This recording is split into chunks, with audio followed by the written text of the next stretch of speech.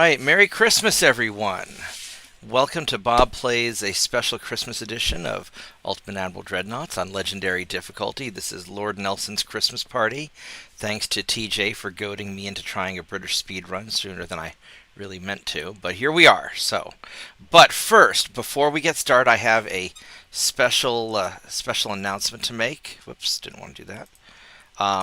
Just so you know, Die Hard is, in fact, a Christmas movie. Just making sure we're all clear on that. Die Hard is a Christmas movie. And with that said, let's get on to the game. Hey, Shadow Wolf, how's it going? There we go. Let's hop on Discord also in case anybody's around. So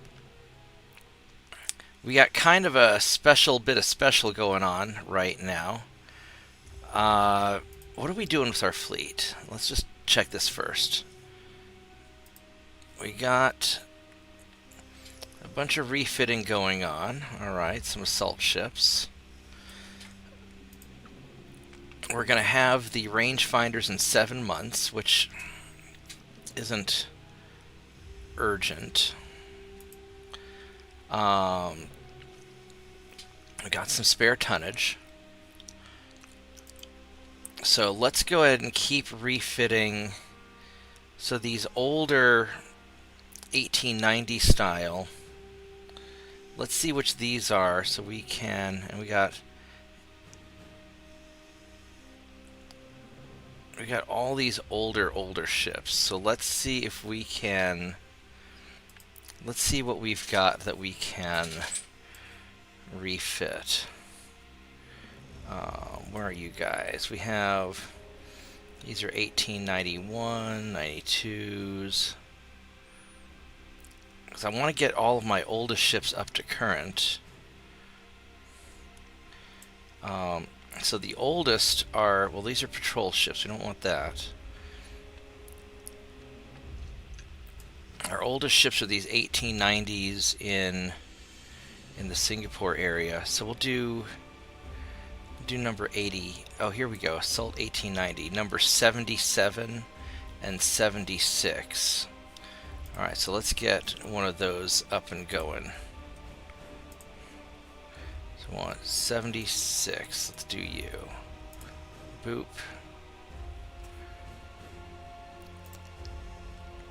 Alright, so we haven't hit our tonnage yet, so we're good.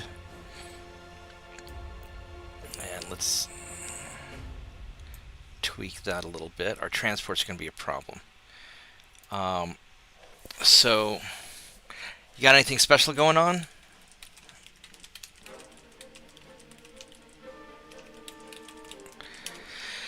So, yeah, anybody doesn't have anything to do for Christmas, we'll just hang out. I felt sick today, so I haven't been feeling that well lately. I've been working too hard, so I just slept all day. And I'll do some stuff tomorrow, perhaps, but I figured I was just going to rest up today and take it easy. So, we have a United States naval invasion opportunity, I believe. And we probably don't want to do a big one. We probably want to do a small one. I've got stuff in Western South America. We could grab Peru. We got a bunch of ships here. I don't have a lot in the Western South America area. So I think we're going to, yeah, because we don't really have much of anything out this way.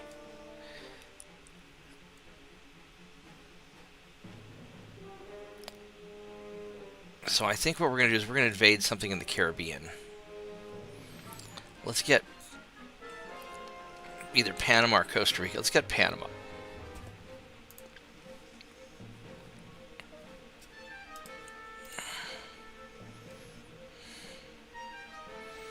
Oh, we can get southern Greece. Oh, that's interesting. Now let's get Panama.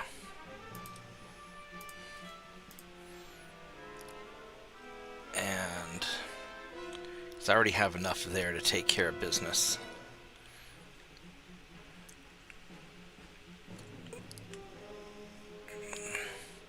And we're just going to start just kind of grinding away. Now the big thing we have to do is I have to start taking out ships. Because I'm going to have a lot of trouble otherwise. There's 10 battleships versus... Alright, so we want to try and hit... I mean, hopefully we can hit these guys.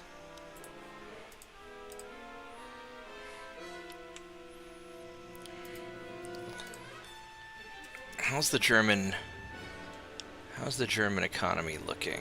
75%. So we gotta grind them down a little bit. And we have to take out German ships. So we got some torpedo boats here.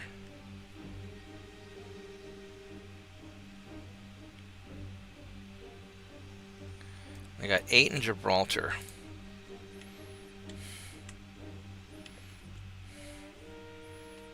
So let's go send one of you over here.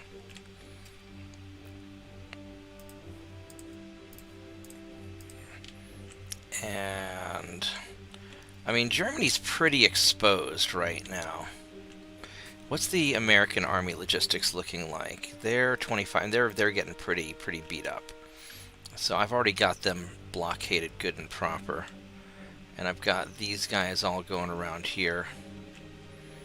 So let's just go check out the sea zones and see what we can...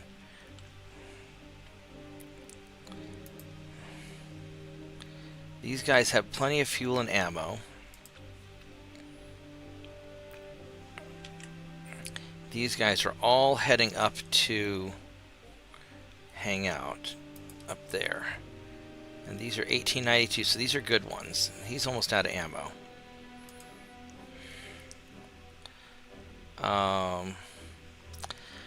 I could send him in for repairs.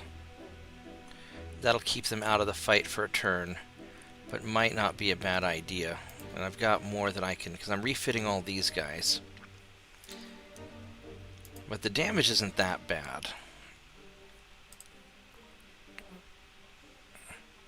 Just got a lot of stuff happening here. So you guys, with all of your ammo, let's just get into a position where we can block, like right here maybe, and hopefully we can intercept some of these guys. Then you guys are just gonna gear up.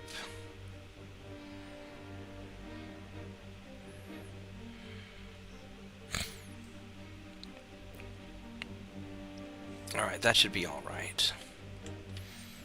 Alright, so down here, just this whole mess of stuff. I don't have a lot down. Oh man, I have all these guys I have to worry about. So I've got a bunch of light cruisers, and I need to probably send like 10 of them probably down here.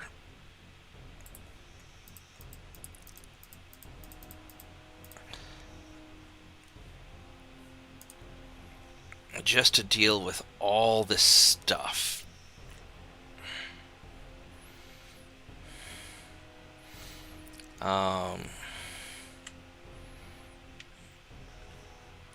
And these other light cruisers, these other 10, I think we're going to try and pick off some of this stuff here. I mean, because unfortunately these count as Eastern South America, I think. Yeah, Eastern South America. And so that makes me very vulnerable. So let's see if we can hit some of those guys. Otherwise we're going to just get our transports massacred. Alright, so in the Indian Ocean, we got... What are you here? You are a torpedo boat.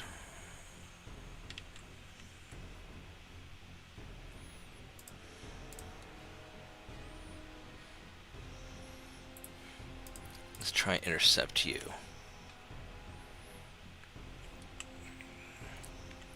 In the Mediterranean, I don't have a... I've got 3 battleships in the Mediterranean here. Where do I have them at? It says I've got 3 in central Mediterranean, but I don't know where they are. Oh, here they are. Okay. So I got these 3 here. And we're going to just try to hit... And we're just going to keep patrolling. And I've got stuff... Got 10 torpedo boats here in the western Mediterranean. So what we're going to do is I'm going to take... I'm going to take 5 torpedo boats, try and blockade the Suez Canal.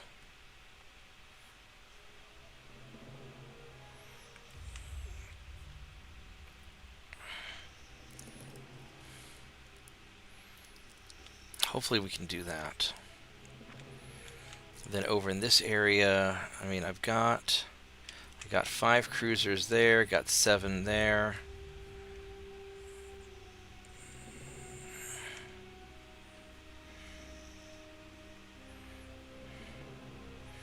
It'd be nice if we can intercept some of the stuff.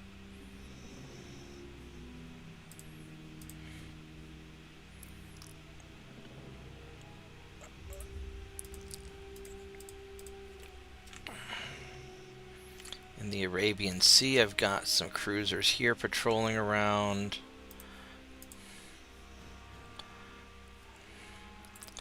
Let's see if I can hit him.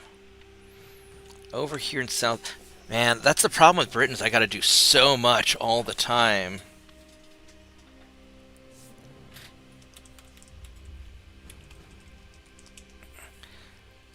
Back in August, you moved to Oh, you're in Texas now.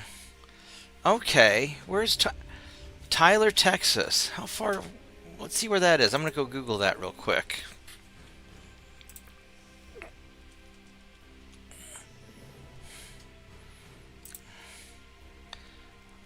Let's do a quick Google search here.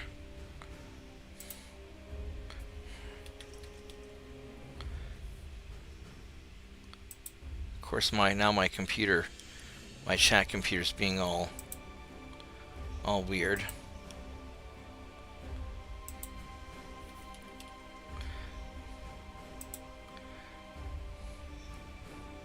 That's about 4 hours away. Okay, that's kind of in like sort of central eastern Texas. You're like southeast of Dallas. Alright, right on. Yeah, but I thought you were down in like Houston or something for some reason.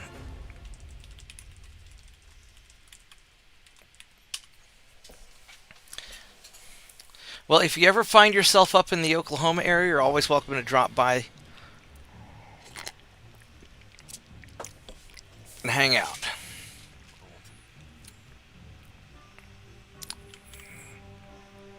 Let's see here. So what do we got going on here? So like in this area, we're doing really good. We're pretty much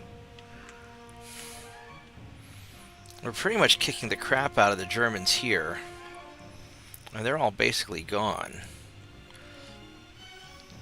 I could move on up to the Yellow Sea and grab blah blah blah. 48,000 tons, or I could start grabbing stuff in North Oceania. I think I'm going to go grab... I'm going to go grab this guy real quick. And then out in the Pacific, I am going to have a lot of problemos. There's just nothing I can do about that till I get these ships refitted. And then I'm going to have to build just a crap load of boats. Okay, for some reason I thought you were from Houston.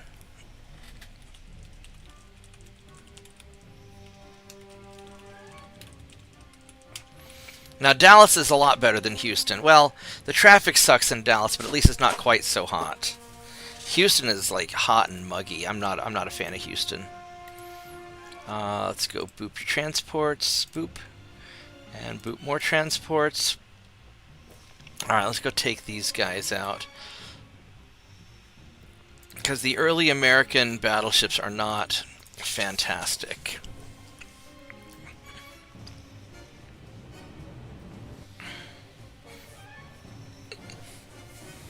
Okay, my bad. I got mixed. I thought somebody was down in Houston. I'm sure you told me and I'm just stupid.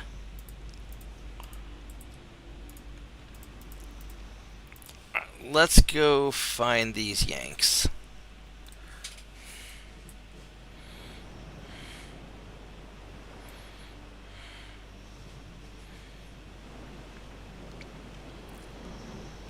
Now, these are the Mark 1s. Yeah, I need to get these guys upgraded.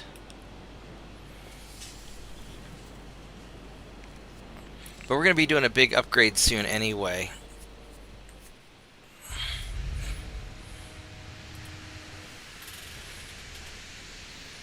Yeah, I used to go down to Dallas like twice a week when I was doing a project down there. I kind of miss it. I mean, I didn't like all the driving, but it was kind of nice. Where do we want to go? I think we're going to go... No, please turn.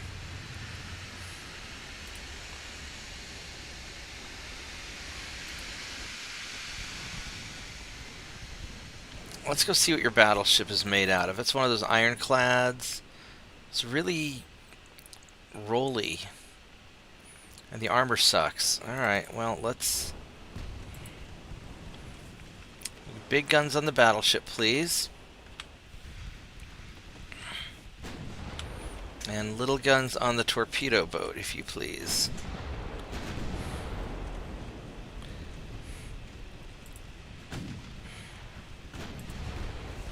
We're just going to turn everybody over here.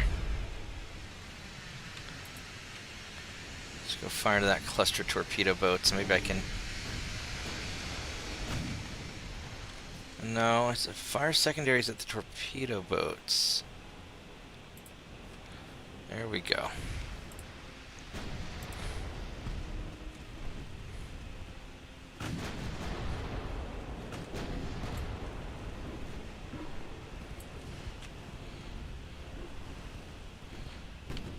Is this cruiser any good? He's got those big old American cage masts. Yeah, he's pretty good. Mark 1 guns, but...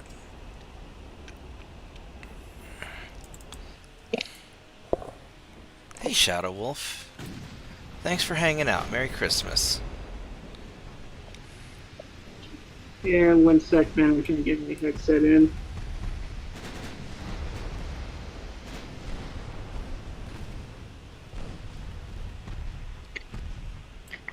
I think what we're going to do is we're going to go... Oops, that is not what I wanted to push.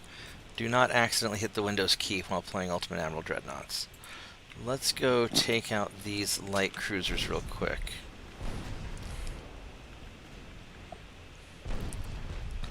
Yeah, I've been in Texas like my entire life, man. Yeah, no, I knew you were in Texas. Just for some reason I thought you were in the Houston area. I don't know why. Yeah, I never been that far down to south of Texas. I'm not really a fan of Houston anyway, so Houston's too hot. All of Texas is hot. Yeah, but Houston's like really hot and humid and muggy, so I'm just not... Yeah, it's because it's closer to the Gulf. Yeah.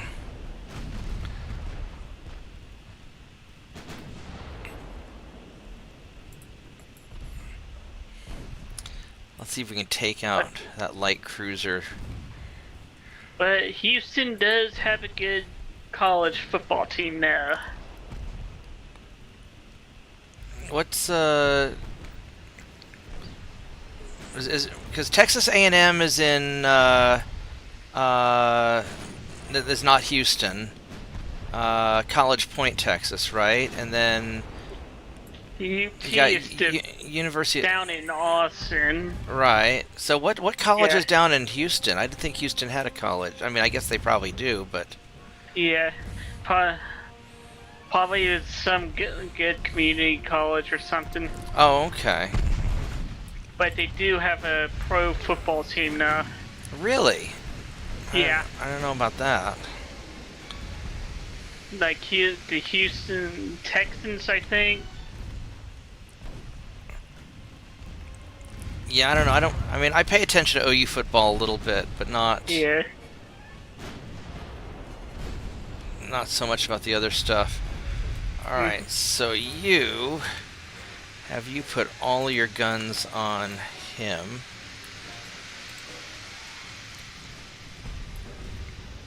I know we're kind of splitting our fire up and we shouldn't do that, but once I get close to this battleship, we'll do a proper drive-by on him. Because he's got squishy armor and I want to take those guns out. Well, thanks for hanging out. I wasn't feeling that well today. My stomach's been just kind of upset, and just from all that I've been pushing myself too hard. So I slept all day. It was wonderful. You're...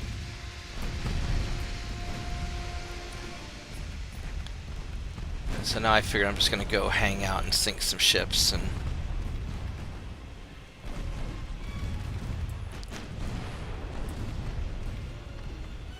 This is gonna be like England rules the waves campaign. It's a speed run, so Yeah. TJ took my cheesy start and figured out a way to improve on it a little bit, and so he challenged me to try and beat the game before 1920, because I always, no matter how well I do, I always seem to hit a brick wall and I can't beat the game before 1920.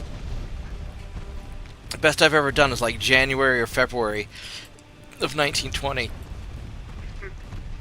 So I figured if anybody could do it before 1920, it'd be England. Just because they have so much starting territory, there's just less to conquer. So we'll see what we can do on that. This battleship, the front assault ship's just one-on-oneing down the sky. I really like the third turret, how I did kind of the offset turret. Ever since I did the French game, I kind of started figuring that out, and it makes them a little bit cheesier with the main gun. So I've been really happy about that. Yeah, like in the U.S. they like late, like I think they're mid to late game, they would have pretty good destroyers. Yeah. Well, I want to try and take out the U.S. early before they become strong. Yeah. Because you don't want them to get those OP destroyers that would sink 2 or 3 ships. Yeah, well, and their economy gets big. Yeah.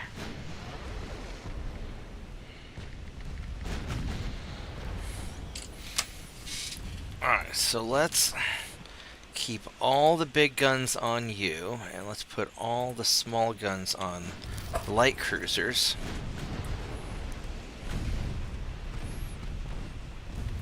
And let's just sort of roll through these guys.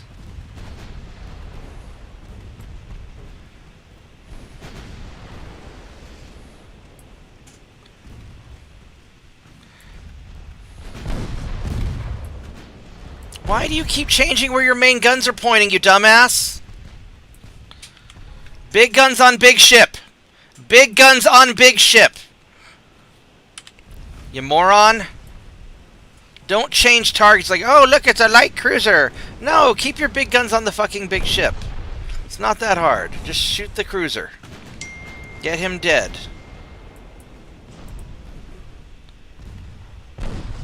Got little guns for little ships. There we go. Now you can put your big guns on these light cruisers.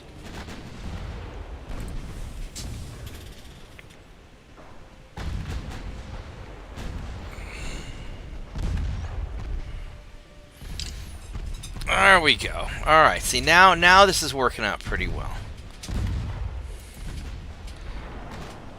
The biggest thing that's been helping me with these British ships is that they're starting out fast. So I was able to get these guys at a starting speed of 22 knots, which is huge.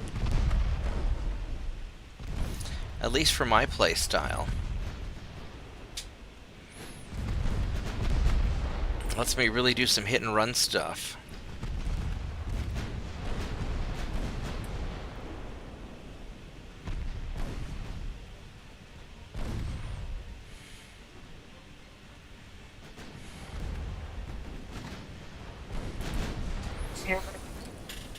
historically, like, England tried to do that speed is armor tactic. Yeah, I don't agree that speed is armor, but speed is definitely tactical positioning. It lets me... I really like being able to take the majority of my ships and fight a small number of them, and just kind of pick them off in pieces. And so it lets me... Because I like to play more of a raiding style, piratey strategy. Ooh. I don't know if I can take him out with my light cruiser. Oops, don't want to do Austro-Hungarian. But we're going to try. 10 versus... He's only 5,000 tons. He can't possibly be a good ship. Let's do this. Yeah, I need to fill the seas with more small ships to protect my transports. You know, I want to have kind of a strategy where I'll have like 1 or 2 big ships and a lot of little ships in a task force. That's why destroyers, like a shitload of destroyers, come into play. Yeah, just something where I can spot and engage and just pick off the little straggler ships. Yeah, when I did a little bit of France, like 1920s, like I would like just build 300 or 400 destroyers because they have harbors everywhere across the world. So yeah.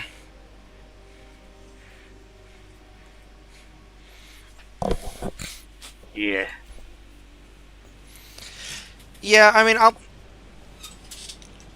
now if you have a ship in a harbor, will it protect the transports from that harbor and trigger the where you get to at least fight when they? But it doesn't protect the transports out at sea, though, right? They would protect the transports at sea because I had a few battles with the destroyers and light cruisers.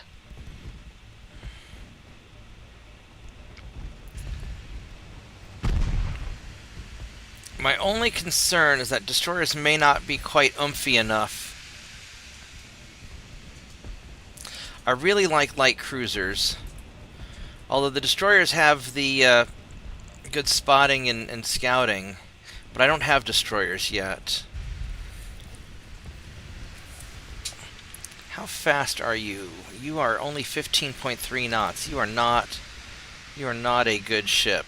No, you're not. So we're gonna just high explosive you down.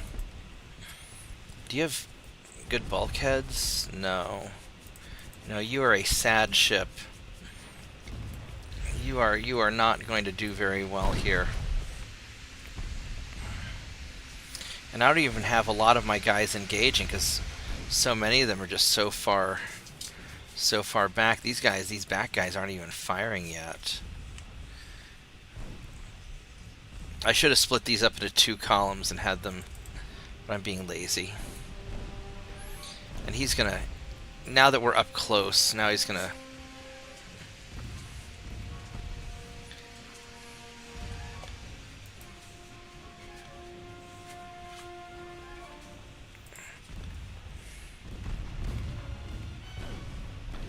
Let's go pop some smoke and make it a little harder for him to hit me at least.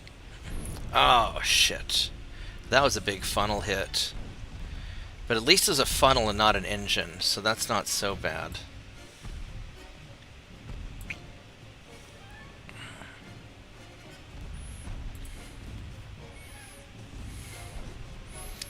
Yeah, our back ships really aren't even. They're only now just starting to engage. I mean, they're getting some shots off.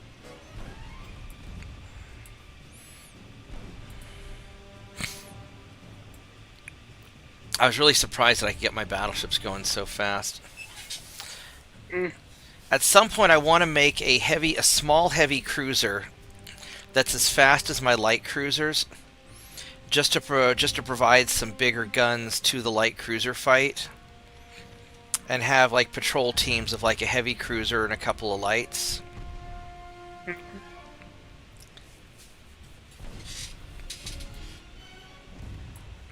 But we're not quite there yet.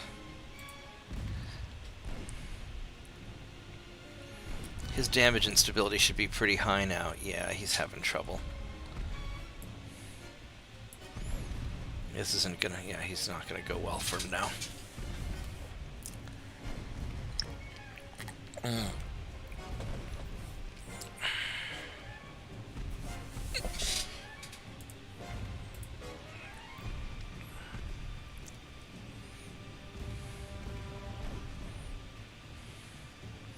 Alrighty. But yeah, like 10 light cruisers seems to be about the appropriate number for taking out a battleship. If it's by itself.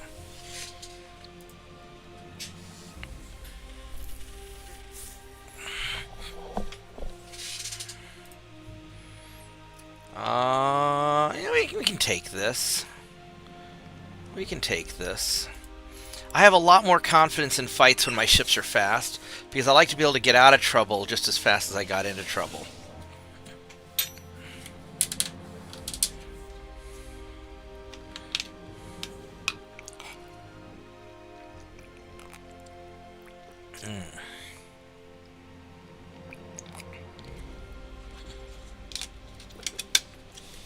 But yeah, I think one of the keys to my speedrun strategy is I've got to take out the US early before they become too strong, and then take out Germany and France early on as well, because they've got a lot of territory to take. And then secure my transports with just a plethora of small ships.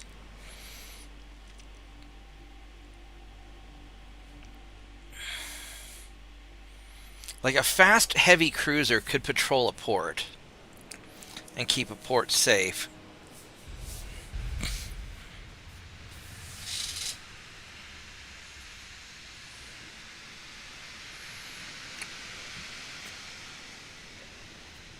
That's why I really like those hybrid light cruisers that the Austro-Hungarians get.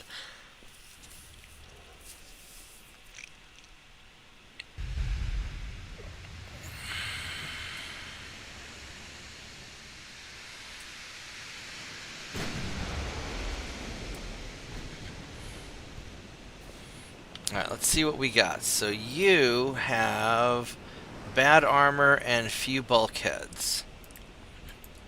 You have good armor and many bulkheads. And these guys have good armor and many bulkheads. So what we want to do is we want to fire at the battleship with the main guns. And we'll go for the light cruiser with the small guns.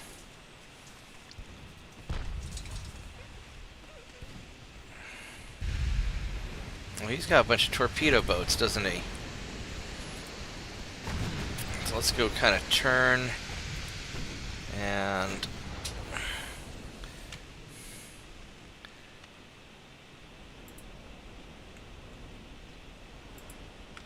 just do... But they're low on fuel because they've been traveling a long ways.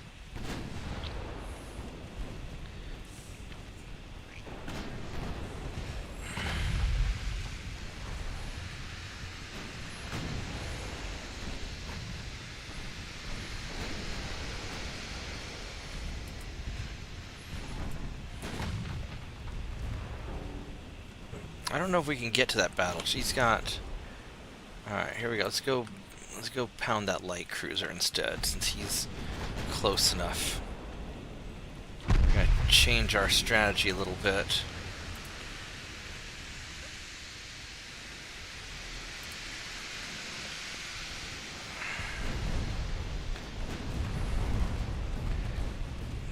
Let's go shoot up torpedo boats with the little guns, and we'll go for light cruisers with the big guns. And try and...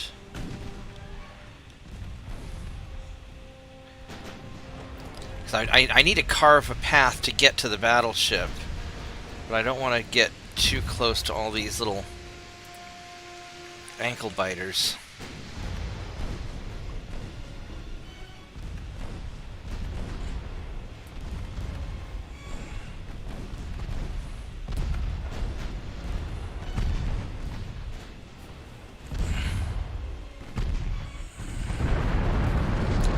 Ouch.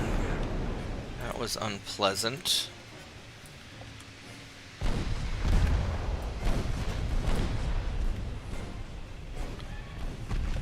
Alright, new strategy. We're going to turn around. Just going to put everything into this light cruiser. Because they're going to sneak up on us and torpedo us. So we're going to swing around the backside. I think that's what we're going to have to do.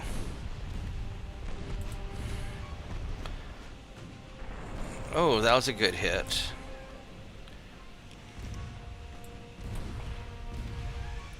I mean,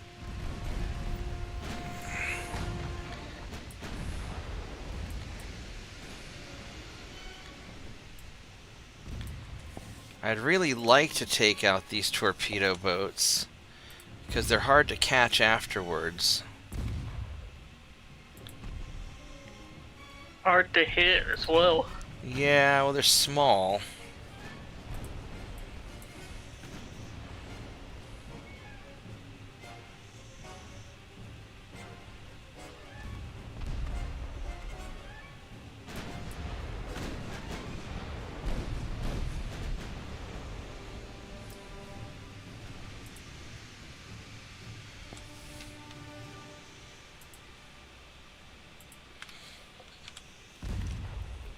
Because I don't want to let these guys get away, because they're going to be a real pain later on.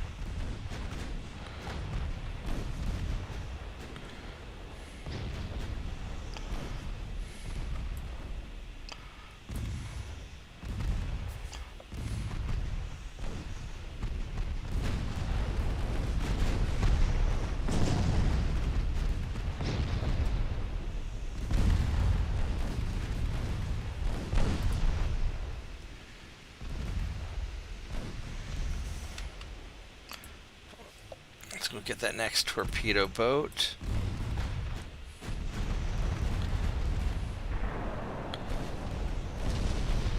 Yeah, I think sneaking around this way is going to be the better. Because I like being fast enough that I can pull maneuvers like this and just really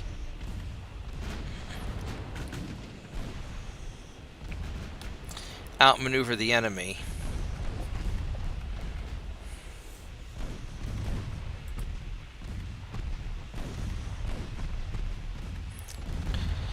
Also helps that these guys are all like, I guess they're not low on fuel. Some of them, not all of them are low on fuel.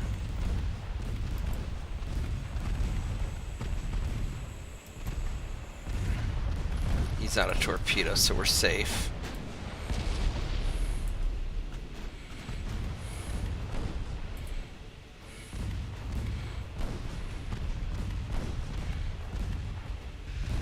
Yeah, the custom battle, like a custom ship, U.S. destroyer I kind of like designed. Say that again? I got like a custom battle U.S. destroyer I did. What did you do with it? I pretty much did it like a Fletcher, but the guns are all duals. Okay. Yeah, all dual fives. So this is all like 1920s technology or 1930s? 1940. Oh wow, okay. Oh, that cruiser's taking it hard. Yeah, and this destroyer could go 37 knots. Oh, right on. Yeah. Oh, torpedo boats don't like getting hit with 9-inch guns, that's for sure. You say 37 or 47 knots? 37. Okay, for a moment there, that's what I thought, but for a moment there I thought you said 47 knots. I'm like, that's awfully fast. It's hard to make things go more than 30 knots. Yeah. I mean, you know, and you know, getting destroyers up to 32. Usually 32 is about what I aim for on a destroyer. Mm-hmm. But late game you can go faster. Yeah, because of the technology. Yeah. I stick with pretty much the geared steam turbines. Hey, Turpits. We're still in like 1892, I think.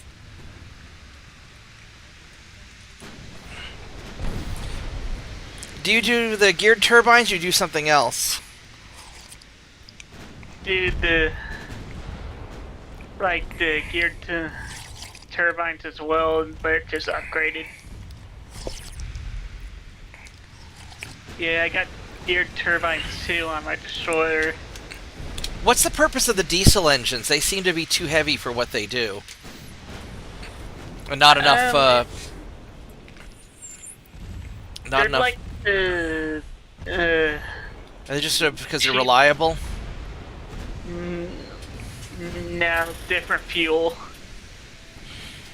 They use, instead of oil, they use diesel. Yeah.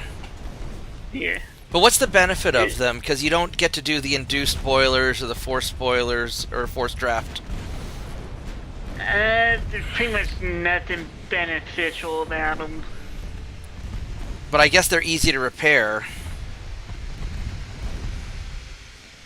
They just do more engine cost weight, terrible acceleration on the second diesel too. Yeah. But they do better funnel capacity and smoke. But it's hard to but it's hard to get them to go super fast though, right? Yeah. Without like the boilers, yeah. All right, there we go. We just wiped out that fleet.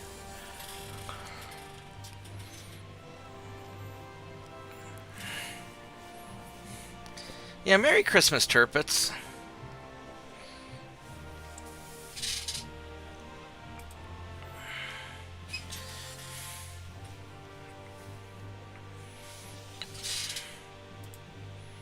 We're gonna fight to the end.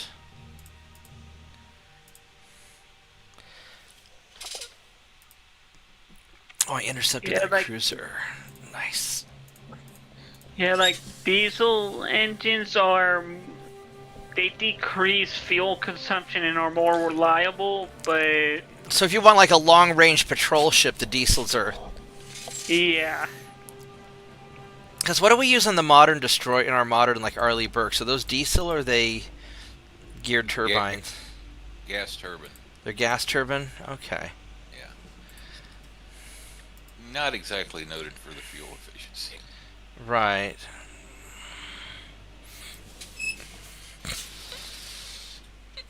But they're fast, though, right? Because Arleigh Burkes are pretty quick. Oh, yeah. The advantage of gas turbine is very quick startup. You know, rapid response as far as like speed changes, especially when you got controllable pitch propellers.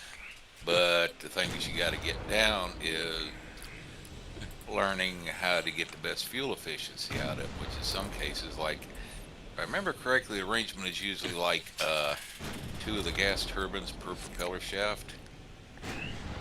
Where I know when they first started putting out discrepancies in the late 70s, they tried alternate things like only running 1 gas turbine per shaft, or idling one shaft completely and just cruising on the one. They didn't need high speed, and then being variable pitch, you could just basically feather the propeller to where there wasn't any drag. So, how fast did the Arleigh Burkes go? I'm thinking they're around about 30 to 32 knots at least. So they're not like really fast. Then they're just like normal destroyer speed. Yeah, not ultra fast. They were built with what was considered to be a rather wide hull for a destroyer, mainly for, like you said, munitions carrying capability and survivability. I mean, because honestly, in like any other navy, our destroyers would be considered like cruisers. Most navies in the world now would be considered like friggin' battleships. Yeah.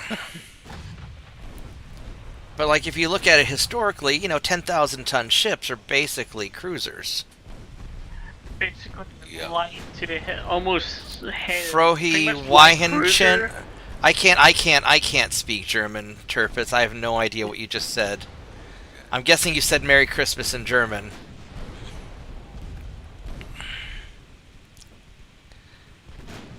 This cruiser's gonna have a bad day. The only thing Wikipedia is saying is in excess of 30 knots. Yeah. Yeah, like today's destroyer, if it's comparing it to like World War II, it would be like considered like a light cruise, like a super light cruiser or something. Well, World War II cruisers were like 10,000 to 20,000 tons, right? 10 to 15,000 Yeah. for light cruisers. Heavy cruisers are like 18 to 20,000 plus. Pretty much, many heavy cruisers are like pocket battleships in a way. Yeah. Well, here's the read down on the propulsion plant for Arleigh. You got 4 General Electric LM2500 gas turbines. Each one of those generate a little over 26,000 brake horsepower. So all 4 of those.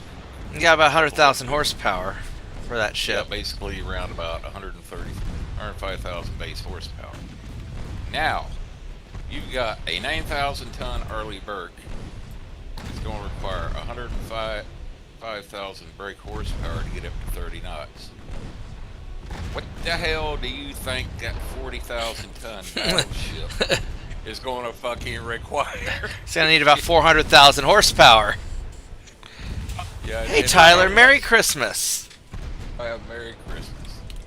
Yeah. But good. Merry Christmas Eve to everybody. But yeah, it's like you're still using General Electric LM2500s, 26,000 horsepower each, and you're going to need north. Well, Iowa's needed like 210,000 shaft horse to hit 33 knots. And these think the battleship's going to be like 10 or 20 foot shorter and about 10 feet wider than the Iowa, so it's going to be even harder to push it up to that speed. Yeah. So they're going to need at least north 200,000, probably like 250,000 shaft horse to come anywhere close to that. Which means you're going to need 4 propeller shafts to put that much horsepower to the water. And if you got two, it's going to take more than having the normal 2 General Electric turbines to each shaft to get up to that. So you're talking about what? It'd be 204 shafts. It'd be 210,000 brake horsepower. A ship four times as heavy. Competitive boilers as well. Alright, well that took care of that. Alright, we are just sinking stuff as fast as we can before you get all my transports. Yeah, that'll be good.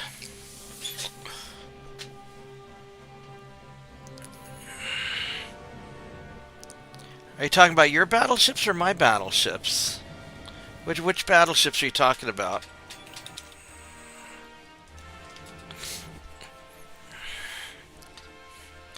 I mean, my battleships are 1890 battleships. They're not fantastic. Although I really love having that 3rd cheesy turret. Ever since I built those French ships.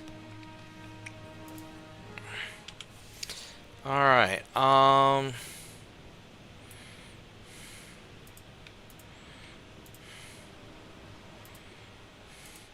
so you are going to Retreato. I could do 2 groups of 5, which is probably the smarter way to do it. Or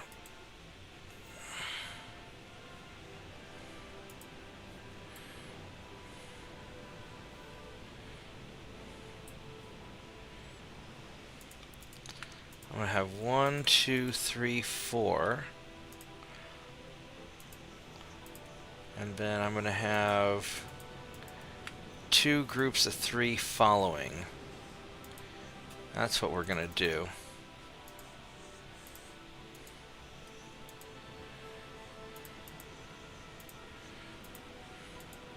So I've got a little bit of tactical flexibility on this.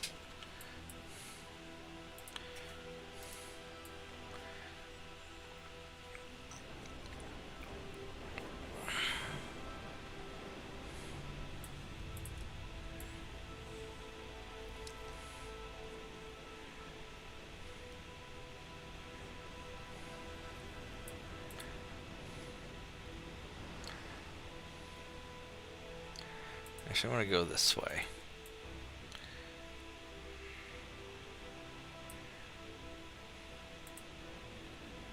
How's my fuel? My fuel's looking pretty good. Alright, so you guys, you German ships, are not the best armored. I'm a little disappointed. I'm a little...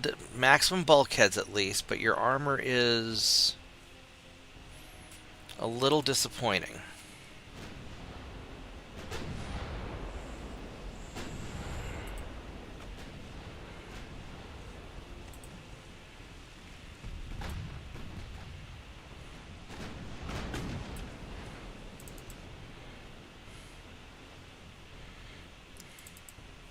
So you're going to turn early.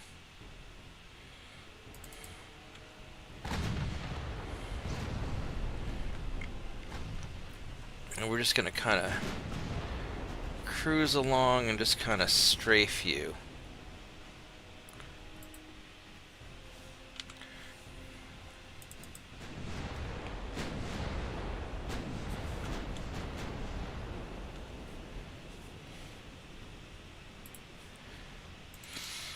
And these guys, yeah, they're doing fine. Alright, so we're just going to cruise along.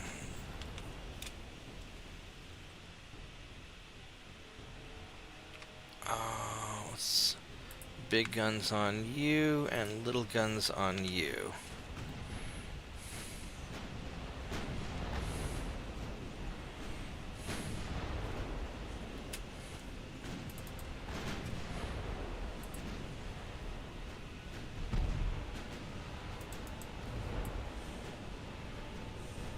And talk about a high-low mix. 145 battleship. Yeah. I mean, high-low works. I mean, there's... Yeah. At least Yeah, I think so. Wish the U.S. Navy would frickin' remember that. Alright, let's go throw a bunch of shit into there.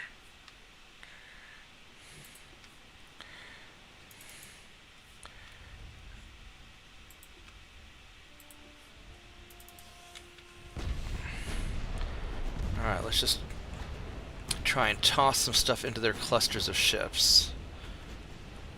Now the problem is these guys are relatively quick.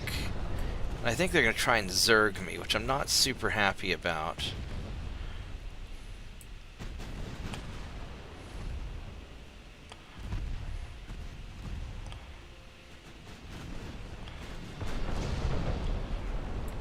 But we are getting some hits, though, so that's all right. Yeah, I think the biggest advantage of the British start is that I'm starting fast enough. You know, my starting speeds are good enough that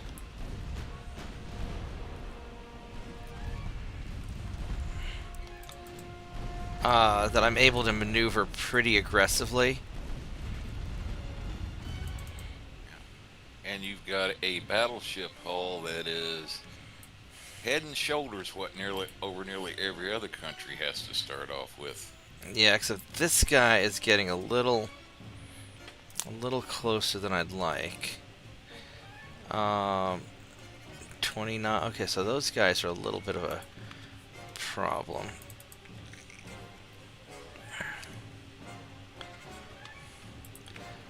Let's do that.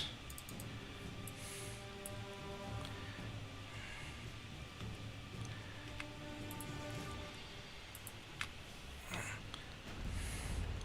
don't like how close that light cruiser is getting to me. Not super happy about that.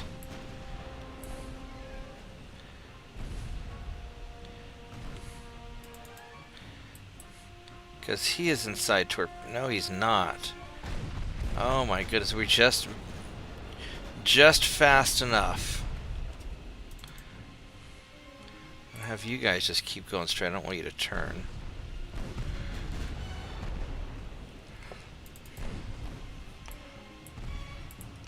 Have you guys turn.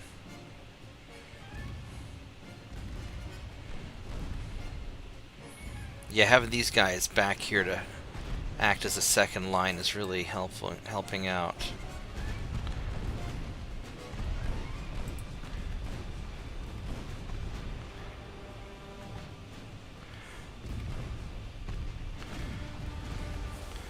Let's do a quick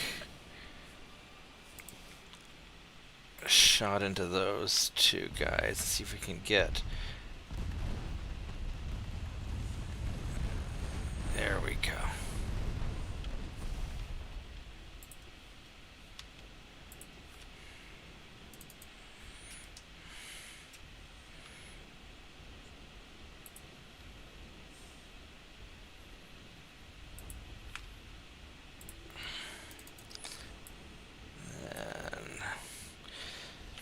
Yeah, one of the things I notice is a lot of people, when I'm watching videos, people don't pause the game to issue orders. They just try to do it all real time, and I don't move my hands fast enough for that.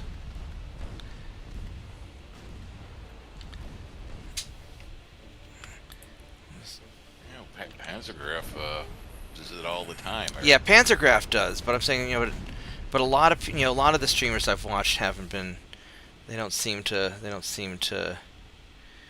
pause very often.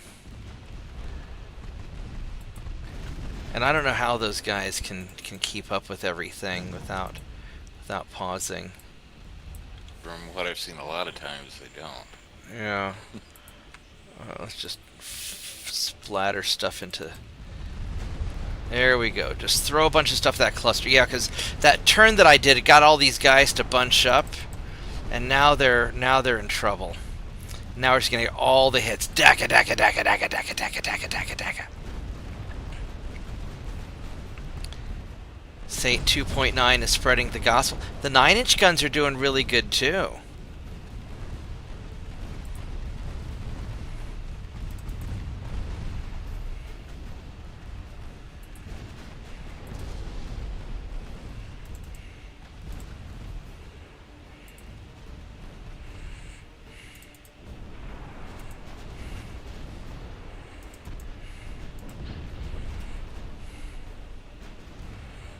Yeah, that whole little cluster of ships there is just having a really bad. They're just having a really bad day.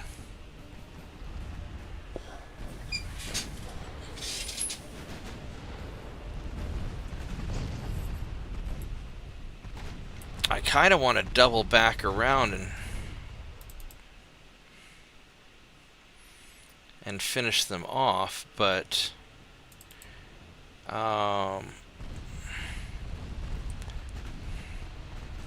they're starting to spread out a little bit.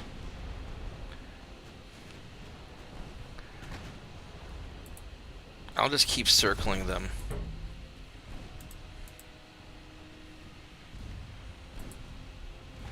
I'm going to have you guys follow them, so I don't have to worry about you so much.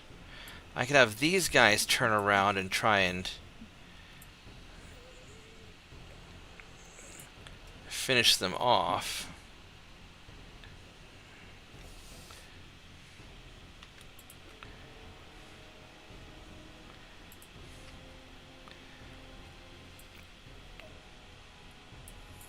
Let's have you guys try to double back.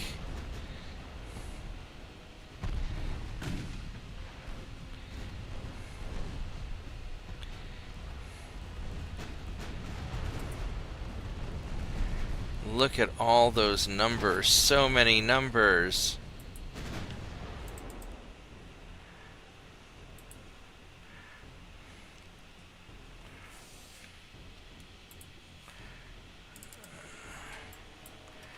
And let's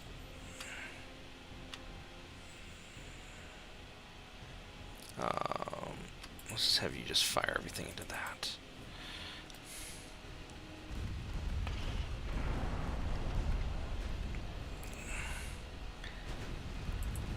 There we go.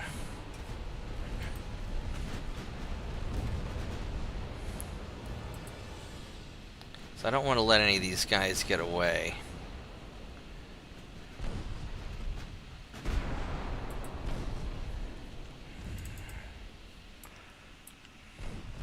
Now we gotta start dealing with these closer ships.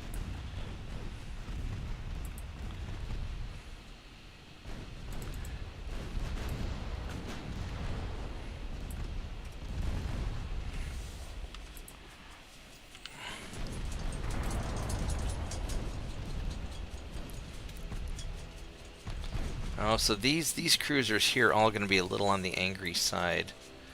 Yeah, let's...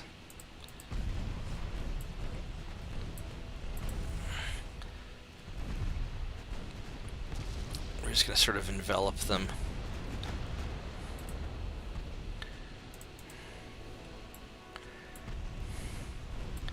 So I want to keep these guys spotted and corralled so they don't get away.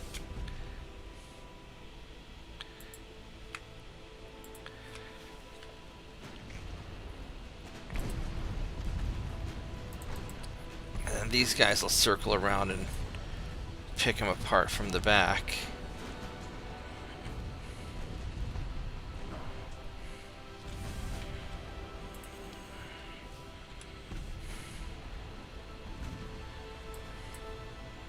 Oh, you got you over there.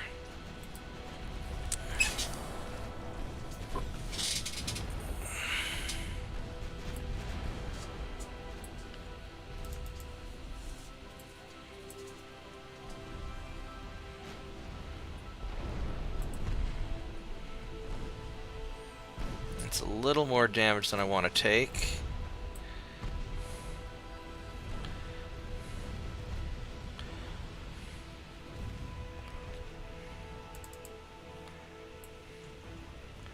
I don't want to lose these light cruisers.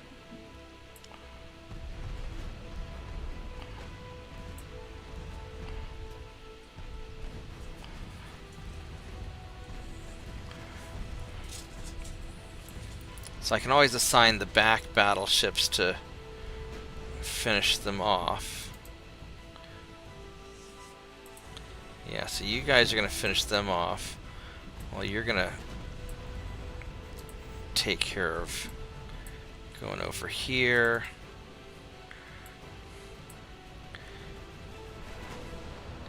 Let's get a little more distance.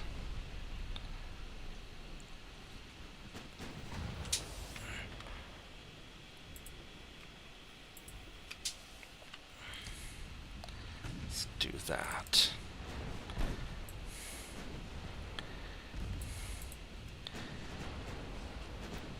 Have you guys finish those off.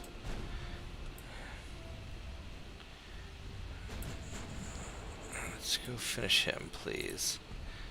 I thought there was a cruiser over here, unless that's him.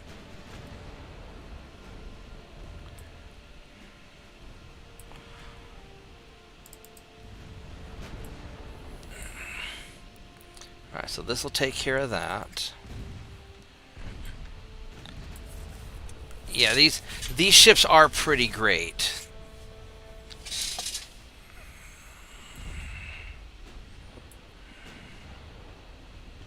Yeah, I had idea for a rather evil challenge campaign there. US 1890. Try the cheesy start, all BBs, all battleships. Right. Except the battleships you have to use are the coast defense battleships. Oh, those little pocket battleships? Yep. I really like those.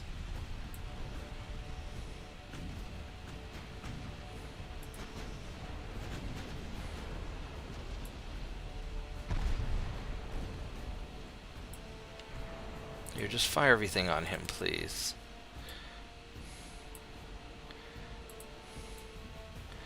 Let's see, actually I want to turn around that way.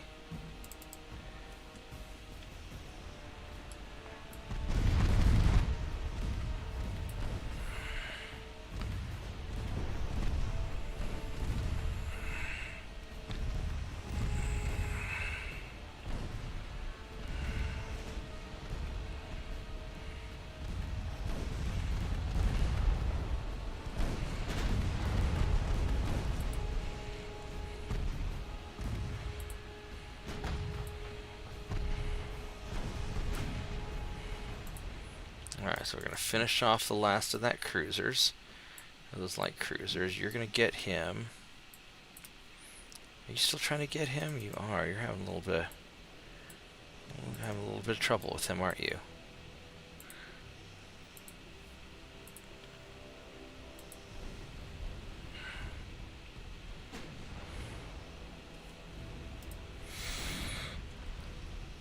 Yeah, so now I've got them fully enveloped.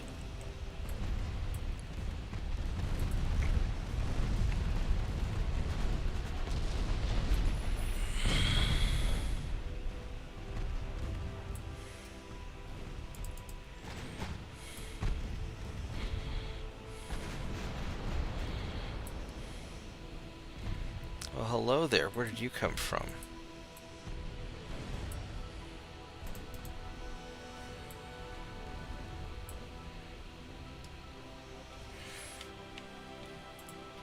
Let's go get these guys. And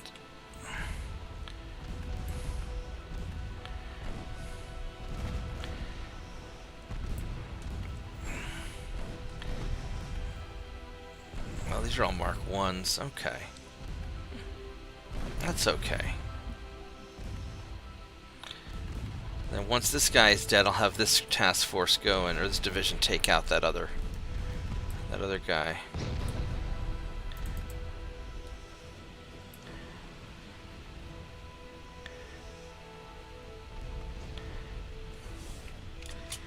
Just have you guys shoot at whatever.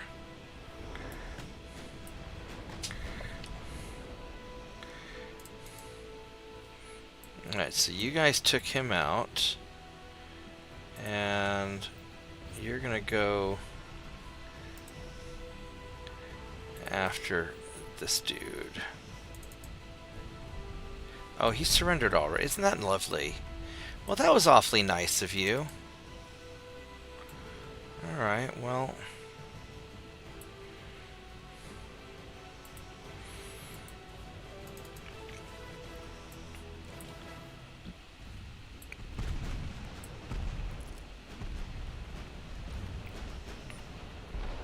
I'm just gonna keep on pounding away.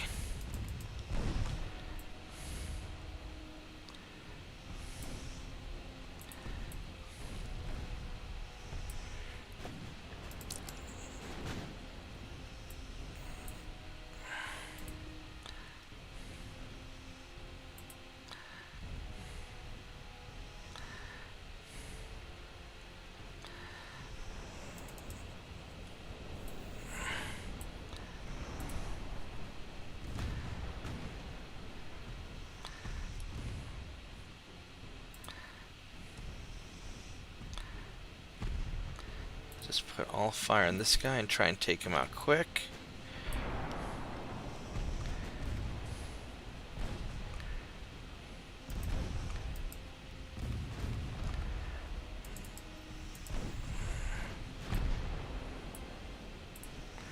You're not really going anywhere. You're kind of look like you're dead in the water.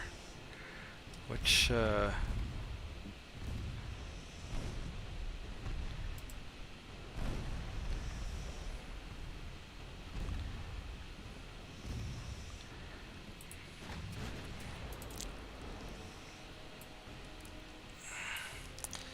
they're going to take a little while to get back into the fight.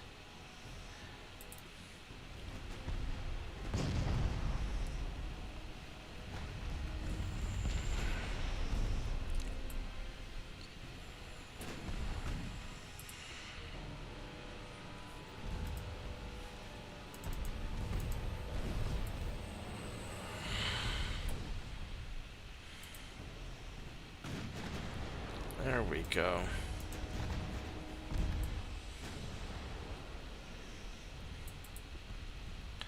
Start moving these guys in.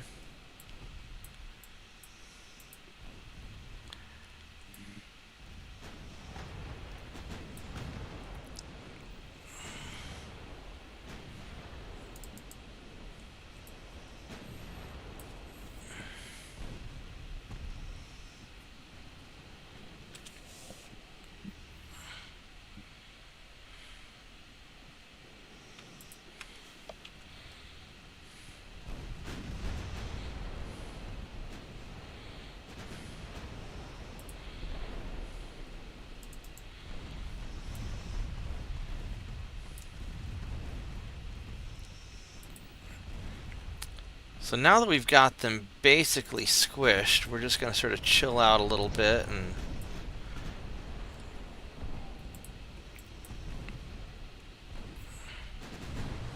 he doesn't have any torpedoes left, so we don't have to worry about them too much. And then you guys just kind of easing on in.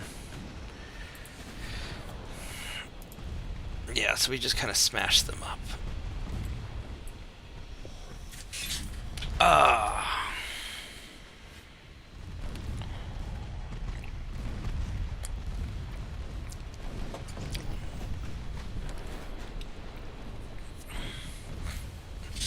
Oh, well, good. That guy flooded and died. And we created another submarine.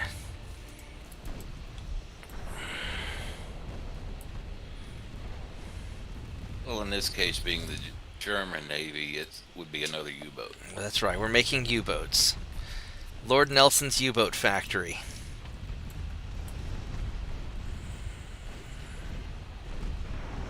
Well, this guy, this light cruiser here, he's pretty tough. He just doesn't want to go down. Many bulkheads, good armor.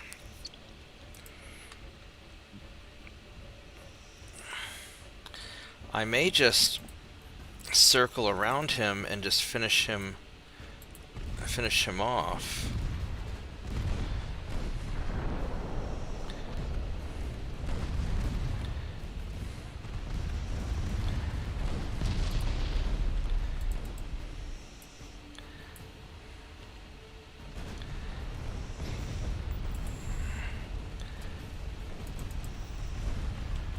Yeah, we're just going to keep circling this guy and finishing him. Because he just doesn't want to sink, and I really want him to sink.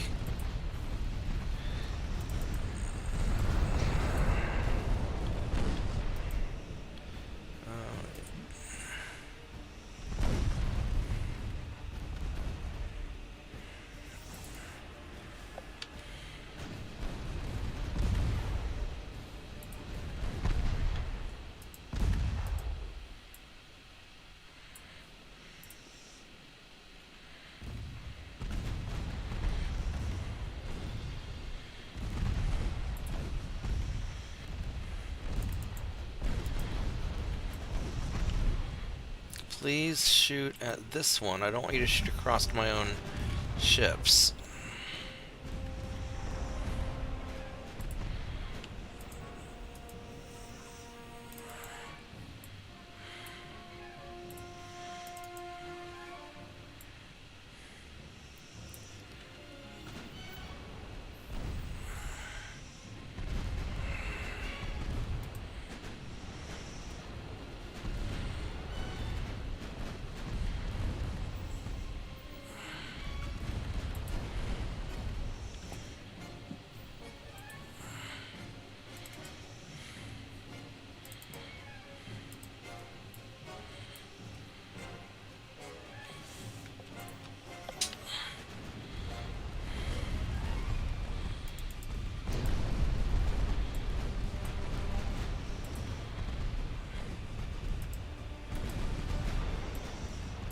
Alright, well, this is going to be a nice, sizable chunk of the German Navy.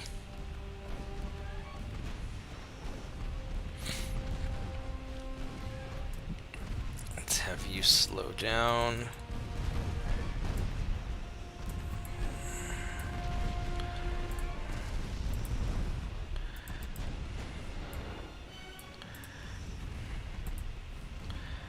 Let's have everybody slow down to get better shots.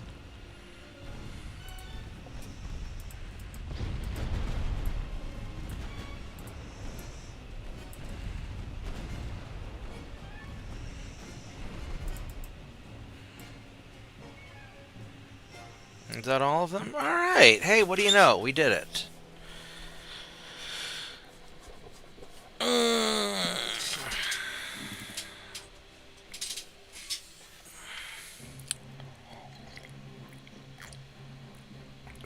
Alright, I'm going to take a quick break. I'm going to go grab a Coke, and I will be right back. Oh, I don't know if you saw this earlier, Mitchell, but my public service announcement that that Die Hard is in fact a Christmas movie.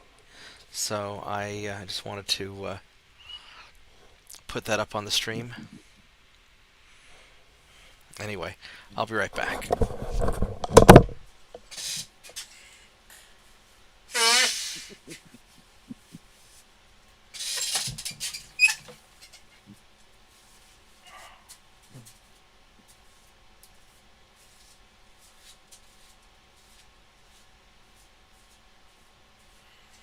Yeah, I'm the one that actually sent him that picture.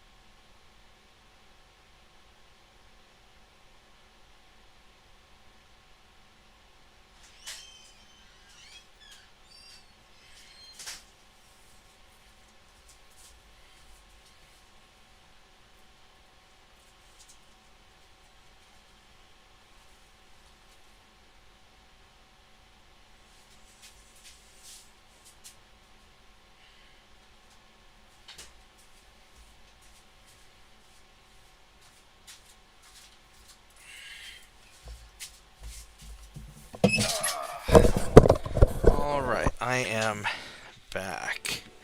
So. Oh, look. Another one. Let's go take care of these guys.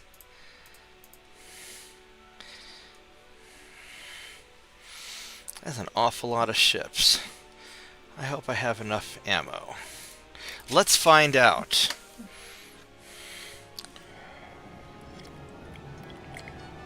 I think this turn's going to be really pivotal where I'm going to just break the German Navy.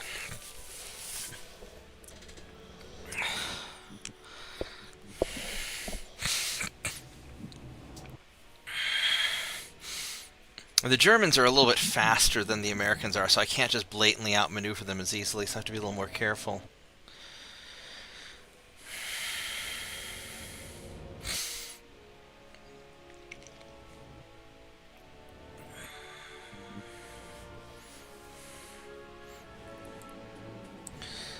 Also, for those of you in the Oklahoma area, we're going to be doing a movie raffle on New Year's Eve at the computer store, where we're gonna put the names of movies in a bucket, and we'll just pull them out one after another, and watch movies all night. So if anybody's interested in that.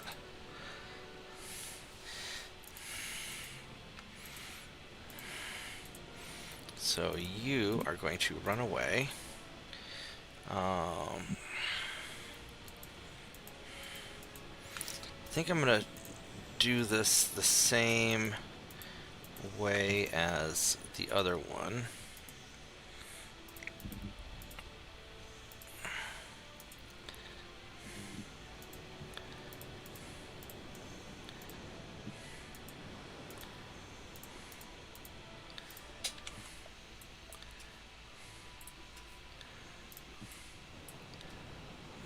Actually, keep.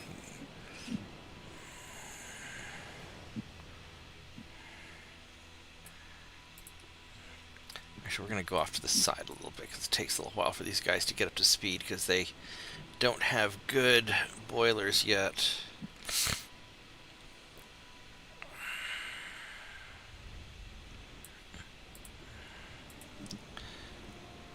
Well, the Germans are spotting me already. Hello there, Germans. Let's see what you've got. Now, these guys, these are the same as the Holy Assault ships that had that critical flaw, but they don't have any centerline secondaries for me to exploit. Their armor is not fantastic. It's alright, but it's not fantastic.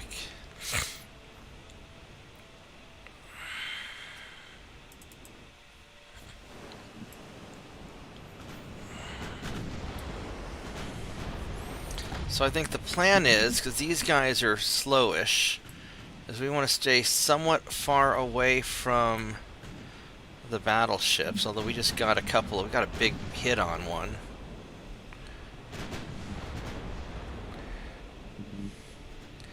We're going to try and take out all their lighter ships first.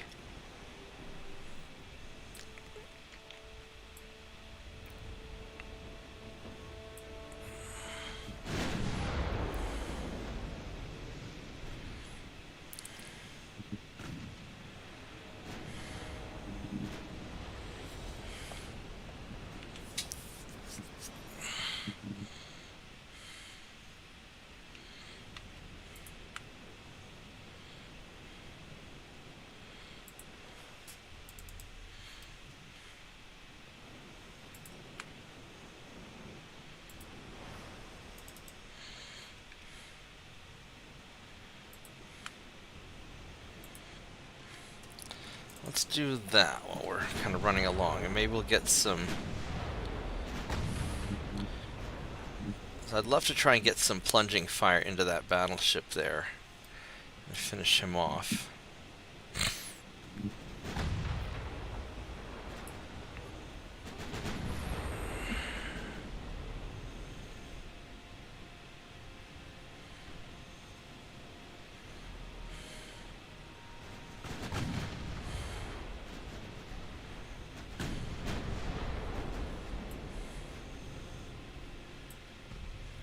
No, don't turn too much. We want to get quite ahead of them if we can, please.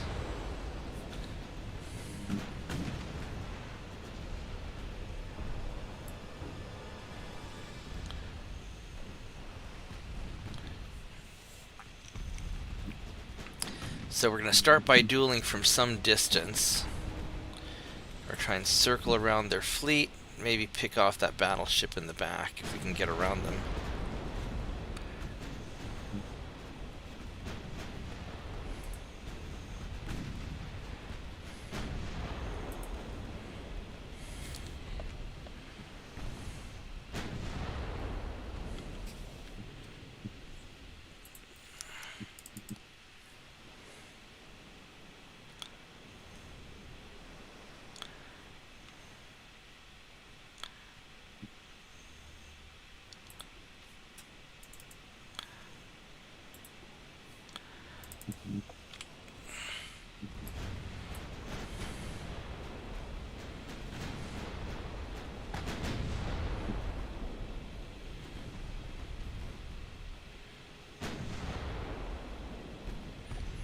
All right.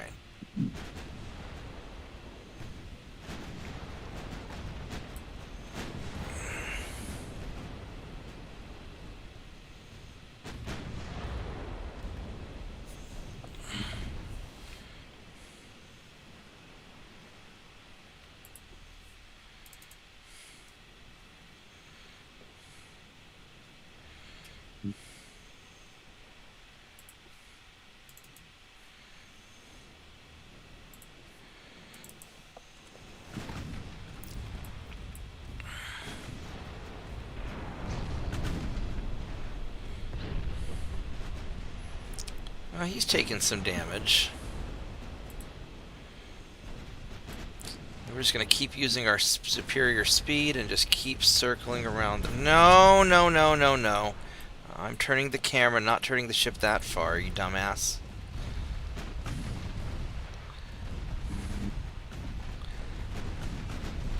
There we go. Oh yeah, look at all those numbers.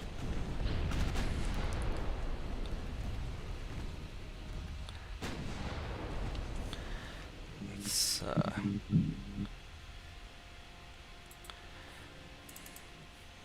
you getting some friendly fire between your two lines in the back there? I hope not.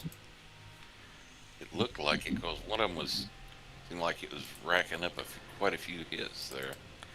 Yeah, no, I think it's piling into the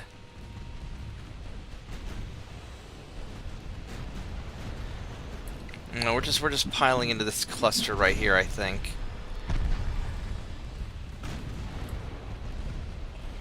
Yeah, I think we're doing all right.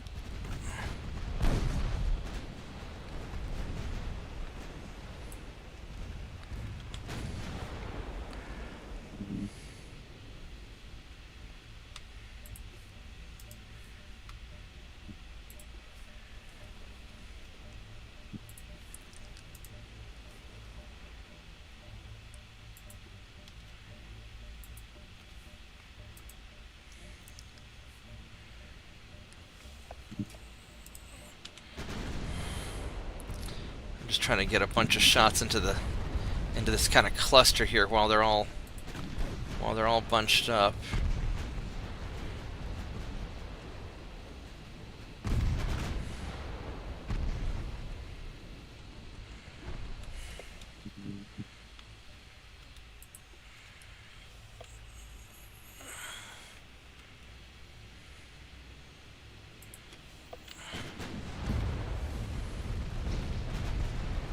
There we go. There's a bunch of numbers there.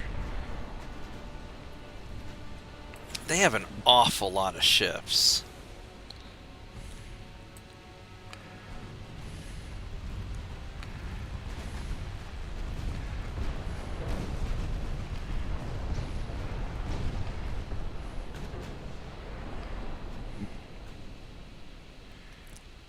Alright, so that took care of a lot of stuff.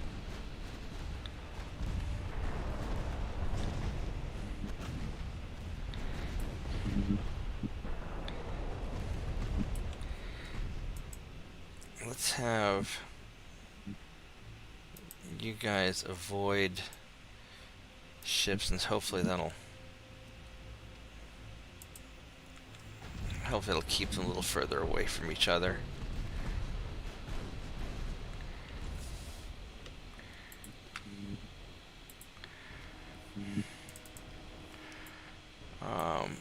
Where there's some clusters I can shoot at.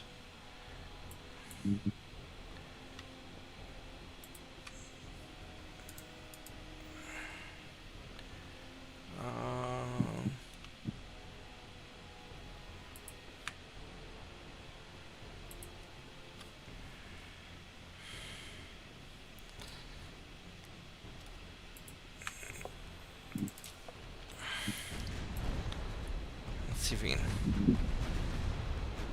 get some hits into here.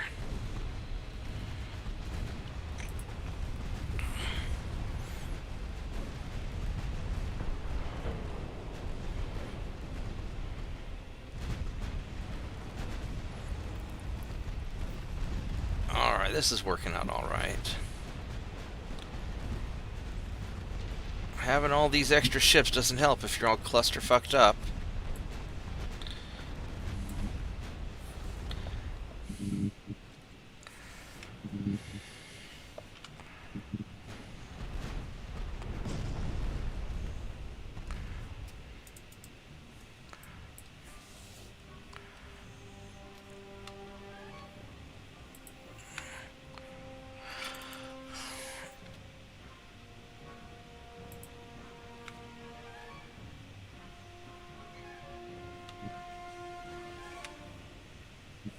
That works all right.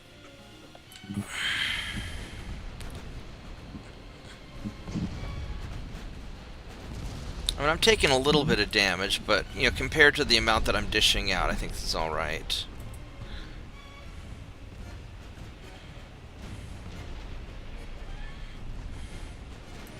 That's that injured battleship over there that I want to get to.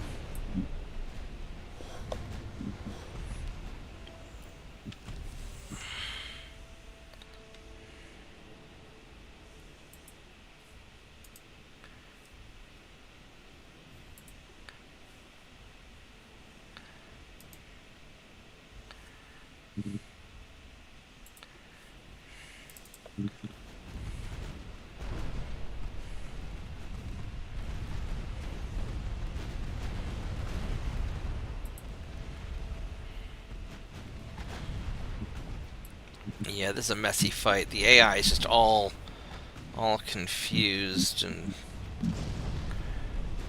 they're not in a happy spot.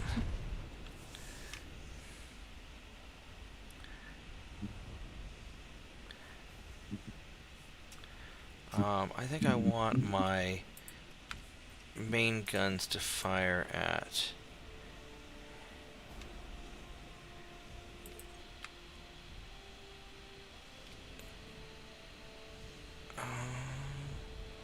what are you shooting at? Let's go fire at that.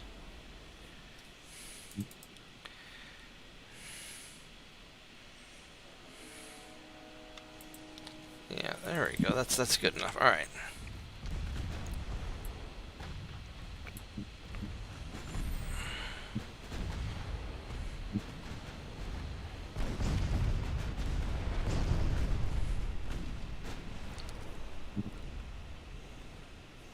Saint 2.9 is still doing the Lord's work.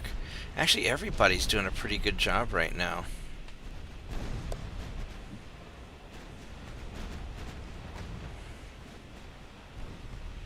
And these guys are doing a really good job of keeping me from getting up to that battleship.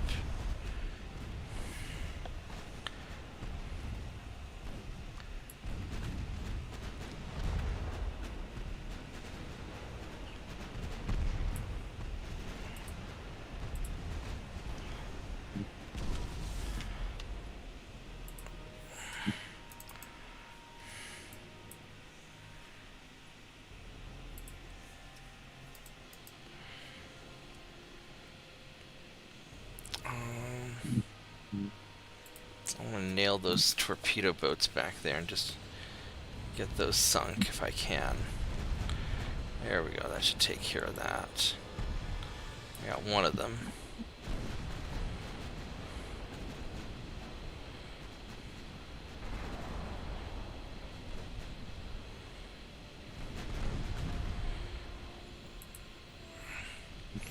Yeah, they're just not letting me get near that battleship.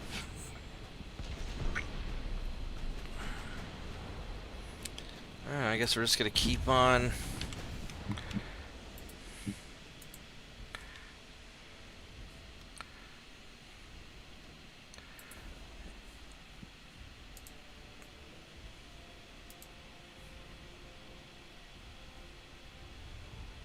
And just throw a bunch of stuff into there and just try and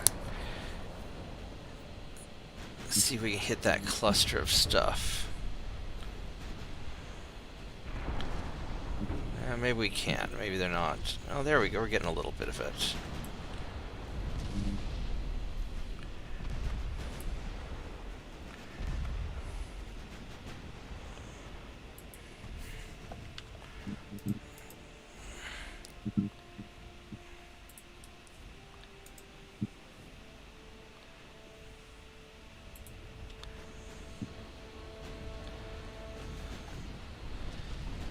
getting a few hits back there.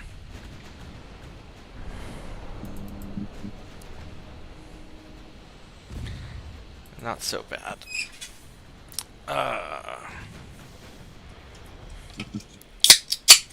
Let's go have our Christmas Coke.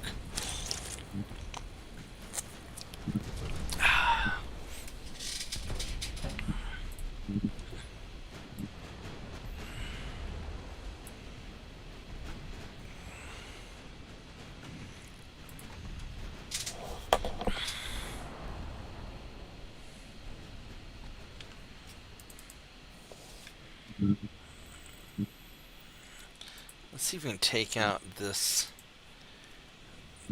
these torpedo boats.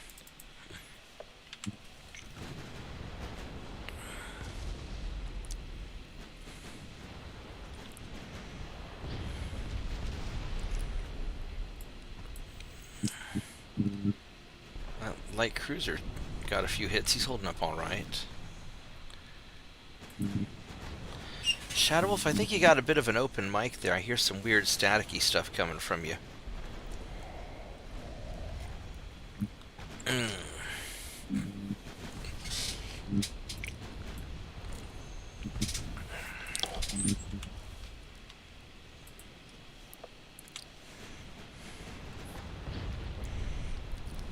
There goes that light cruiser. And this guy is getting hit pretty good.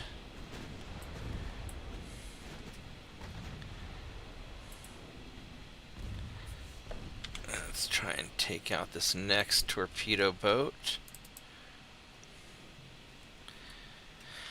I would like main guns on big ships, please, and little guns on little ships, if you please.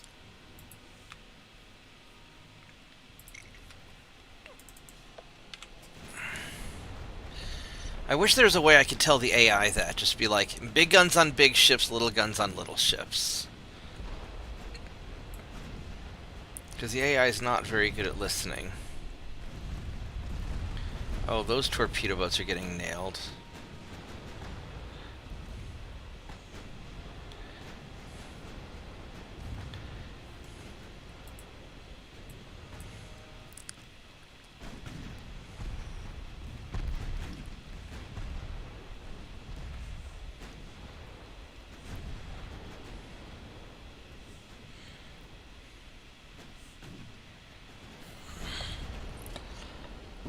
Alright, so here's what we're going to do. We're going to go big guns on the battleship, little guns on the light cruiser.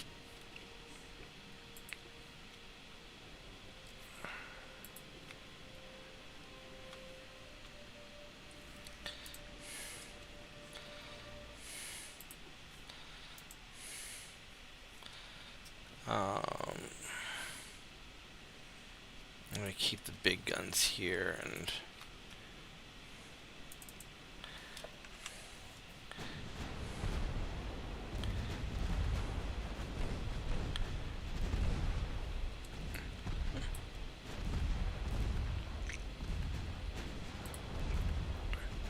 You're out of torpedoes. You've got torpedoes still. I could try to cut in, but I really don't want this light cruiser on my outside, though, because that's going to be probably troublesome.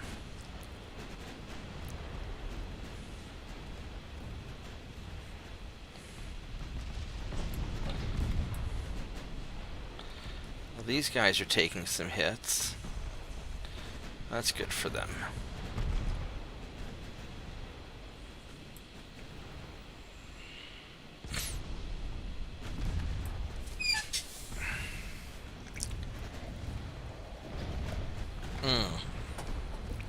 It's no problem, Shadow Wolf. I just figured you didn't notice. Kind of like when you have your cell phone next to a speaker and they all start interfering with each other and stuff.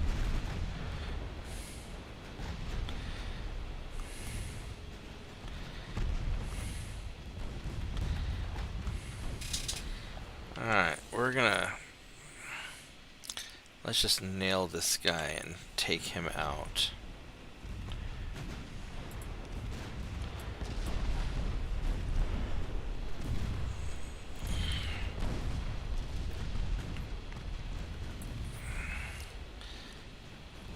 maybe not the most exciting battle. We're just circling around and picking away at people.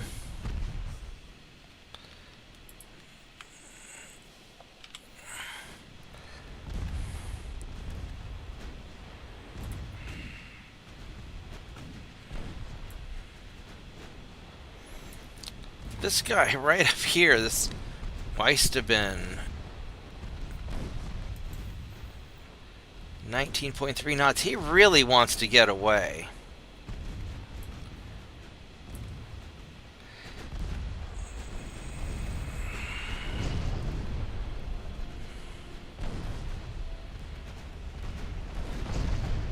And I really don't want him to get away.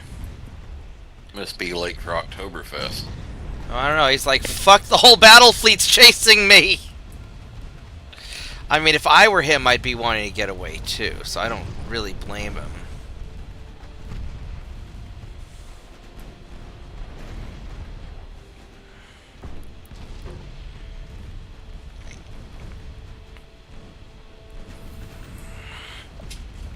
Alright, you know what we're gonna do? These guys...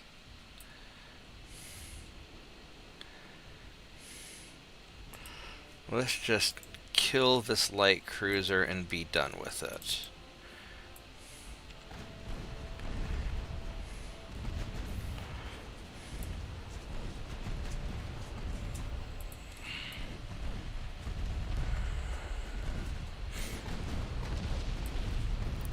I'm gonna go chew up that other one too. Because we've got their fleet basically broken and disorganized, so now it's just a matter of...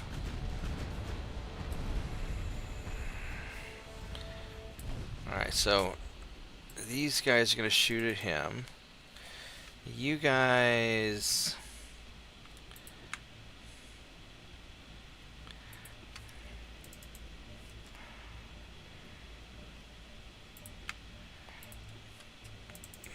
to start...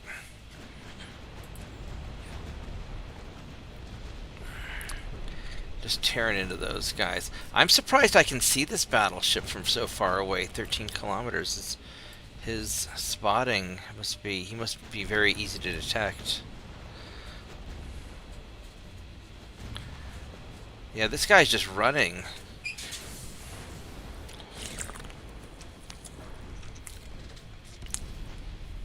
Instead of splitting off, though, I'm going to keep my fleet together in kind of a blob.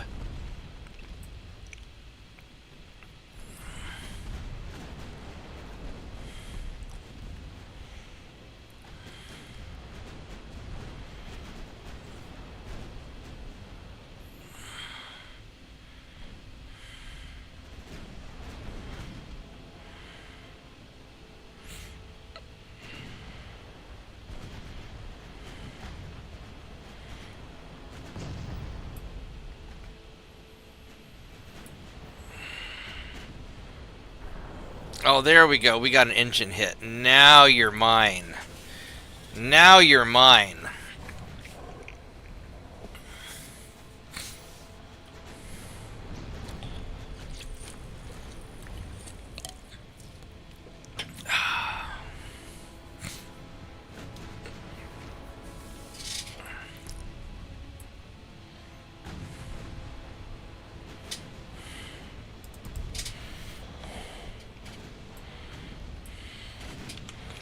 Let's put secondaries on this torpedo boat and just...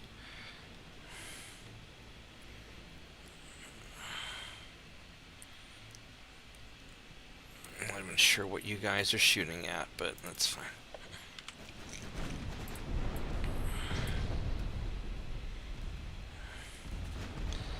There we go. So that takes care of him.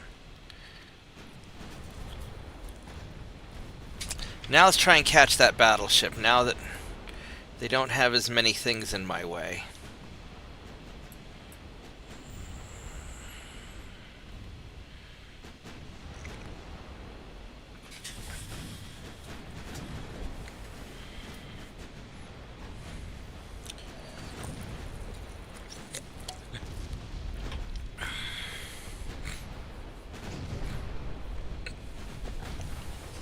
Alrighty. Yeah, we're whittling their fleet down pretty good. My ammo's holding up.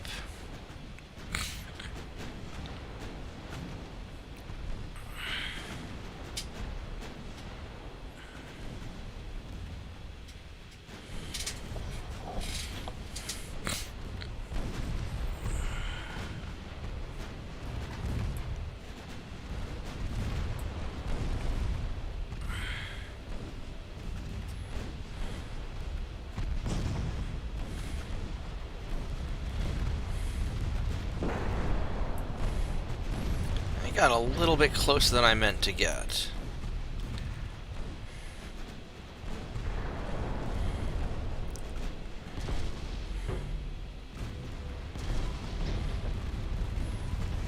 Well, that's all right. This seems to be working.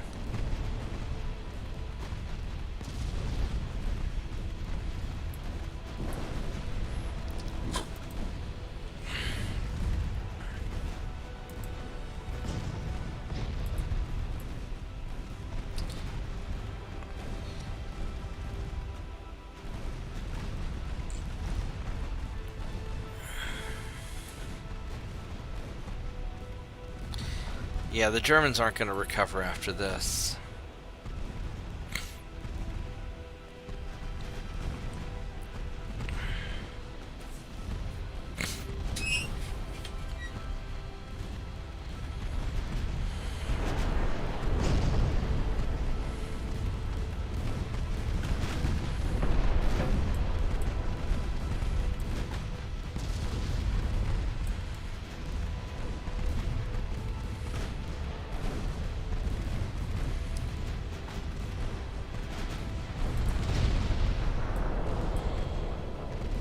Alright, and then after this guy, just one ship left.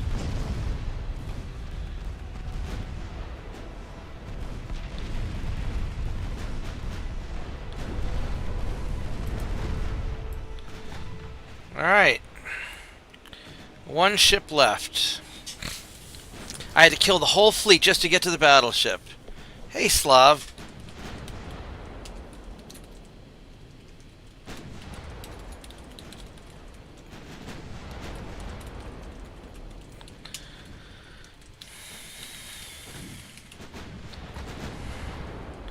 Yeah, so TJ challenged me to a British speed run. So I'm trying to win before 1920 if I can. Because in all of my games, I've never been able to win before, I think, February of 1920. It's 1892, I believe, so we're pretty early on.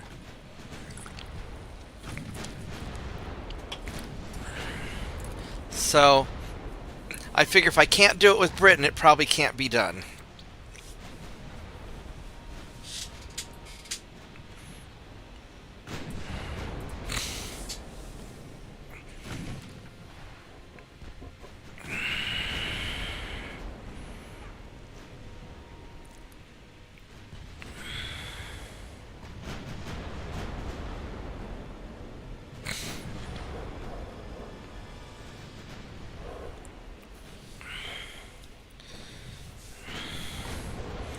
So we will see how this goes. But so far it's going pretty good.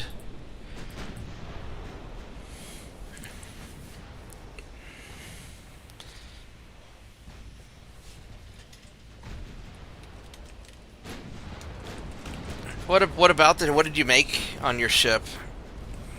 What did you build? Also, Merry Christmas, Slav. Since you live in the future and it's already Christmas Day for you.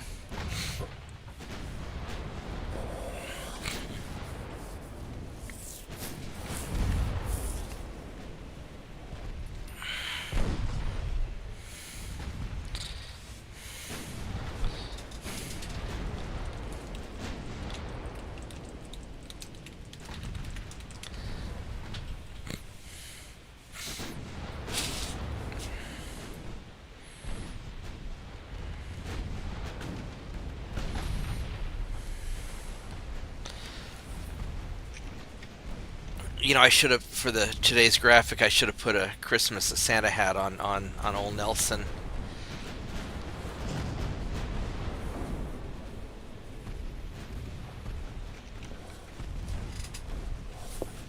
What is it, tiny dog? Hi. Did you get up from your bed? Hi. I will let you out as soon as I sink this battleship. Can I sink the battleship first? Yeah. I'll pet you. I'll squish you. Squish, squish, squish, squish, squish. Maybe they haven't noticed it yet?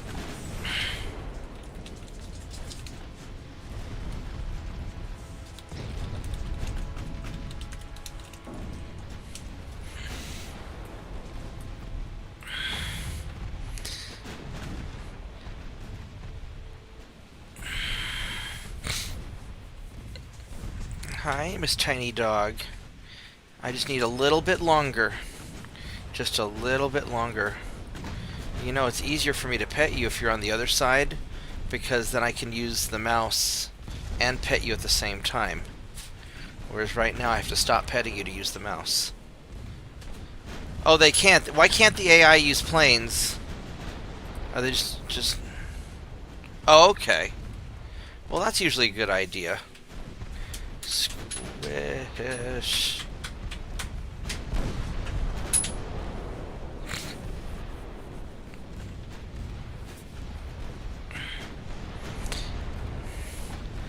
I am running low on ammo. I used a lot of ammo to take these guys out, huh? Yes, I did.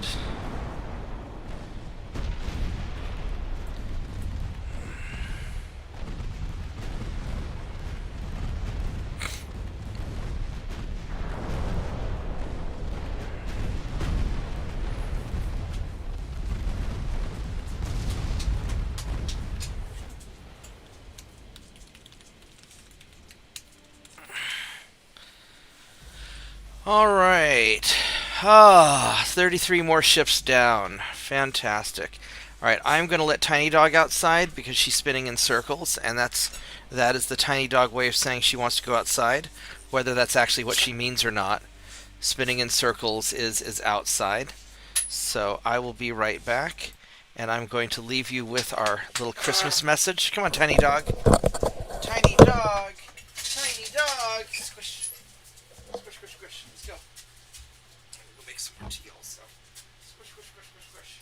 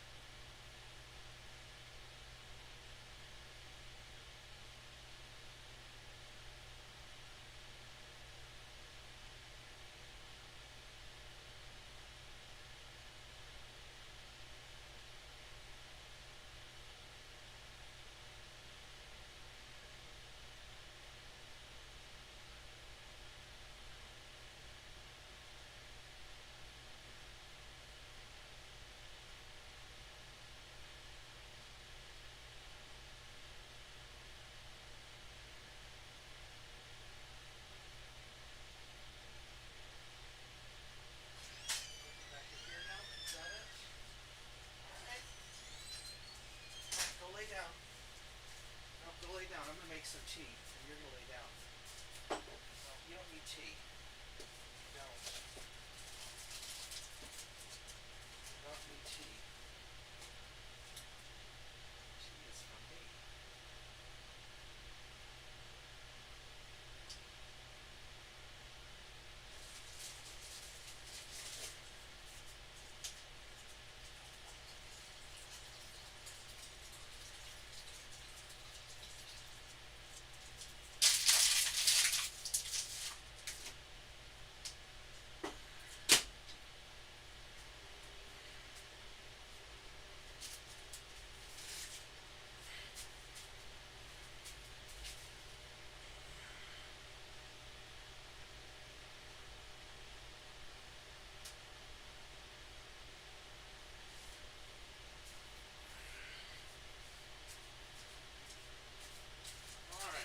doggy.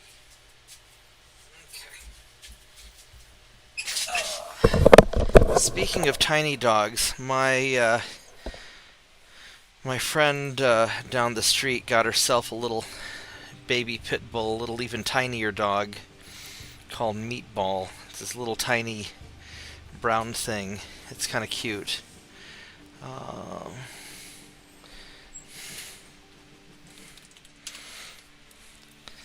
So, tiny dog will have a friend soon, but right now the dog is too tiny to play with her yet.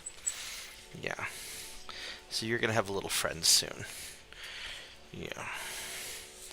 Squish, squish, squish, squish. Alright, let's see how we are. We are going to fight to the end.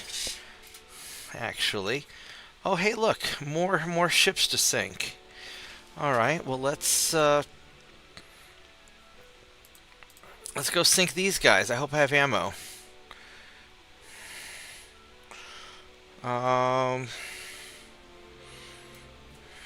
There's an awful lot of ships. What are you doing? Do you want to go back in the kitchen? Well, I'm about to start another fight. Do you want to go in the kitchen or do you want to be in here? What do you want? You have to pick before I get into the fight. It's going to take me like 20 minutes. I love you too. I love you too, but licking my hand and wagging your tail doesn't tell me what you want. It just means you're a nice dog, but I already knew you're a nice dog. Do you want to lie down or do you want to go to the kitchen? You were just in the kitchen. Do you want to go back again? Alright, come on. Give me one more minute. Alright, let's go. Alright, let's go. Let's go.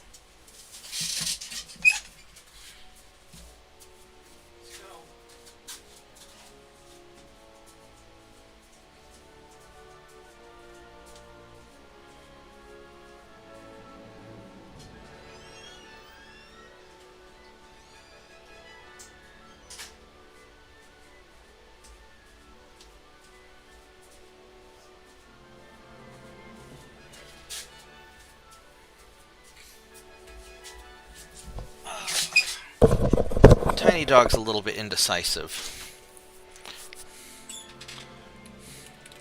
Alright, let's go see what Slav just sent me.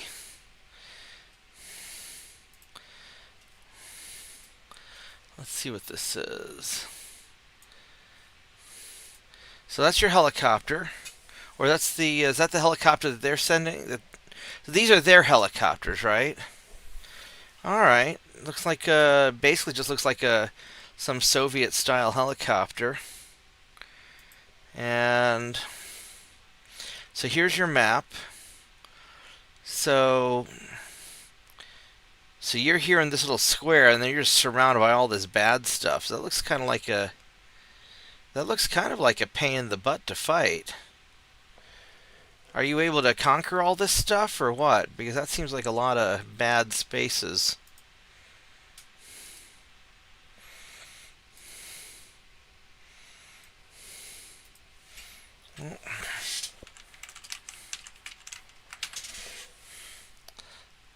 You gotta respond to some quick Christmas messages. Alright, let's go sink some Germans. So you just have the one base, and you've got to take over all the others?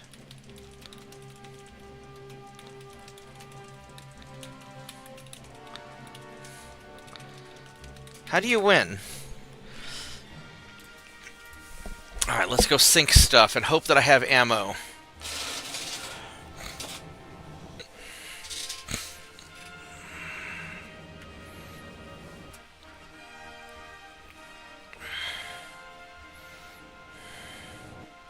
Now, I could just do the single line, and that might be more practical. But I think the double line might be shortens up my line a little bit. Well, that makes me more vulnerable to get all the points in the bunker. Okay, so it's just like a points-based victory. I'm not numbered 3-1, but most of them are small ships. All right, so I've got 9 guys. And these guys are all the Mark II 9-inch guns. So these guys are going to be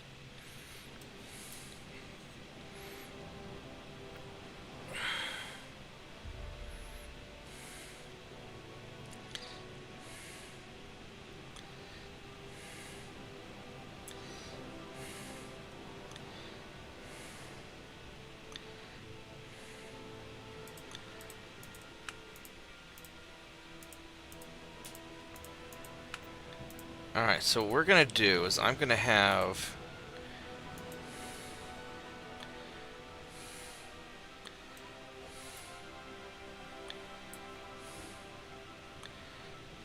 these guys follow you, and these guys follow them.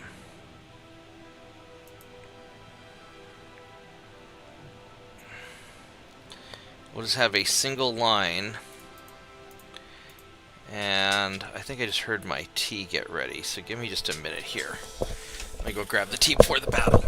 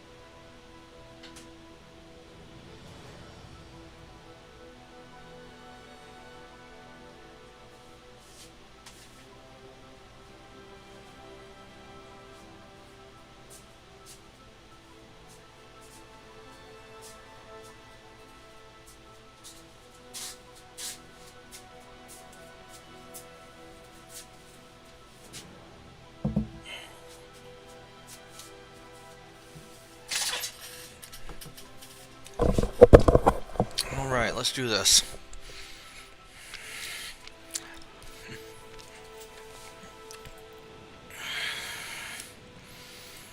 Let's have our guys go kind of off to the side a little bit.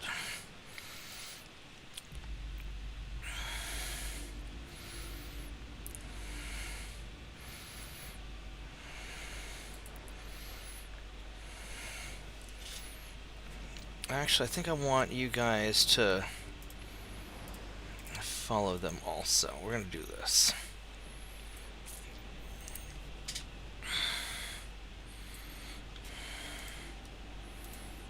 And let's have you avoid bumping into ships. Alright, here we go.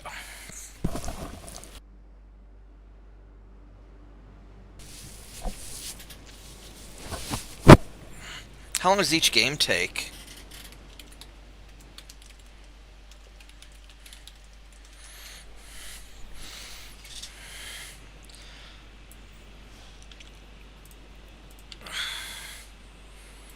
Now let's start heading back into them now that we got kind of our guys lined up.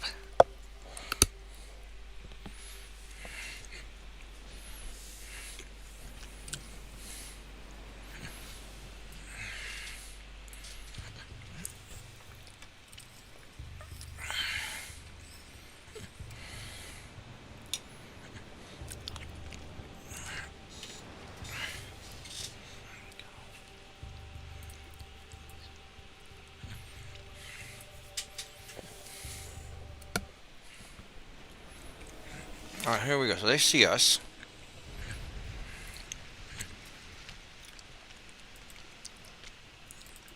These guys are green. Got that weird armor where they don't have enough. I mean, they got good belt, but not.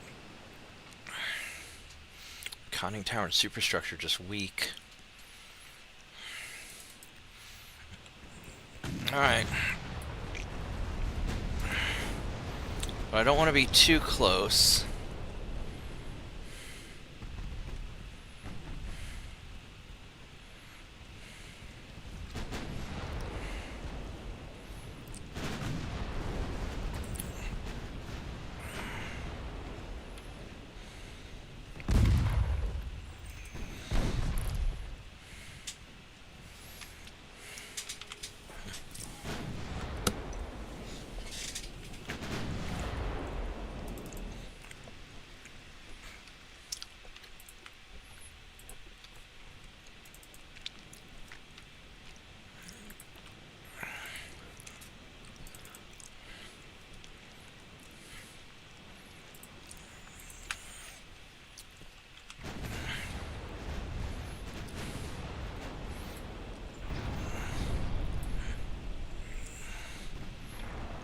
definitely getting some hits.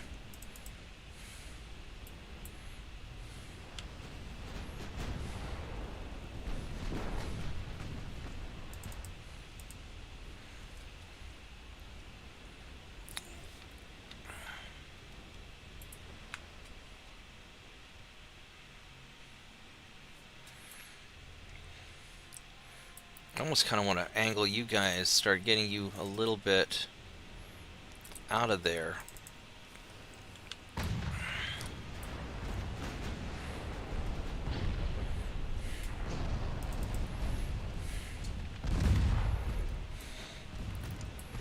Before things gonna get too spicy.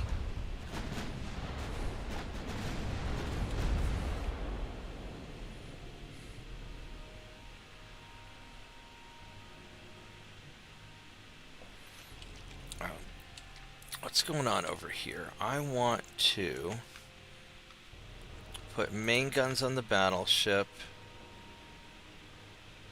and secondaries.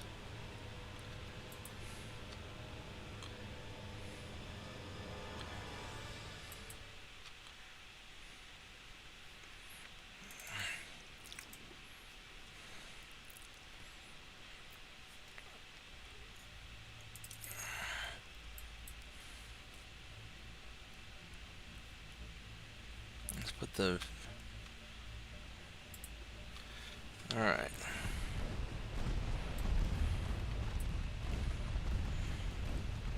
Let's just do some damage for a minute.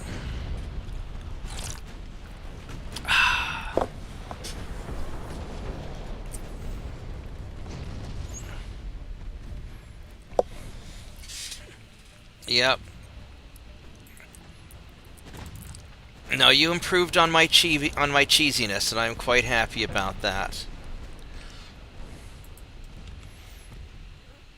Okay, I think at this point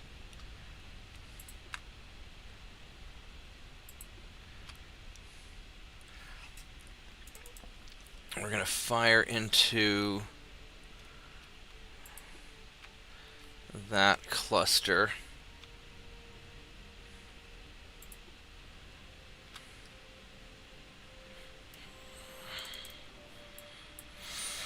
Have you guys turn there?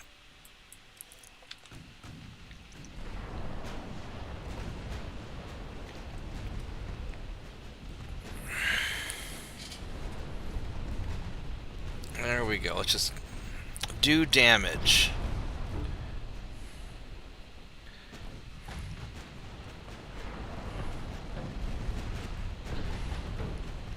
Just lots and lots of damage.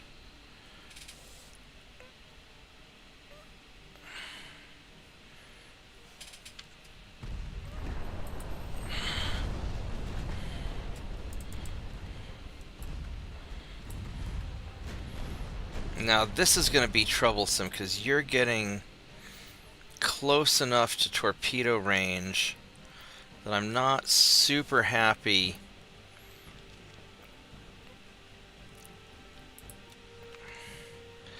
about it. And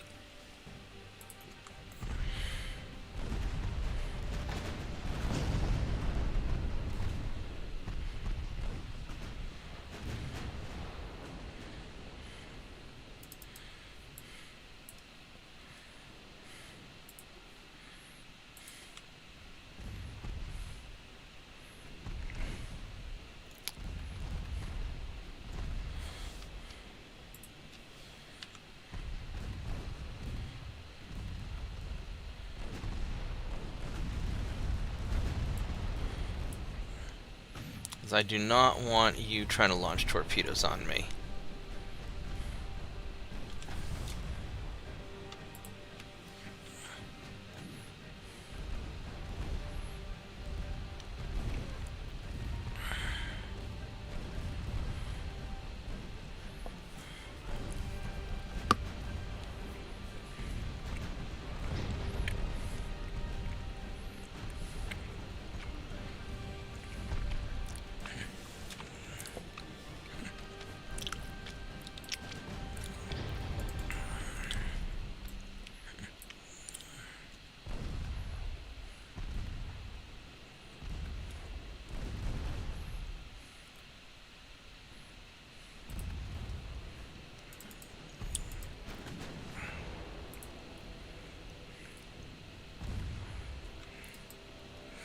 Now we're staying ahead of them, so we're all right.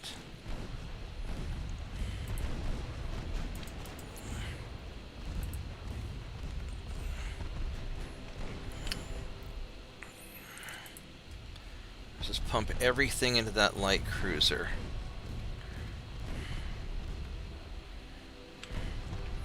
Actually, we are having some problems with that, so let's...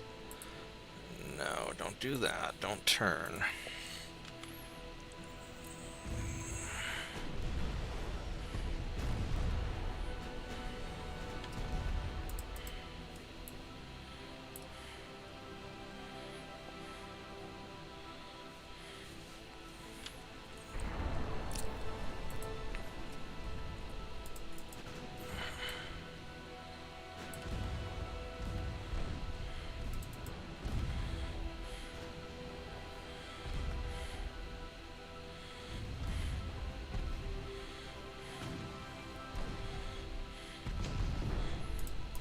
I think I need these guys to turn back around. As much as I'd like to take out this battleship, I think I need to regroup with my fleet, as I'm having some trouble with the getting chased part.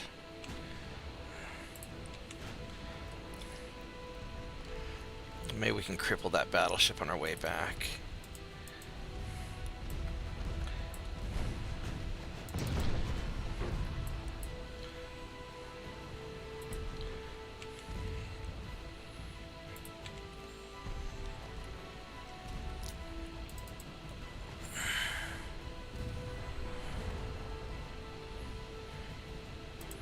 How'd I take an engine hit?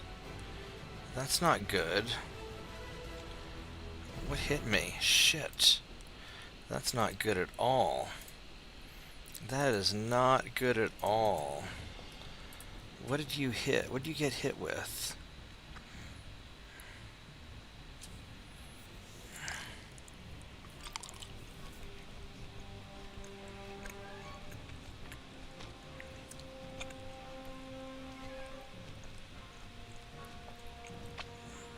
.11-inch gun right through the main belt. Alright, well.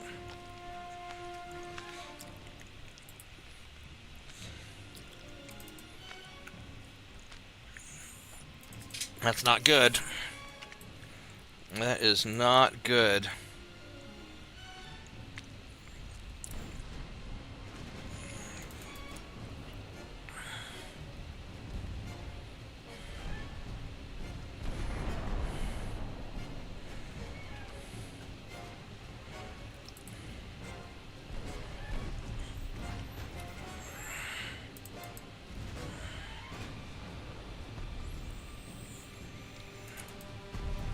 Well, the plan's changing a little bit. So the new plan is these guys have to keep my ship safe. They're gonna have to try and burn down that battleship while the other ships kite everybody away.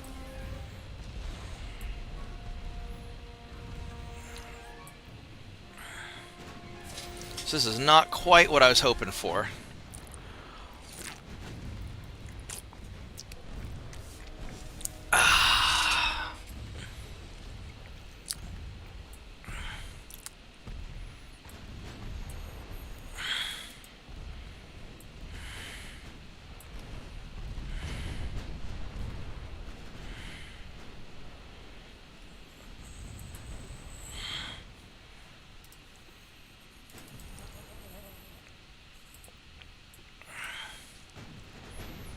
Alright, so we're just going to sort of gain a little bit of distance here.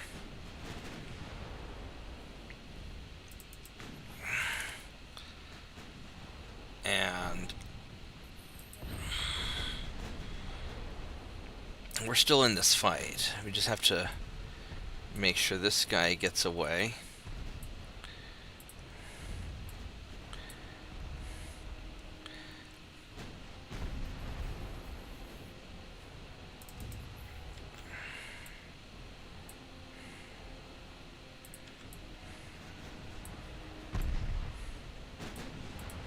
I wasn't paying enough attention to these guys. Now they got too close.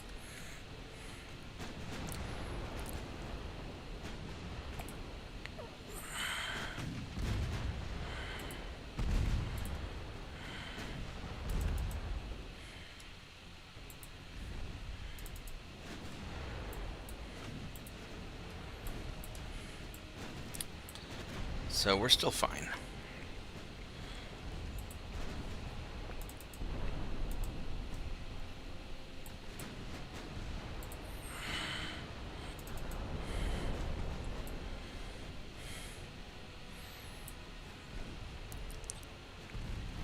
So we're going to actually have you turn this way.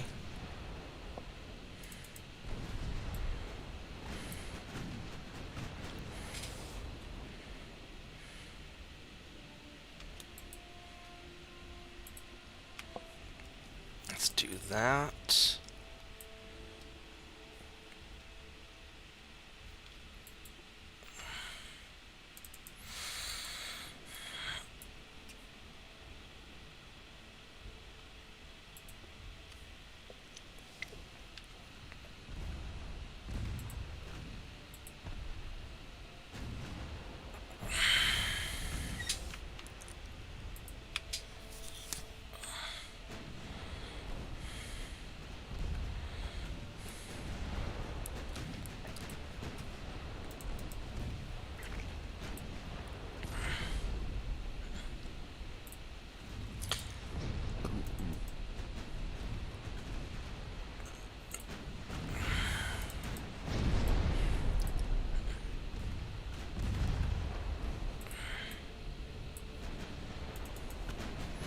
And I mean, this guy's still kind of in the fight. I mean, he's firing stuff. I don't know if he can get his engine fixed or not.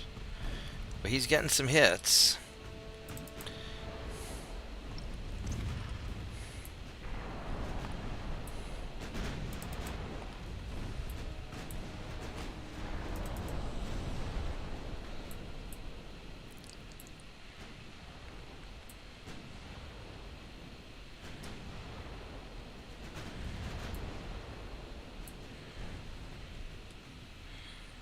Let's have you guys follow him.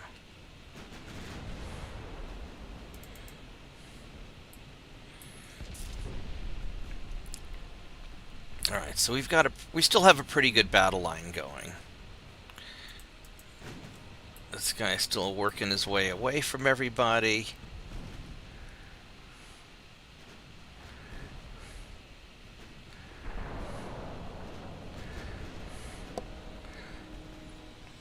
His damage and stability is not actually that awful.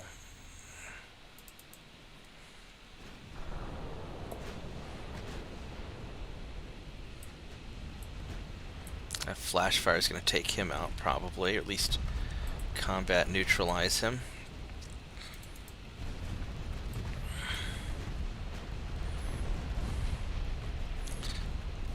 So we just need to just keep grinding these guys down.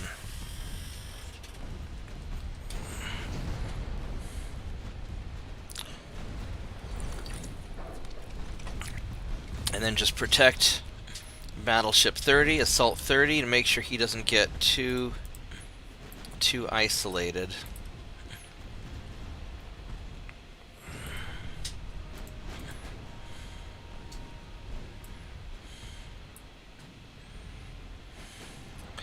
He's only going 11 knots, and so the big problem here is that these guys could end up... I need to keep these guys as a rear guard to keep fighting with these ships.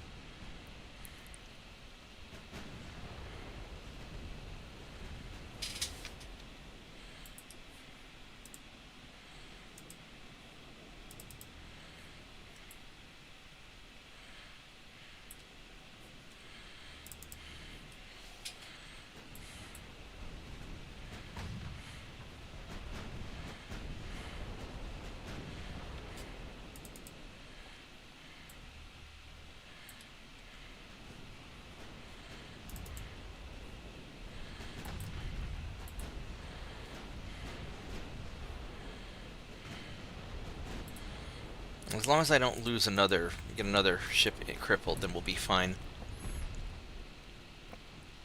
I may not be able to wipe all these guys out completely, but I think we'll be alright.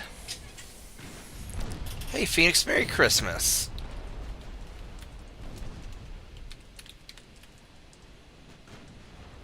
Thanks for dropping by.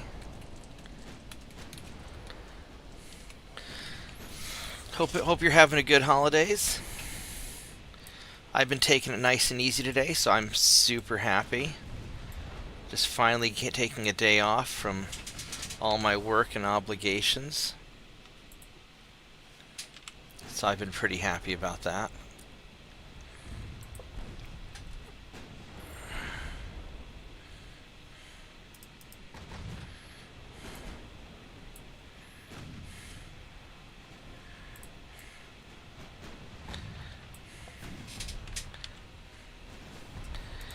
Alright, so you are still...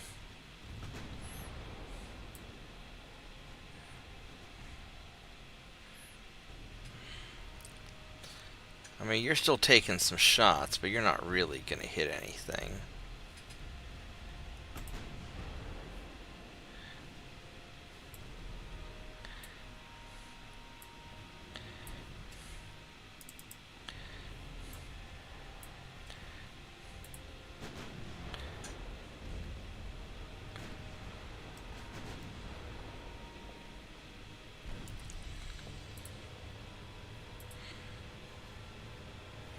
We're going to swing back through.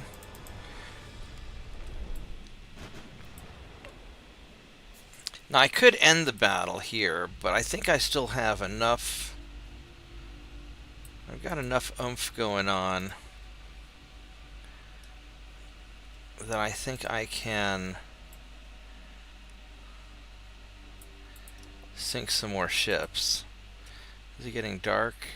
Yeah, it's evening. There we go. There's some... Uh-oh, I took a hit. I'm not sure what hit me.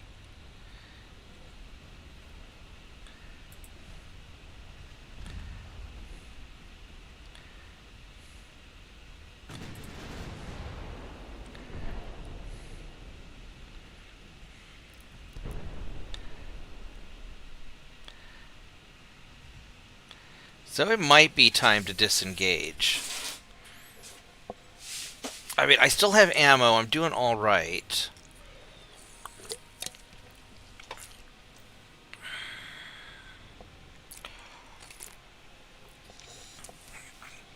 Assault 3 took a pretty nasty hit up front, but I still have most of my speed.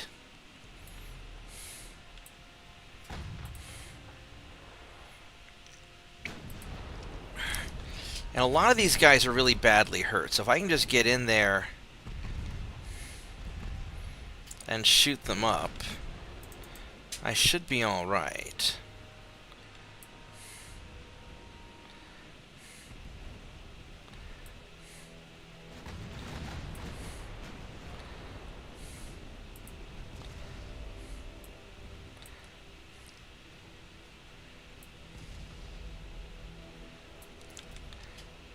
That's where you're hiding.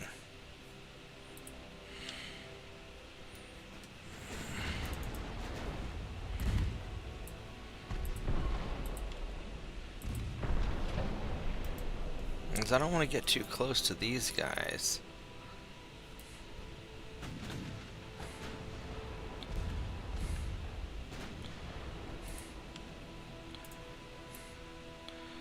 So these guys are going after my... They still want my cruiser, or my injured guy. Alright, so we're going to... We're going to sort of break away and go full speed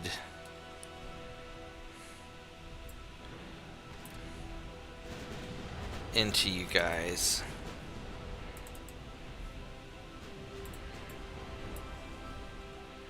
Are you hurt? You're hurt. So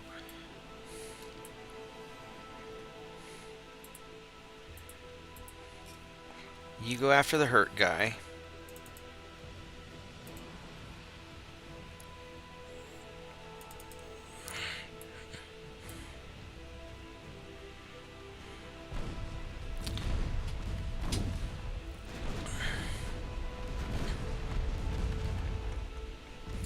So I'm pretty sure we can at least take out a few more cruisers.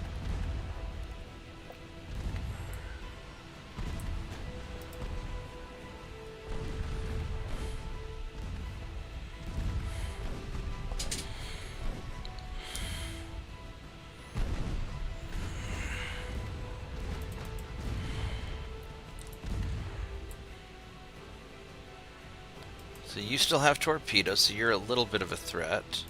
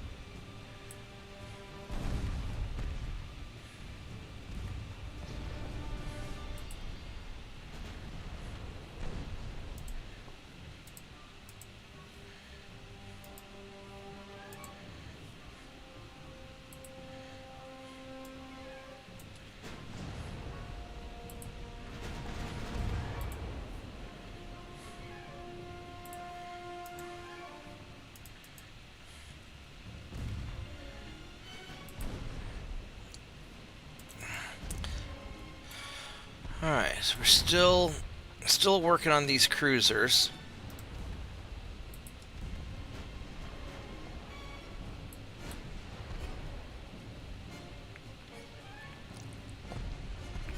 It's turning into a little bit of a mess. Alright, there goes that torpedo boat.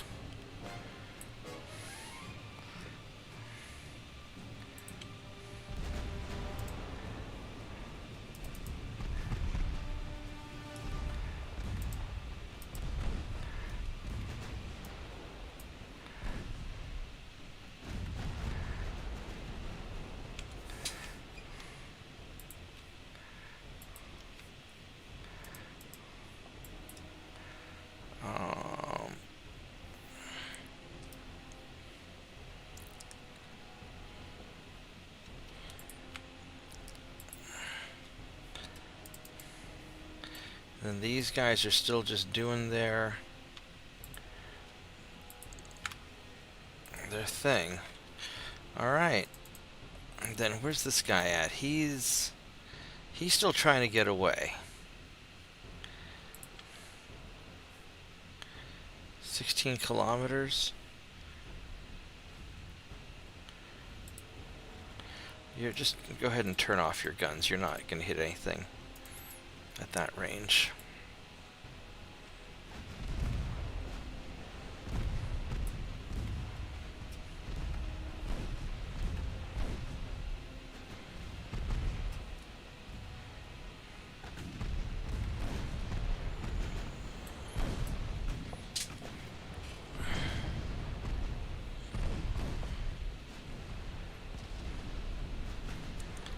All right.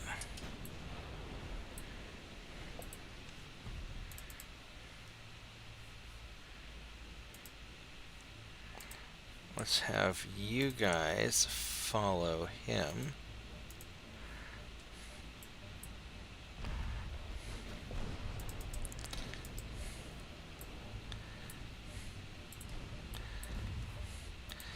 All right, we are starting to turn the corner.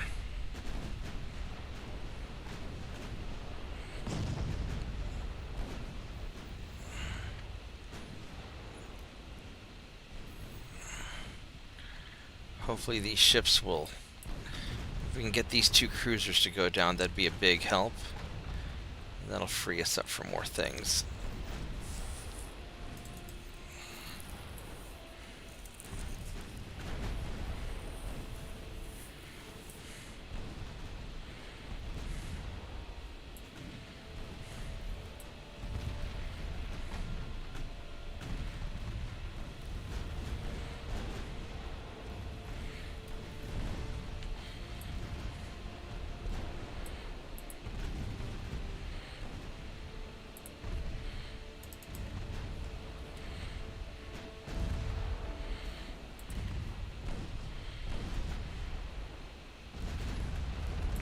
Circle those and finish them off.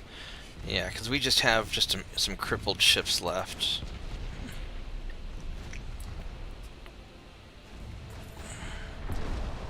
Oh, there's a cruiser over there I didn't know about.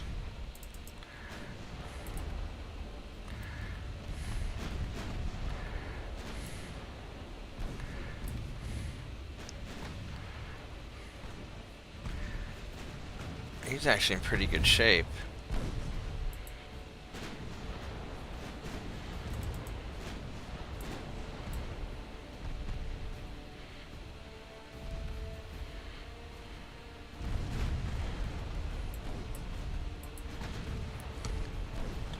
Let's go turn sharply. We're going to take these guys around like that.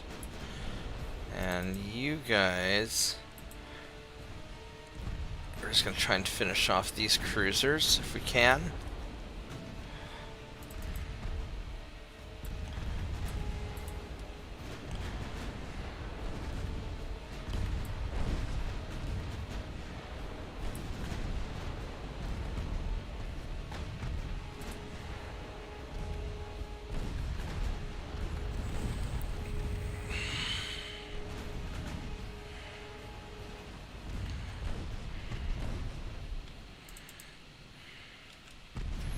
I did not realize there were this many cruisers left. This is turning out to be a little more than I expected, but that's okay, they'll sink too.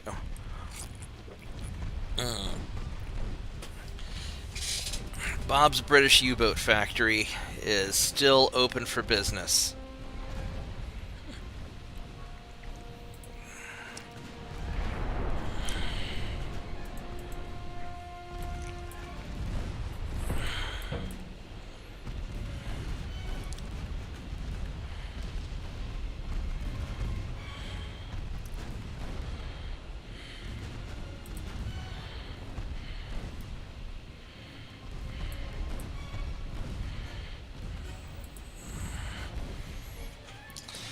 Alright, so now we can start working on those battleships.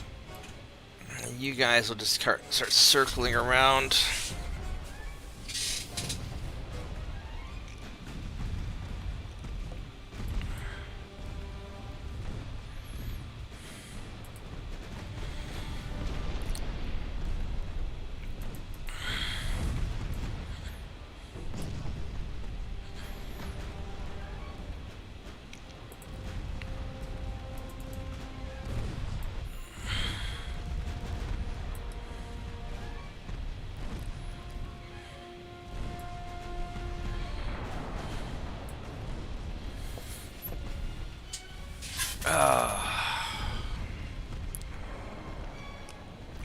It is a bit of a long grind. Thanks for hanging with me all this time. Not sure if these long battles are interesting or if they get boring. They feel a little tedious. Although we are definitely kicking ass and taking names.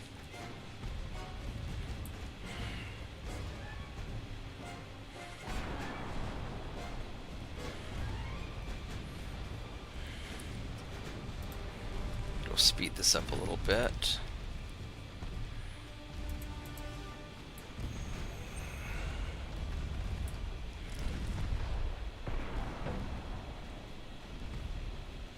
What? What'd you say? I said these battles are getting tedious. I think these battles put Mitchell to sleep.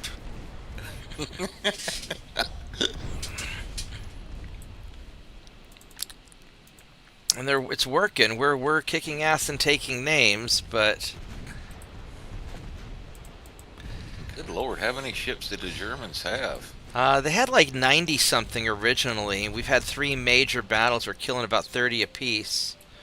So, all right. So we got these guys down. I think I want to turn you guys around. We're just going to make a big circle around the Germans.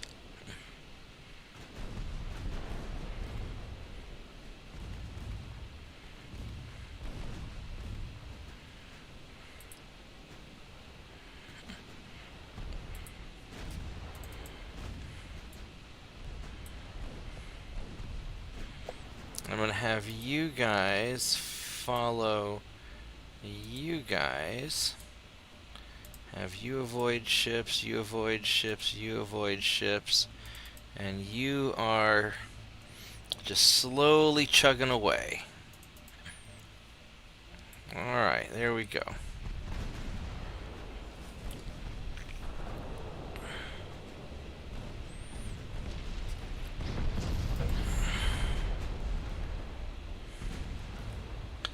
So I guess he's got 3 cruisers left.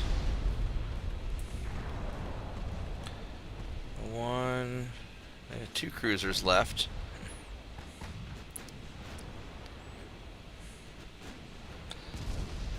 And there we go. So we're just gonna slowly finish them off. Oh boy. Talk about a...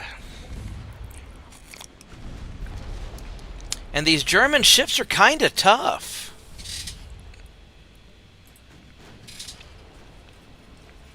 I had to change my plans last minute when a battleship got a lucky 11-inch penetration on my hull and damaged one of my engines on number 30.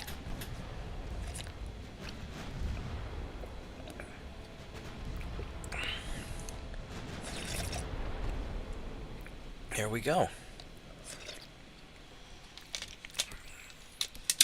Lord Nelson says Merry Christmas to the German Navy.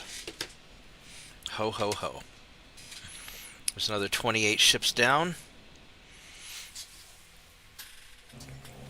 Alright.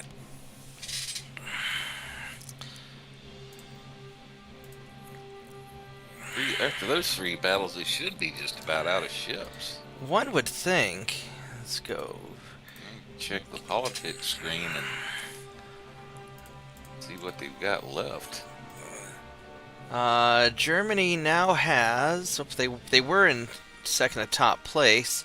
They went from 90-something ships to 5. Well! Ha ha ha ha! Merry fucking Christmas. That's what Lord Nelson says. Alright, so we are going to invado Greece. That's good. And we have a Germany invasion now. So we're going to invade... We're going to invade Kikachu Bay. Yep, their army logistics are down to 11% now. Yep, that's because my Tiny Tims went out there to spread Christmas cheer. And they got a special delivery of coal in their stockings. That's right, and torpedoes.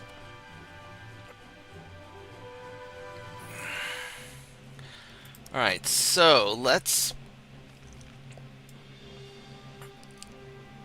These guys are repairing and refitting. Got 6 more months on the rangefinders. These turret mechanisms, don't care about that so much. And the small guns, we're still grinding away, because once I get those Mark II 5-inch guns, then my light cruiser's journey to the dark side will be complete. So we want to continue upgrading the oldest of my ships, of my assault ships. So let's if we view by class,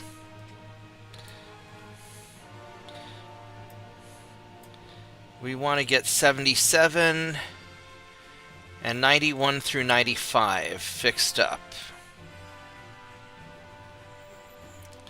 So realistically, 91 through 95 are the priority because they're in the Pacific.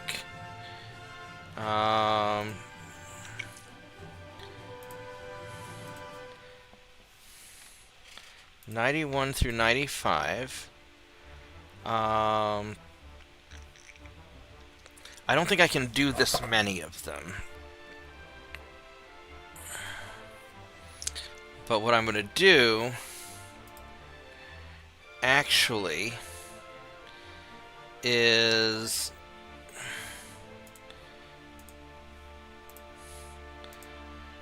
I'm going to get these guys, and then I'm going to suspendo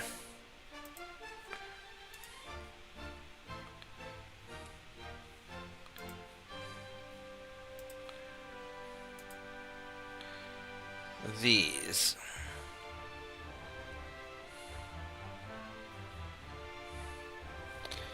This guy in Scapa Flow we're going to suspend.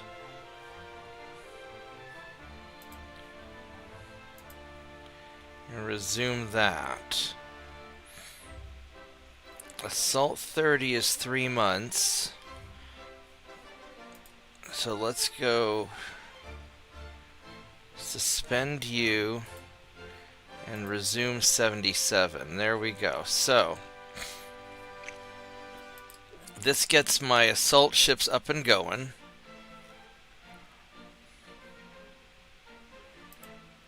We're invading a Germany.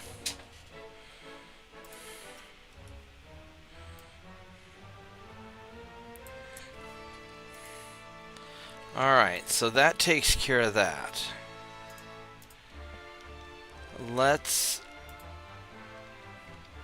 So that's going well. I need more invados here. Let's have you guys invado. Oh, there's a bunch of battleships there, isn't there?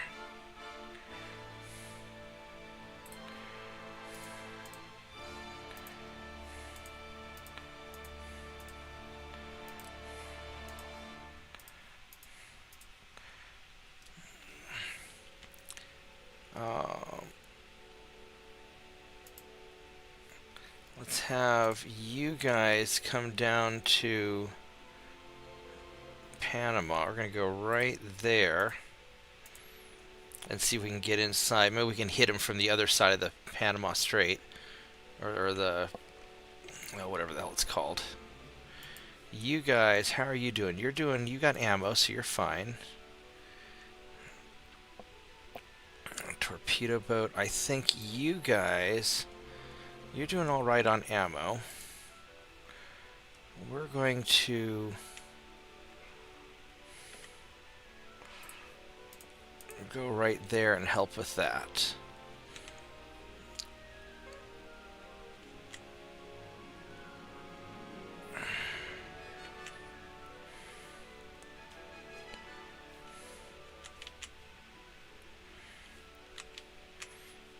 And these guys, I have a whole batch of 1892s ready to pop out and spread some cheer. So I think, and these are 1892s. Oh, look at that, the army's doing something. That's amazing.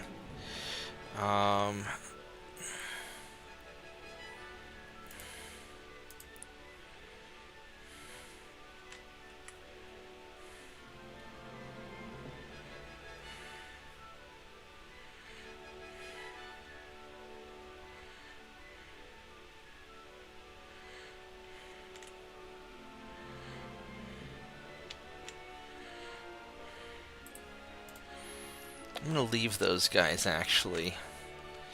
Is everybody in sea control mode?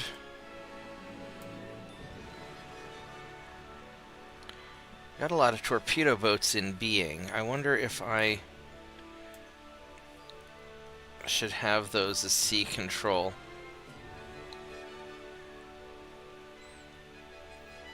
Probably.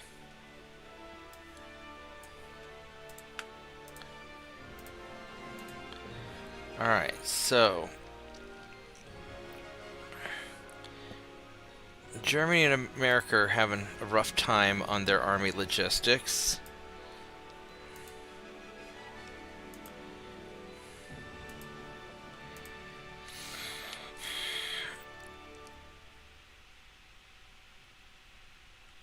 Alright, so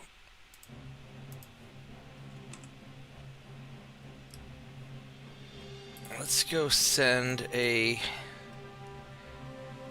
torpedo boat up to there just to join up with you.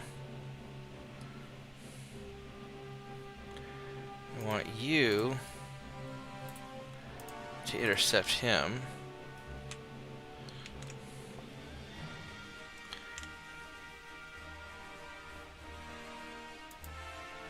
I have a whole bunch of assault ships down here, don't I?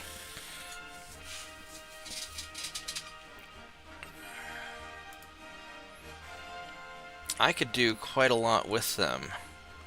What do I want to do? We're going to take 5 assault ships and a torpedo boat and just park them right there.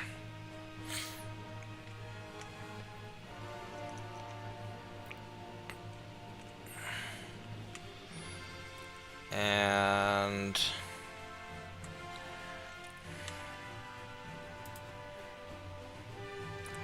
well, these are all 1891s. They kind of need to get fixed up a little bit.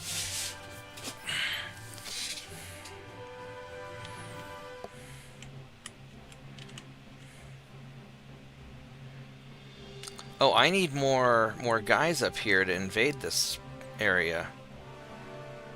I need another 150,000 tons.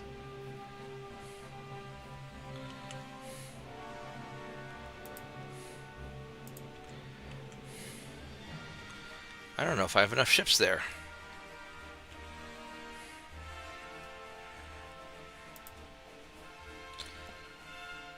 These guys are pretty beat up. I guess we're just gonna go park you guys in here and hope that everything reassesses.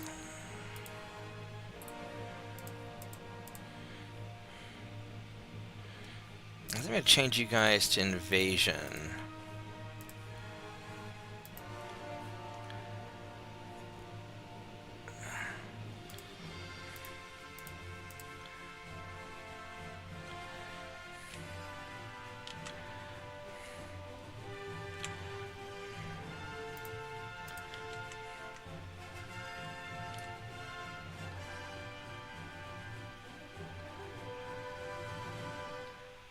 So these guys each have a torpedo boat for spotting. All right, so let's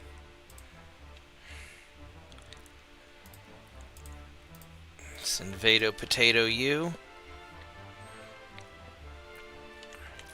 All right, so we'll probably nail Helgoland next on the German invasion turn.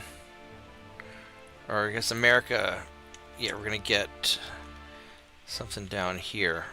We got so many ships down here, it's going to be a real mess. Well, not much I can do about it. Alright.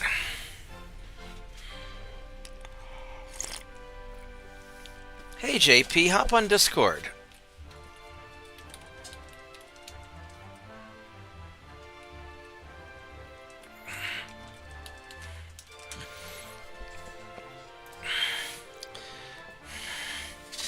Alright, so the Germans are having a lot of trouble. And I guess we're going to go...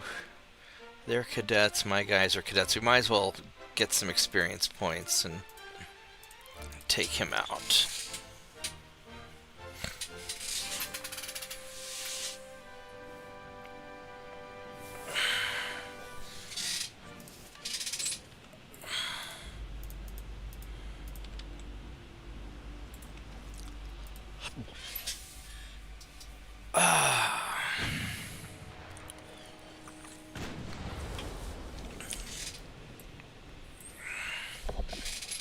what do you have? Your American-style ship, the Mark 1 10-inch gun, not enough armor, little bathtub cruiser. Alright, let's... We're going to try and cross in front of you if we can, because that's where the armor's the weakest. Although I don't know if it's going to... I don't know if it's going to matter. This top gun here is... I love the field of fire on it. I'll be back shortly. My turn to visit the Little Admiral's room. Yes. Alright.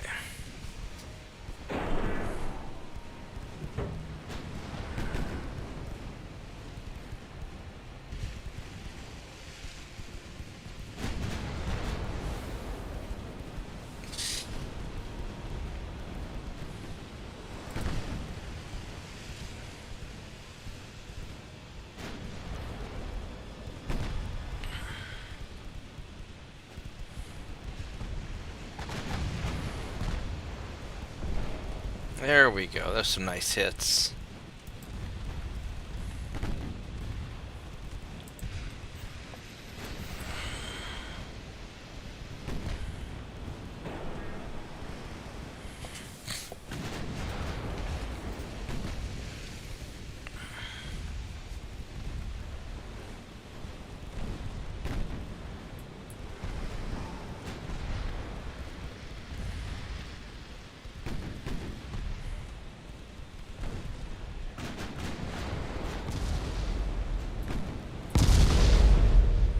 Ouch.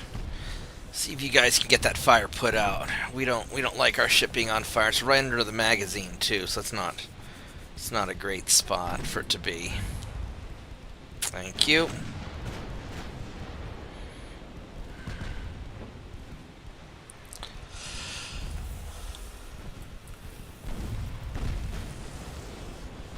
Yeah, he's pretty screwed.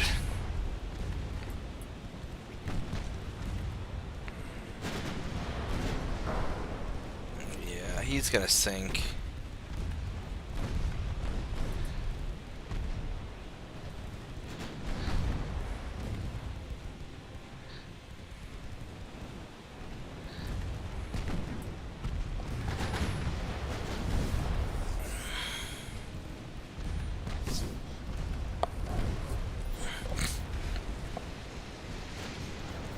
There we go. No more Greek ship. Love that hotel ship. Let's go boop the transports. Boop more transports. And let's run away from the torpedo boat. How fast are you? You are not as fast as me. I should be able to run away no problem.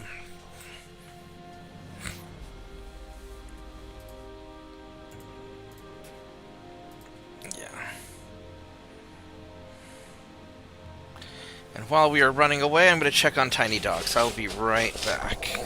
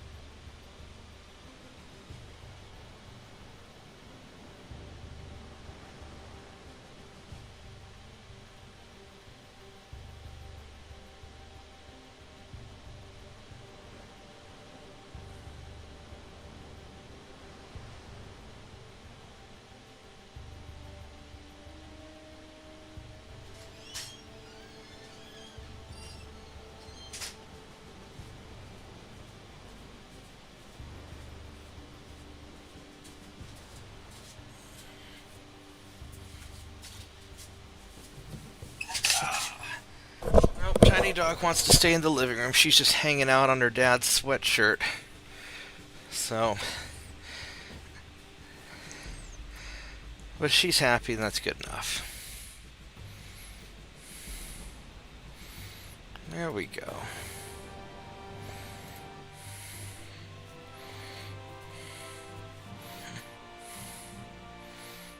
Let's sync that. Hey, JP. And, Welcome aboard.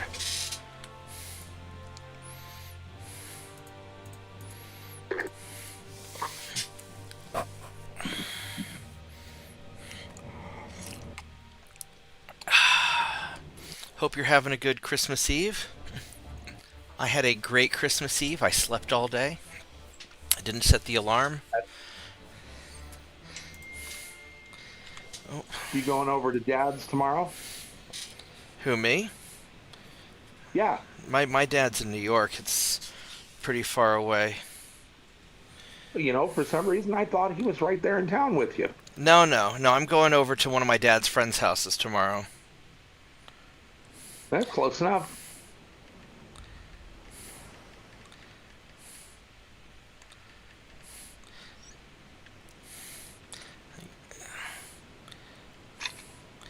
I don't send some respond to a Merry Christmas text.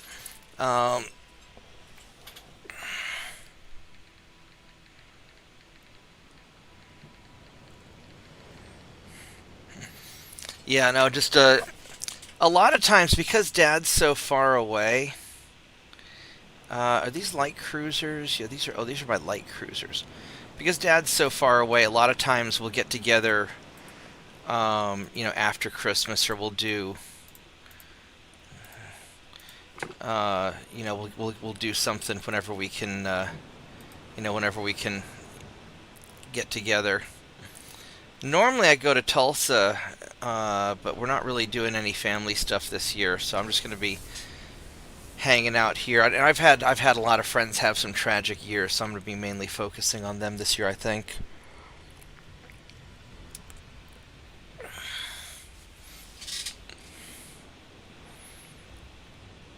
That's my plan, at least.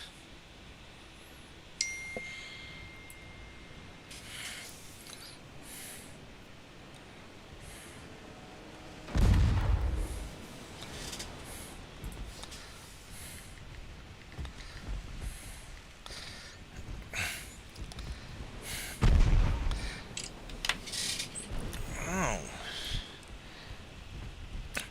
So instead of big stompy robots, Mad Dog's calling this big buoyant robots because the AIs are bot, and these bots float. All right, that works. Let's go light your ass on. We all float down here, Bob. Oh goodness! Ouch! I'm taking some hits.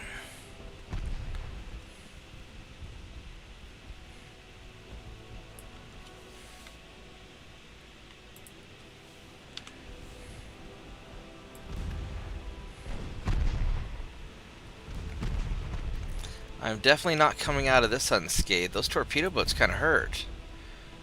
4.6-inch gun. Damn, the torpedo boats have a bigger gun than I have on my light cruisers. I mean, I have more of them, but...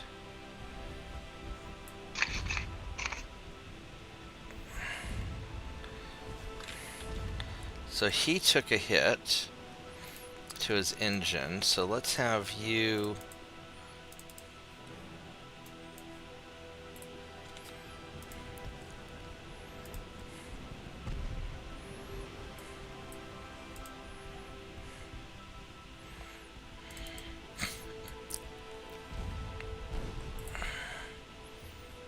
have you just kind of get out of the way a little bit. Oh, now you're back up to speed.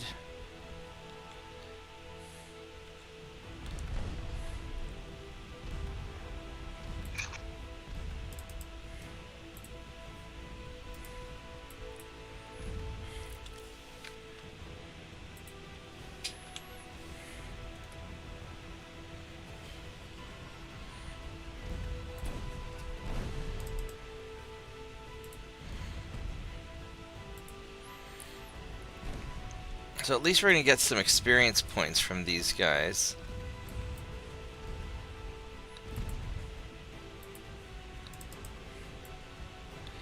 I don't know if I'm taking out that cruiser or not. There he is. Cruiser's down this way.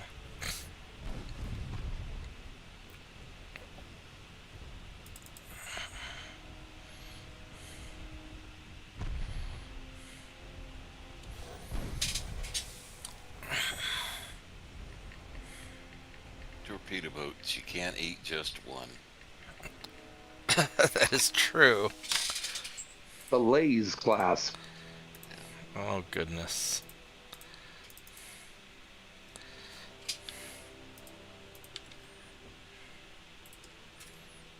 Alright, so let's go find now this. watch that cruiser have worse guns than the torpedo boats had. He has 5.2s. Many bulkheads. He's only 1,000 tons. This is a small... This is one of those torpedo cruisers. You know, Basically just a destroyer.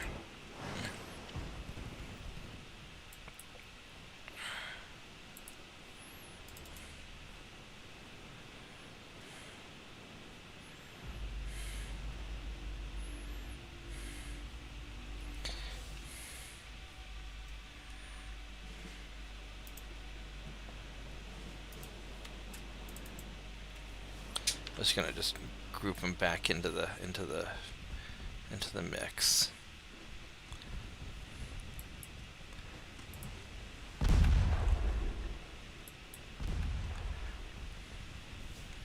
How much armor does this guy have? He's got a lot of armor for what he is. Many bulkheads. He's reasonably quick. Not as much armor as I have, but he's got more than I would expect from such a small AI ship.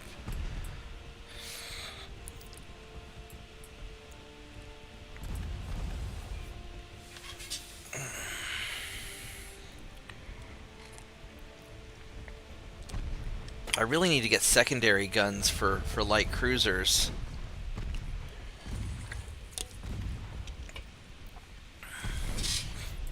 yeah, I was about to say they're a minute or so ago. It looked like there was a distinct lack of Saint 2.9 there. Yeah, we're just not quite, I don't have the tech for that yet, which is very sad.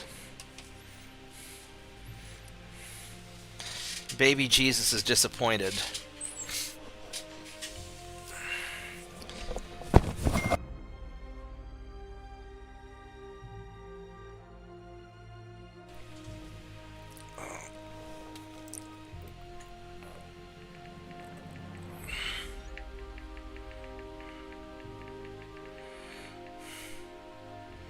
So you've just put it on the ship as Brother 2.9 and wait until it does its miracle and it'll become Saint. Yeah, I've got the 2.9 casemates, but they don't let me have the, the proper secondaries yet.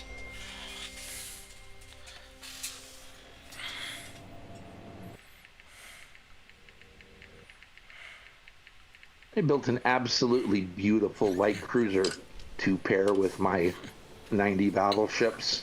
Right. And it's nothing but the 3.3 inch casemates and about 18 4.7s. Now, why the 3.3 and 4.7s? What's the logic on that? Well, 4.7 was a British caliber, so I'm just, since Okay. I'm playing, figured I'd follow that. And I like 3.3. It's just a personal preference because 3.3 is an 88 millimeter. Right, okay. Yeah, because the whole reason I like the 2.9s is because you get longer barrel length early on for the small guns, which is anything, under 3 inch. And so 2.9 is the largest 2-inch gun that you can have the longer barrel length. If I could have that longer barrel length with the 3-inch gun and have the bonuses to hit, then I'd probably go Saint 3.9 instead. But just because of the quirk of the game, how the technology works out, there's just this odd advantage to longer barreled 2-inch guns, and 2.9 just kind of fits in that sweet spot. Yeah, see, as far as game value, it's 2.9 all the way. I just take the others, for personal amusement. Yeah. So 3.3 is an 88. Correct.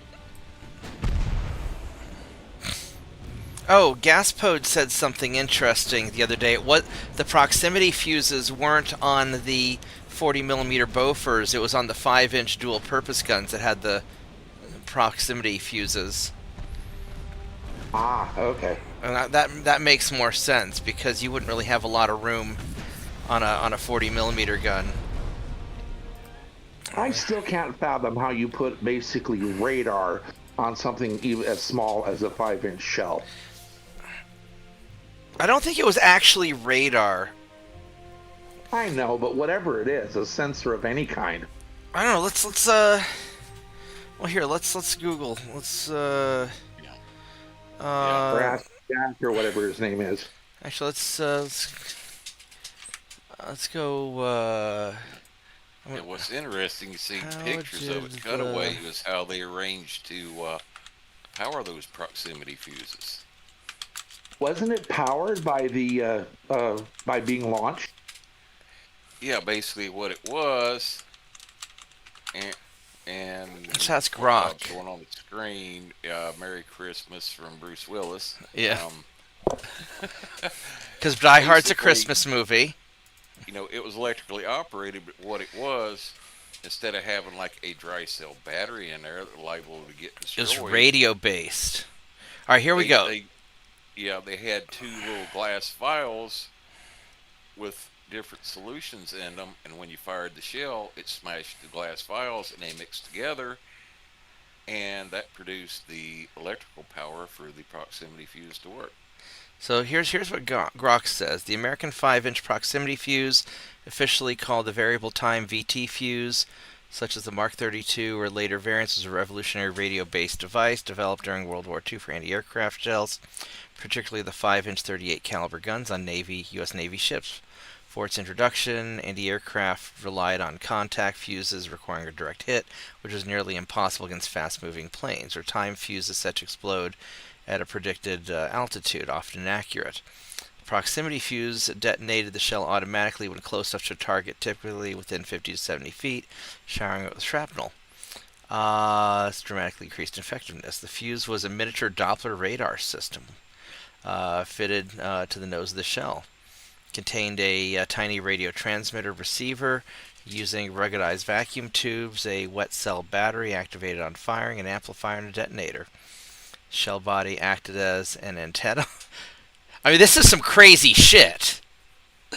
Transmission: as the spinning shell flew towards the target, the transmitter continuously emitted a low-power radio signal around 200-300 megahertz.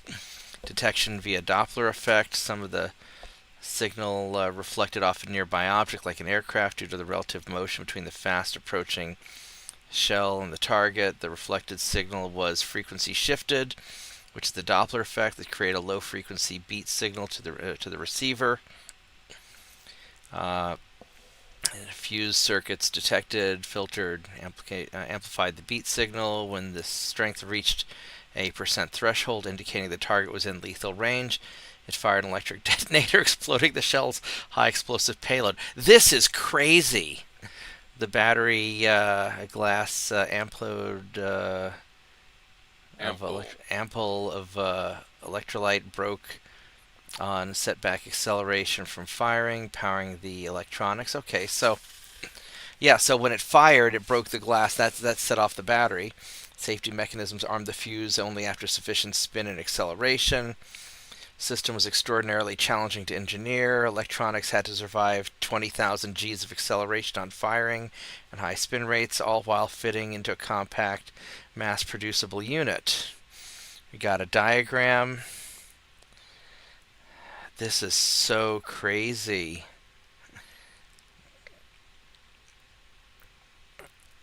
Look at Grok go.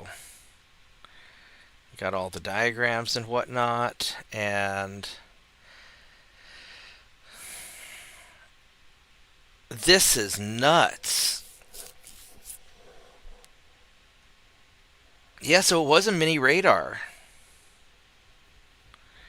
That's crazy that they could make this in 1943. Holy shit. Alright, well. No, they were making it before the war.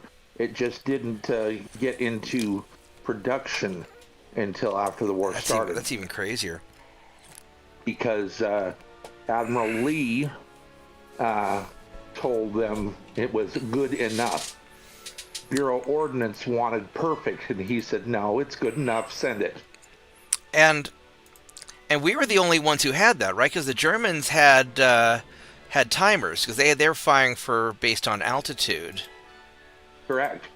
And if they had that, our B-50 or B-19 or B-17s would have been fucked. It would have been completely and utterly. That's pretty crazy. Let's double check our invasions real quick. So that's looking good. As a matter of fact, for the longest time until very late in the war, they wouldn't let land-based anti-aircraft guns, after they invaded Europe, use it. Because they didn't want the Germans to get it. Afraid any exploded shells happen to land on the German side of the line, they might recover a shell, take it apart, and like, oh, this is how it works. That makes a lot of sense. No, I mean, World War II America did some pretty radical stuff. Alright, so I can do one more ship. Where are we at? 5 months on the rangefinders. Alright, so I can't get secondaries on light cruisers. So once I get the 5-inch guns, then we'll upgrade our light cruiser. Actually, what I might do is I might do an in-progress build. I still don't have induced boilers. I could do an in-progress light cruiser build. I think I'm going to wait till I get the rangefinders. That's 5 months. Let's go and get one of these repairs back up and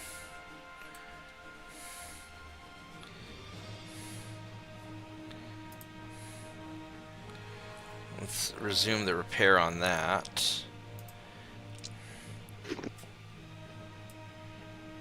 I'm still losing some transports, which I don't like.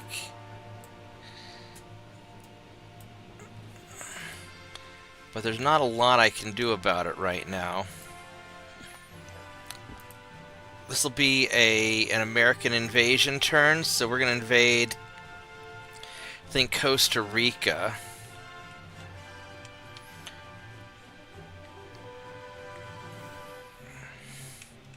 Actually, let's just check something real quick. So you guys are all refitting. Alright, so that's good. So yeah, let's get Costa Rica. And this will take you out of the... Yeah. I think do it. It's not Sweden. I could, but you're welcome. Where's Liberia at? Do I want to get Liberia? It's just little spices in it, like something. That's I don't Liberia, but I don't have anybody there. So you may not like it. Season? Let's see what... It's like raisin bread.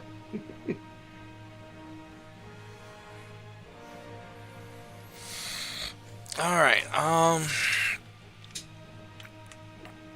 don't think I have enough dudes in Liberia to really... I don't have enough tonnage in North Atlantic to deal with any of this stuff. But I don't actually have any ports in the North Atlantic, so I don't have to control it. Beans? I just don't know what the fucking raisin bean is. Neither do I. That's exactly But what I it could. is. Oh, I could. I could send these dudes after Liberia. Let's get. We're gonna get Liberia actually. Yeah, let's do that. And you guys are gonna go here and Wait, take who- care of business in the Central Atlantic. Hold There on, we dude. go. I'll take care of that. Sorry. We're gonna hand off the deviled egg making to you. And the potato cutting. I mean, I probably should. Uh-huh. And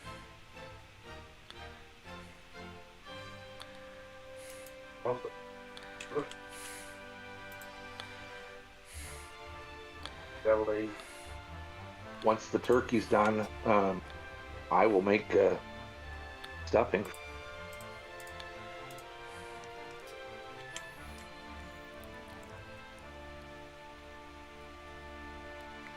Because I have no trouble making. 81.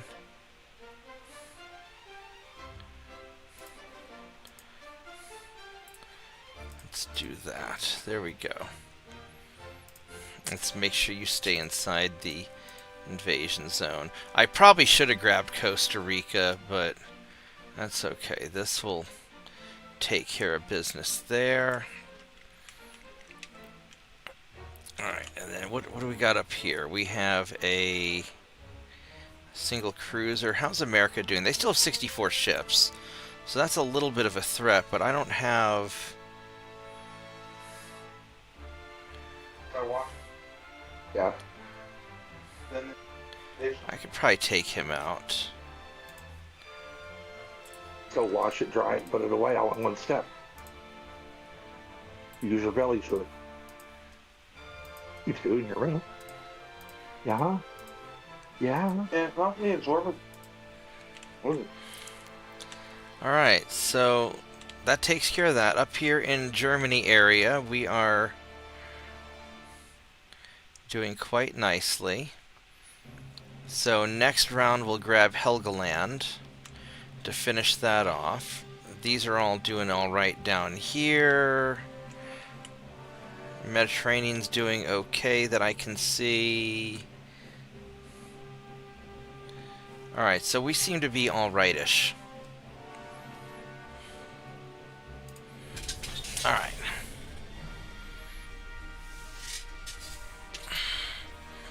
We have a lot of meetings scheduled, it seems.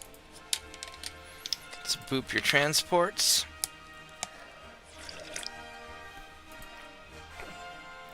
And boop more transports. Got the torpedo boats.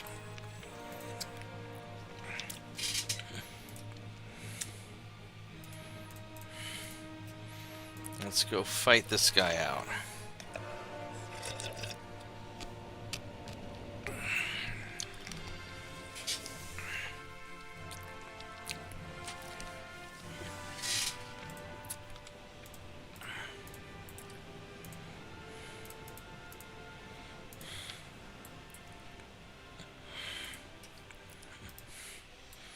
Looks like we got enough ammo to make it happen.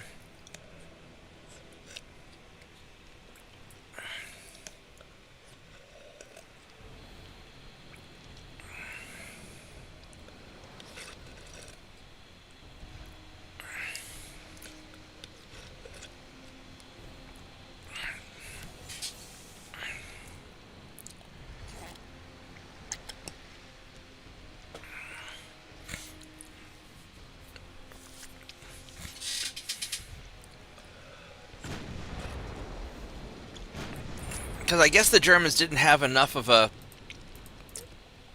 land-based fleet to make it worth our time to proximity fuse them. I mean, they had a lot of planes, but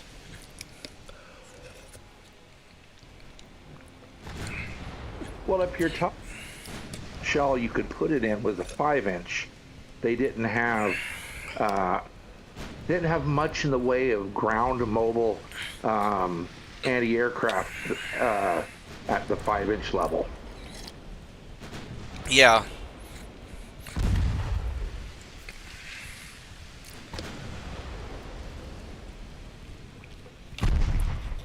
So there wasn't really an advantage for us trying to use it for land air defense anyway. That restriction only applied where they were actually in ground combat with the German army, where there was a possibility that, yes, a stray shell could have landed behind German lines where, like, German ground troops would recover the blast. Right, so, like, defending England, they weren't worried about it. Yeah. England, or out at sea over water to where the shell's just going to go to the bottom of the ocean if it doesn't, explode or terminate afterwards. Yeah, it wasn't considered a problem. It was only to where there was the possibility of enemy ground troops, either German or Japanese, recovering one of them. And by the time we were invading Germany, we already had air dominance anyway. For the most part. But I think they also managed to fit it to 3-inch anti-aircraft shells as well. Really? And going along with what JP said, they were actually developing it before we actually got involved in the war. The British had already been working on it some. Yeah. Because I seem to remember reading years ago about World War II, about when Japanese invaded the Philippines, and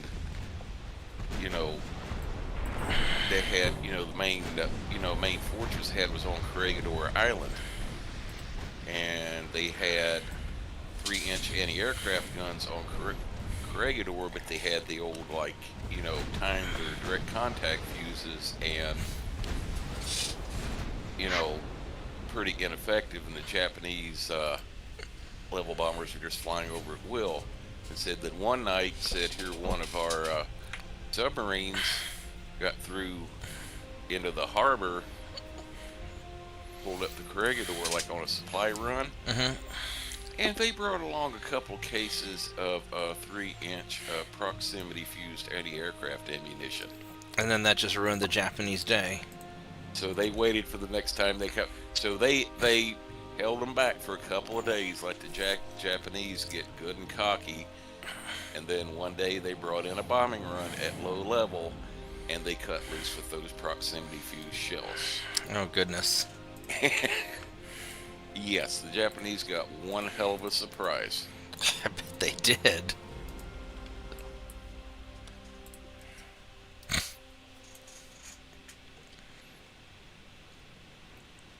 All right. Yeah, that's one of the things now, that if they were fitting that in our 3-inch shell, then they absolutely could have put it in an 88. Yeah. Yeah. So that's probably where that they had the land-based restriction, because they were able to fit it into a 3-inch shell. Yeah, I imagine the Army did have some anti-aircraft guns that were along about 76 millimeter caliber or so. All right, let's go get this guy.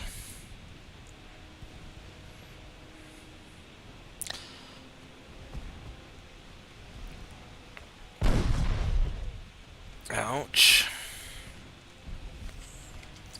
Where's your armor the weakest? It is strong all around.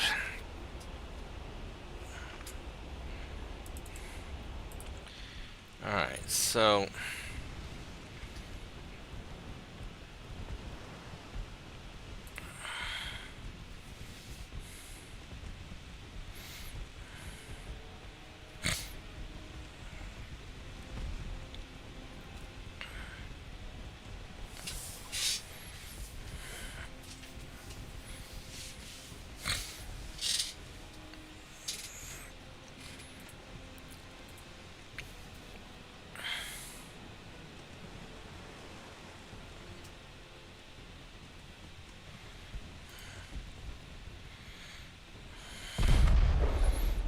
Ouch.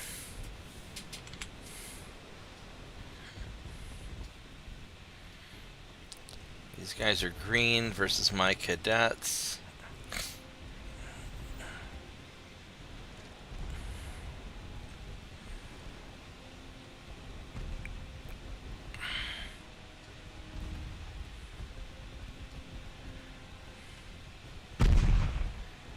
Ouch.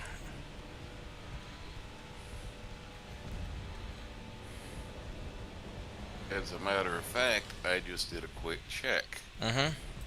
Now, according to Google, they were actually able to develop a small enough proximity fuse for the 40 millimeter shell as well. Okay, so Saying they had those ready for shipping out in like January of 1943. all right, so Shadow Wolf and TJ were right. We did have it for the 40 millimeter. That's pretty nuts. And if they're 40 millimeter, then yes, then definitely, ground troop. There would have been ground anti-aircraft units with proximity fuse shells, where they had that or caliber that had them to where they had that restriction.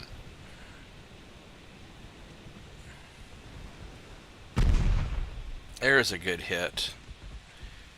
Yeah, I got your engine. Now you're in trouble.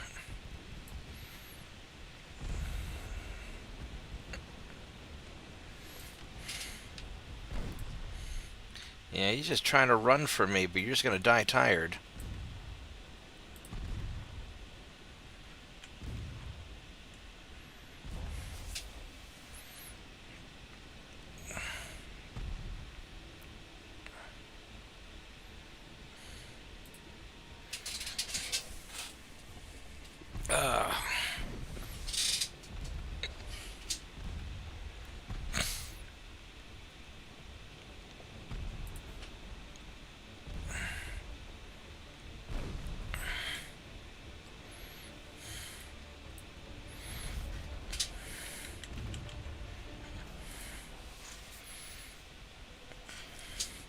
Yeah, eventually I'll put on 5-inch guns and 2.9s on these things once I get the targeting systems up and running to get my experience a little bit.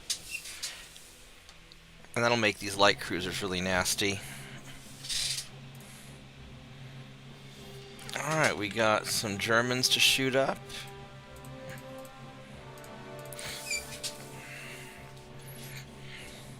I think the best part of hanging with you guys on streams, I learn a lot. Because I'm not really a big... I mean, I like ships, but I don't know a lot about them. And so I appreciate you kind of providing wisdom and all that. So, just thought I'd throw that out there.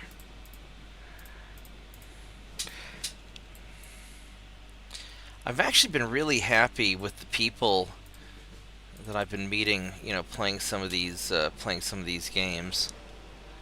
Just over the years playing various online games or hanging out online. It's amazing the kind of people you meet and interact with.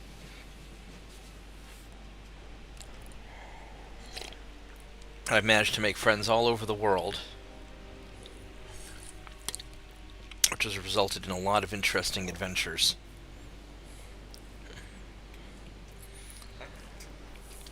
Yeah, there's always something to talk about. You're right, Shadow Wolf. And what I really like about... Well, what I'm trying to do is I kind of always envision just kind of gaming and hanging out with people, either in a multiplayer game or people hanging out playing their own games and just talking and gaming and just kind of making sort of a chill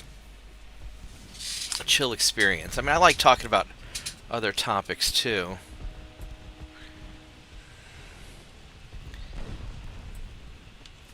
Hello, let's put secondaries on the torpedo boat, please.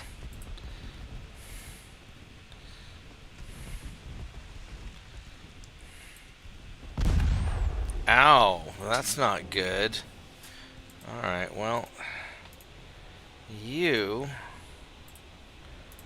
are going to kind of go kind of off to the side and just get whatever shots you can.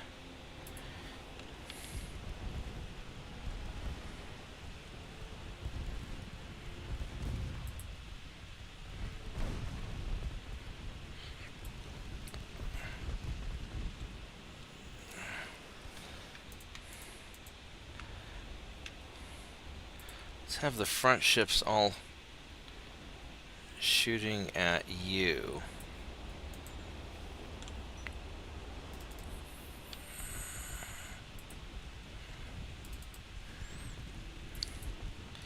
Maybe we can get a hit on the torpedo boat. So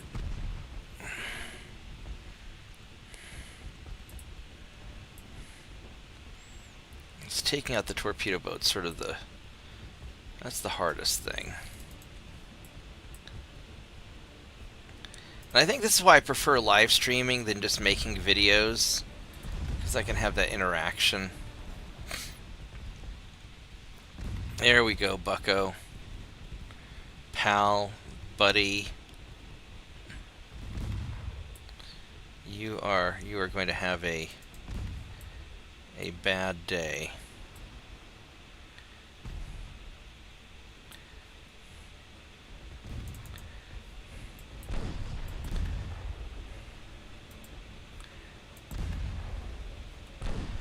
There we go. Get some.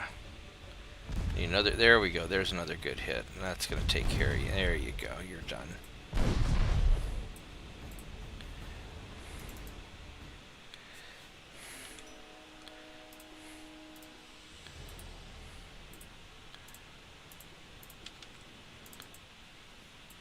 Oh, there's a smoke over there. All right, let's get him. Let's get that light cruiser.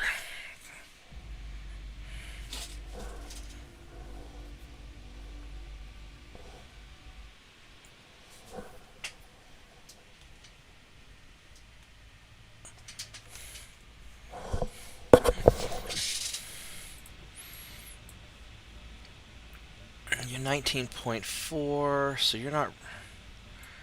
We're a little bit faster than you are.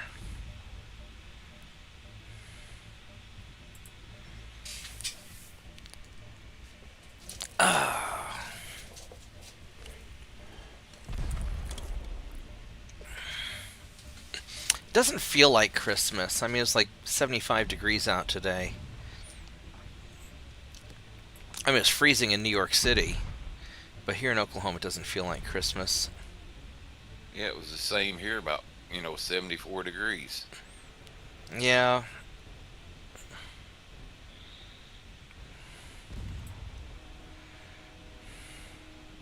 Oh,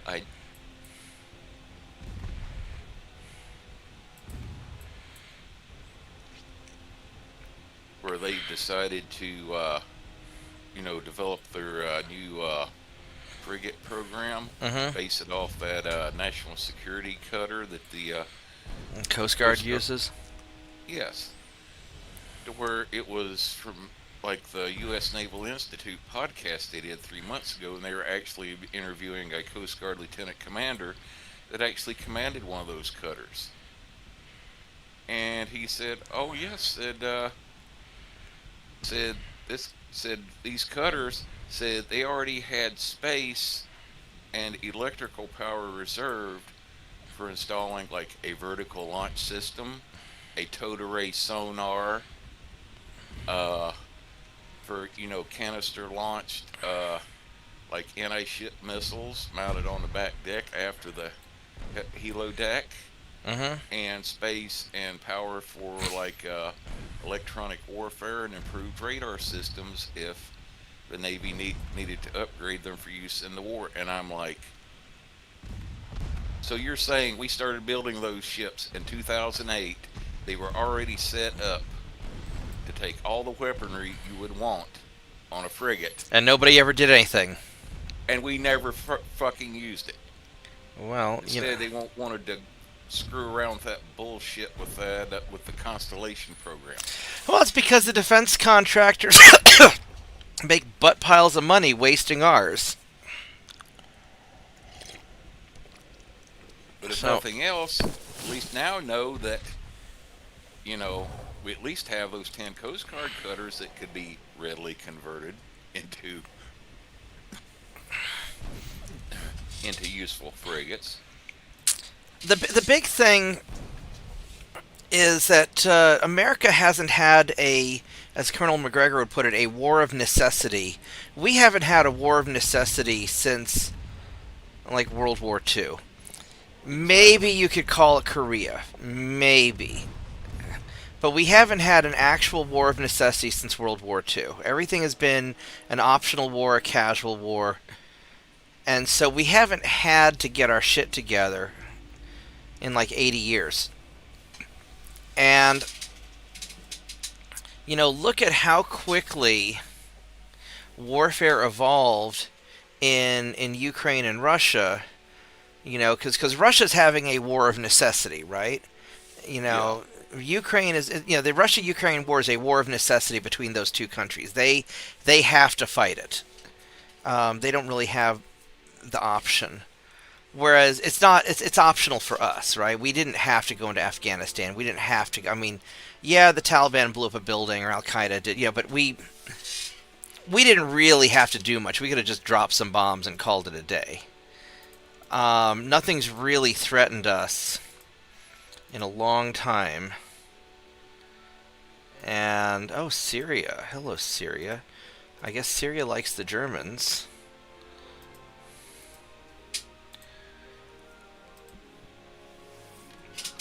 I guess, yeah. I don't have enough tonnage here to deal with that, but I've got these guys here. And once we have a war of necessity, that'll force us to get our shit together pretty quick.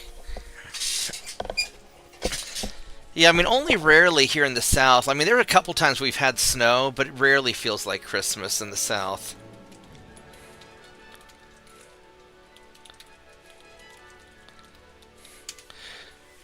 Alright, so 4 more months till I get the rangefinders.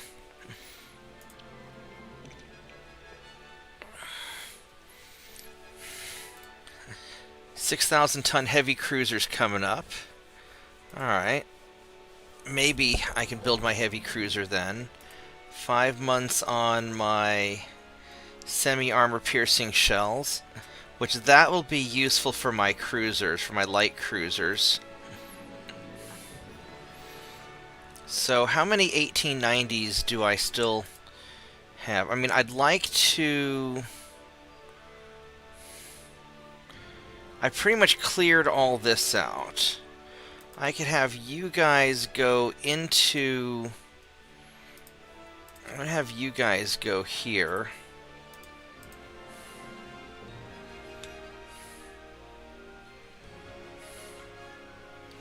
I mean, Sudan isn't really allied with anybody.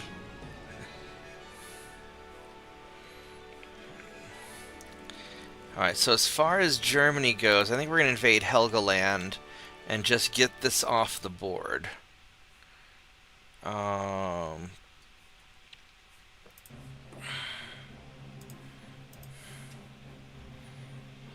Just to be done with you. And then you're doing fine up there.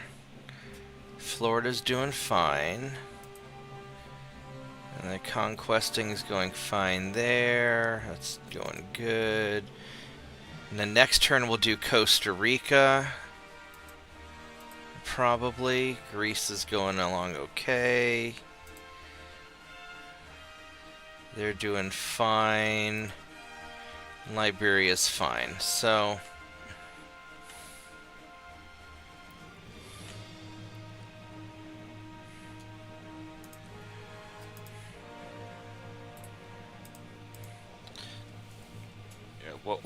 What was really amusing was reading some of the comments on that Naval Institute podcast.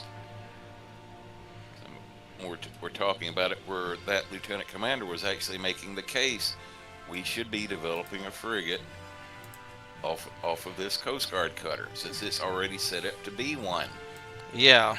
And people in comments saying, "Oh no, no, no! That thing's got next to nothing for armament on it. Said it wouldn't survive in a high threat area." And it's like a couple people come back and said, "You dumbass! If you're sending a frigate into a high threat area, You've got bigger you done problems. you got bigger freaking problems, dude." Said frigates are designed to go out and take care of stuff like Somali pirates and Venezuelan drug running boats and like it, and go after submarines in an actual shooting war, not to try to intercept, Russian Bison bombers, keep them from hitting a freaking carrier, you know. Yeah. I think what I'm going to do is I'm going to take one of these patrol boats and let's... If I were to...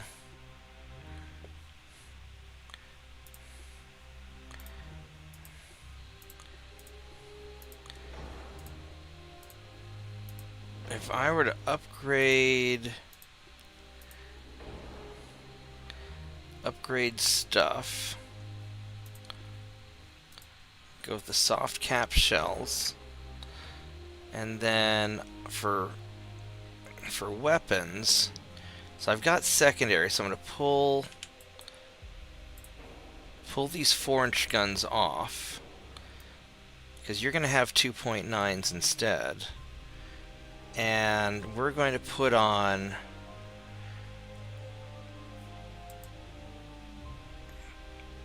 5-inch guns. Actually, we're going to put on 5.9s.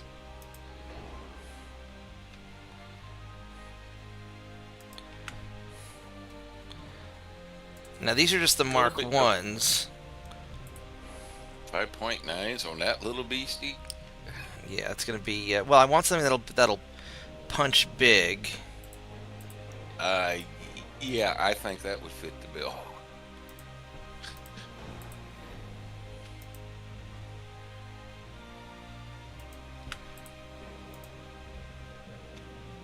And is you're going to have enough tonnage to do it.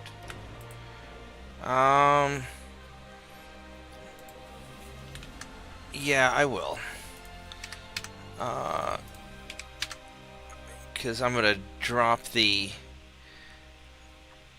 I'd like to have another 5.9 here, but there's not enough room for that. And then this frees up my secondary slots for 2.9s on the...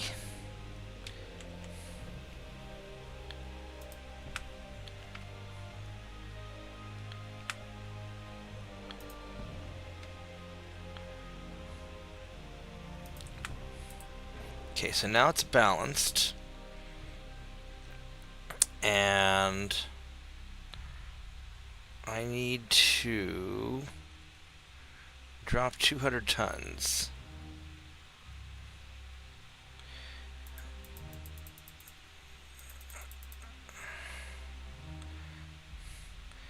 So the aft deck is... Why is the aft deck having so much trouble? Or why is the aft weight so...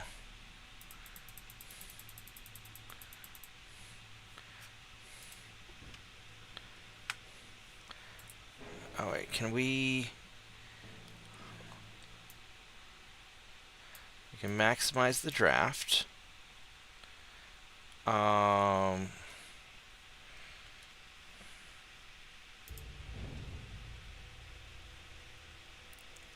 We'll bring that gun back.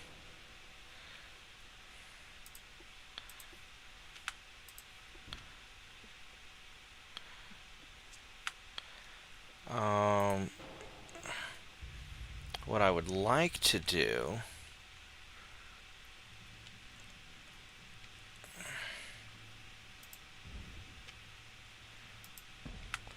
Scooch you back a bit.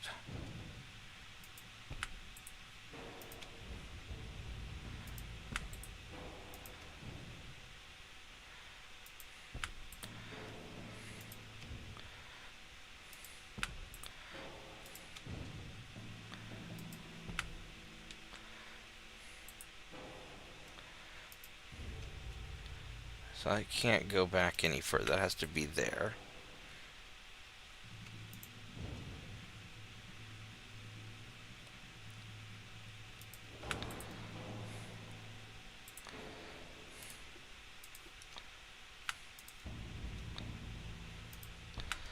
So put those there.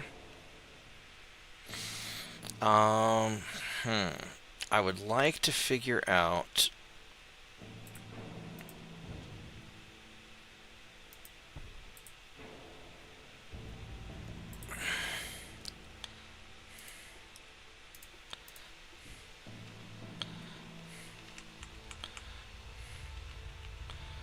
Alright, so that's not going to work. What if I were to put a second one of these? Why are you not...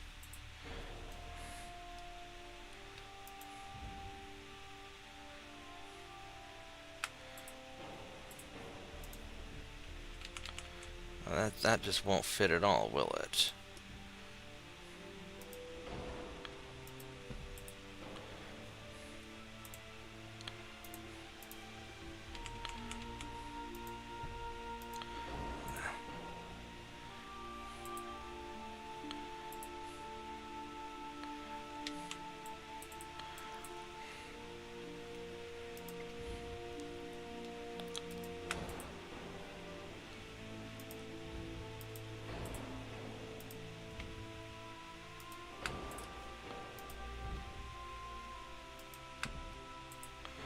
So you do something like that.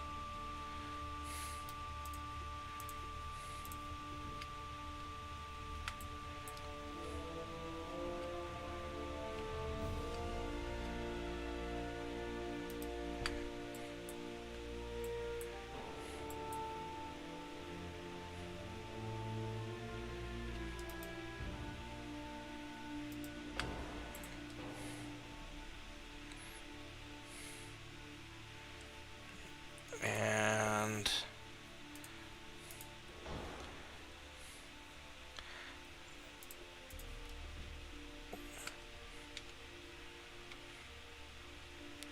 so there is no... What if I started making the beam wider?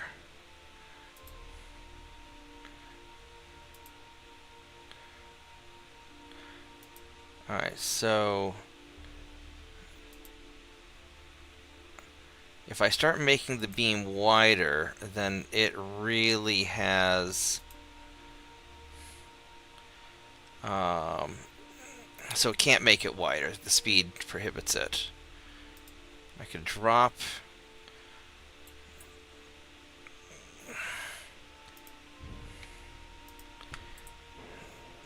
There we go. Do that.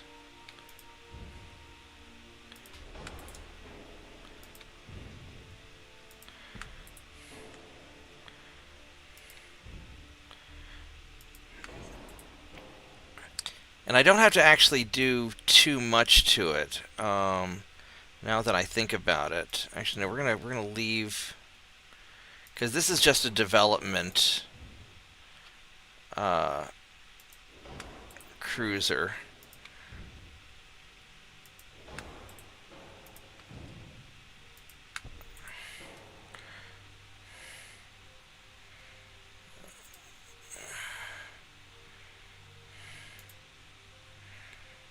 So we're not going to worry about the... We're not going to worry about balancing it. This is just going to be an in-progress, make it... You know, I thought of something that fits in with discovered last night. You take one ship and you park it in port, one ship of the mega class, you know, the one that begins the game. Right. And as you develop tech, you refit that one ship. Uh-huh. And then as ships pop into port for whatever reason, you're looking, hey, this fleet's feeling kind of weak. You just start pop that fleet into port, and you just update all of them to whatever version you happen to be on of the test ship. Yeah. So you always have one ship that is as up to date as you can get, and then in 2-3 months, any fleet of battleships can be its equal. Never overload the shipbuilding. Have plenty of room left over for building other things, and problem solved. Yeah. Because that's where I run into my worst problem is when I do my refit every decade. I'm out of action for 5 years, trying to get everything up to date. And by the time everything's up to date, the first things I did are out of date. Yeah. Well, I'm sort of doing a rolling refit on this as well. 93. If I do one more, I won't have the patrol boat will kind of overtax it, so that'll be, we're just gonna do that.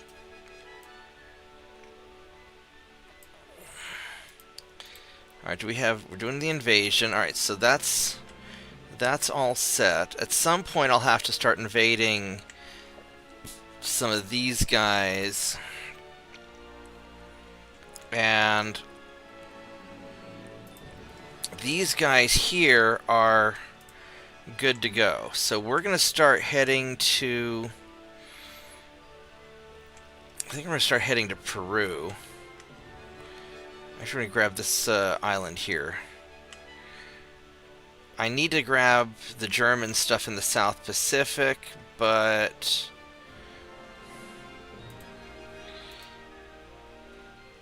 what I could do, since I've got a lot of tonnage here, I could send you guys into...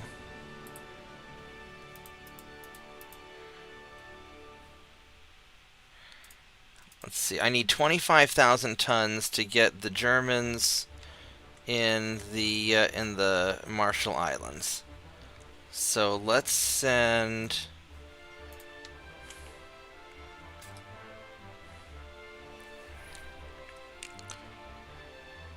because it's going to be a little before I refit these guys. 1, 2, 3, 4, 5, 6.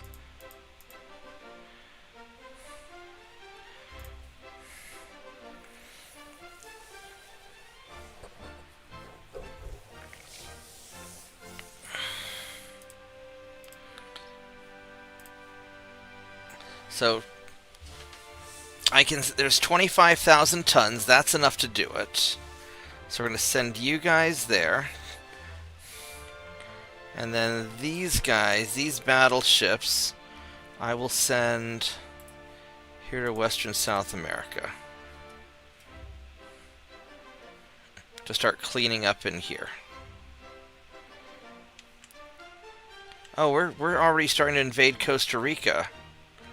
Alright, so maybe I don't need to worry about that.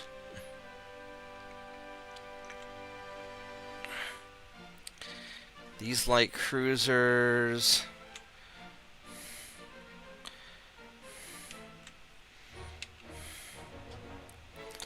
because I don't want to fight a whole bunch of light cruisers.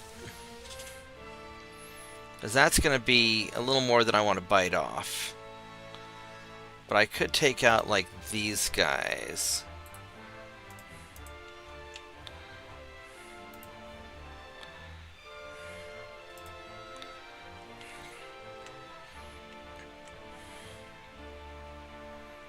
So this is all pretty solid.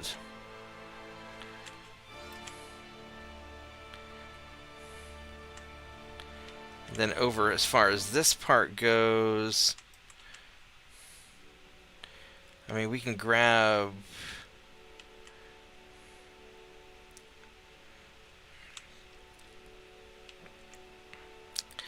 we've got this area pretty secure.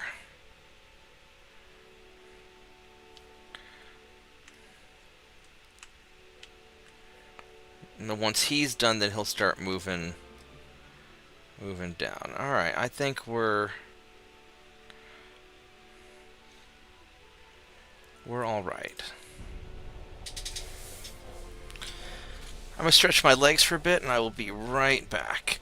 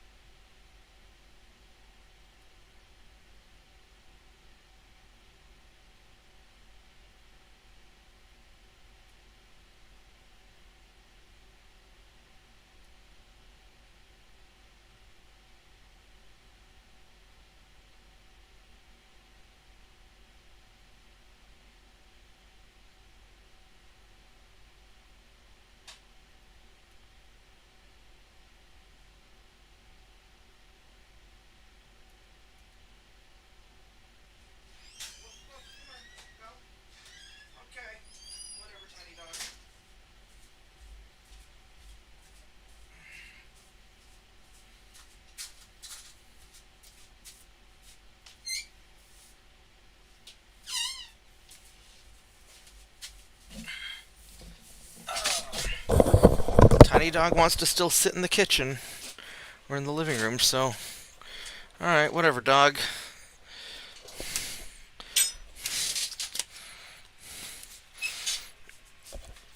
Yeah, I don't plan on refitting all my battleships at once. I mean, the light cruisers I probably will, because that'll be a quick refit. Boop. But the battleships I'll probably cycle through. Boop. Because they're all good enough right now.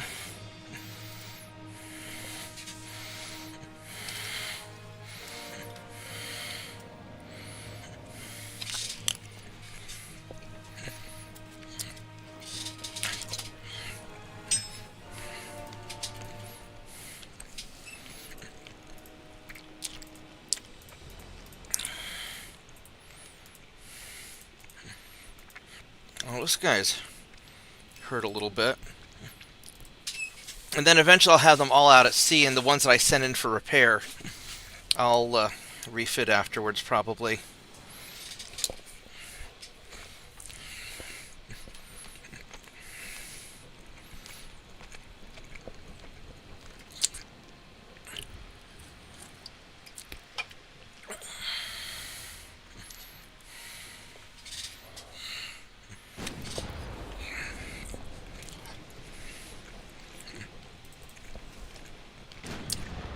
Because there's certain refits I'm really concerned about, like the rangefinders, the induced boilers.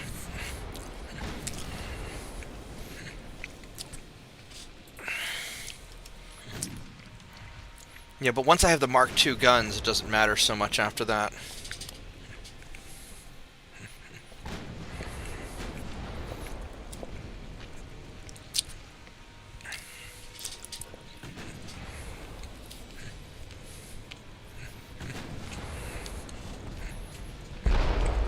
Ow.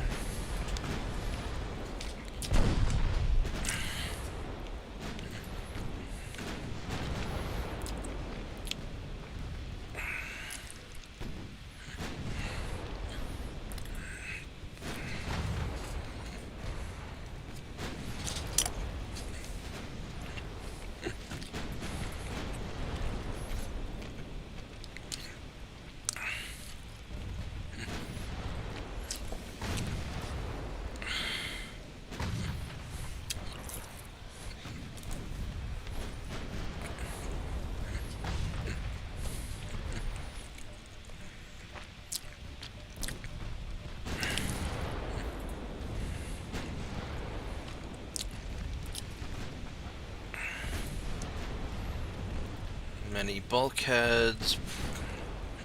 Kind of okayish armor.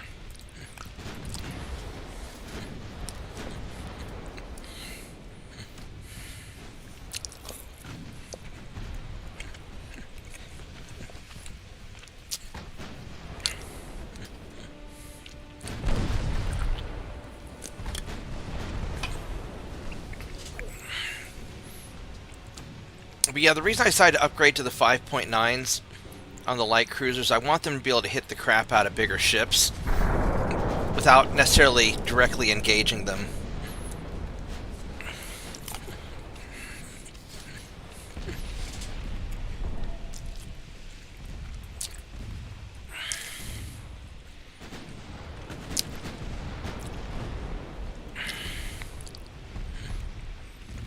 And the 5.9s will give them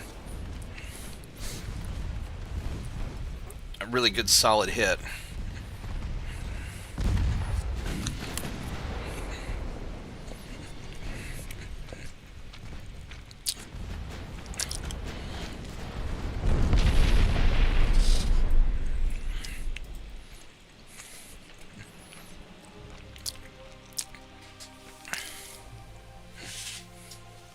Merry Christmas, Solar Kraken.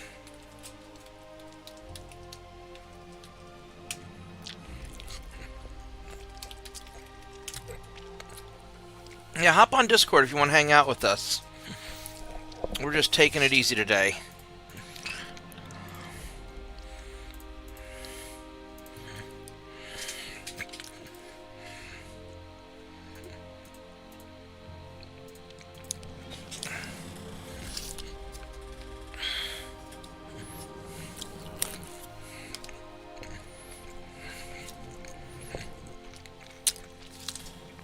It was kind of funny. I think it was Mad Dog. It was either Mad Dog or Vorgath controlled your mech for you, and then they started getting shit initiative. So it might be your mech that's cursed.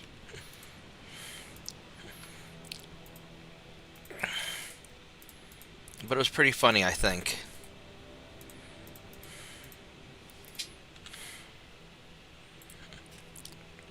Alright, let's go catch these guys.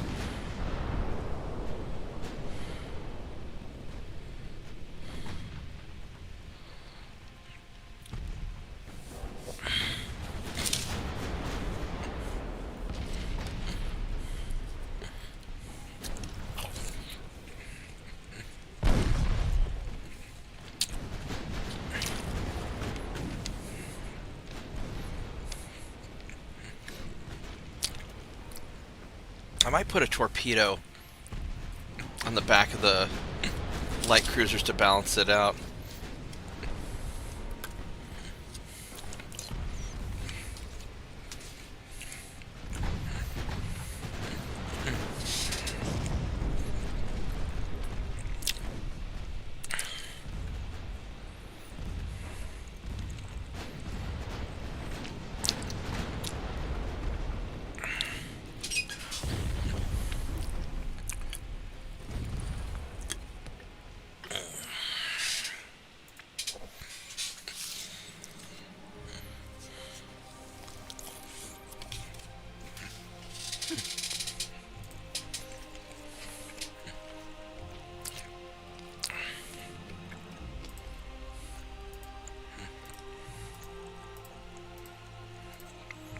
Very nice.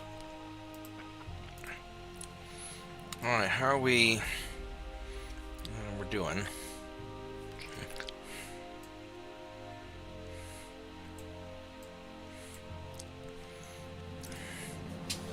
It's going to be a U.S. invasion turn. Alright. So let's... I mean, I could invade Costa Rica, but we're already taking care of it. So... I've got 120,000 tons there.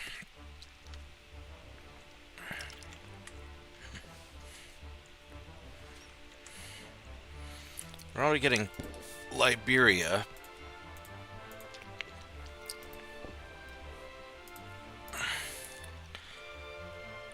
We do Maine. We could get Maine.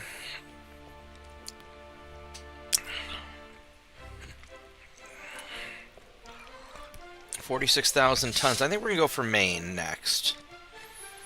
I mean, Southern Seaboard's 186. So here I've got 200,000 tons in the Caribbean, so I could go for the Southern Seaboard.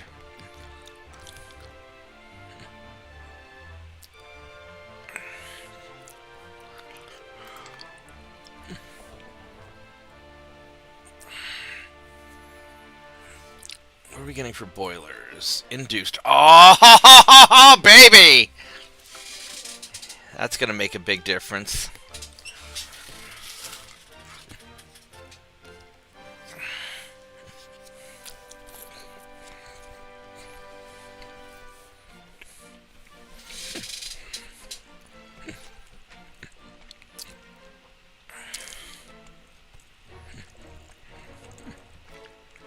So...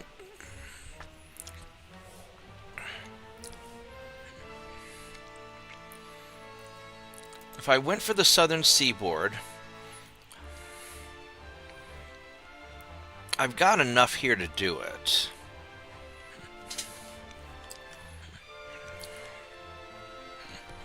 Who's Canada allied with? They're allied with Japan.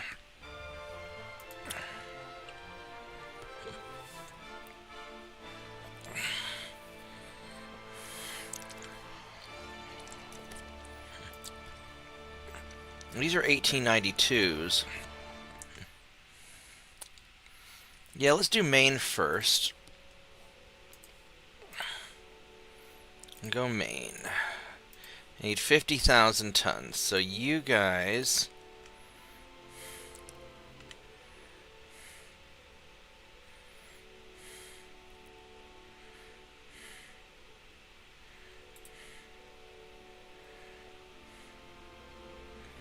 is this all I have here ready to go?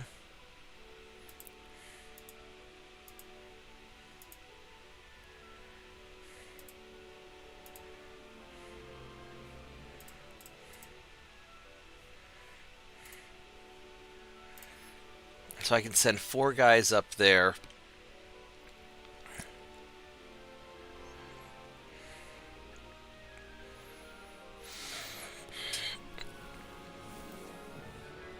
These are all 1892s, huh? Just send the whole fleet. I'm just going to take care of that.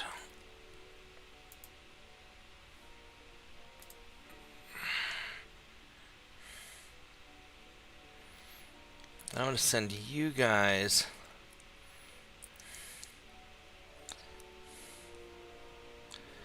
back to Jamaica.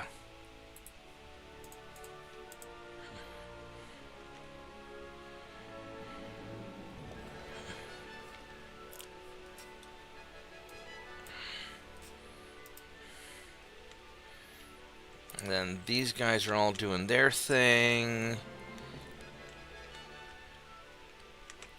Everything broadly looks okay.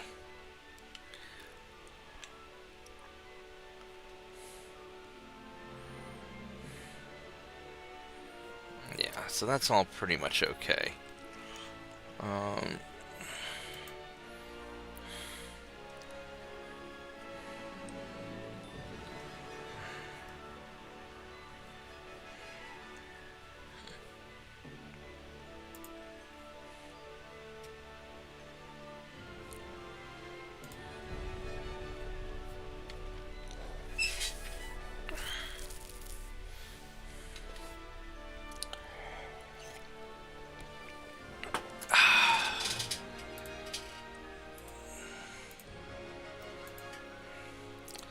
Boop. Boop. Alright, let's go take out this battleship. Yeah, the big thing I need to avoid is having a long stretch of peace partway through the game that takes me like 3 to 5 years to escalate something. So I'm going to have to build kind of aggro fleets to just park off everybody's coastline.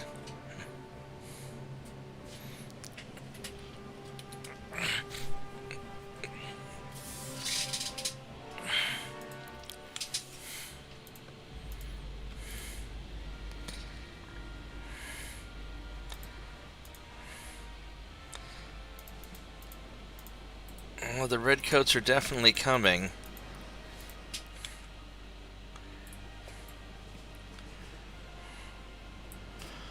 Alright, here we go. Alright, that was quick. What do you have on this thing? Mark 1 guns. Garbage armor. I mean, it's good quality garbage armor. And many bulkheads.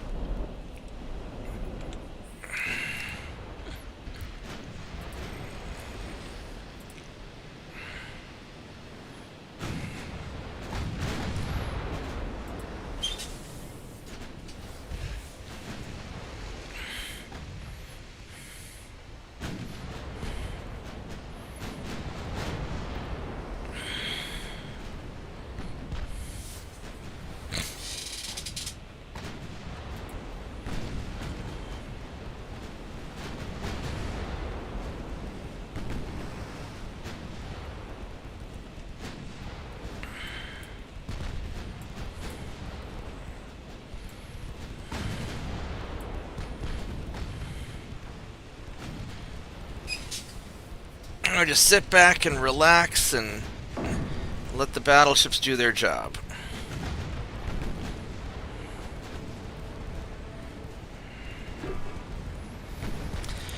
I'm really happy with the speed on these guys. The induced boiler is going to make a huge difference.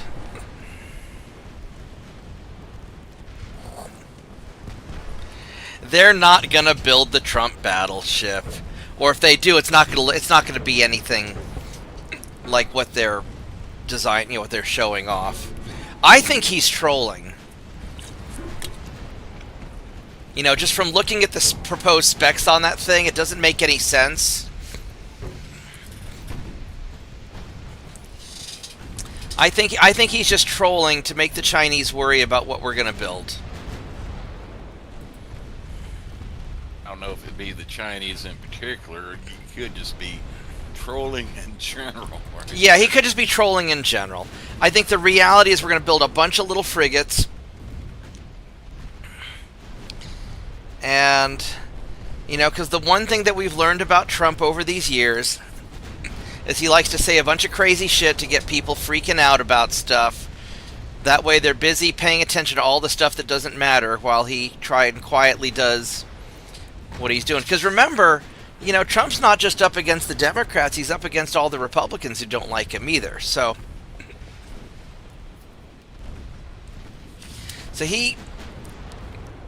there's a lot of reason why he would want to just troll. So I think he's just trolling with it. I don't think they're going to build it. Or maybe some admiral's hoping to get some money, and Trump doesn't know anything about battleships anyway. Yeah, basically, if you look, they don't even have a preliminary design yet. This is like a back of the napkin, what I conceived to be a ship I wanted to have while I was sitting in the bar one night. Yeah. You know, knocking back gin and tonics. You know, it says, oh, it's going to be 840 to 880 feet long, and it might be 105 to 115 feet wide, and it might be a... No, they ain't even started a design on that. Yeah. Yet. I think there's absolutely no chance that they're never going to build it. And then it's going to be the size of an Iowa, 40,000 tons, and saying they want to get 35 knots. And they're claiming, oh, it's going to have gas turbine engines. Bullshit. It would take so many gas turbines on that thing. It'd take like over 20. Did it say gas 200,000 turbine? I thought they were going to have turbo electrics. Well, it's going to be turbo electric, but they're saying the engines were going to be gas turbine. They're not It would having. take that thing. That thing would be drinking fuel like the town drunk getting locked inside a liquor store overnight. They're not doing. Yeah, they're not doing gas. I mean, what do they have on aircraft carriers? What kind of engines do they use on that? Nuclear, steam, Right. steam turbine. You know. Yeah, so they would have to do it the same way they do an aircraft carrier. Yes. No, they could set it up turbo electric. The aircraft carriers are basically like steam turbines with reduction gear drive to the propellers. Well, these guys are What getting they're kind of talking beat up. about, for the amount of electrical power they're going to need, they're saying they're going to use that quote-unquote integrated electric propulsion system they had on the Zumwalts, which is, like I said, basically just the 21st century version of turbo electric drive they invented 110 years ago on all the Pearl Harbor battleships. Were the Pearl Harbor battleships turbo electric? Some of them were, from like the New Mexico class on, they were turbo electric. I didn't think we actually did put turbo electric on any ship because turbo electric's not practical, right? Au contraire. I thought the old turbo electrics weren't that good. No, they were good. The reason they quit using them was Washington Naval Treaty, tonnage limits. Oh, so they were heavy. So they were heavy. Yeah, they were heavier. The Navy liked them because in the 1900s, 1910s, they couldn't build, weren't up to the task yet of building steam turbines with reduction gears and such. They couldn't get the efficiency they wanted, but turbo electric drive solved that problem. Right, but they were too heavy. Like Okay. a single speed and just turn a generator, and they loved it because you could compartmentalize a lot better, having the boilers. You didn't have to have the boilers in a specific location or the turbines. You could arrange it however you wanted to. Okay, I see. The power was getting delivered back to electric motors. You didn't have to have mechanical setup, and it was a lot more efficient, and they had a lot finer control. So the reason we got away from them was because they were heavy, not because they were bad. Exactly. Okay. I thought we got away from them because they were bad. I didn't realize they were so fucking heavy. Oh, this guy's having a bad day. Yeah, it was because they were very efficient, and the Navy loved them and like that. But it's like you said, because of tonnage limitations. Once they learned how to make finally got it down to building more efficient turbines and gear reduction gears. Those tended to be lighter for putting out the same amount of power, so turbo electric fell out of failure. Now, were the geared turbines as reliable, or were they squishier? Yeah, well, they were reliable. I mean, Because I always use a geared turbine, right? Yeah, you have your reduction gears. And that's basically what used on basically everything with the steam plant. Since, like you said, Washington Naval Treaty.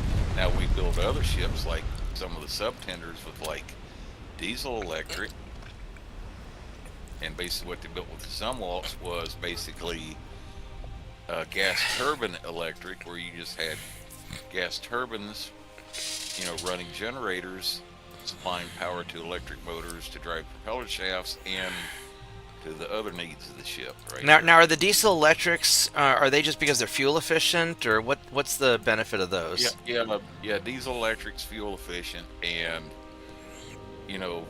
like one tender I was on over in Scotland, the Hunley, it had 6 what you would call main diesels generators on there, and depending on what speed you were going, or if you were just importing ships, you didn't have to run all 6. You could just run 1 or 2, supply ship loads. It's only when you needed to go somewhere, something close to full speed, that you would need to fire up all 6. Okay. And plus 2 being generators, like you said, there is a speed on nearly every diesel, you look at the curve to where the amount of fuel it's using per horsepower at a certain RPM. There's a certain RPM to where it's using the least amount of fuel per horsepower, and you could tune it in to where that diesel is always running at that point, running the generator. Basically, Okay. that's what they could do with the turbo electric drive with early steam turbines. They could design that turbine to be incredibly efficient at one speed. And then use the electric motor at And whatever it- speed you yeah. want. Yeah, and then you just run the generator at that one set speed, but then you could tweak the sit back air control board and tweak the electric motors from the propeller shafts to do whatever you wanted them to do. Okay.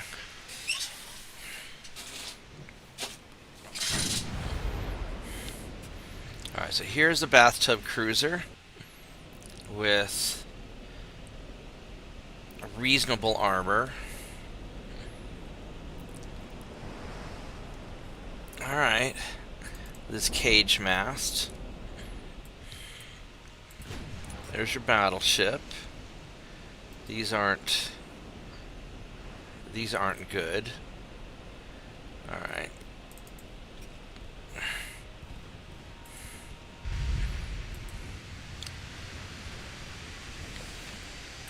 Big guns on big ships, and little guns on little ships. That's how we roll. In all of the navies that we play, big guns on big ships, little guns on little ships. Both in where they're mounted and how they're used. Yeah. We're not using 9-inch guns on a torpedo boat unless there's nothing else to shoot at. Even though it's funny when a 9-inch gun hits a torpedo boat. Yeah, the reason back in the 1900s and 1910s the Navy was so concerned with efficiency on steam turbines was they had a requirement for being able to steam for 8,000 nautical miles without having to be refueled. And why is that? Is that what it takes to get around That's South what America? That's what it takes to get from San Diego to the Philippines. Right. Okay. I knew it had to do with something important. I wasn't sure if it was around South America, but yeah, San Diego to Philippines. That makes sense. Yeah, because remember we picked up those islands From the in Spanish. 98 from the Spanish, and then we had glitchy. Now we got to worry about being able to defend these guys, and so that became one of the main requirement for the fleet to be able, for at least the battleships, to be able to steam from San Diego to the Philippines about 8,000 miles and still have enough fuel left to fight a battle, and then be able to pull into Manila Bay and refuel. Yeah. Or Subic Bay or wherever. And that's one of the reasons why. Ooh, that's bad. Your turret blew off. And that's why they kept, going half and half with some of the battleship classes, like the Nevada and the Oklahoma, both of the same class.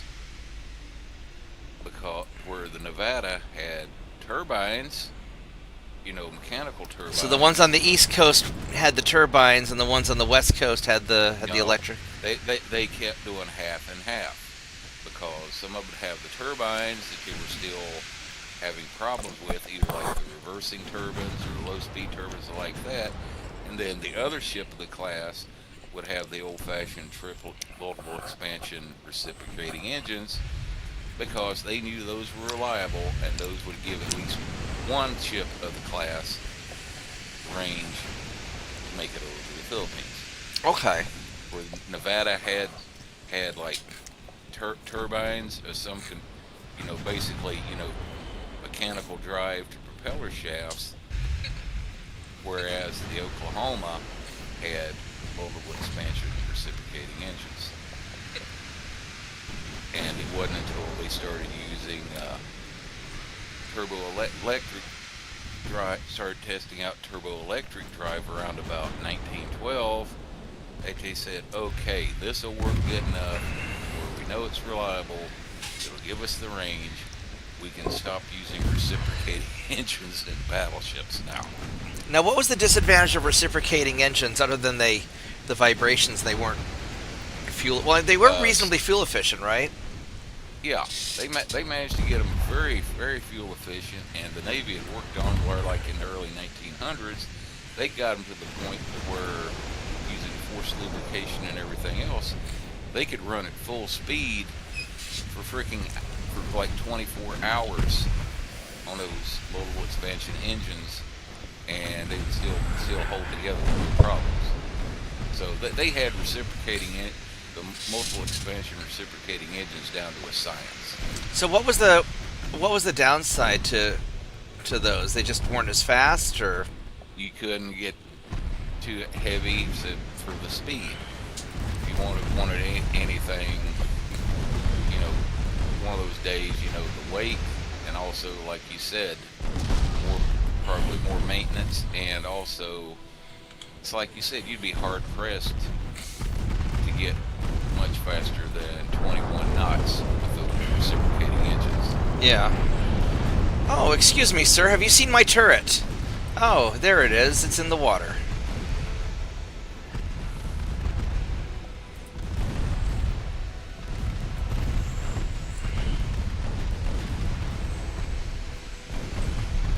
But it was like from the New Mexico's on, and like I believe Tennessee and California, and then the 16-inch ships, Maryland, Colorado, and West Virginia, had turbo-electric drive. Right on.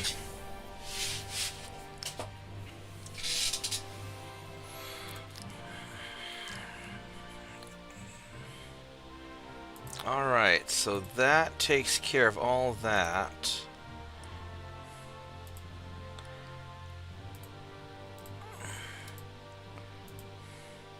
I got Liberia, got southern Greece, got Thailand, Gulf Coast.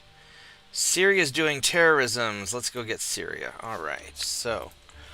Whew. So this is a Germany invasion turn now. So for Germany, says we're already getting Helgoland. Alright, is everything going well up here in Germany? We have, yep, that's going well. Helgoland's going well, so we're going to grab those two. So I think we want the Marshall Islands now, just to get you out of the Pacific.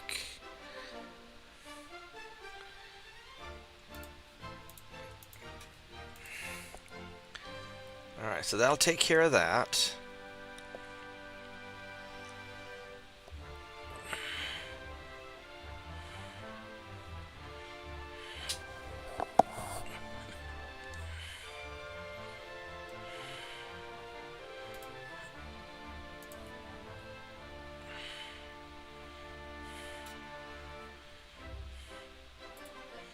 Let's see if we can hit that guy.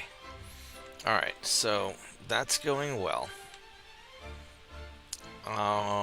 Research says 3 more months until... Well, do we have... we don't have double secondary turrets yet, which is a little sad. But that's okay, it's not the end of the world. Have the Mark II 10-inch guns soon, but I don't think we need those. The 9.9s are doing okay. So 2 months on rangefinders, 3 months on induced boilers. That's going to be a big deal. And then on the ships, I'm just going to keep refitting up just as we go. I'm just going to build a few of these guys at a time.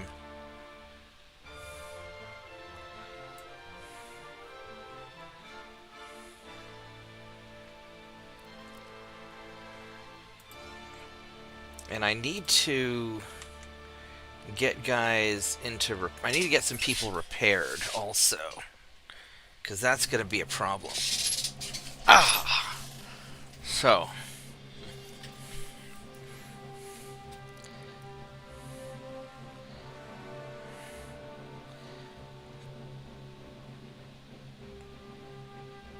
So what I think I want to do So the Army's actually doing something useful in Costa Rica. I know that's shocking. You guys are kind of beat up. So I think we're going to have you guys all go to Bermuda. And repair.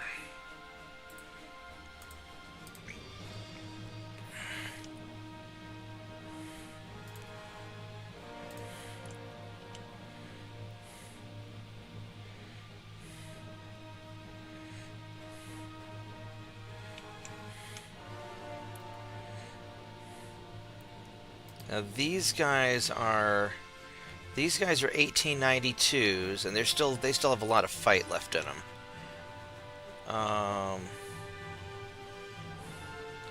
So he's. Do I have anybody that can just?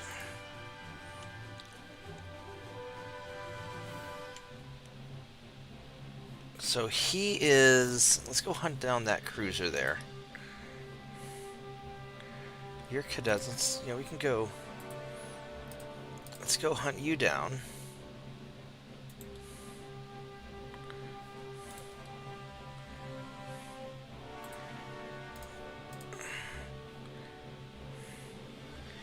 And you're going to go here.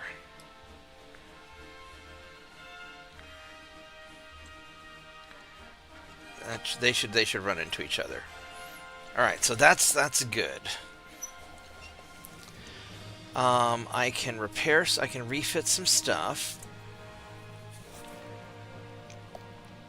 What do I have in port that can be? So these guys are all 1892s.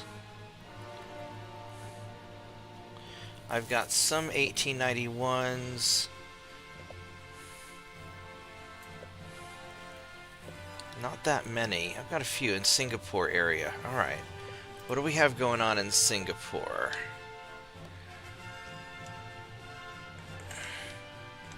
Because I'm going to have to start taking this stuff over soon. And there's nothing here for me to fight. So I really don't... Oh, there's this guy. It's a light cruiser. What are you? You guys are 1890. So you guys are going to go into Singapore.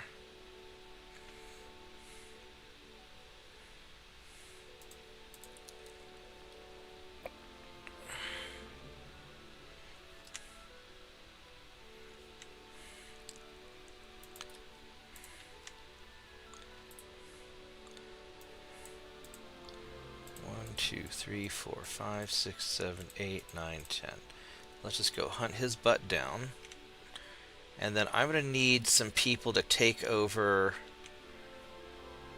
whatever they've got here in North Oceania. So let's send...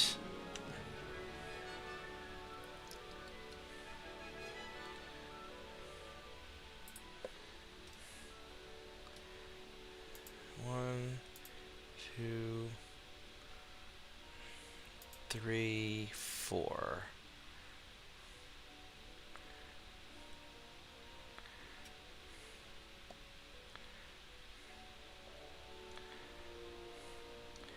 So I could send those guys.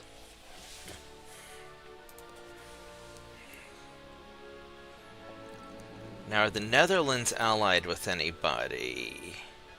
They're allied with Japan, who is not pissing us off yet, so we're good. And then over here in Syria, because Syria did a terrorisms, we're going to have you guys, you're 1890s, we need to get you fixed up, but I guess we're going to take care of Syria first. I don't have enough guys here for that. So...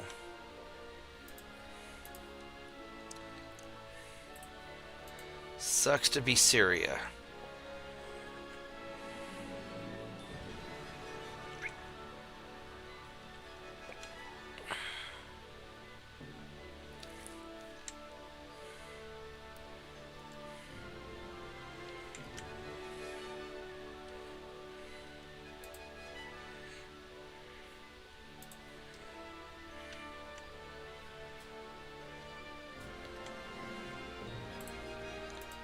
Let's see if we can hit those guys. Alright, so we've got that largely taken care of.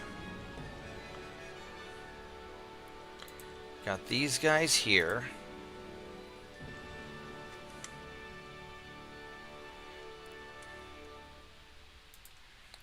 These guys are kind of hurt, actually. I should probably send you guys into port.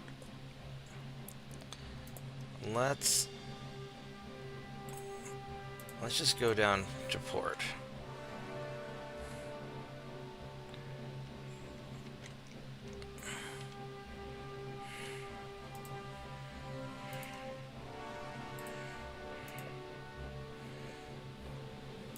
Let's see if we can hit those. Alright, so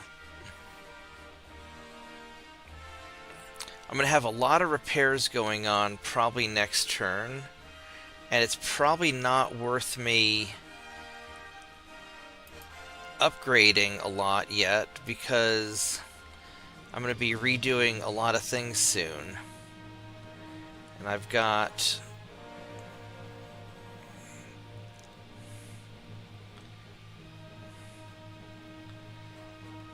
not a lot of these guys left in service, so I think we're just going to roll with it. We're gonna not refit anything this turn. I hope I remember to invade something. I can't remember if I did or not.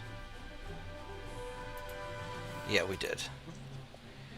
Yeah,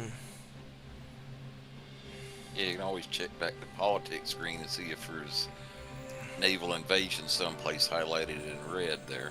Yeah, so these guys are a little beat up. These are trained. I could take out the Syrian Navy. They're slow and have few bulkheads. Now this one has many bulkheads. It's a light cruiser.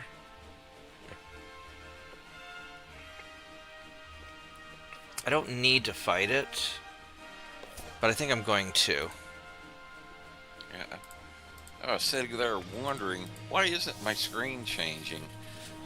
And then for some reason, YouTube just decided to pause Oh no. the live broadcast. Hey, Luxury! Had to restart it.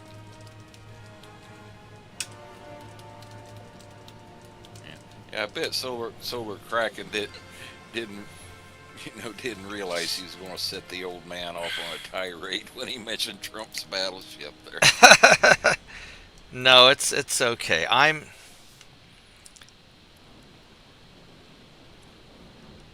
had a really good time talking about our. I had a pretty good time with the. Just kind of hanging out with that. Actually, you know what? Let's do that and that. Doing that little video. Actually, we got a bunch of views on it too. We got like 300 views. So no, I mean, anytime you want to find something interesting that we can talk about, engineering wise, I think that'd be super cool. Or just different, different topics. Doesn't have to be engineering wise. Oh, I actually found out another little detail. The quote-unquote battleship there today. Now they're saying that supposedly, the thing is supposed to have like a 7-inch armor belt on it. 7 inches seems a little bit light for a battleship, isn't it? Well, yeah. A true battleship, like the Iowas, yeah. But if you're just looking at stopping most weapons, anything short of probably like,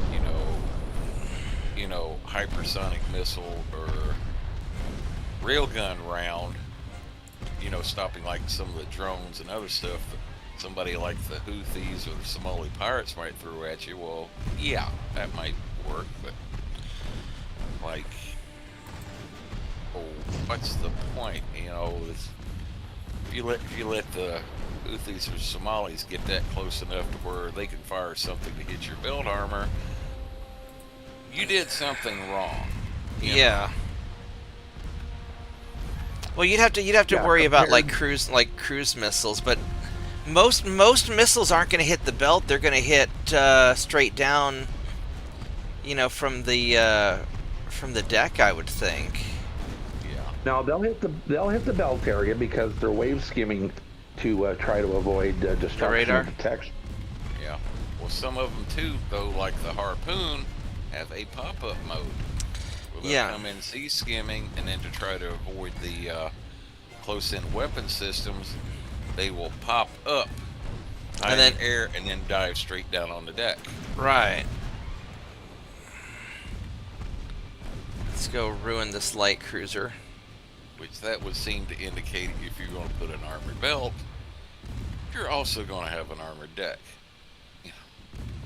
Well, and I'm not sure how much armor you need to, because you're going to be, the way I see it is you're going to be mainly armoring against all the small arms stuff, because like big missiles, I don't know if you can armor enough to stop a big missile anyway. Alright, let's... Not Russian-sized missiles, I don't think, no.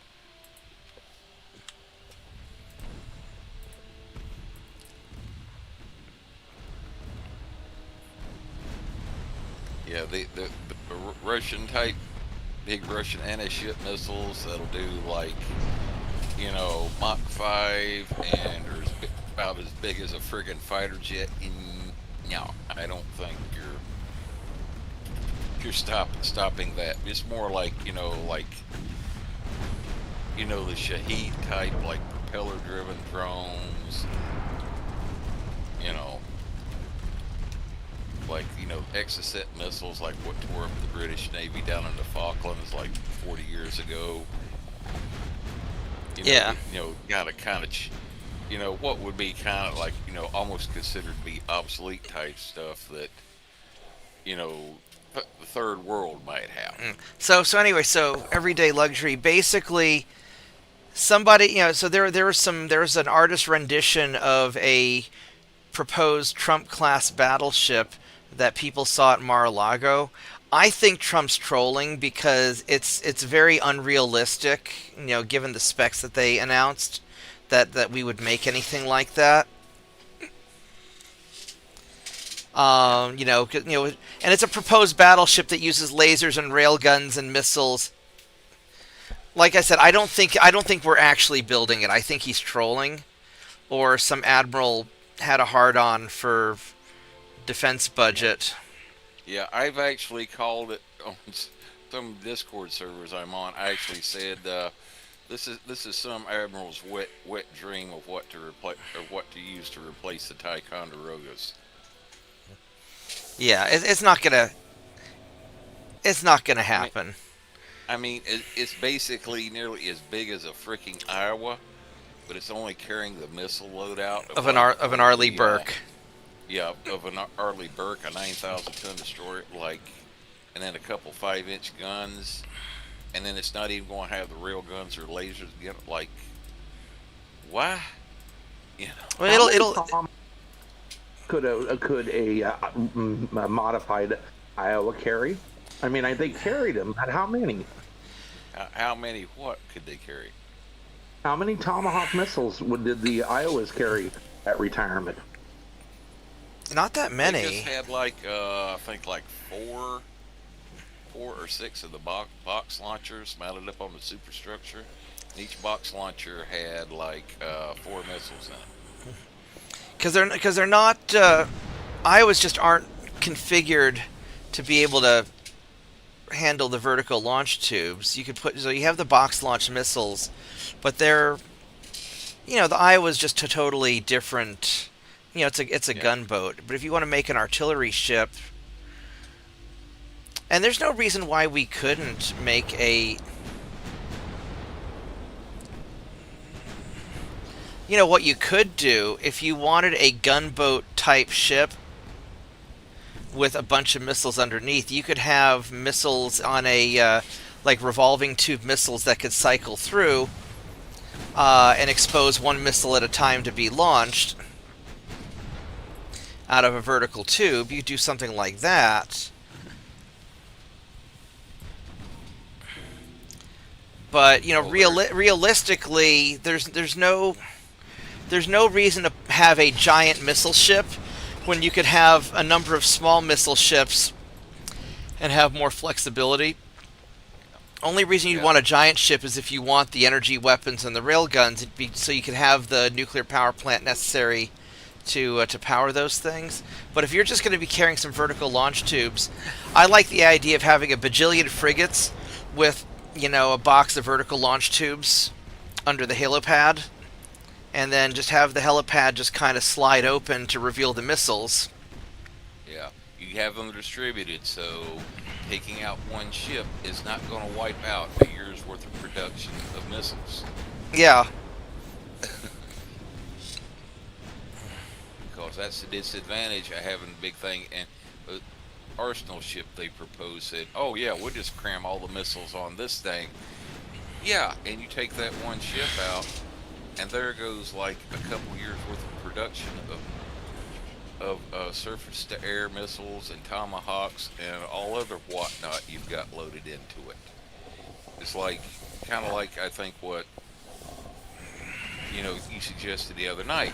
Have something fairly good size like the Zumwalt, or even that monstrosity, but mainly have it set up to be the command and control ship, and with all the high-end all the targeting and everything. Well, it's like what they're doing with the F-15 EX project. You got and then you have like 4 Arleigh Burkes along with it, and they're supplying, the reserve of missiles to launch, to where you've got the missiles distributed out between all 5 ships, and if you take out one ship, it's not going to completely screw you over there. Yeah, well, it's kind of like what I'm doing in this game with the with those light cruisers. The reason I'm putting the 5.9-inch guns is I can have them hang back a bit. They'll have the range. One of my assault ships can spot, and then the light cruisers can sit back out of range or out of spotting and just lob big shells into enemy ships, then provide close support as well. And so you could take these frigates, put quad vertical launch tubes on the back or something. You don't need that many. However many would be reasonable for them to hold.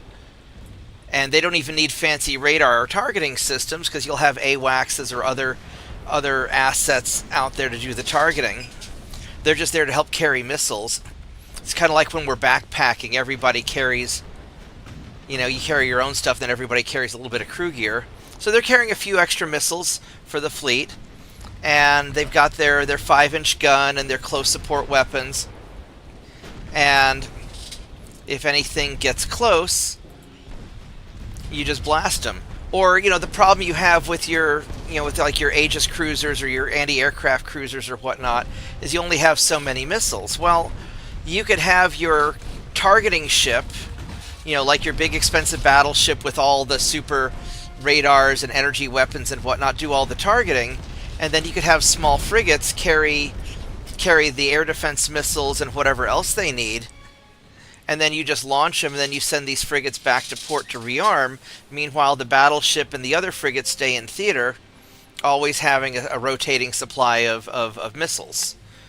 And just have the battleship do the targeting, provide the energy weapon close support, put on a railgun if you really want to, because I guess the Japanese have one that works. Yeah, that was the original idea behind building the Ticonderoga class and then building the Arleigh Burkes. The Ticonderogas were going to be the prime anti-air control ship. They were going to have the Aegis radars,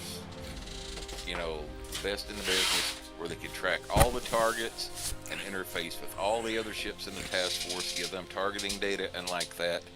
And then like the other ships like the Arleigh Burkes that were more general purpose, could also supply their missiles using the targeting from the Ticonderoga cruiser. And then eventually the Arleigh Burkes got the Aegis radar, and now they're good at shooting everything too, right?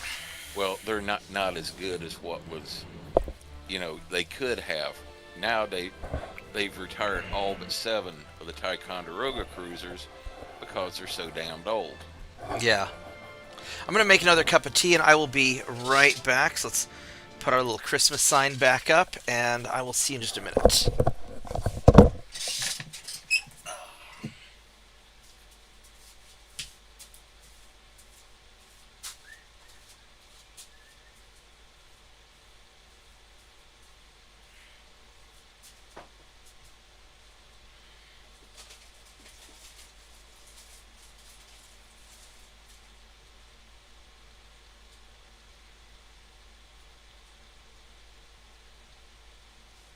And yes, that's in case anyone's wondering about the screen there about Nakatomi Plaza. Yes, that's a reference to Die Hard being a Christmas movie.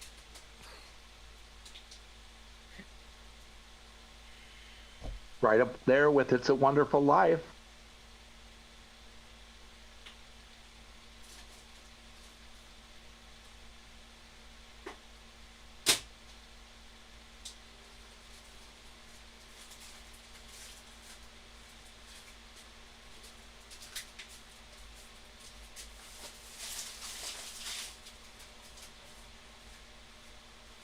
Yeah, I think that battleship is partly, like you said, Trump is trolling. It also could be some of the admirals like saying that's their wet dream replacement for the Ticonderogas, plus the fact that they're probably still peeved over the Zumwalt destroyers getting canceled. Because a lot of the same tech they put in the Zumwalt, guess what they're supposedly going to be putting in this so-called battleship? Yeah. Although, like I said, the Zumwalts, calling the Zumwalts a destroyer, 15,000 tons. Yeah, that's a destroyer. Yeah. Ticonderogas are battle cruisers. Yeah, the Ticonderogas, remember the Spruance class destroyers they started building in the 70s. They were up about 8,000 tons.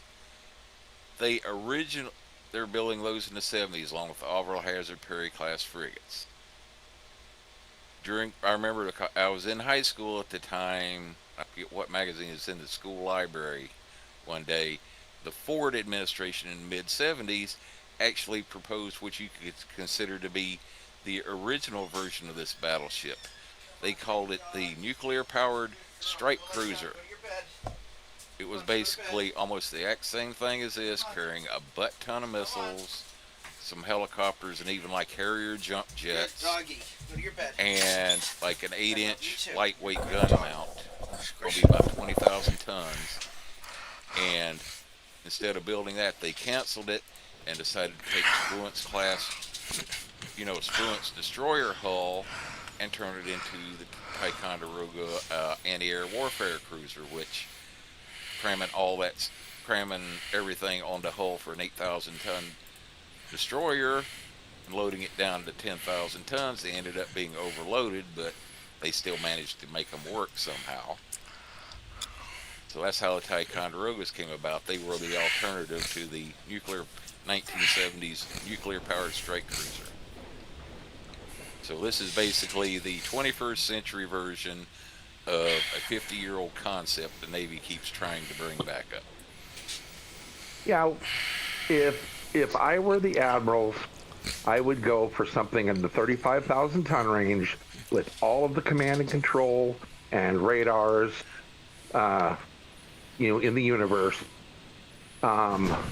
Leave myself about 3,000 or 4,000 tons of weight to upgrade with. So underbuild them. Armor to, maybe not even armored, but structural design inside to absorb, very, very heavily compartmentalized.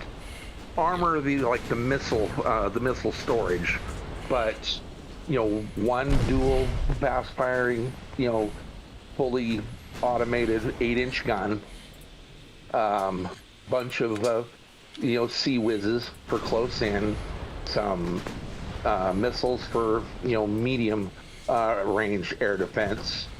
Like you said, helicopters. And then the idea of a Harrier would be kind of cool, but not necessary. In this modern world, I would probably go for some drone storage capacity, maybe some submersible drone. Or, well, you can side launch drones. Oh yeah. Because they're fire and forget weapons, so you could side launch some drones like Battlestar Galactica. Just fire them out the side. I mean, Did you know that the original, like the Lexington carriers, were designed with side launching catapults to launch scout planes? That's actually kind of cool. It I mean, is. I'd be tempted. Man, I don't have good 3D modeling software anymore that works on modern computers. I'd be tempted to actually design out a proper battleship. Like and then the last thing the ship would have would be all of the missiles, in the world. well, you don't. 50 Tomahawk. JP, what you just described is pretty much the conceptualized, general specs of what you're proposing. The only thing was, when it comes to the missiles, what they were showing on the specs, it wasn't going to carry any more vertical launch missiles than what you can already get on an Arleigh Burke. Yeah, like if I were going to do a 40,000-ton battleship, I wouldn't put a lot of missiles on there. I probably wouldn't. I might not put any missiles on there. I would have just be all, I'd put on like the same nuclear reactor setup as an aircraft carrier, as a Gerald Ford aircraft carrier. And then that probably would. That's the only reactor plant we got that would be able to push that thing through the water at speed, plus provide the electrical power. And I don't know how much room that would leave, to be honest. And so then I would have just all air defense, radar, command and control. No railgun, no laser on mine. I mean, I would probably do the lasers. I don't know if I'd worry about a railgun or not. Let me grab my tea. But I would just have it be all command and control, air defense, and a targeting system, and then have the missile units be frigates or destroyers hanging out with me. Hi, tiny dog. I need to get up to get my tea. And I can't do that while you're trying to climb on my lap and pull the headset off my head. So, there you go. Mitchell, I love your idea of the rotary thing, a single launch tube with 6 or 8 missiles in a rotary feeding that one tube, because that would reduce the deck space necessary tremendously. Yeah. Basically, what you were saying, what they propose, from the sound of it, their specs are saying it's roughly going to be the length and width of an Iowa, and basically 35 to 40,000 tons. But here's the thing: what you're quoting on specs said, well, it could be anywhere from 840 to 880 feet long, anywhere from 105. They don't even have a preliminary design for this thing. They're at the back of the napkin at the fucking bar in the Ramada Inn stage right now. Exactly. They don't even have a. This is just a freaking concept that the admirals pulled out of their hat. They're spitballing.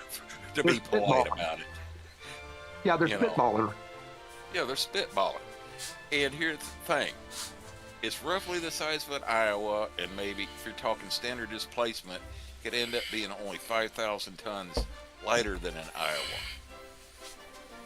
And Iowa, to get up to 33 knots, they required like 220,000 shaft force.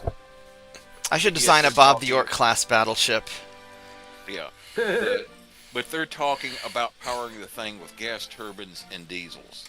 I'm like, are you fucking high? Well, I thought it had nuclear reactors on it. No, the proposals they showed so far, they're claiming the ones that actually come out, like the United States Naval Institute, they're saying that they're claiming, it's going to be powered with gas turbines and diesels. Yeah, that's not going to happen. How are you going to power the energy weapons without nuclear reactors? Yeah, and besides that, gas turbines, you're going to put enough gas turbines on that damn thing to get 220,000 shaft horsepower, like I said earlier. That thing is going to be going through fuel like the town drunk that gets locked inside the liquor store one night. Did you see the news report about the raccoon that got into the liquor store and got drunk and passed out? Lucky raccoon. No. I need to go use the little Admiral's room again. Okay. Well, no, I would do I'd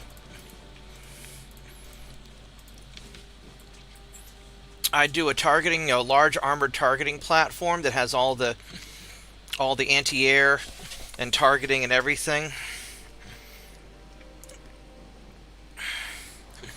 I mean, we can put an old-fashioned 16-inch gun barrel. I don't know how useful. Hi, tiny dog. They would literally have to rebuild the industry to that size and the shells because Yeah. they don't have either.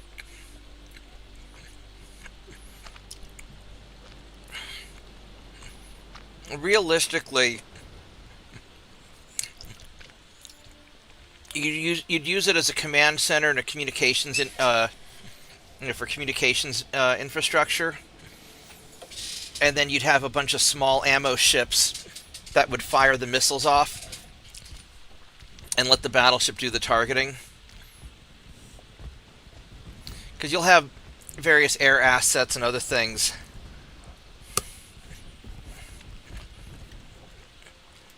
providing spotting and targeting as well. Yup.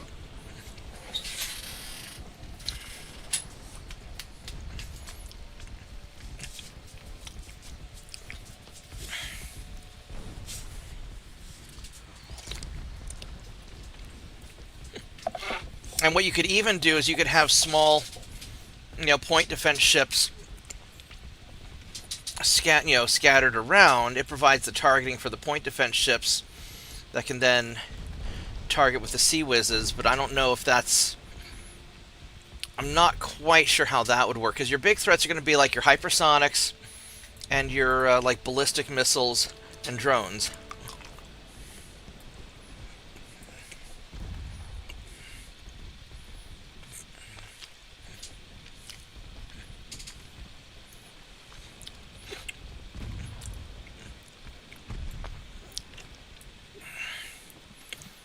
Well, that worked out pretty well.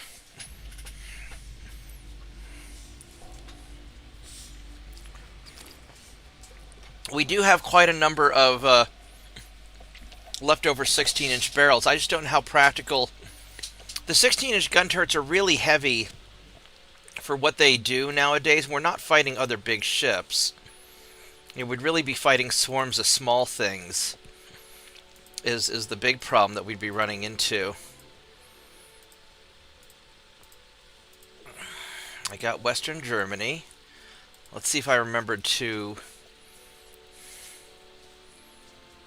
Okay, yeah, so I did invade Germany last turn. Alright, so this turn we're going to invade in America, which will either be Peru, or the Galapagos, or Ecuador. Probably Peru, actually.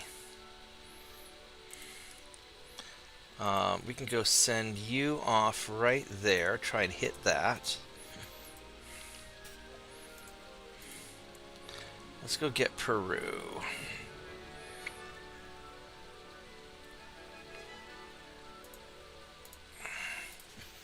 Okay, so we're going to get you. Oh, we got a task force up here. Look at that. What is this task force? A torpedo boat versus torpedo boat. We are not going to do that. Got our invasion on Maine, which is good. Why is stuff not being... Because stuff didn't make it in to be repaired yet. Uh-huh, I see.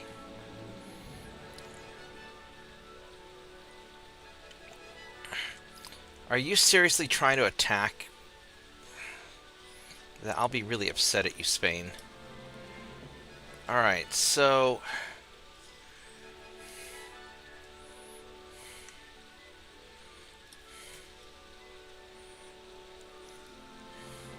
So these guys are going to be dealt with by the battleship. And he's trying to go here to Florida. So we're just going to...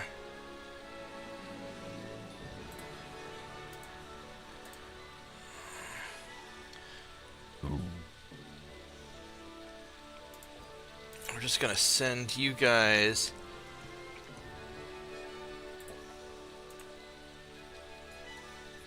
over there.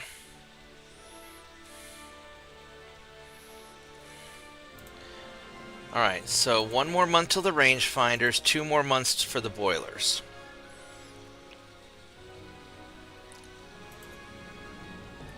So, realistically, unless I have some there's no point in me upgrading anything right now. There just isn't. So,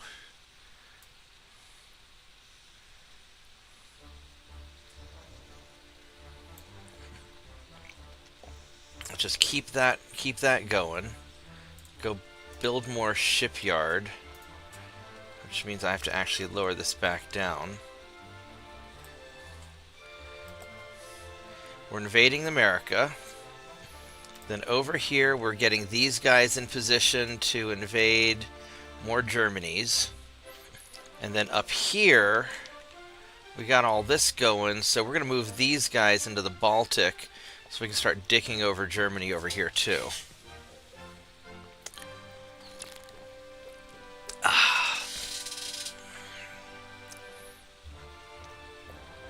So,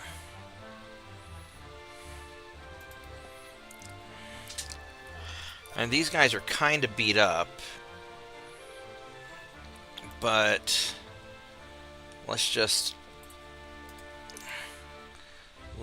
make it happen.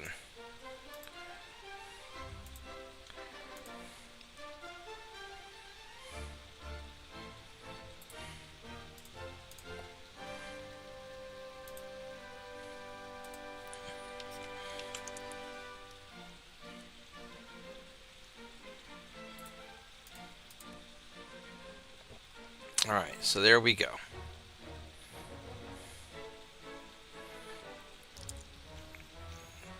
So we got all that taken care of. These guys are going well. We got Greece. These 2 battleships, these are 1890s. So we're going to send you back to Malta.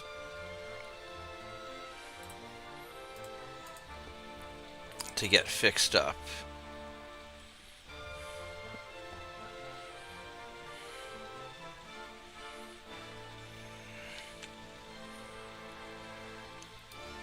So this is all pretty solid. And as far as these guys, they're all set. These guys are set.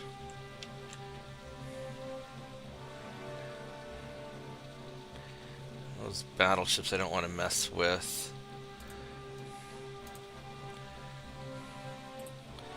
Try to hunt them down. You're trying to make it in there. Okay. The U.S. still has a lot of ships. Germany's screwed, but the U.S. still has 40 ships. We're hurting there a little bit, but we'll be alright. 40 ships left, huh? Sounds like the modern day U.S. Navy. Yeah. Half of those are aircraft carriers.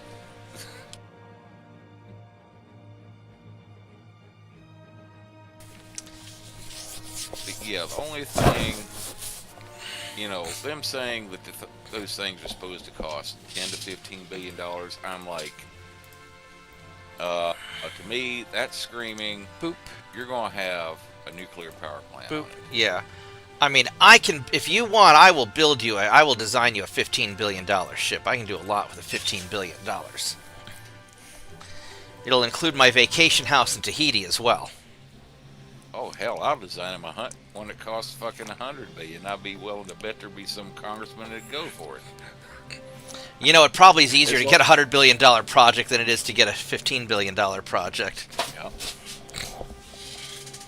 What is it? What was the old saying? Something about you end up tripping yourself telling a lot of small lies, but if you make the lie big enough to where people believe it, you can get away with it. Yeah. Well, you know, so yeah, so that's a $100 billion program. We're going to need some luxury targeting control facilities to help convey data. We'll need one in Tahiti. We'll need one, on in Palm Beach.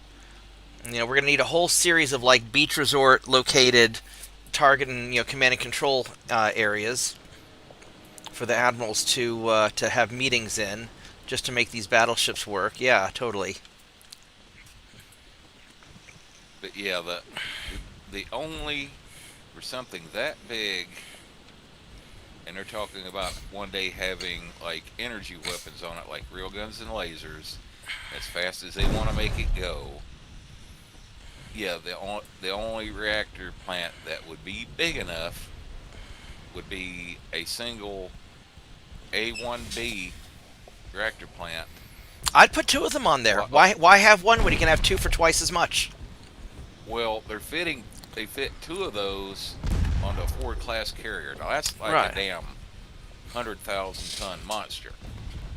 You don't, without knowing, how much internal volume that takes up, being on the conservative side, considering just one of those A1B plants and produce like 700 megawatts.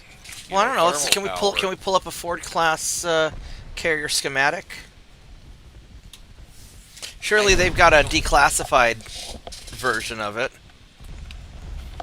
Mm, I don't know. I'm not up on my bird farms. You know. Bird farms. But my guess is, well, so Google how much one of these A1 reactors weighs.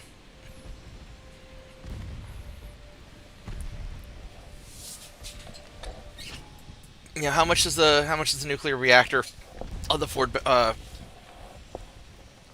bet you could put two of them in the battleship, and you'd have, because the important thing is just to have the power output. Even if you don't put a bunch of weapons on it now, in 10, 20 years, they'll come up with stuff that needs the electricity. Okay, I'll Google it. But I better not be getting a visit from Tommy Lee Jones and Will Smith in the morning with them in black suits and holding this weird looking flashlight. Yeah.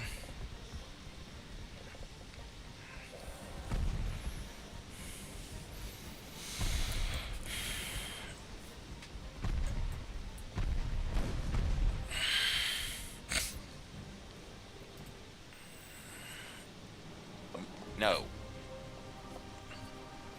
I mean, I would probably leave off the railgun personally.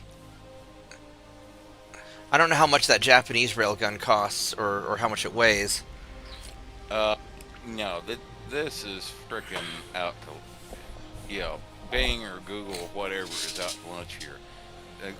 Asked, how much does an A1B reactor plant weigh? It come up and said about 140,000 tons. Okay, that's not going to be right. So let's. That's more than the whole damn ship weighs. All right. So If it was how much does 140,000, the if it was around 140,000 A1? So it's pounds, I could A1B believe that. Yeah. nuclear reactor on the Gerald Ford.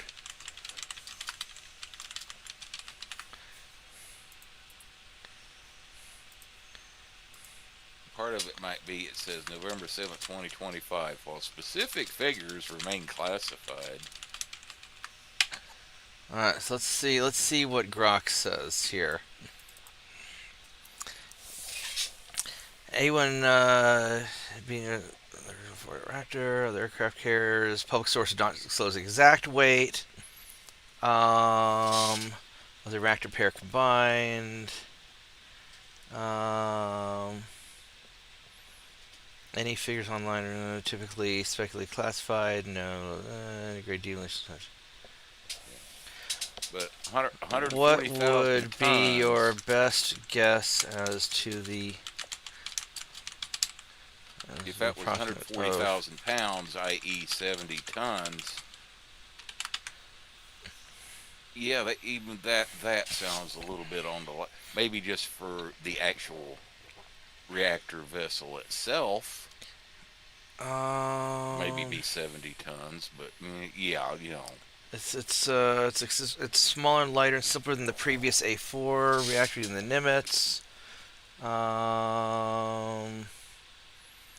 So best educated guess is that the reactors, but the primary systems are not full propulsion auxiliaries. It's 2,000 to 3,000 metric tons. So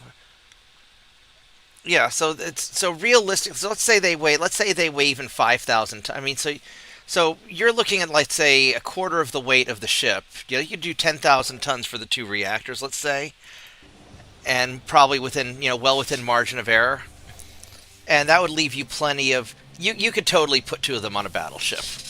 Well, you'd probably put three. Besides the weight, how much? I'll also be having to look at the space there as well. Right, but you build the ship around the reactors and. Yeah. But what I'm saying is, even with the energy weapons like it they're proposing to put on there, the way they're configuring the steam plant that goes along with that reactor, where it said the Ford class is going to have triple the electrical generating power that a Nimitz class carrier had. Yeah. Yeah, where even with electromagnetic catapults and all the other electronic systems are planning to put on it, still a good 50% of its, it'll still only be using like 50% of its electrical generating capacity. So I'm saying for something it's not going to have to be dealing with like electromagnetic catapults like that, just like energy. I'm thinking a single one. Oh, I'm sure a single one would be fine, but why build one we could put two on for twice as much, and then you'll have all the power you need. Yeah, so about 3,000 tons per reactor. That sounds about right. So let's say both the reactors plus all of the extra stuff you need to make it work. You're looking at probably, let's say, 10,000 tons, like quarter of the weight of the ship. And that'd give you then you have another 20,000 tons of like ship and equipment and propulsion and stuff. Gives you about 10,000 tons left over for armor and weapons. So you do like 5,000 tons of armor and about 5,000 tons of weapons, because energy weapons don't weigh a lot.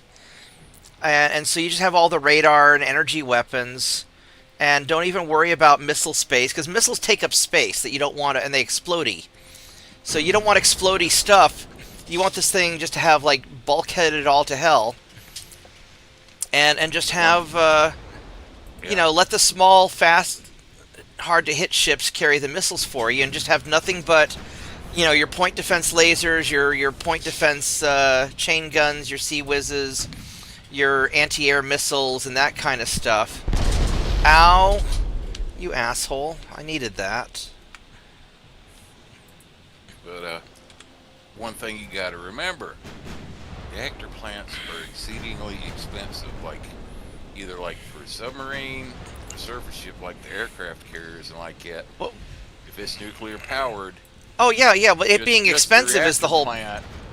Reactor plant ends up being a full 1/3 of the cost. Right, and that's why we want to put two on there, because Congress will be more likely to fund a ship that costs a whole crap ton of money, because then there's more money for them to embezzle. So like the ship being fuck off expensive is a feature. It's not a drawback. They're not proposing a battleship because they want to be efficient. They want something expensive that they can grift a bunch of money off of. So if we understand that the goal is to grift a bunch of money off the American taxpayers, we might as well at least get something useful out of it in the process. Yeah. That might explain the difference between the range on the price tags. 10 billion is with one reactor plant, and 15 billion is with two reactors. Right, and so you might as well put on two reactor plants, give it all the energy for the future. They'll come up with weapons to put on it. I mean, what do they say? If you build it, they will come. So I'm not worried. Yeah, I'm sure some admirals are going to come if they end up building that. Yeah, so.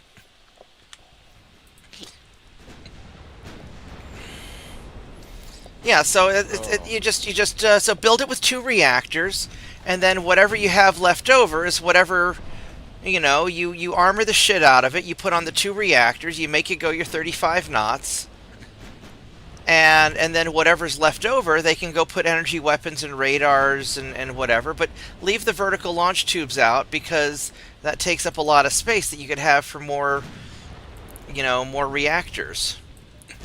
And you don't want things that go boom inside, right? So if it's all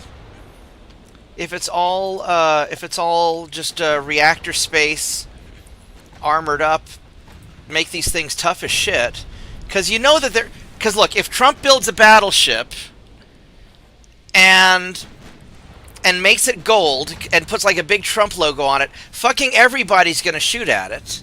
So you just make the biggest damn tanky target in the world, make it impossible to sink, and then have all your little missile frigates hanging out with their, 10 vertical launch tubes to just go, fire at whatever you want to make go away. And I would just have it all like air defense. Call it a battleship so it's scary, but it's really just going to be a mobile theater command center. That's really all it is. And that way, instead of having to take your aircraft carriers all over the place, you build these things for like sheer reliability and durability, so you don't have to service them that much. You just like park one in the Gulf Coast, or you park one wherever you want to park one. And then as you rotate, where some admiral can fly his flag, right, and claim it as his flagship. Right, exactly. And then all the other ships that do useful things can go, zip around, and you've got this big, durable, relatively safe ship that the Chinese can shoot at. And maybe that's why they're talking about 7 inches of belt armor. Cover the admiral's ass. I mean, I would armor the shit out of it. I mean, you don't need a lot of, because think about all the extra armor and bulkheads you could put on instead of those missiles. And missiles just explode, right? We don't want anything that'll explode on this ship. We want it to be as tough as possible, and then let all those little destroyer captains carry around the missiles for you. They can be your porters. No, I'm serious. Yeah, carry my luggage, boy. That's right. That's exactly what it is. But anywho, yeah, that's the only naval reactor plant that we're got in service currently building that would even remotely have enough power to power that. Push that beastie through the water to generate, better 200,000 shaft. Yeah. To get it up to the speeds they want, plus supply all the electrical power that they would need for the future weapons like lasers and railgun and such. Yeah. So I would focus.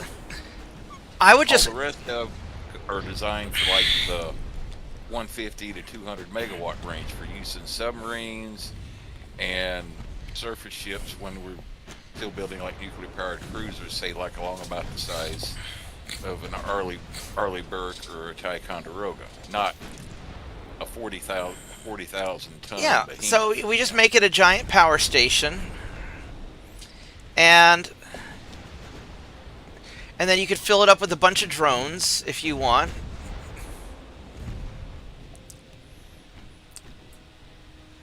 And just have it be some big scary thing, and just sort of not be very specific about what it does. Okay, but I draw the line at actually painting it gold. I mean, if I were Trump, I would threaten to paint it gold. I mean, he's calling it the Big Golden Fleet, right? Or the Great Golden Fleet. I mean, Now, if they wanted to go historical, you paint it white. Like the Great White. Yeah, you could do the Great White Fleet, but can you imagine how like the progressives and all the lefties would just explode calling it racist for making the fleet white? I actually looked at the color scheme. It was like, I believe it was the white hull.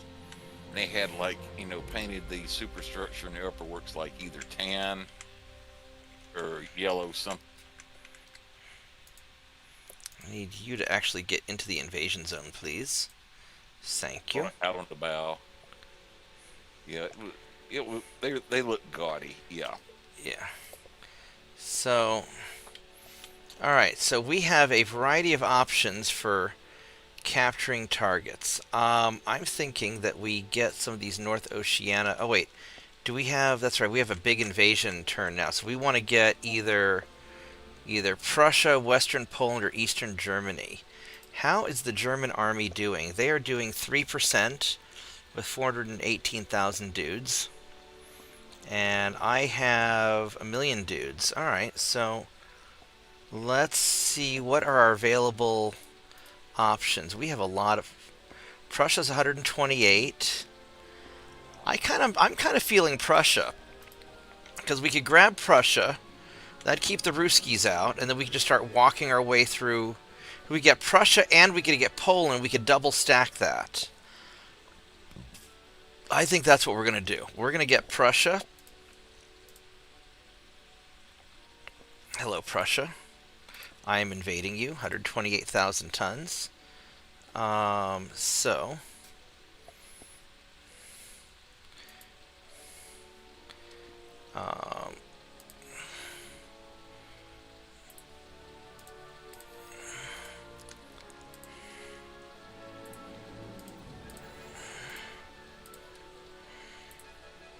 we're just going to do that.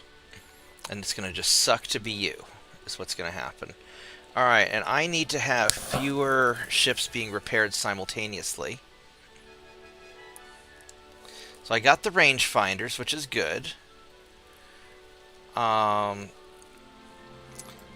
I am, what, about 50,000 tons over? Yeah, about 50,000 tons over, 45,000 tons. So I need to... You are really beat up. So we are going to delay you. And we're going to delay you.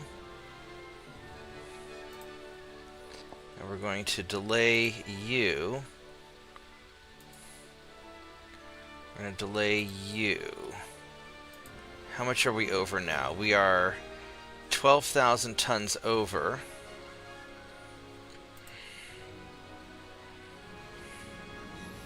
But all of the current guys getting repaired will be repaired in one turn.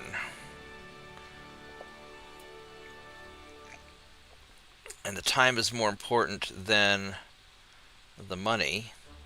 How much money are we going negative on this? Wow. Alright, so that is sort of a wow. So we need about 12,000 more tons of not... So we could do that. And that gets us right in there. And that makes the finances a lot happier. So we're going to do this.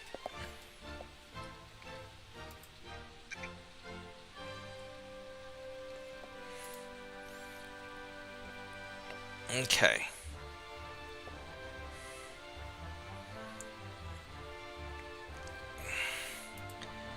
So you're doing good. Let's just double check our invasions. Alright, so then we're going to need to invade the United States next turn. There's still no Spanish here, which is good. That's at 55%, alright. These guys are a little beat up, but they're still alright. Now, where did these ships go? You are still trying to make it up to there. Alright, so let's have you go here.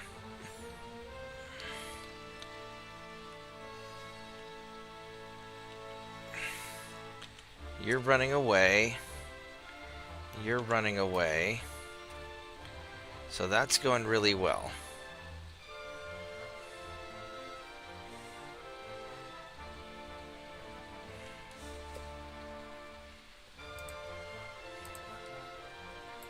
Let's see if we can hit that. Alright, so I think we're in pretty good shape And the next turn we will invade some of the South America stuff. I think that's what we'll do. Alright.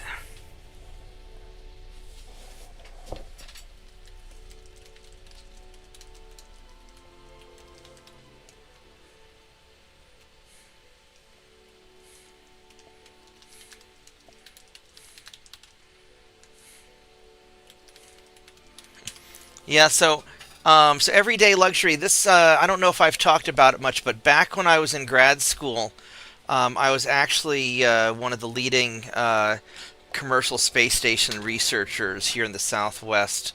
I was doing some pretty cool stuff back in the late 90s. Not to brag or anything. So I come from that mindset.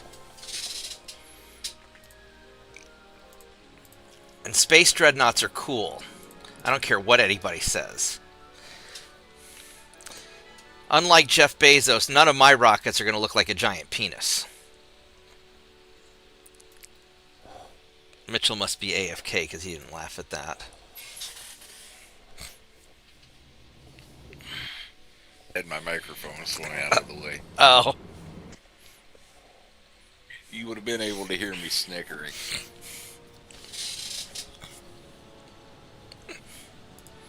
Well, considering Jeff Bezos is a penis himself, I guess it's Kind of is. probably appropriate he made his rocket look like that. Elon was giving him some shit about how his rockets look too. Alright, let's go hunt this guy down. Yeah, my little patrol boats haven't really come into their own yet.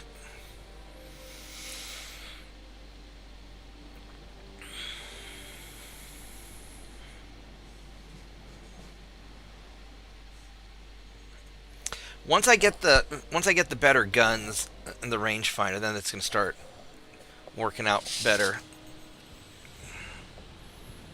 But once I get these Mark II 5-inch guns and beef these guys up a bit, then we're going to be doing some serious work.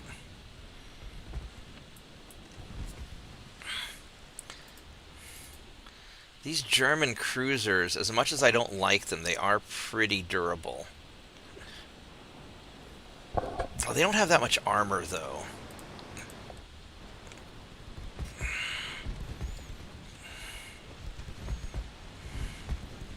You mentioned Elon. Don't get me started on Trump trying to rename one of the Ford-class carriers for Elon Musk. Yeah, it's kind of dumb. And what's really going to piss people off, do you know which one it is? Which that he one? decided to rename? The one that was supposed to be the Enterprise. Yeah, that's going to piss people off. Yeah, people were pissed off, including me, that the first one of the class wasn't named the Enterprise. Instead, they named it the Gerald R. Ford. So now you have the Ford class aircraft carrier and 50 years of bad car jokes about it. Yeah. And then the one is, like you said, that Enterprise, that name is one of the holy of holies. Because that was the aircraft carrier. Yeah, the aircraft carrier in World War II and the original nuclear-powered aircraft carrier. Yeah. And so him renaming any of the other ones that was named after I mean, the to be honest, the Ford carriers are not. I'm not that impressed with them, and so if they want to skip the Ford carriers and wait until they make like the first fusion-powered aircraft carrier and call that one the Enterprise, I'm okay with that. But any other ones that was named after a president or something, if he'd changed that to Elon Musk, yeah, he'd have caught grief, but you know, it wouldn't be. I don't think they're going to name the one that was supposed to be Enterprise and renaming it after Elon Musk. I saw that. I said, oh, I think he's trolling because That was confirmed. That was confirmed as a April Fool's joke. yeah. Thank God.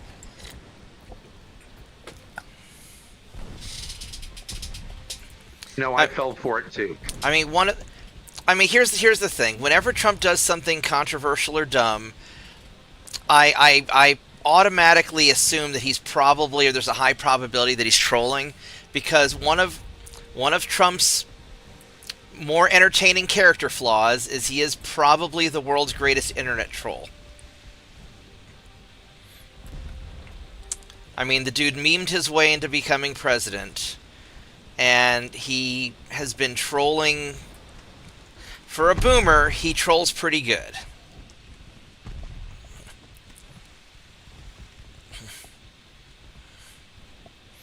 You know, like the ICE video where Santa's deporting people. Did you see that one? I haven't seen that one there. So if you look at the ICE's X profile, they have a video where one of the ICE agents dresses up as Santa and is deporting people, and it's actually a well put together video. You know, I mean, it's one of the features of having a reality star, you know, entertainment guy as the president. They're going to put out a lot of media. It's going to probably be pretty quality media, and he is an internet troll. Can I punch through your... You know what?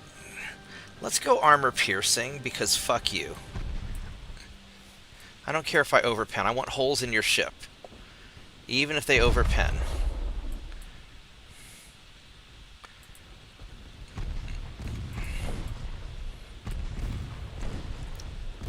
That's right. Just punch holes in ship.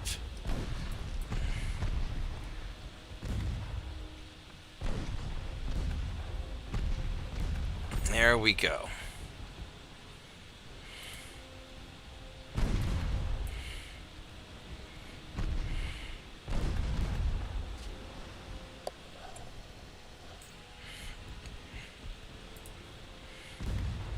Alright, now you can go back to high explosives. Now he wants to stay on armor piercing. That's fine too. There we go.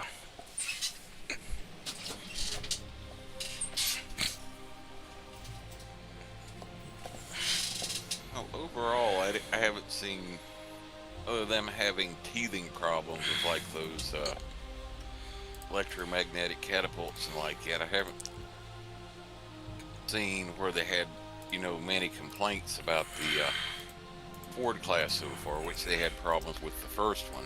Yeah, I thought they were just super glitchy. Ugh, 151 transport. Had some problems with like the hotel systems, like some of the theme systems and such on board, like the, you know, the galleys for preparing food and such. Yeah. Otherwise, it doesn't seem like they came off pretty good. Now, if we could just get some decent aircraft to put on them. Yeah, vegetables and sadness. Alright, so we have... So I have my boilers. I got my induced boilers now. I got the triple expansion steam engines. Do I want... I'd really like better secondary... I'd like the dual secondaries on my battleships. But that's not essential.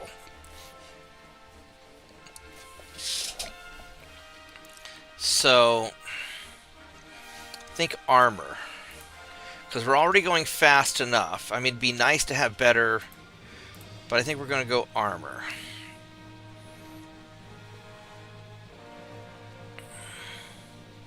It's still going to be a long time before I get the 5-inch guns, which is sort of annoying. It won't be that long, but it'll be a little bit. Alright, so... Let's think about our assault ships real quick.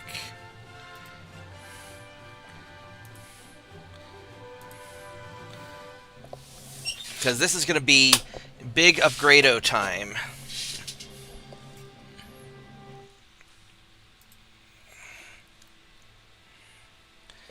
So we have Coincidence 1. I want to go... we still have the soft cap, that's fine. We don't have hydraulic steering yet either. I don't have double hull yet. Wow, okay. But we have induced boilers, which is a huge upgrade. Boom. That is a big... check that out. Went from 22% to 72%. That's fucking big. And that's really all that matters. I got the targeting.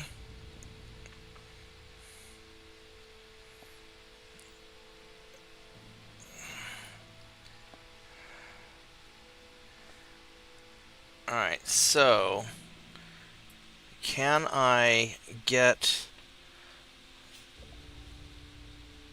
my rear weight offset fixed like that? So that fixes the offset. And so, because I've got these, the nice thing about these two little gun turrets here is I can scooch them forward and backwards to make adjustments. And we are good. I mean, I could add some more casemate guns. I'd have to add 4-inch guns, here and here, but honestly I don't have the weight for it. And having the speed is more important than anything else right now.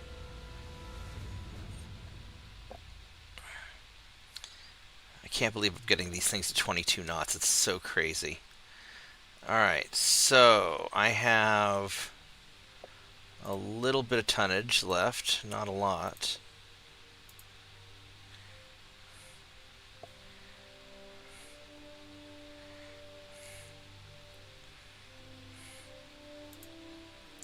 There we go, right there. Perfect.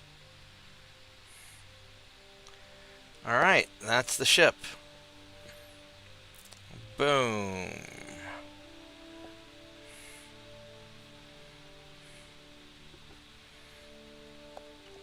This thing's going to be so much better now.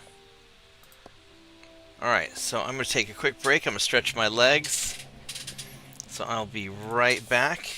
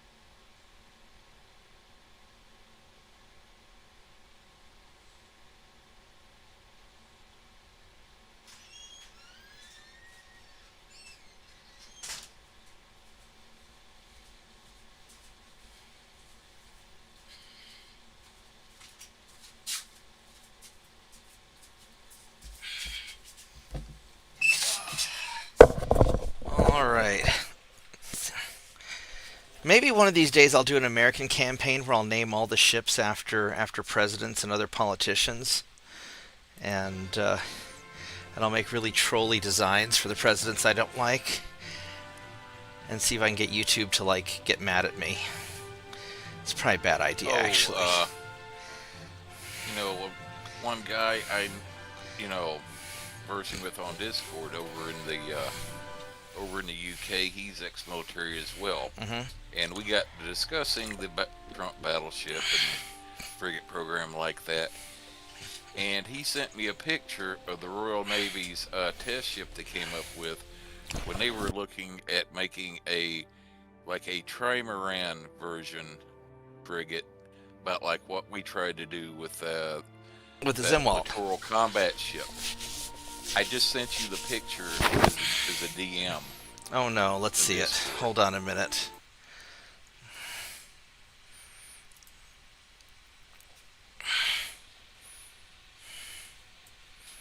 Yeah, that was their test ship.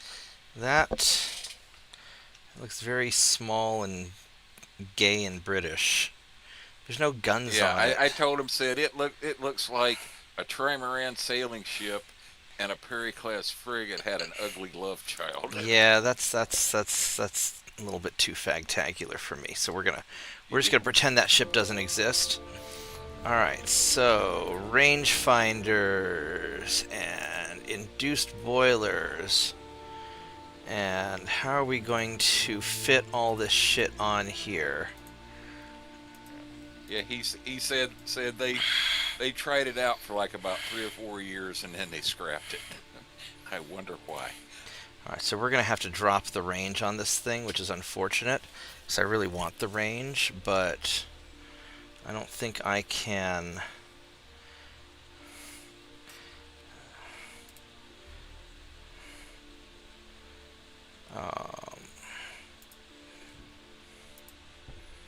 that doesn't really help me that much if I...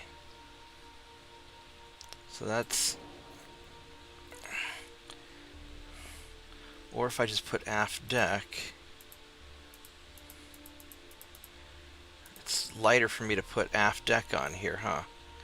Alright, so we're just going to do that.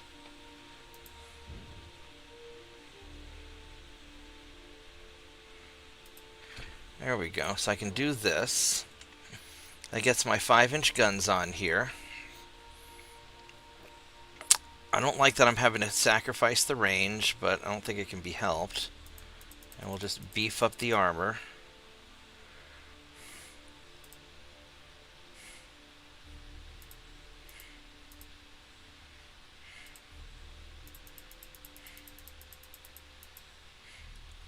So I could do something like this.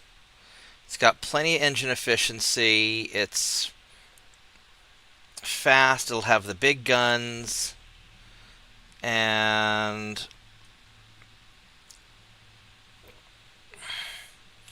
I mean, realistically, this is a solid patrol ship. I really want to get the range back, but I'll do that when I have more tonnage. And at 23 knots, it's fine. So, alright, we're going to do this.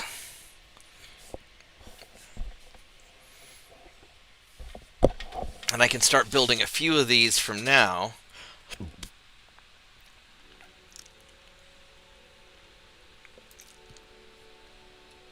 I need to get... So my guys that are in for repairs... So they're getting repaired.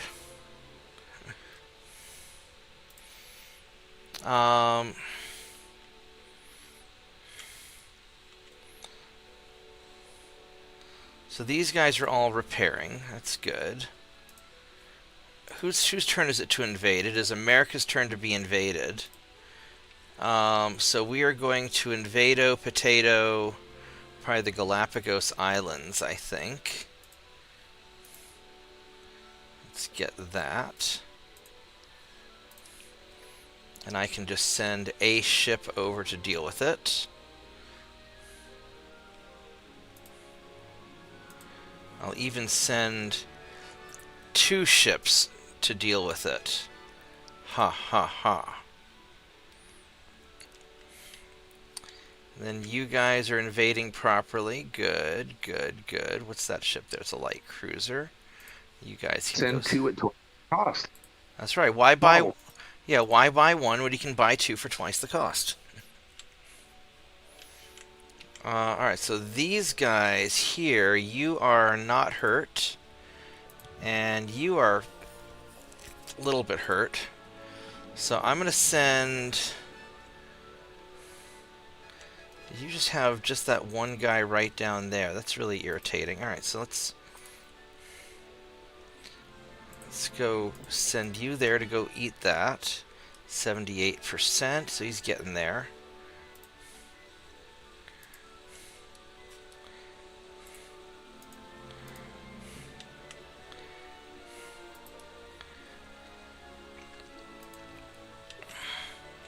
I'll put you guys in Bermuda to repair. Alright, so what is my oldest ship that's in port that I can upgrade O Potato? I've got some 1890s in Southeast Asia, 71 through 75.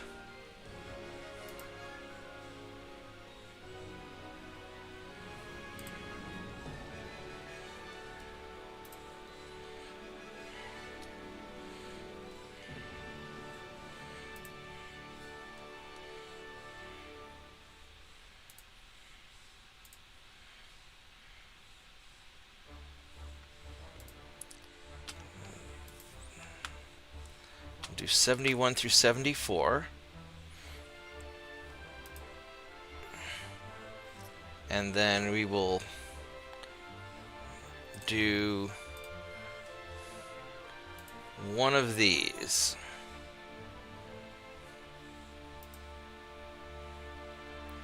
Perfect.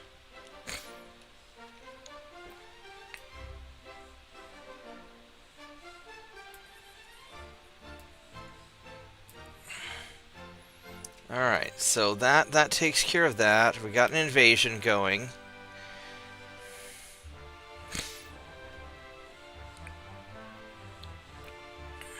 How's my politics coming along? Is there anybody else who... Okay, so France doesn't like me, and Russia doesn't like me. That's interesting. Okay, well, I can take those over. And the Austrians don't like me, but they're kind of irrelevant.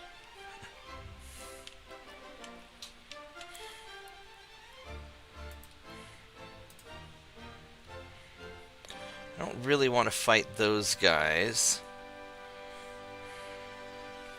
How many ships do the Americans have left? They still have 31. So this is their last big fleet, but we're not worried too much about it.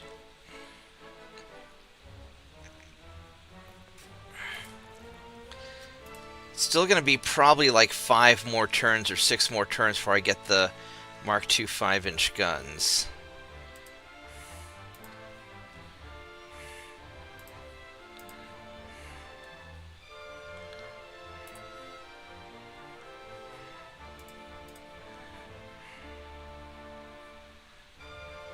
I need some torpedo boats down here. Let's get 2 torpedo boats over there just to help out. And then next turn I will be invading Germany, which I'm going to be getting... I'll be getting more Germany up here, so alright. So this is going pretty... We're going pretty well, actually.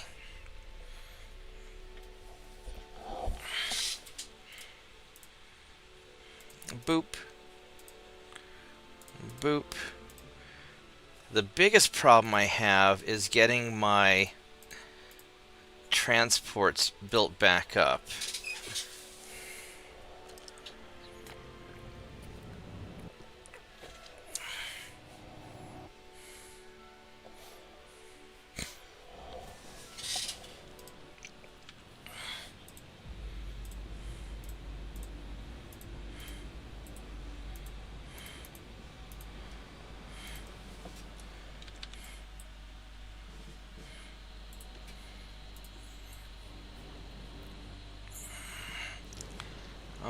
Alright, is this morning or it's morning?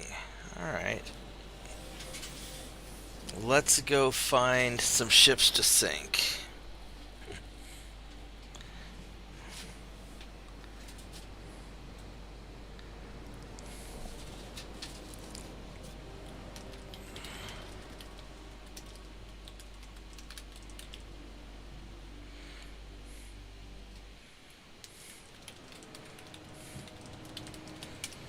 Yeah, so Luxury, when I was in college, I was focusing mostly on, on asteroid mining. My idea was taking these near-Earth asteroids and how could we harvest them for material, removing them as a threat while also building space infrastructure with it. And then I did some stuff with nuclear thermal propulsion as well. None of it ever went anywhere because 9/11 happened, and then everybody was focused on the war on terror instead of exploring space. Oh, he's gonna have a bad day now.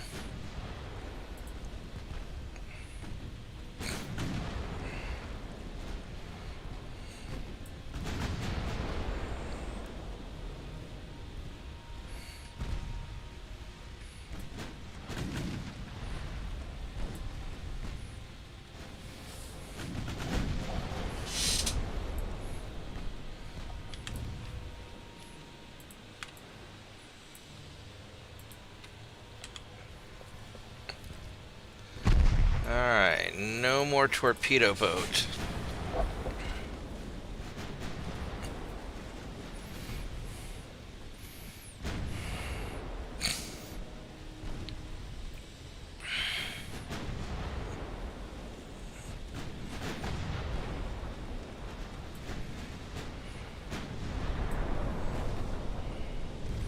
Well, that's a very sad light cruiser.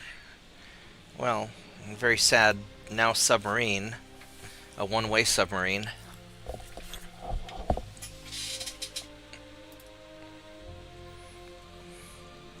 Alright, we get to sink you now, which is good.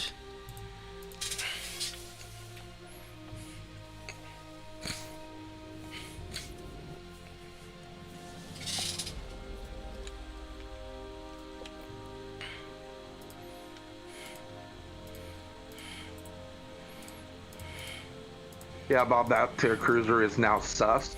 It's a use submersible. It's a what? Single-use submersible? Yeah, single-use submersible, aka a stuff.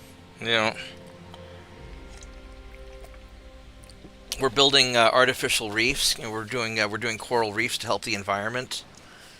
Although I guess, well, coal's not that bad when it ends up in the ocean, as long as because it's the oil that's really polluting. If you put coal in the water, it's not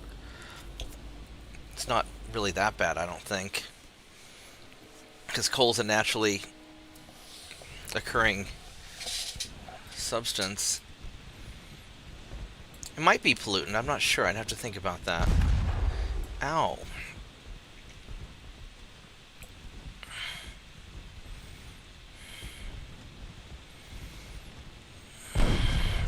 Ow, quit that.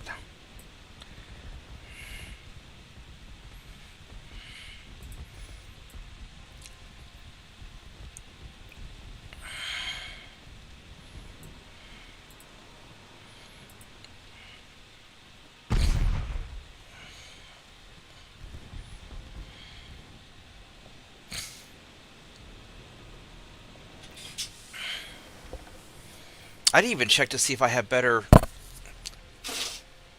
towers yet or not.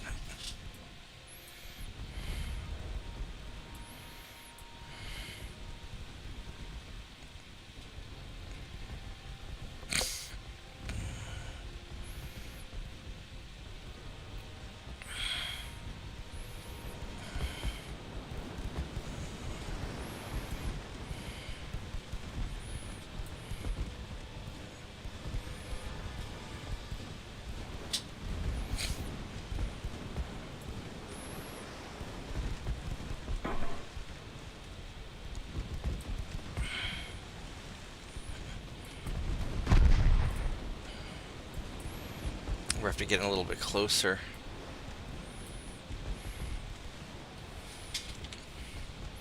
That was a nice hit.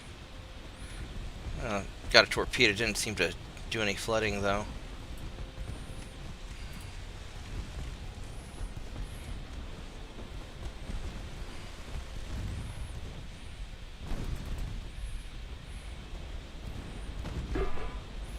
Yeah, it's like having these two guns in the back are just kind of dumb when they're aligned like that. I guess you get to shoot two guns at somebody who's chasing you, but...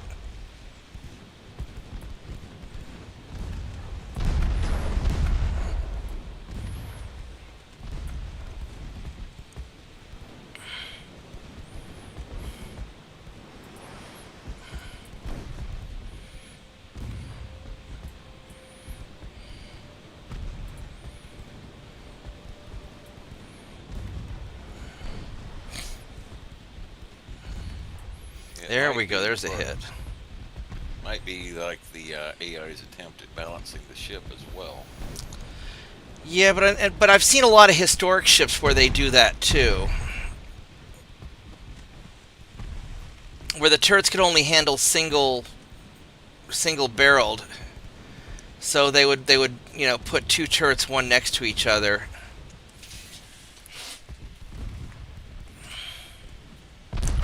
Like they did on the Trump battleship.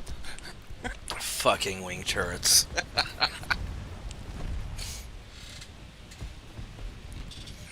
Now, that makes sense, because in our current 5-inch gun, rapid firing design, they can only work with a single turret. Because of the way the ammo feeders work. It has to come up through the middle of the turret.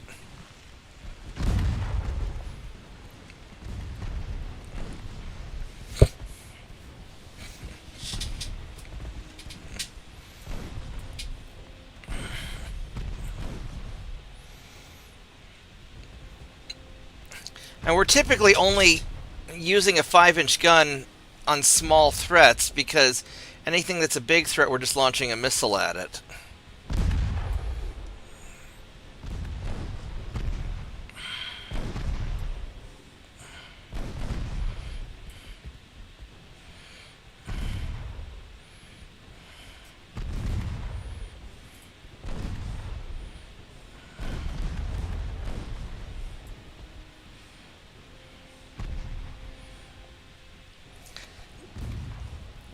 I'm taking a little bit of damage, but we're getting the job done at least.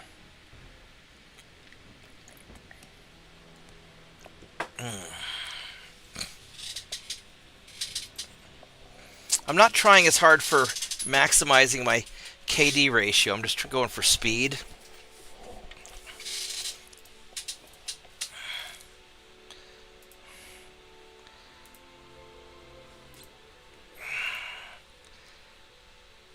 Alright, so I got Syria. So these guys here, I don't need you guys up here anymore. You guys can come down somewhere else.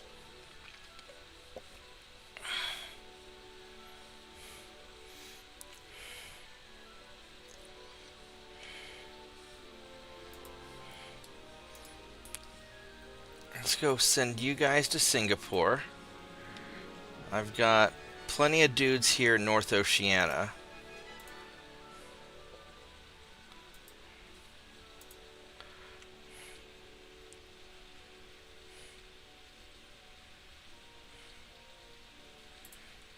Let's check something real quick. So, New Guinea, how much tonnage do I need to invade that? So, none of these need that much. We're going to go for Western Poland, I think. Let's see here. Yeah, we're going to go for Western Poland.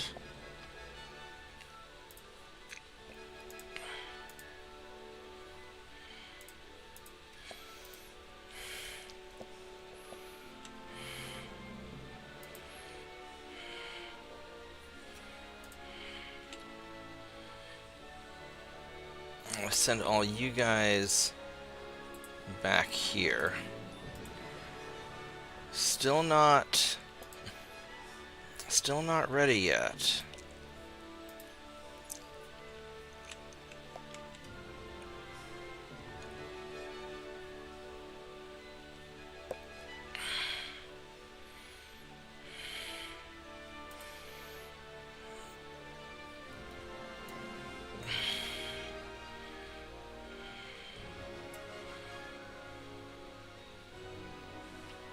Alright, so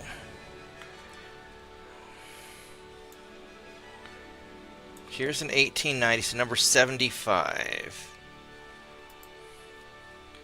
So let's get number 75 built. Boop. Uh-oh. I am over tonnaged by a little bit. That's irritating. That's really irritating. Well, I guess I will suspend you for the turn. So we got that going. As far as these ships here, this light cruiser. Let's see if we can intercept him.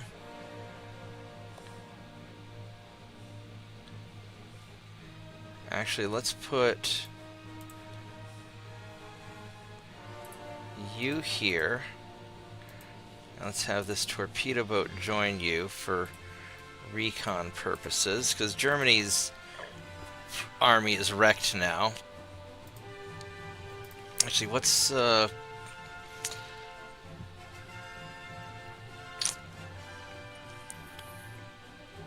so I've got plenty more people to piss off here in a little bit.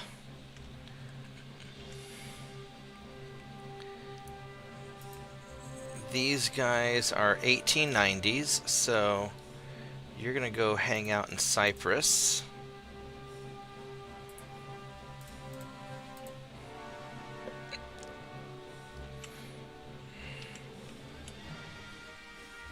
I don't care about any of that.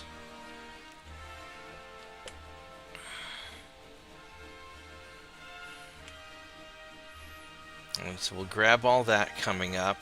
So next turn will be an America Conquest turn. So we're going to go here and grab this one next turn. So that's kind of how we're going to space that out. 92, so we're going to grab that.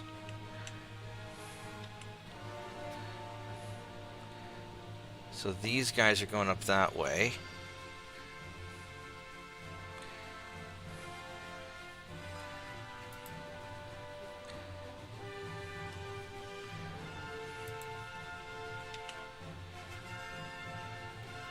I'm not sure why. They're going to get there in 2 turns.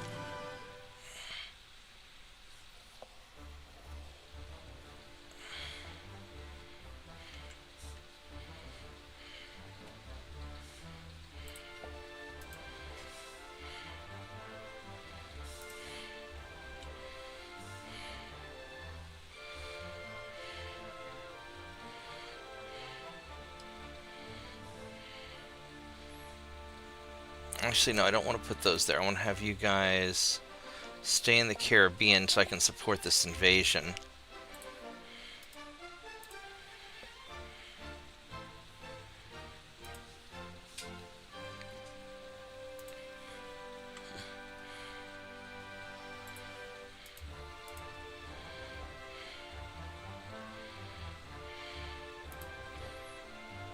And they're still cadets.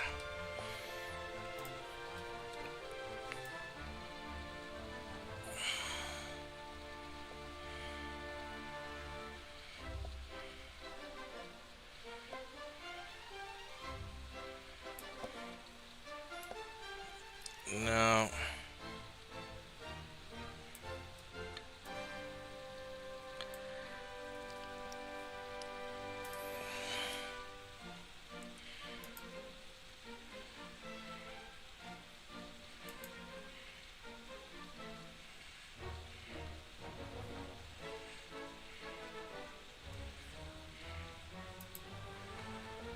No, we're gonna do the assault ships.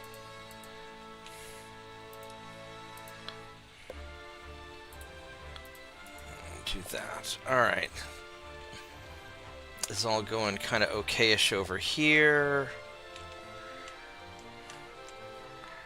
That's going okayish over there.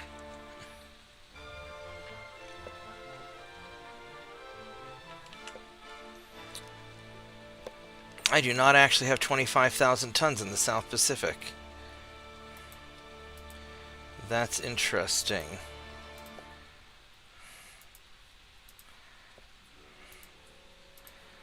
I'll have to fix that. I only have these 7 light cruisers. Okay.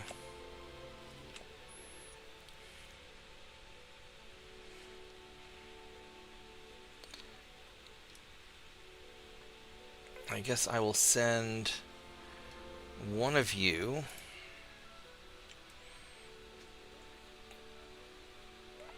back here. No, not all of you. Damn it.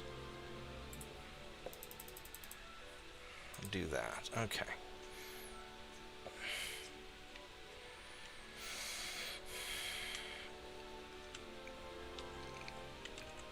I guess that's good enough.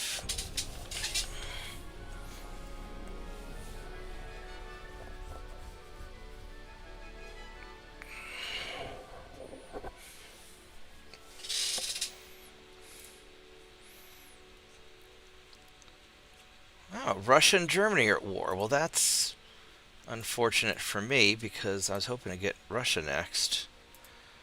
I guess Russia wants some Germany while Germany's all beat up on.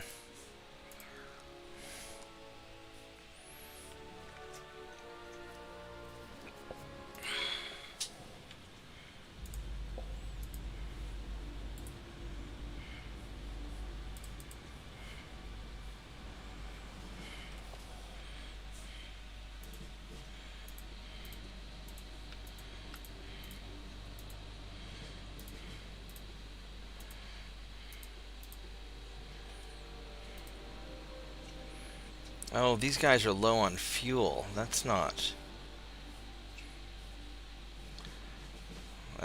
great. He might actually get me.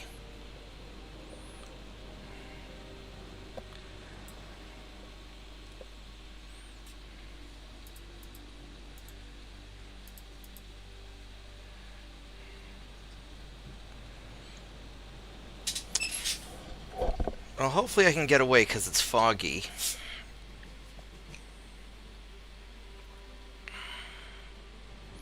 Because these guys definitely don't have the means to fight other ships.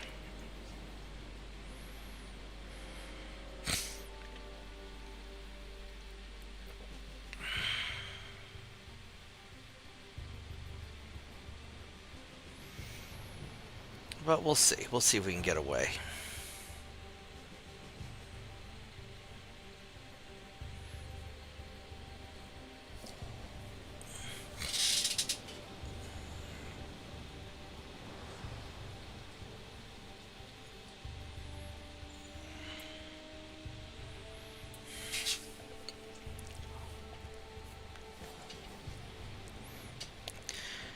We're about halfway there.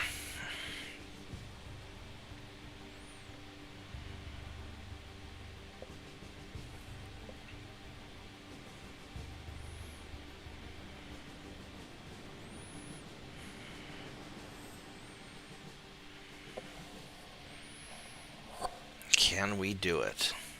I think I'm optimistic. I think we can. I'll at least get one of them away.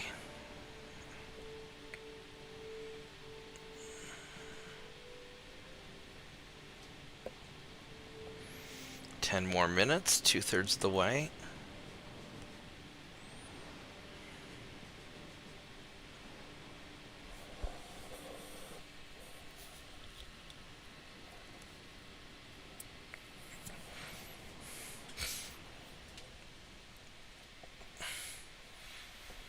Oh, there we go. We're gaining.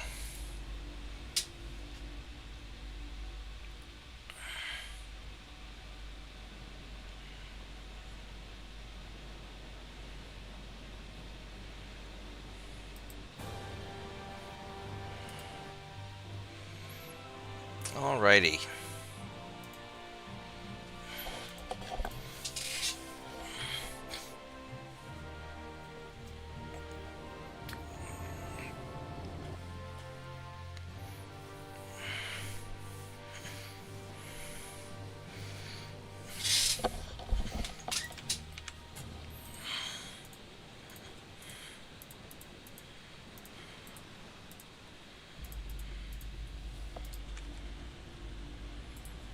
And let's go find whatever this is.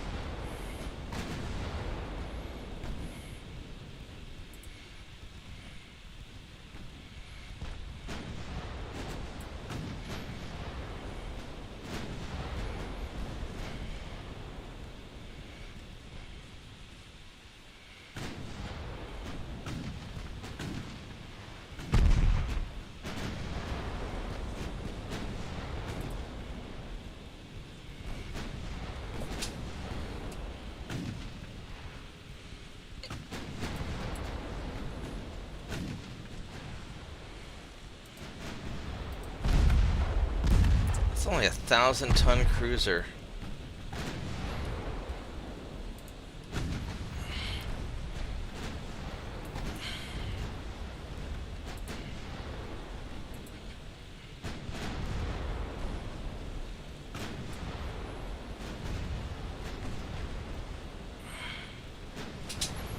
There we go.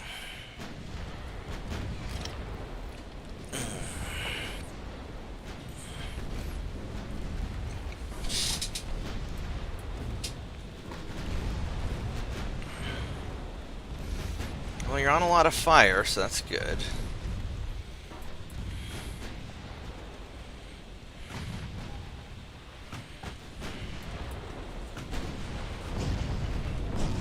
There we go. Now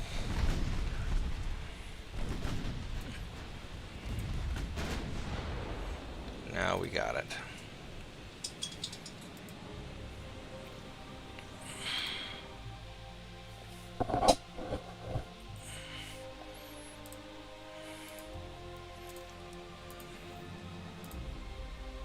Alright, we got Costa Rica. Got Marshall Islands. This convoy here. I think not. I mean, I don't think I can take the battleship, not with these guys. I could... No, it's not worth it. Not worth it. Alright, so this is an American invasion turn. So we are going to grab Ecuador. Because how's Maine coming along? Maine's coming along really nicely. So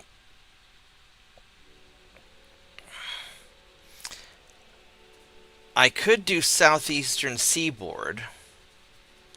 That would be another option. I've got 238,000 tons of ships here.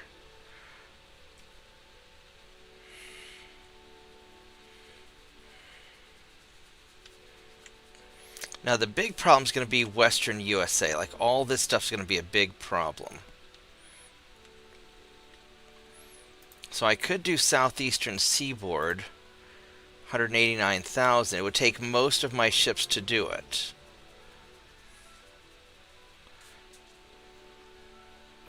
We can send them out next turn, so we'll do that. Okay, so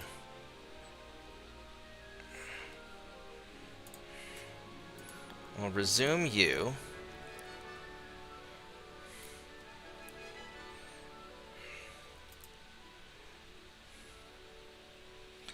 6 more months till we get the gun that we want.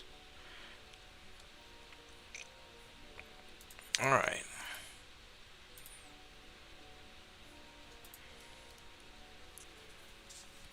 So, I can certainly refit at least one ship. Who are my oldest ships? These are 1891s.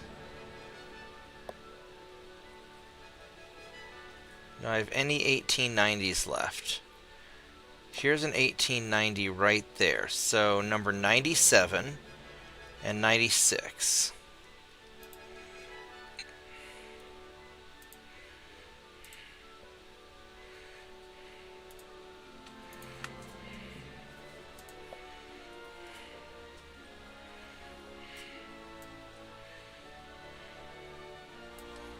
Okay.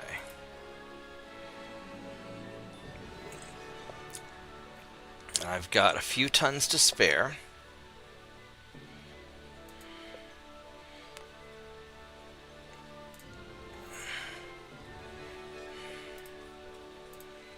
So I could catch one of these.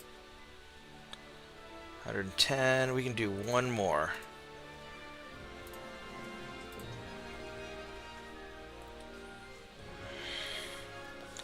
So that'll take care of all that.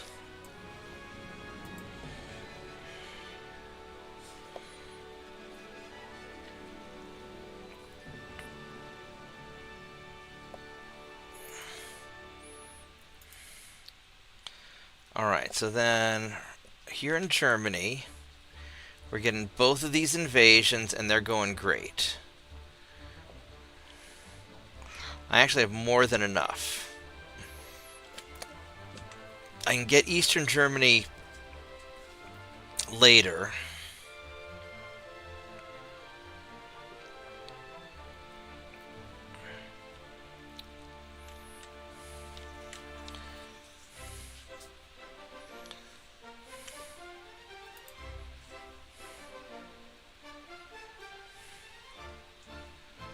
These are 1890s, and these are all 1890s, huh?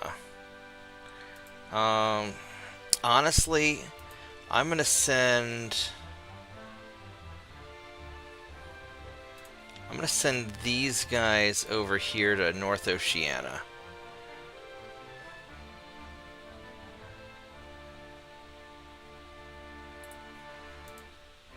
Well, I've got enough guys to repair all this stuff.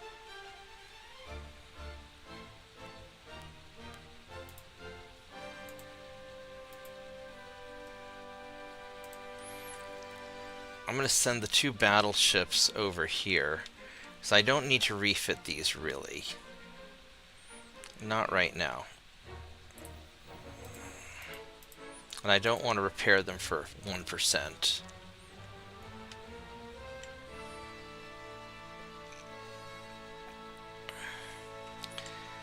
I still have a lot of stuff to conquer over here, but we'll get to that.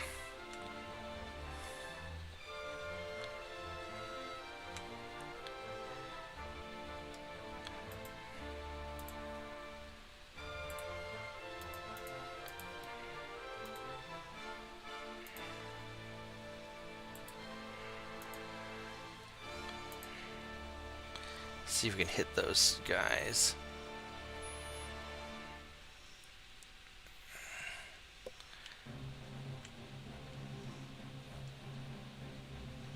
Alright. Now the hardest part's going to be getting these guys, getting enough people to go take the west. I'm not sure I'm going to do that yet. But that's tomorrow's problem. Today we're just going to get what we're getting.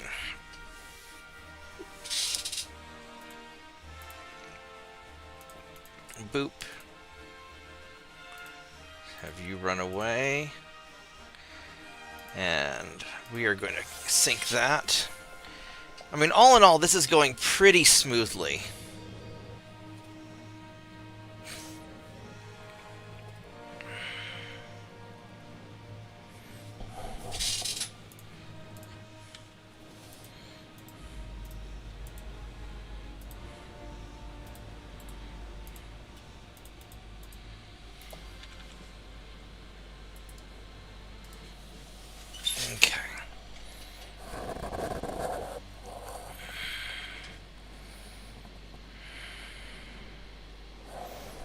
Oh wow, it's already almost 2 in the morning. Holy crap.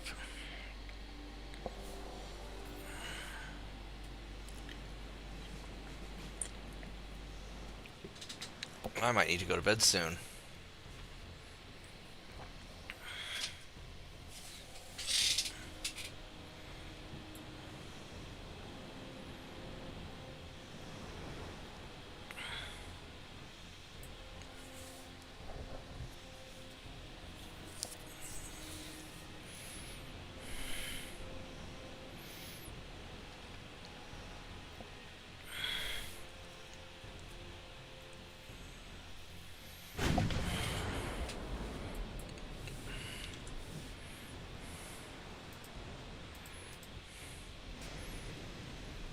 Yeah, this guy's a little on the squishy side.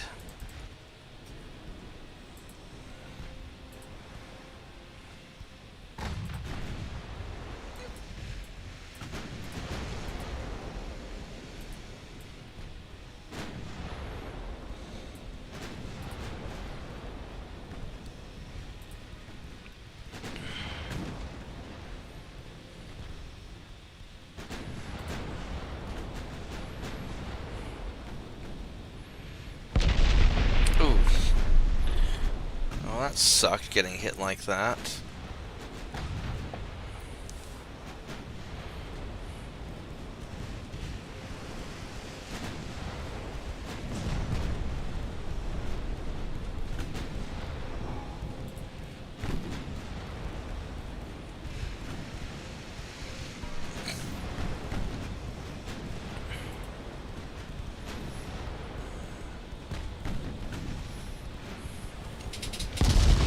Ow! Alright, there we go. Now he's gonna slow down. We'll catch him.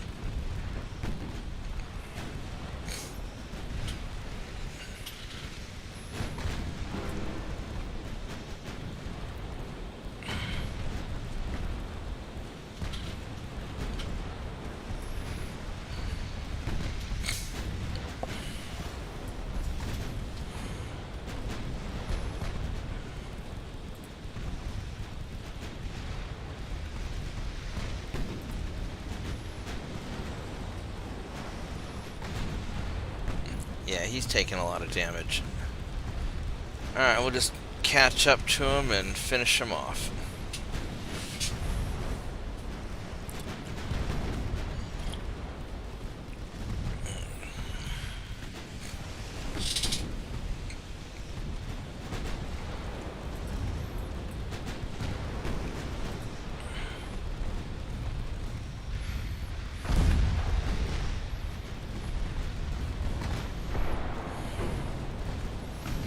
There we go. He's on a lot of fire now. Oh, there's a flash fire. We just blew off his turret. Yeah, that's... He's unhappy now. Alright, so that worked out well.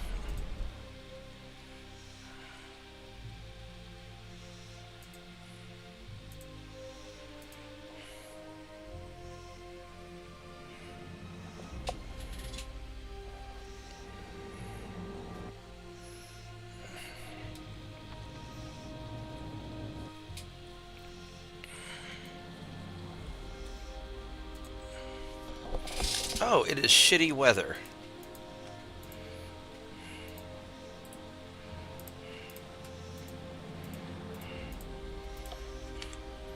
But I don't want to let your ship get away, so we're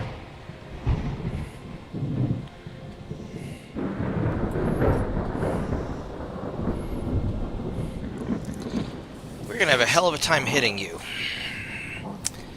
Which I don't know if this is a good idea. Probably not.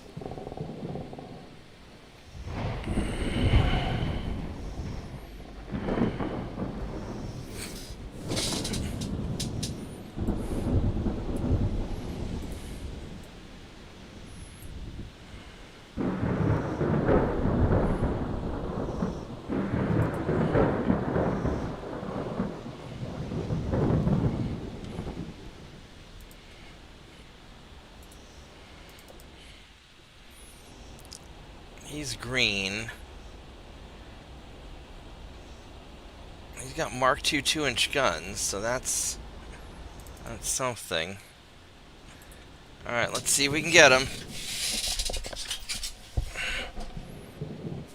He's got better spotting than I do. I'm going 18 knots, and he's going 14, so we're better at dealing with this rough weather. Oh, there we go. Is your armor bad? It is not fantastic. That's a main belt penetration. Alright.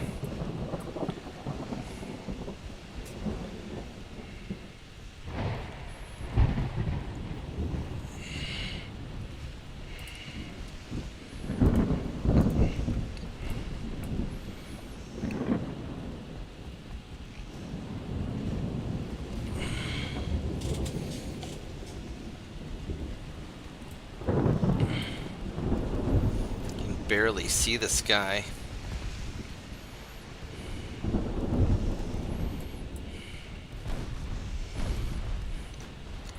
There we go.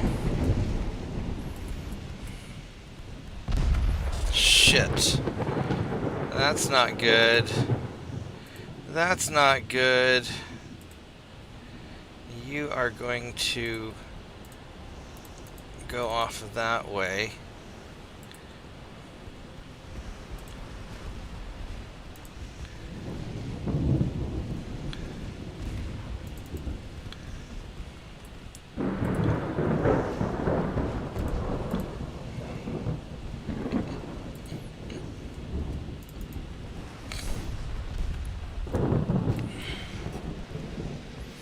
Yeah, unfortunately, those 10-inch guns, if they hit me, they're going to punch right through.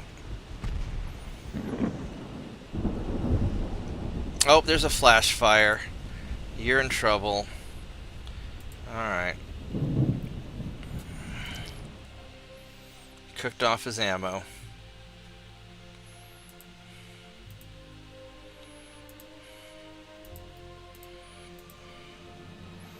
Got the Galapagos Islands, got Maine. Don't really want to do that.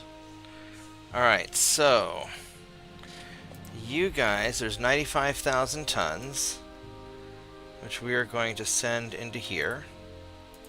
Actually, I'm going to go run to the bathroom real quick, so I will be right back.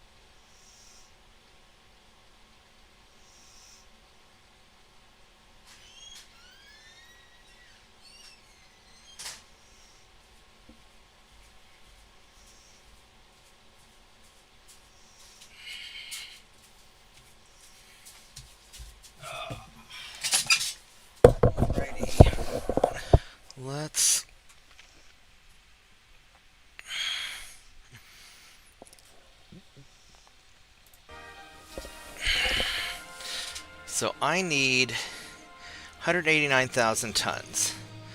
Got 95 there.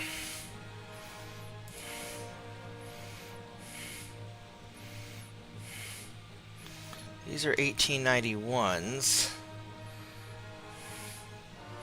which I'd like to upgrade, but I need the tonnage, so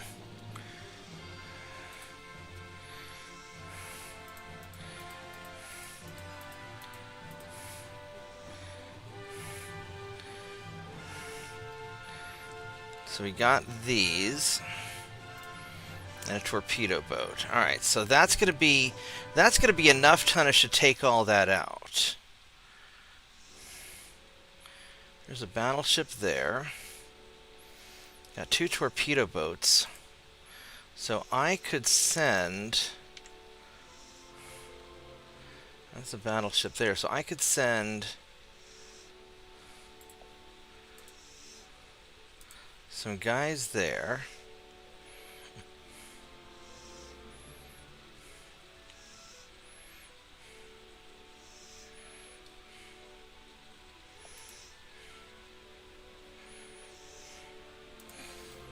Alright, so let's...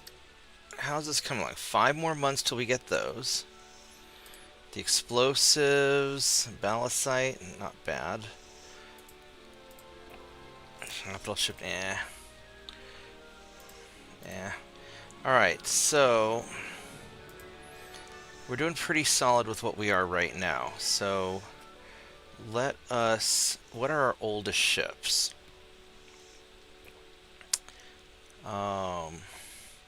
We don't have any more of these, so we can delete those. We can delete those. We can delete those. And delete those. Alright, so we have 4 1890s, and everything else is going to be 1891s and 92s. So, I can do like 5 of them probably. So what do we have in the 1890 range? We've got assault we can do. So let's go get him.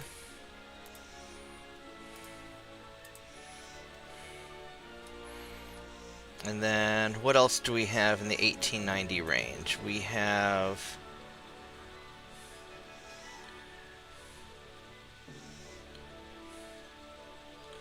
These are all patrols. We have number 100, 99 and 100, 98, 99 and 100. Alright, so...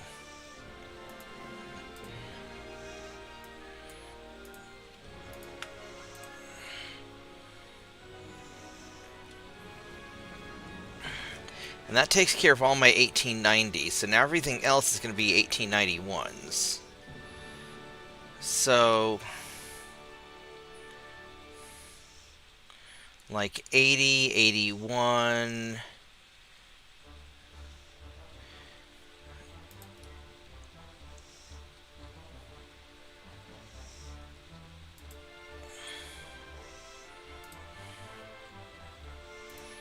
I'm going to do number 80. Excuse me for just a moment.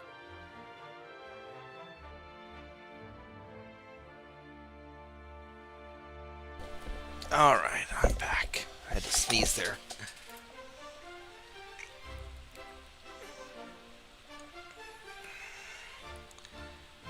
And I can do a couple of patrol ships while I'm at it.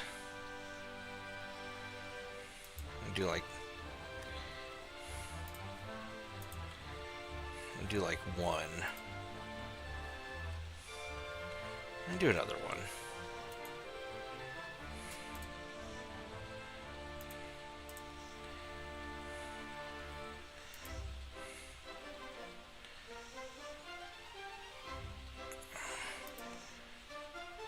So 5 more months, we'll get all that done.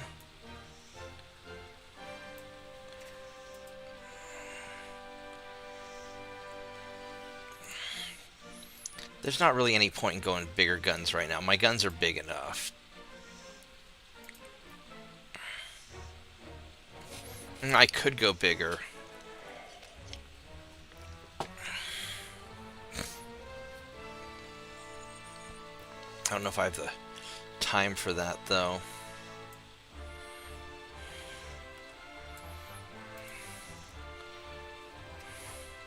Alright, so this is an invade Germany turn. I've got a lot of options. Probably grab, like, Solomon Islands and some of that stuff. Is what I'm thinking. Because all this is pretty locked up, and there's no reason to go into Eastern Germany yet, because then I'll have to split up my... I mean, I've got the tonnage to do it. I mean, I could. I've got so many freaking ships.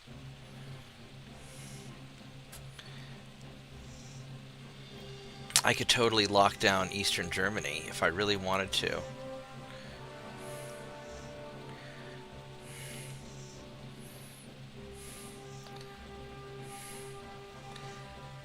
I think I'm not.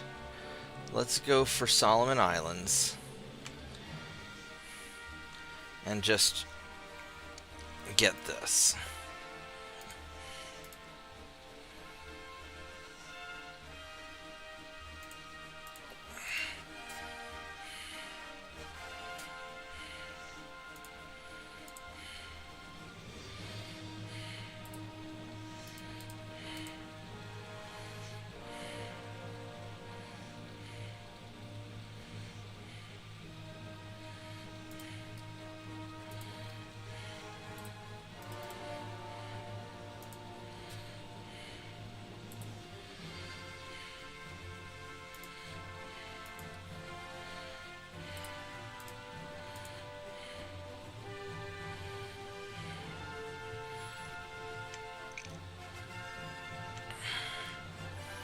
Alright, I think that'll be sufficient. What's this over here? It's a torpedo boat. Let's have you go get him.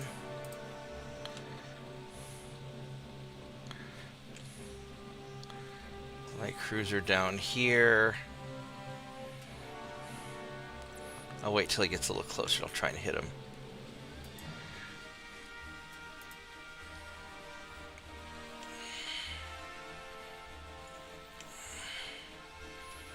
And then this guy here, it's 2 light cruisers versus my 5. These are cadets. It'd probably be better for me to take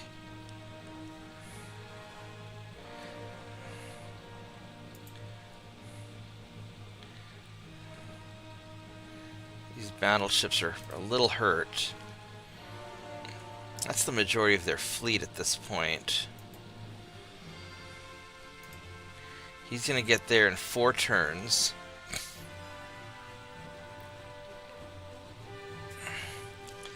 Let's have you guys go repair.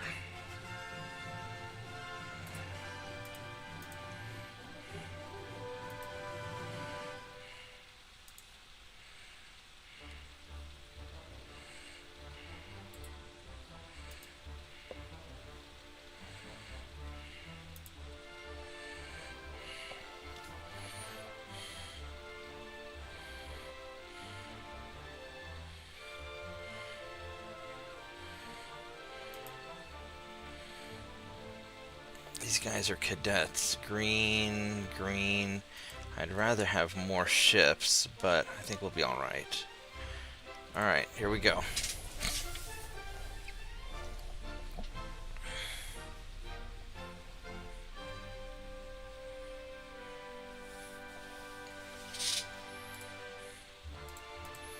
Boop. Boop. Alright, we ran into them. Alright, let's do it.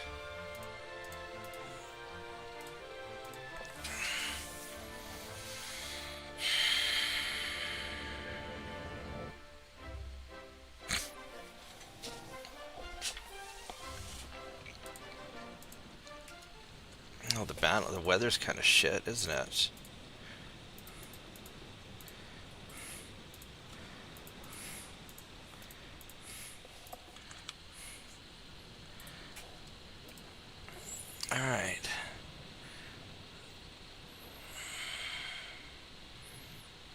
let's go find these guys.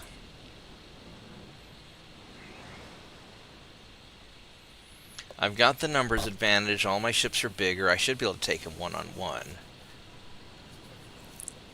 So I should be all right.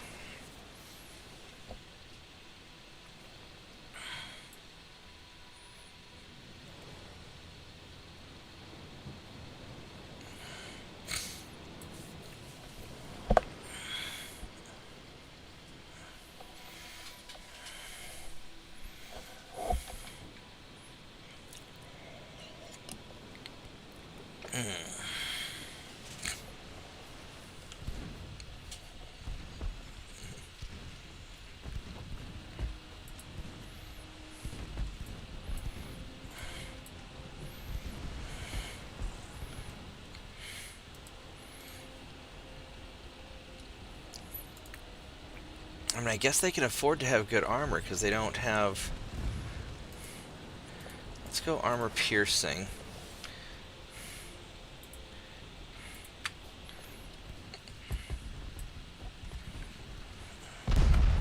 Ouch.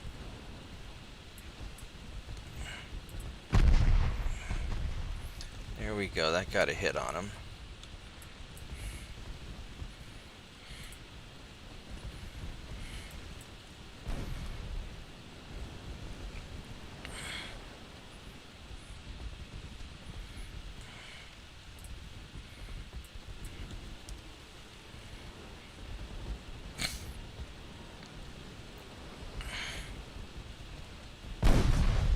Ouch.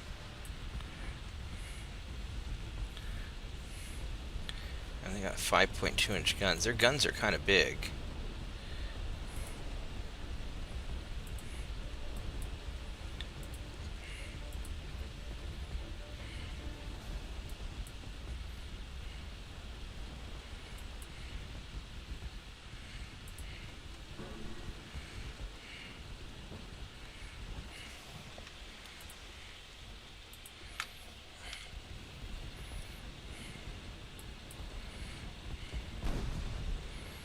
There's a good flooding hit on him.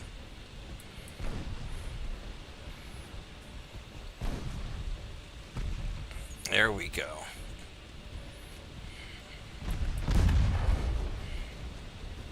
Ooh, he's in trouble. He's in trouble. Oh, all his turrets are popping off. Yeah, that's... Oh, yeah, he's done.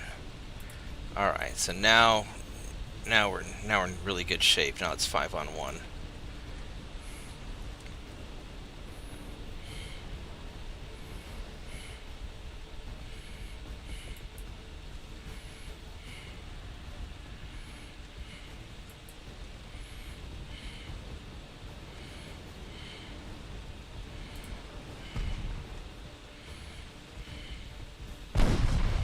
Ouch. Ooh.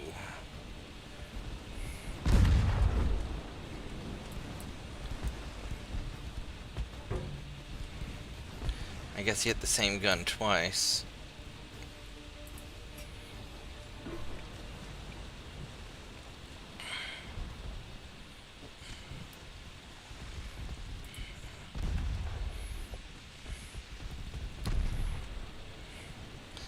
There we go. It's got some holes in them. There we go.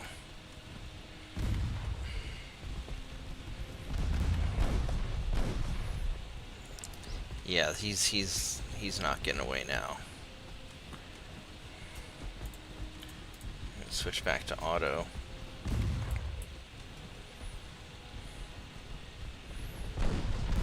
Yeah, now that we've got him going slow enough, we can catch him and just lay into him. He's got no more torpedoes either.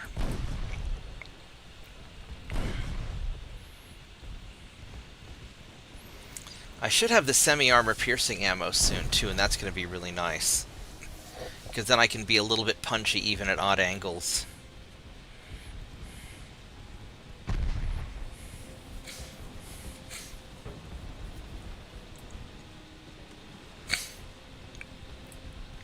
I'll have the 2.9s for the torpedo boats and the 5.9s for the light cruisers. or even heavy cruisers to some extent. Ooh, there's a nice hit. Got his engine. Yeah.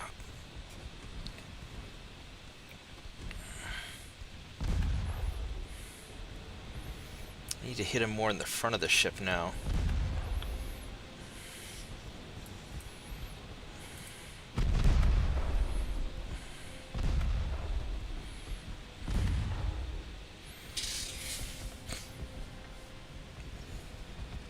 Because his back section's basically wrecked. He's damage saturated back there.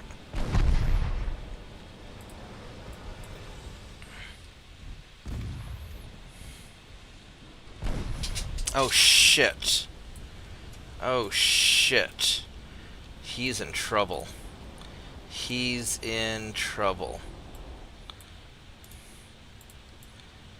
He is in a lot of trouble.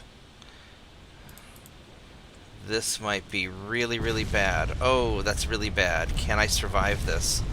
Oh, come on, bulkheads. All my ammo's gone. Oh my goodness. Oh my goodness.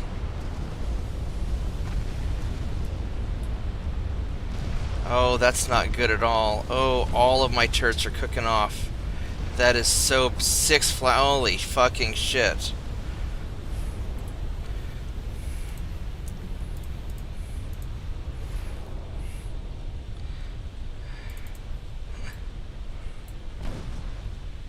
Oh my god, this is... Are you gonna survive? Maybe. Alright, we are ending battle, and I think the ship's gonna live. Holy shit, the ship lived. Wow. Alright, we survived.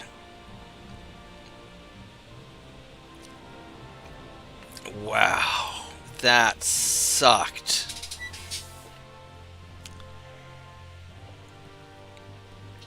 Oh my goodness, that sucked.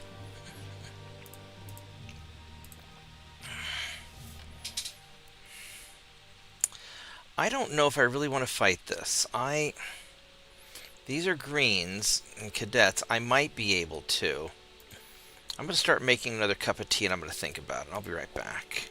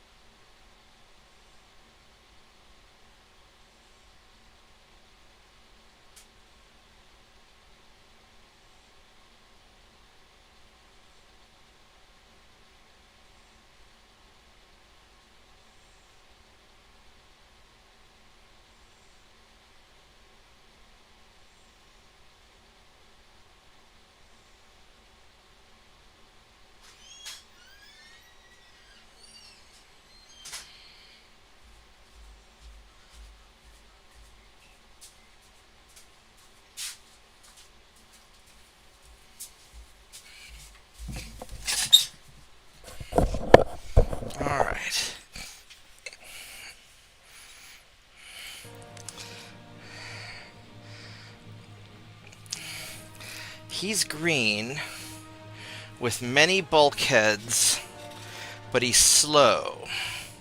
The armor's good. If he hits me, I'm screwed. I think I don't want to mess with this. On the other hand, if I could hit him from far enough away, but these have the bad guns, so we're going to just leave. I think we don't want to mess with this. In all fairness. There's no reason for us to. When I have the better 5.9-inch guns and the targeting systems, then sure.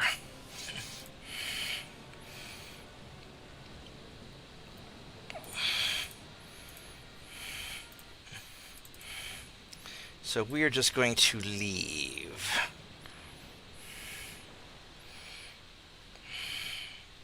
And there's not really anything you can do about it.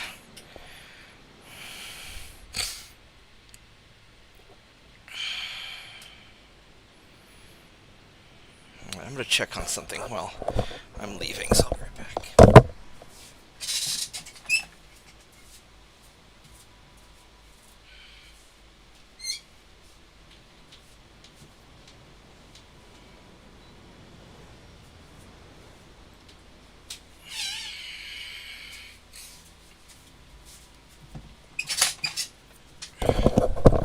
All right.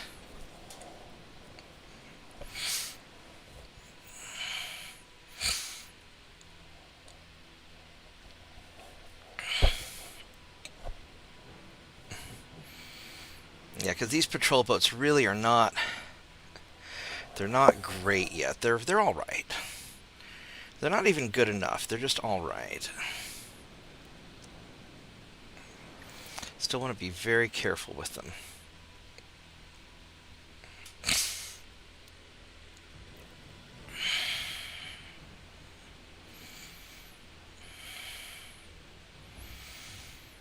Once I get the better guns on them, though, then they'll be good enough. They'll be quite good enough at that point.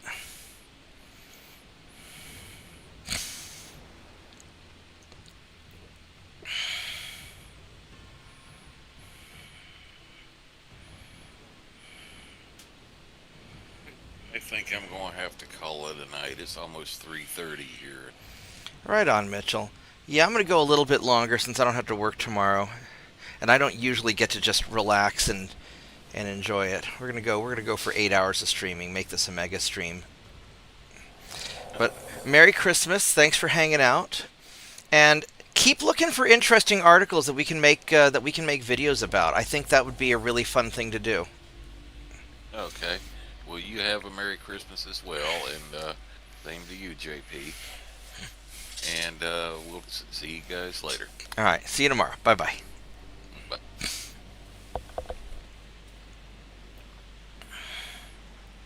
Yeah, let's get these guys out of here.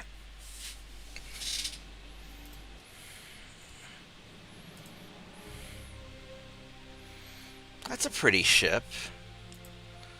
All right.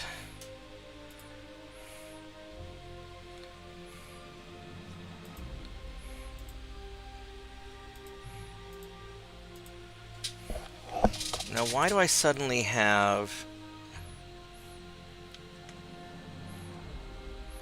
you're not doing anything there. Alright, so this is going to be an invade the US turn. We're doing quite well there. So we're going to go for Ecuador, I think.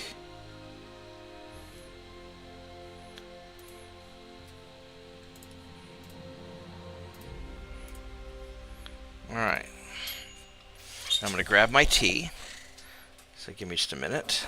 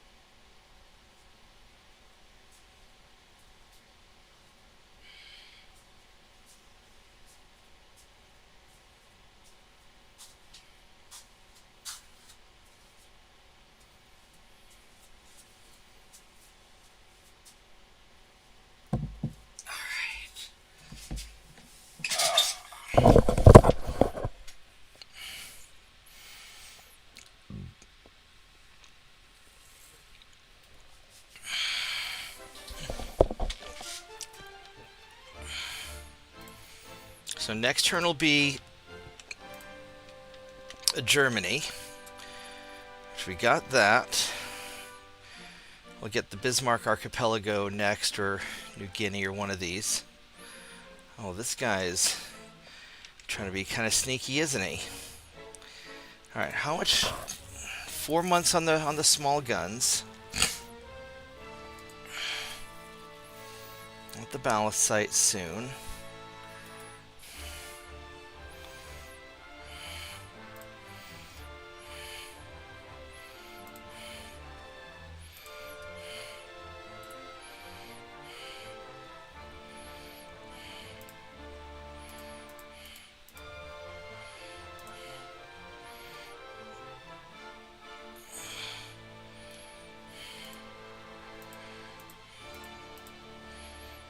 Let's go try and kick his ass. Alright, so now the problem's going to be with the US.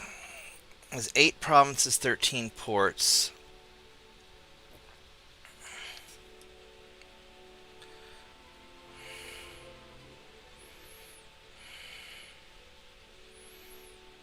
I probably want to piss off France next, but France doesn't like... yeah, France likes Germany and the US, so we can probably get France next.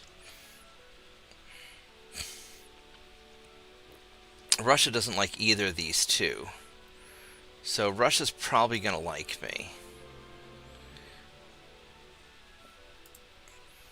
Alright, so as far as the US goes, the US doesn't have anything else in Africa.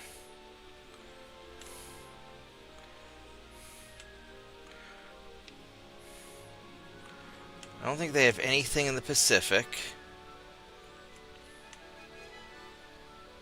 I got these guys, so you're going to go...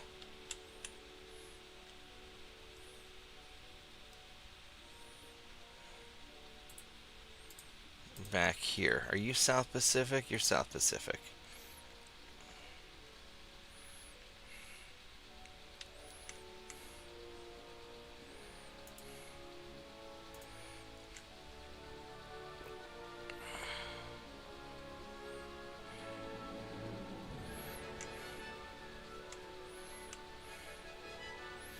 I could probably just go right here to be close.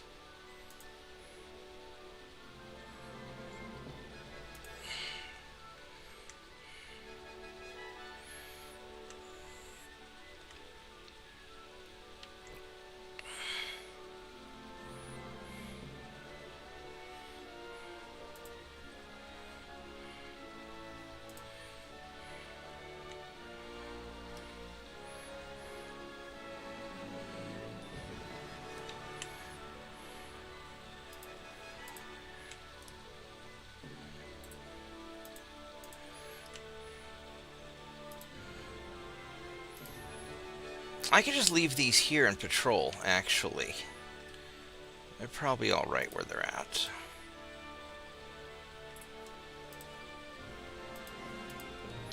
Alright, so...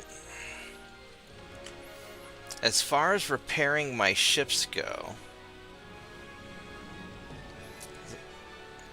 I'm 40,000 tons over.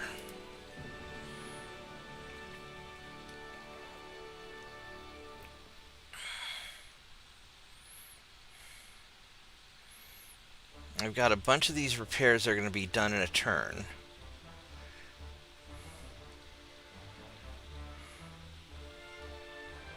So if I were to... in Southeast Asia, I could... in the Mediterranean, I could suspend those.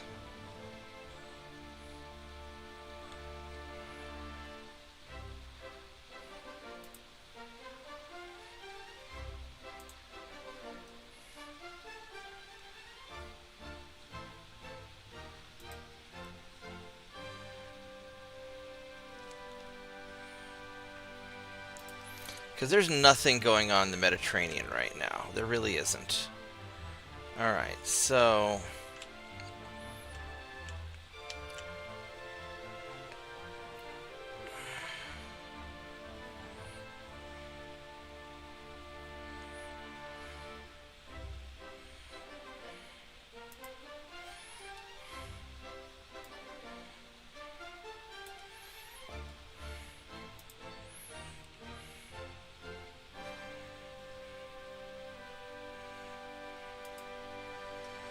Yeah, because these guys I need to have repaired.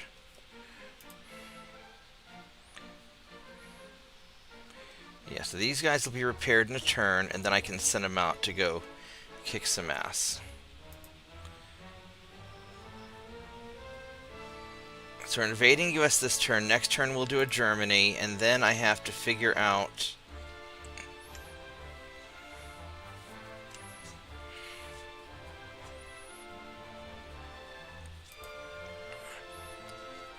At some point I'm going to have to send guys up to North America.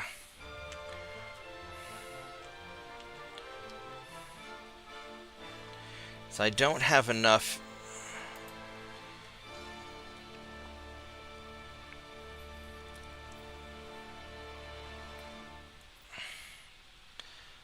I could send 71 through 75. I could send you guys up here.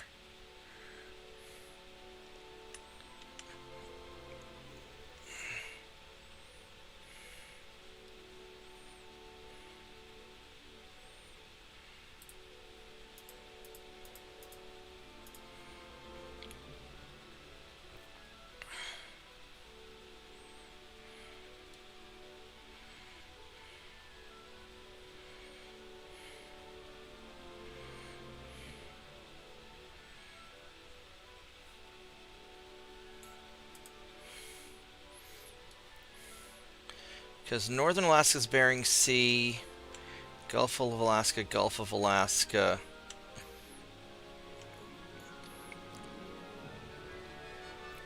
Alright, so we could send these guys up here to start taking care of that. And then on the Germany, we'll just start... We've got plenty of Germany to take over. And then we'll start getting ready for France soon. So I think they're going to be our next target.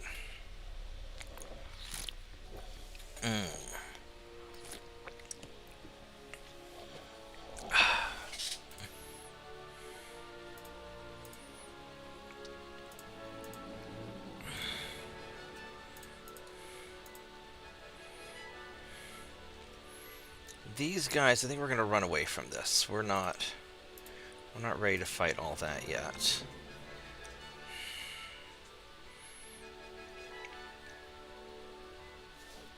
I really don't want to fight that guy either.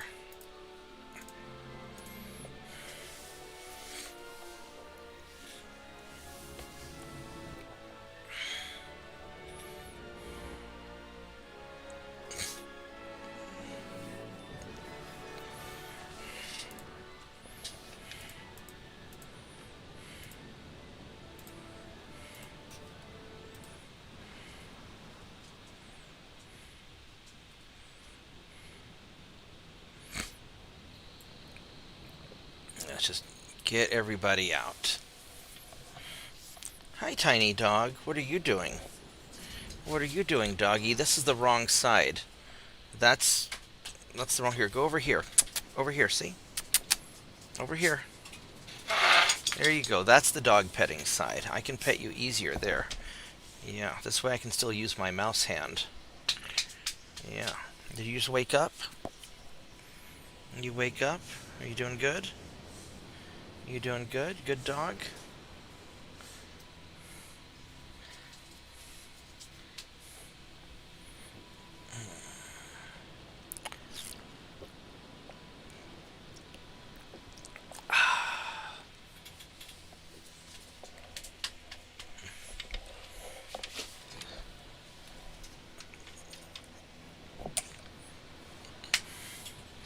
Squish.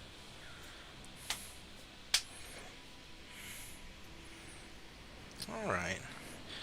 Why are you just shoving yourself against my leg? That doesn't make any sense. You just sit there and I'd still pet you, but instead you want to just like shove your face against my leg. And that's kind of weird. That's kind of weird. I mean, I'm not a dog, so I don't understand how dogs think. But that's kind of weird. Hi. Yeah, like putting your chin on my leg so I can pet you, that's fine. That makes sense. But like digging your face right into the side of my leg and trying to push me, that's that doesn't help you any. I think that's counterproductive.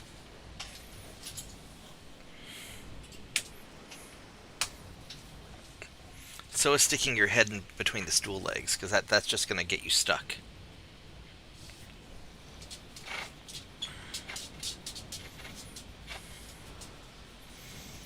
So let's just keep running away, because I don't want to fight that battleship, but I don't mind keeping him busy.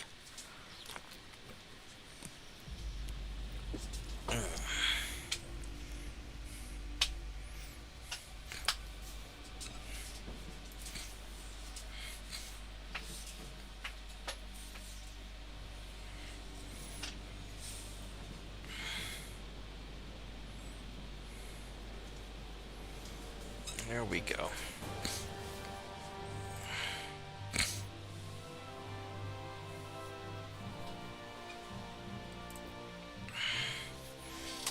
Alright, let's go sink this ship.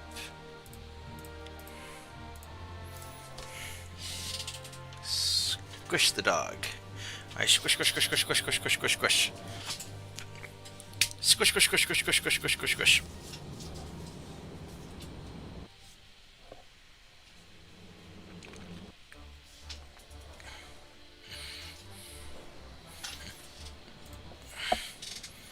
Alright, so you guys, let's have you join up.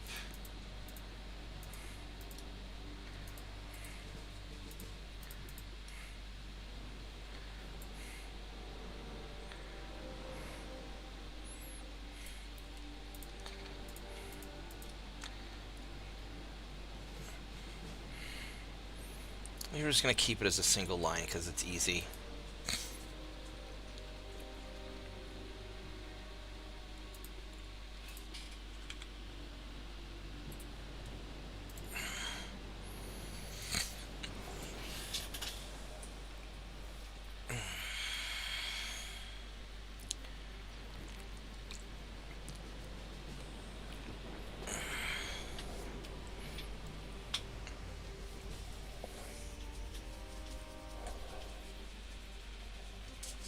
Let's go find this German cruiser and we'll put him out of his misery.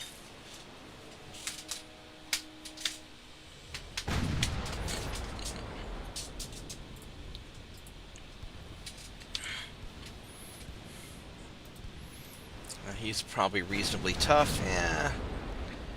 Maximum bulkheads. Some of the armor's not great. But his main belt's pretty solid. So we're just gonna go right on into him. The main belt's not even that great, to be honest. 3.6, about 5 inches equivalent. So even the high explosive, we're gonna punch him.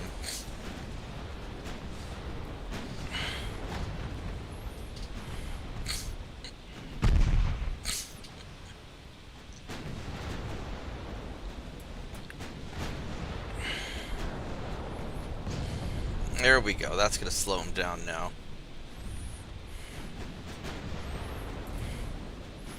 I'm just going to scooch on in behind him.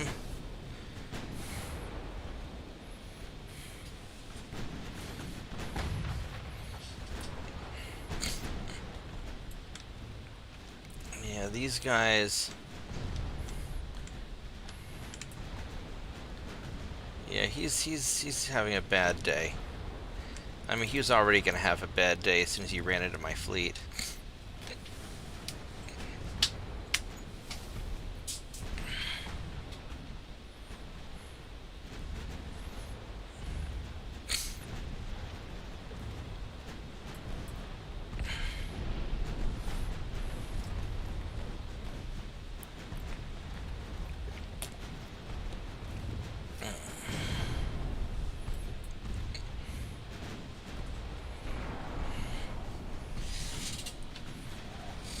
We'll just run the line on him.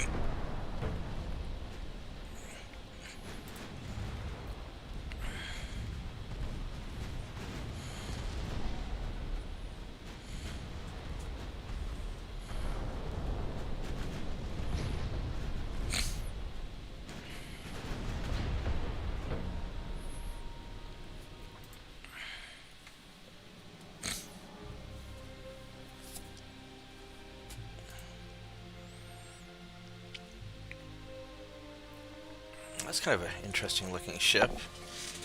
Alright, we found a light cruiser, so let's take care of him. Some point I need to make my ships go faster, but for now they're alright.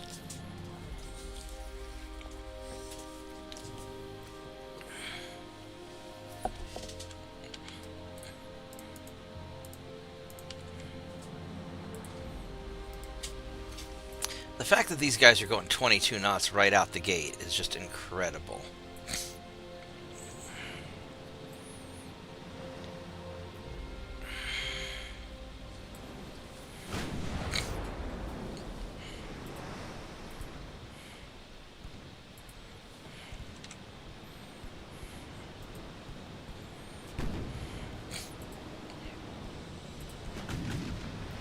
Going 19.3. Once I get up to speed, I'll be outpacing you.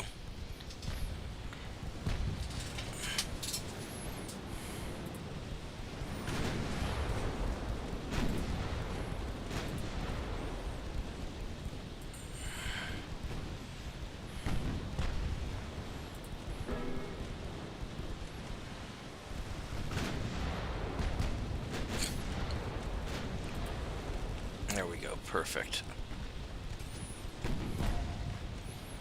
You got basically 3 inches of armor equivalent.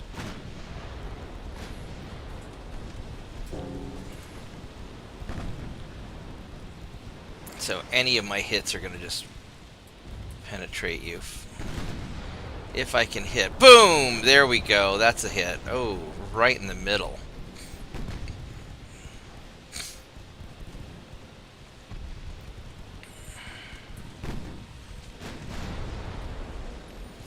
I need to get my crew training up a little bit. Poof. Alright. Hi, tiny dog. Hi. I'll squish you some more. Squish, squish, squish, squish, squish. Squish, squish, squish, squish, squish. I squish your face. I squish your face. I got Prussia. Nice. Oman. Sure. We'll get Oman. I need 1,000 tons. So what do I... I'll just...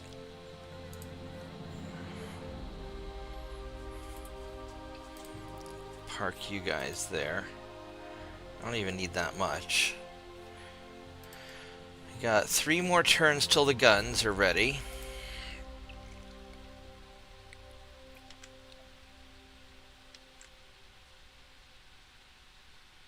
You know, these 5 torpedo boats would be enough to capture Oman. I need 1292.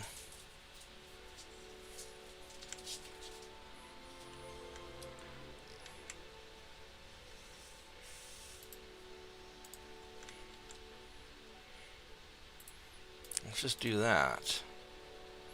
That'll be perfect. Alright, so this is going to be an invade Germany turn. That's 2 more turns there. I could send half my ships over to get Eastern Germany, but I think I'm just going to finish off over here. So we got Bismarck Archipelago and New Guinea. So let's get the Bismarck Archipelago first.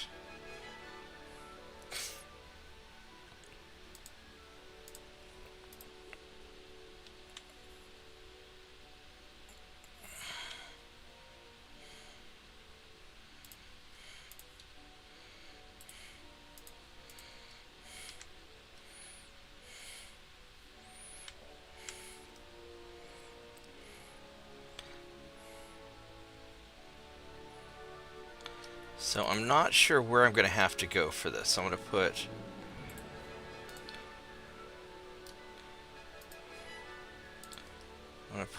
you guys here.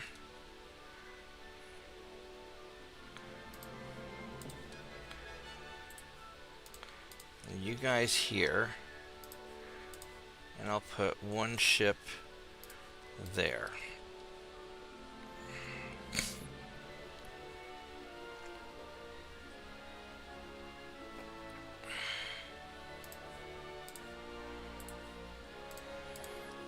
Alright, so that should take care of that.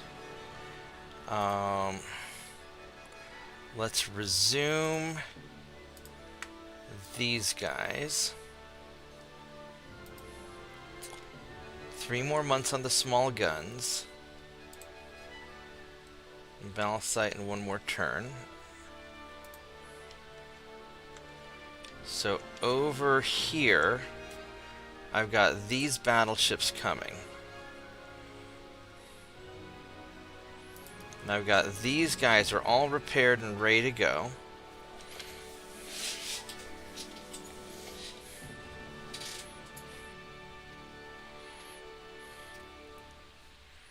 These are all 1892s, which are good enough.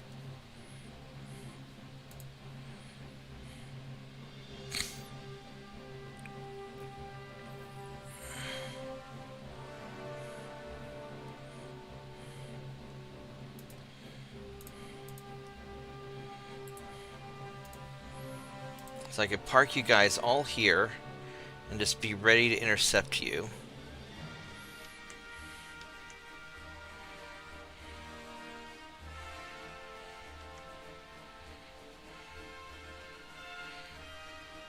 And this battleship's getting pinned down, so this is good for me. Alright, so next turn I'm going to have to hit in America. And I don't have a place to hit, because the only other America I can hit is up here.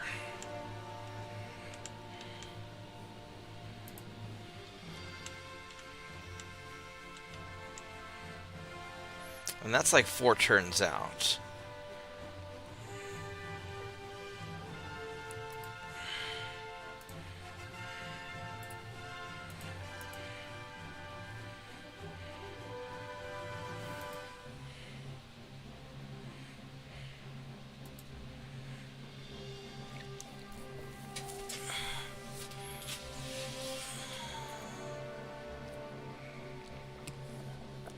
Now what I could do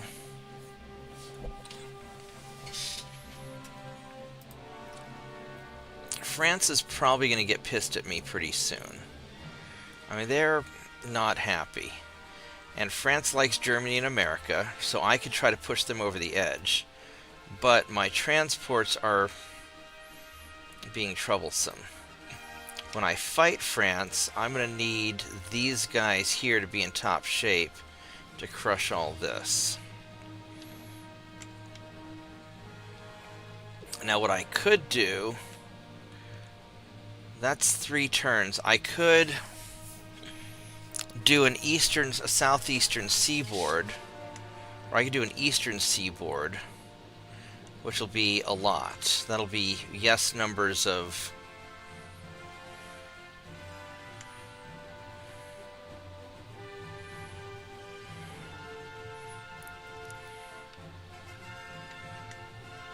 and these guys are all busy up here taking care of business.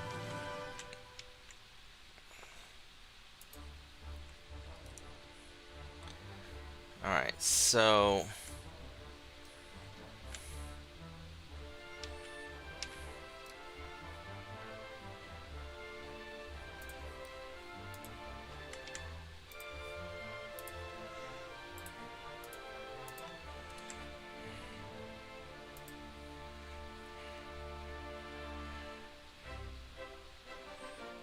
these are 1892s.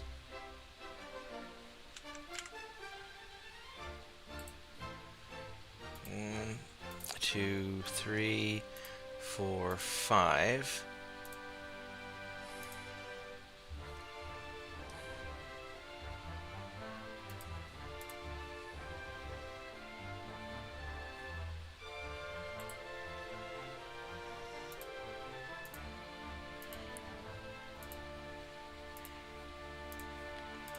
So let's try and hit that light cruiser there. Alright. So as far as guys that are 1891s, that's going to be these guys here in Singapore. So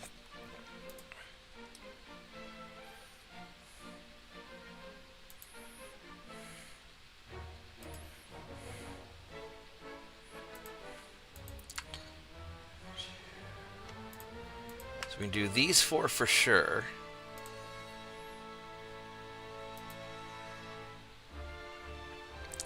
And then we can do a patrol ship.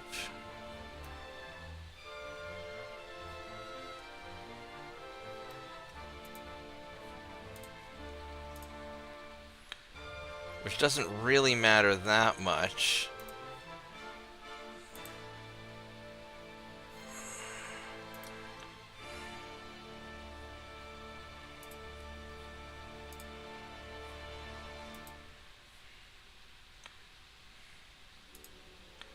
So those are all gone.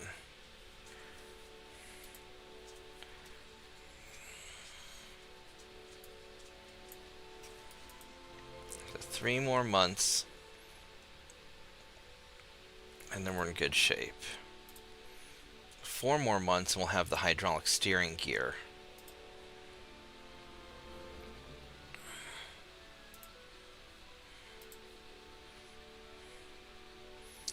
I could do it this way.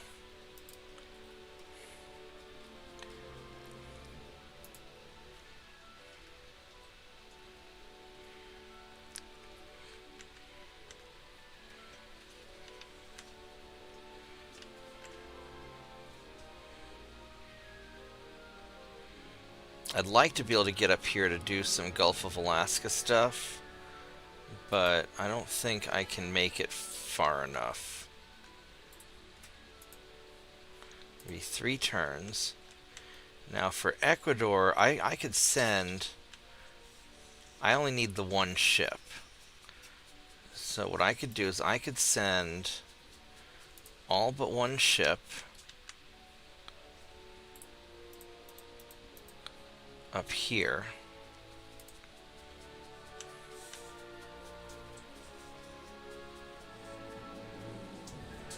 Still take 4 turns to get there.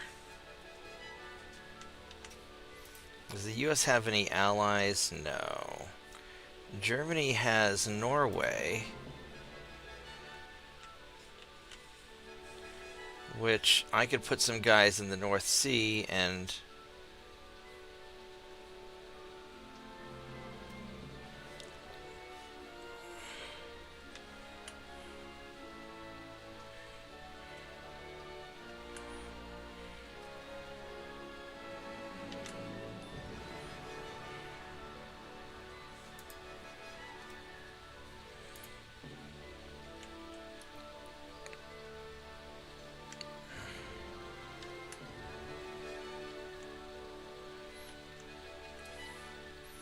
alright, so this needs 137,000 tons. So I could take one of these fleets. That's 138, 138, 135. Why is that 135? I am still here listening. I'm just busy peeling potatoes for mashed potatoes tomorrow. That's fine. So I'm going to send you guys over to the North Sea to go kill this cruiser. And that will still leave more than enough to deal with the rest of these guys.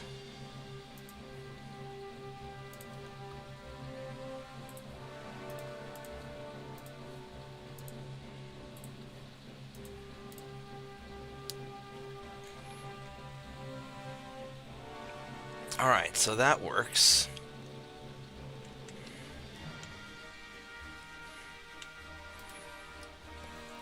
And then next turn, when we try to invade America, we don't have an American invasion. But we can trigger southeast, or we can trigger the eastern seaboard and try to do something with it. Alright, that's how we're going to do it. Alright, here we go.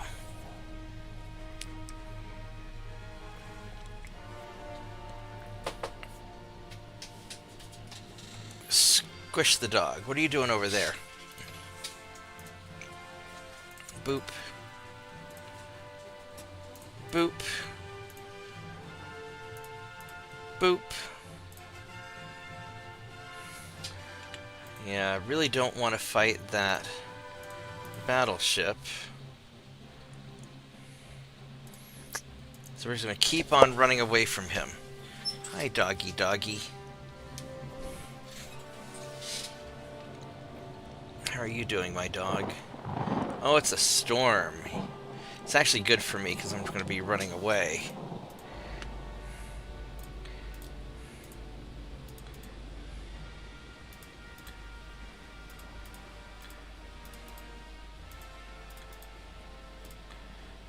Alright. Now, while you're running away, I'm going to put you in the kitchen. Come on, tiny dog. Let's go. Let's go. Spinning in circles means going to the kitchen.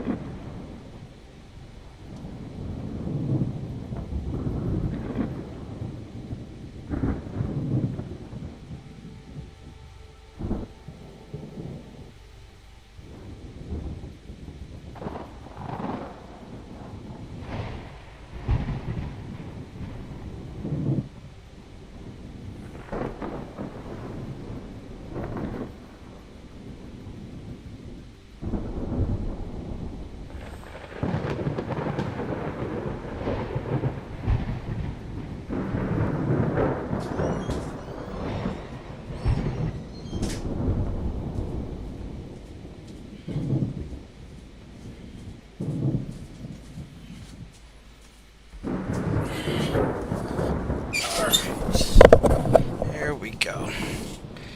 Yeah, Tiny Dog wanted to go sit on her dad's sweatshirt again. Which, you know, I get it.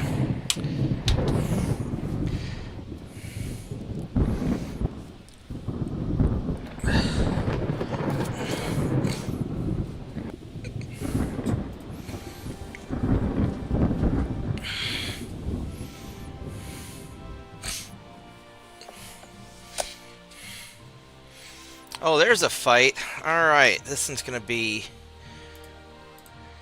the last of the major American ships, I think.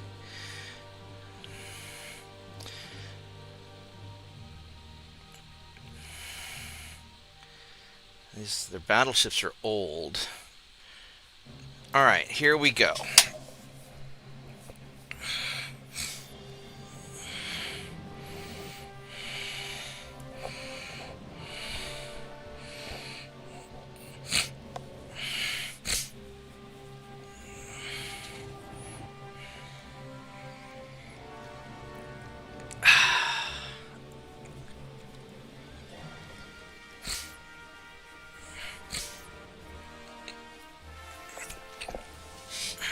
So the plan is my battleships are going to do most of the fighting. Light crews are going to back away and then come in to take out torpedo boats once we find them.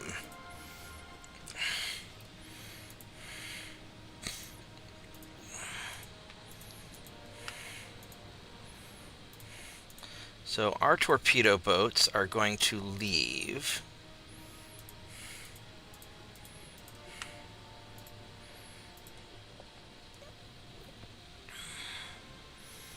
And then These guys, I could do 2 groups of them, but I think I'm going to have them just leave.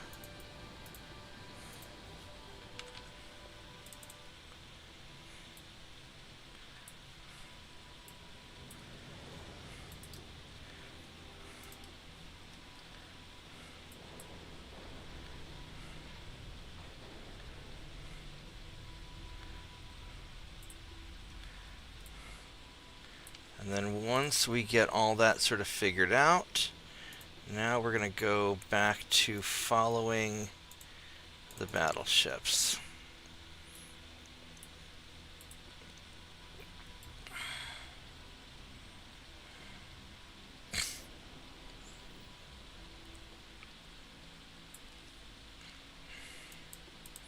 That's the wrong button. Yes, they're off this way, so we're going to keep going at kind of an oblique angle.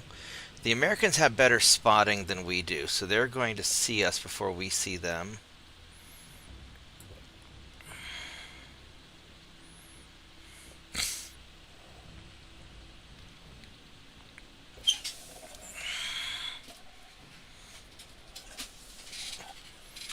Alright, so they see us now. So we're going to have you guys kind of go off that way. Keep your distance. Because my light cruisers are squishy. I mean, I'm amazed that one survived like 6 flash fires. It just had all its guns blow up. That's the problem with having all the main guns along the side, all those little 4-inch guns, is it just has a potential for so many things to go wrong if they cook off. Nice thing about Saint 2.9 is they don't do a lot of damage when they blow up. Yeah, I guess we could fire on. No, no, no. Big guns on big ships, little guns on little ships. We have been over this already. Are you low on... Oh, you're low on fuel, because these guys came all the way around South America. That's right. So you guys are going to go kind of like that. And we're going to sort of bait them in a little bit.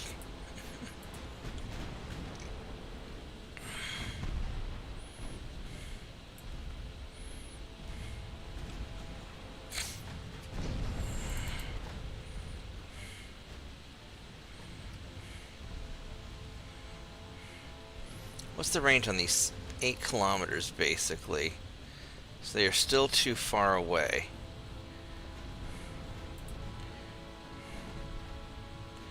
So I need these guys to get a little bit closer before they can really do any good.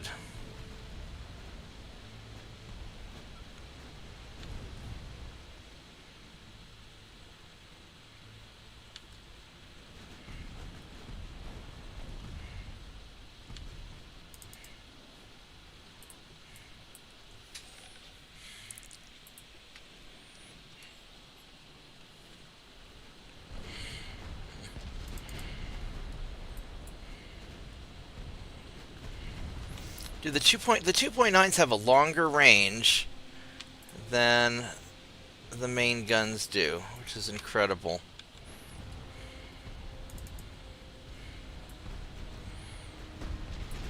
Now let's just start circling around.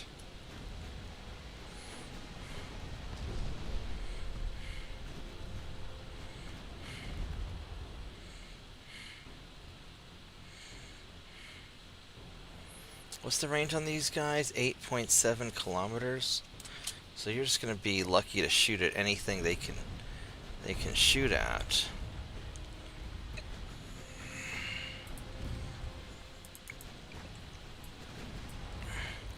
Yeah, they just don't have the range to be a good support ship.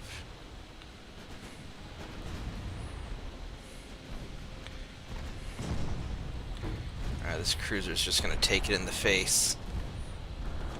Do you not have a lot of bulkheads? Yeah, you do. You're just not fantastic. Okay, that's fine.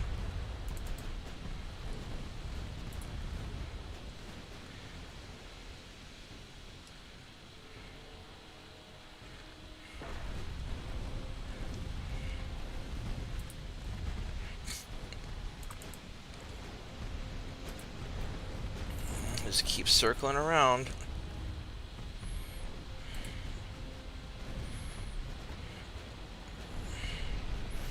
Yeah, unfortunately, these light cruisers just don't have the range to really support.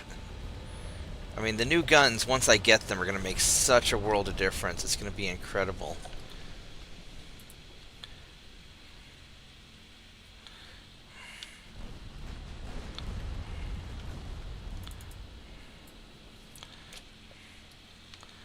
Let's get secondaries on you.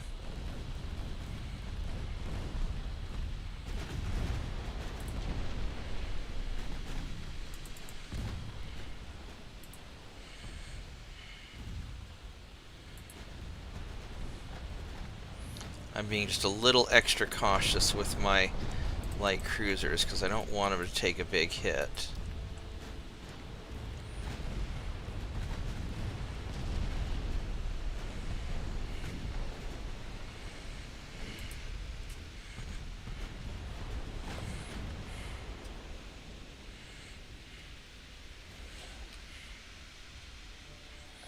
I want to fire right into that.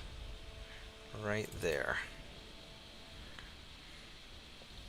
I want to have all you guys also fire right into that.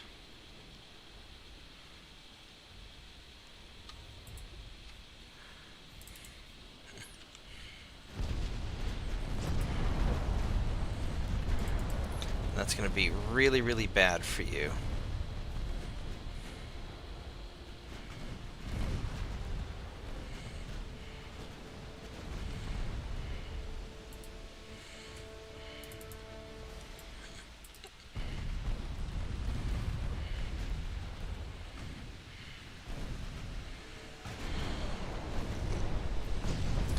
They're just going to keep on circling around and just yar-harring these guys until all their stuff goes away. Look at that torpedo boat right there by him. Almost about to sink. If I can hit him. There we go. There we go. Get all of our splat damage going on.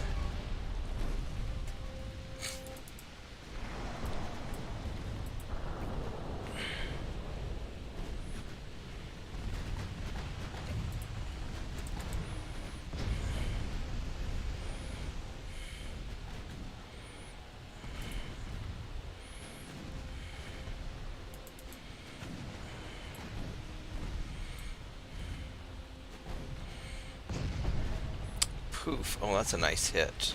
One's on you.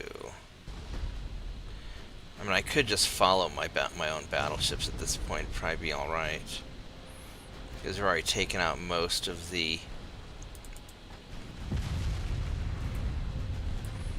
Ouch. That was uncomfortable.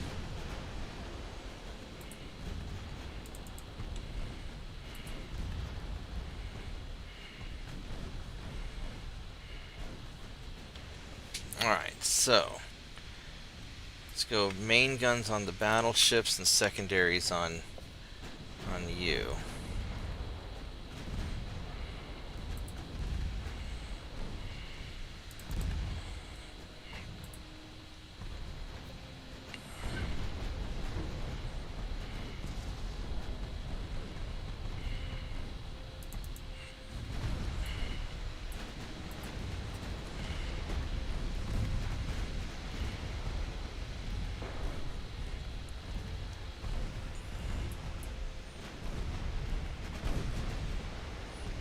I mean, honestly, these battleships don't have great armor either.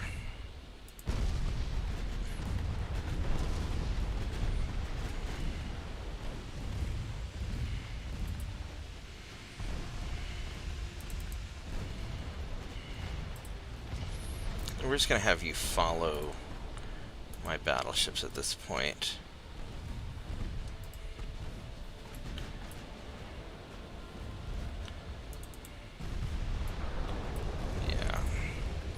I'll just burn down the battleships one at a time.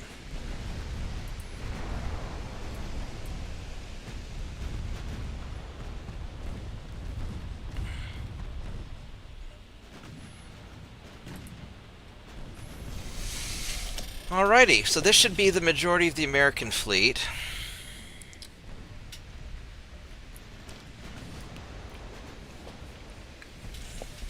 Now, taking the west coast is going to be hard because I don't have enough ships there.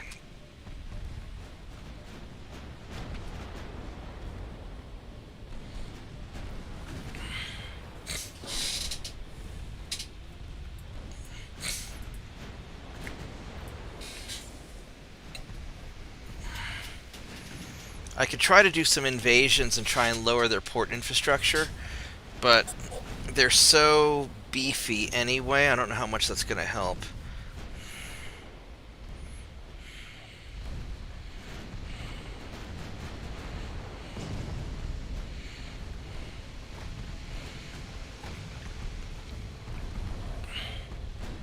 So I'm not really sure how I'm going to get...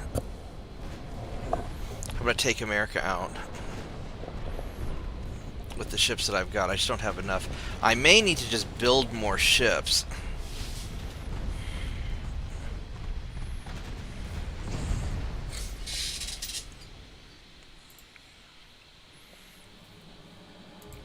Or probably send a bunch of ships from Southeast Asia over.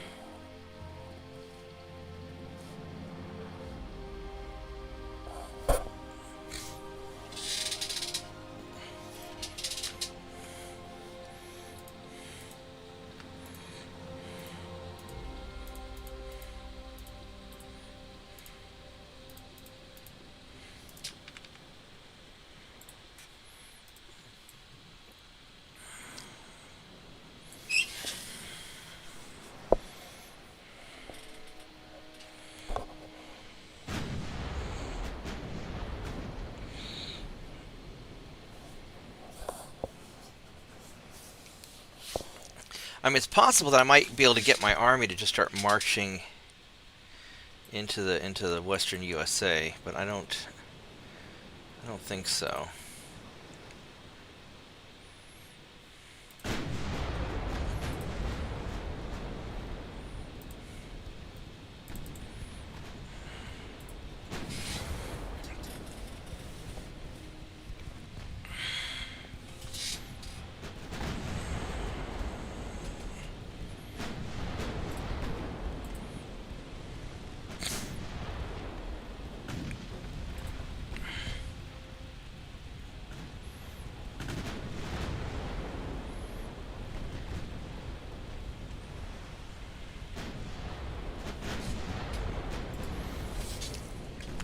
Oh well, we'll just relax and...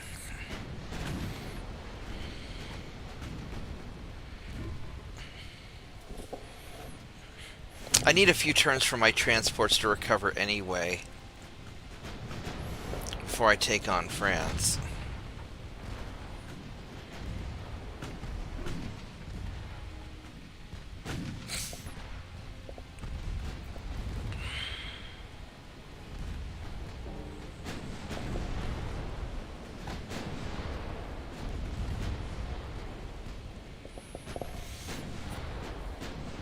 Because Western United States it'll be about 200,000 tons, or under 200. It'll be like 180, maybe.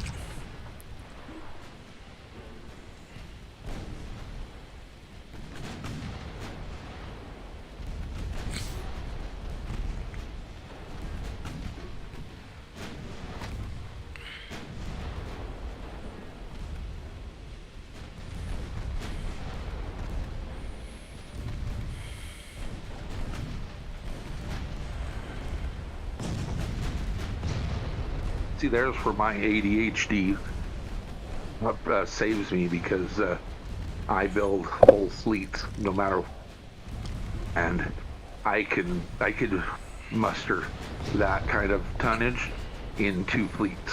Yeah. Even at that era.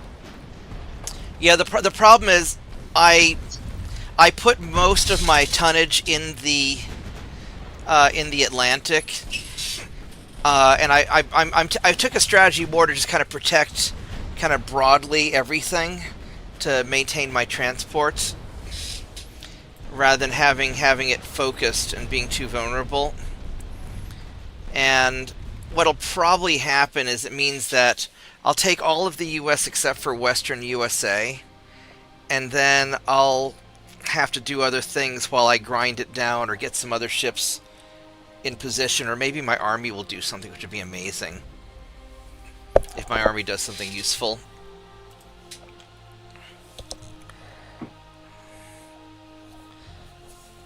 And I thought I was going to take out Germany and France first.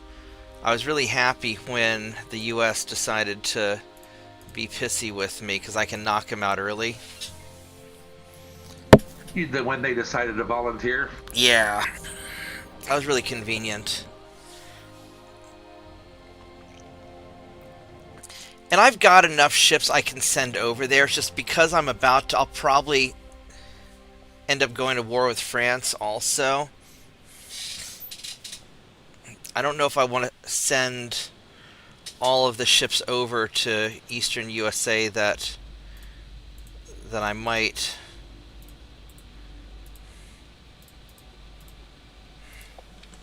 I've got the ships to do it. I just have to put them into position. And maybe I will. Maybe I'll just go ahead and send them over and just take the risk that my light cruisers can hold off the French long enough. I really want to keep 5 battleships in Southeast Asia. But I've got some ships in the Bismarck Archipelago in the North Oceania that I could send over to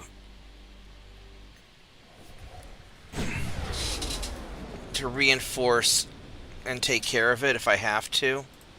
So it's not the end of the... I've got the ships. I just have to decide how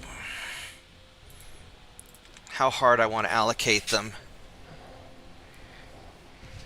Because the big thing is just making sure that I'm invading something every turn. I could go to war with France and try and start grinding them down, but I'm down to 150% of my transports. And I kind of want some time to build them up. And France is another one of those countries that would cause me a lot of problems. Unless I piss off Austria-Hungary, and I can keep those guys blockaded and knock them out pretty quick.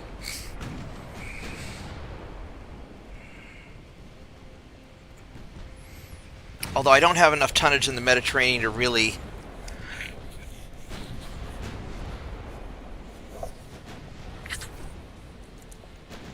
deal with them.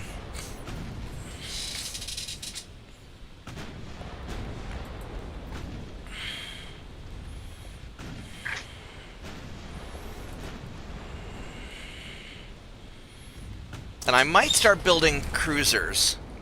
I could just build another 100,000 tons of ships.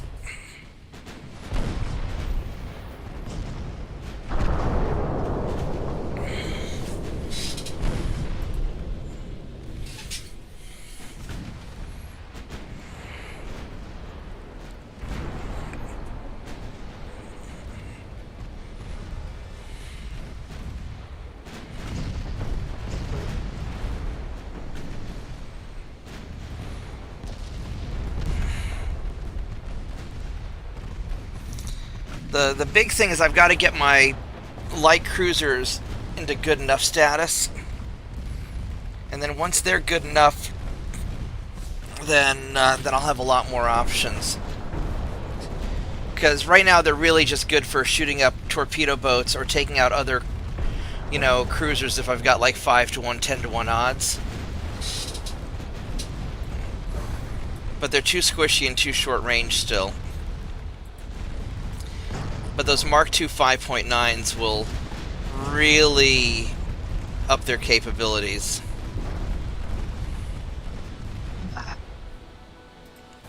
Yeah, I ended up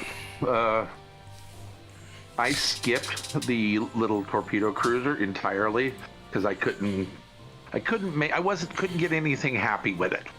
Well, these aren't the So, torpedo. I went- These are regular light cruiser ones. Okay, the next one up. Yeah. Okay, yeah, I built the heck out of those. Yeah, no, those are some of my favorite ships. I've got 40 of those. Yeah, I've got like 100 of them. I love these ships. Hello, Norway. I will conquest you.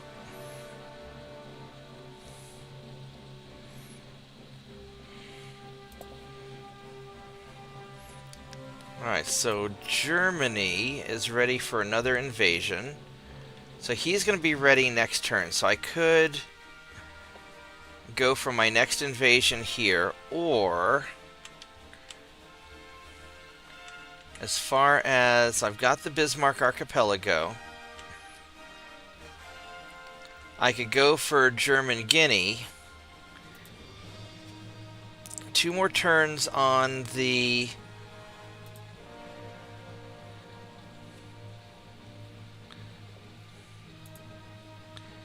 small guns.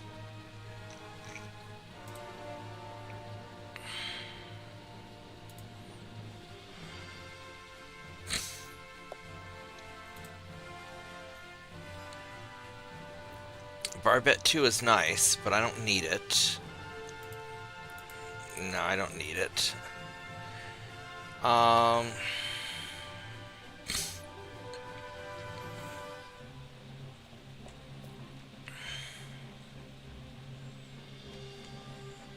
So 2 months on these guys. So what I could do is I got all these French ships here.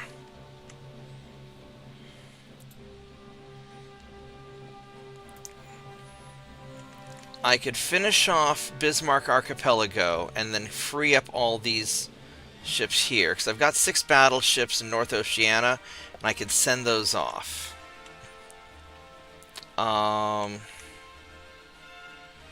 And then that still leaves me the 5 that I've got 9 here. So I've got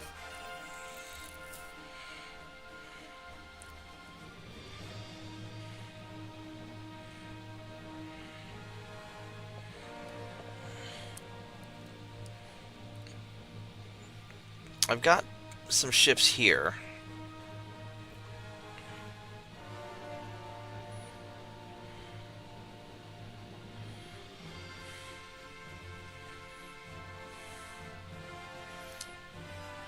So let's get 85 and 86, or at least 85 going.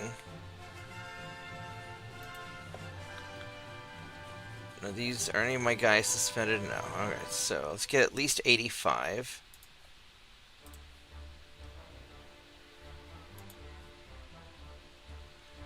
And 86. Let's do those 2.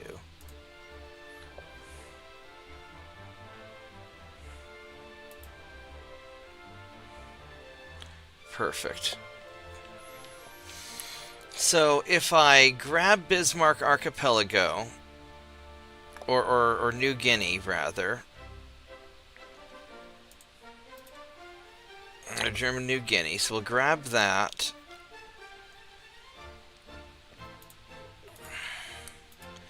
And then what I can realistically do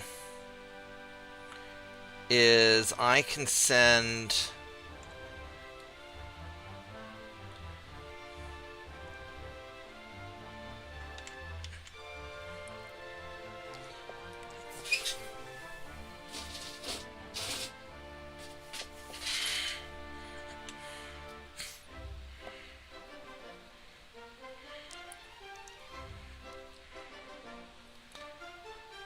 I've got 2 battleships. I can put... Realistically, I will put 1 here and 1 there. And these others I'm going to send over towards Gulf of Alaska.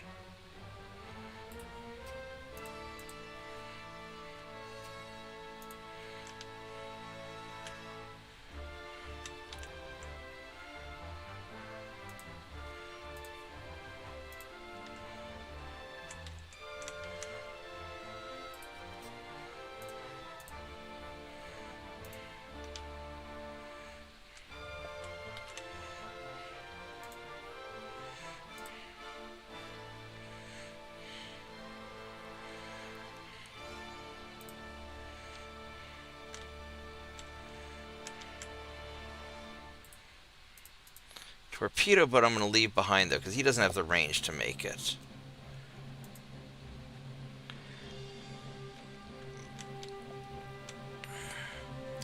Speaking of range, how we doing here? We got Oman's getting captured.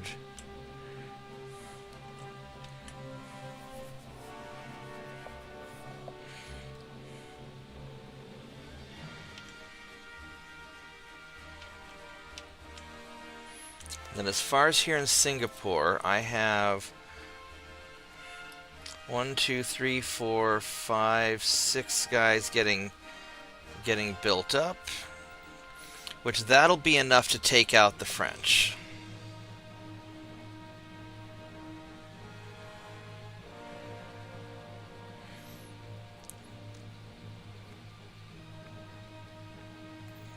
So I'm going to send the rest of these guys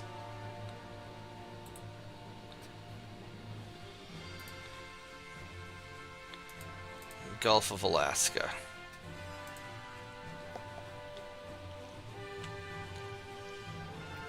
Which won't be great, but it'll be okay enough.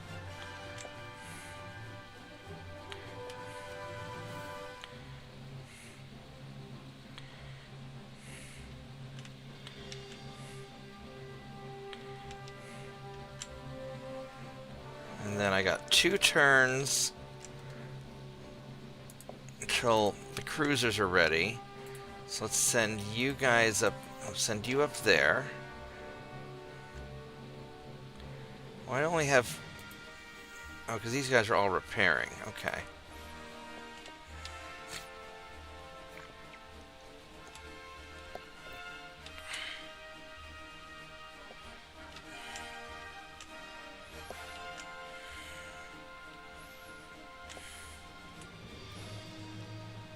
So that's going well.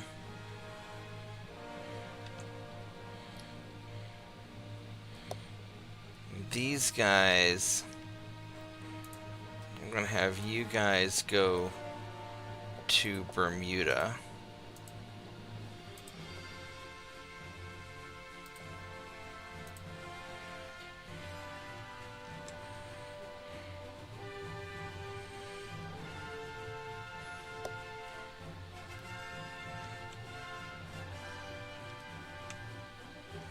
I have no idea what all these guys are doing.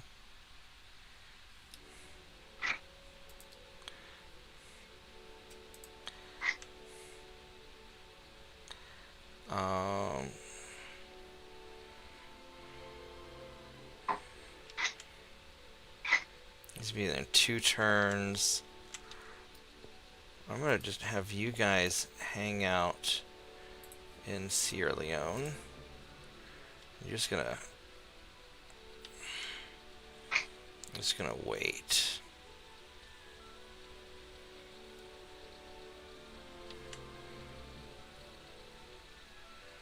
There's a battleship going there. I mean, I'm not super concerned about all that stuff. These guys...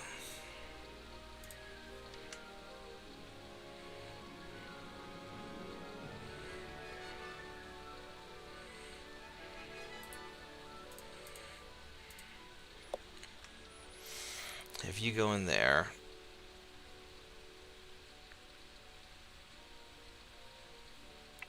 because next turn I'm going to try and jump eastern USA, so I've got enough time to get my ships to where they need to be, I think.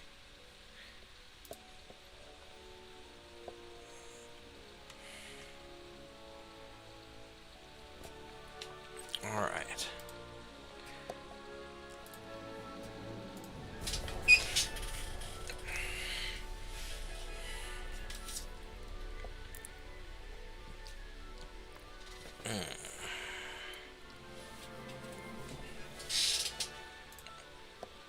Now, do the Russians just become Soviets? I think they probably did.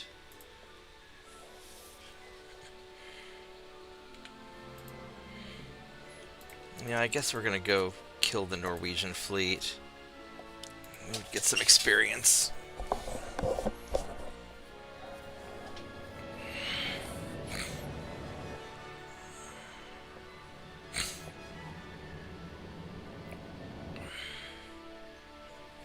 Yeah, the nice thing about these assault ships, they're good enough for fighting, but their primary job is just invasioning. I mean, kind of dual purpose, but if they're not perfect, it's not the end of the world. But when my light cruisers are ready, they're going to be... I'm very excited about the future of my light cruisers. Which way are you going? Speaking of cruiser, you're going that way. Are you trying to run away from me? You might be. Oh, you are. You're like, fuck this.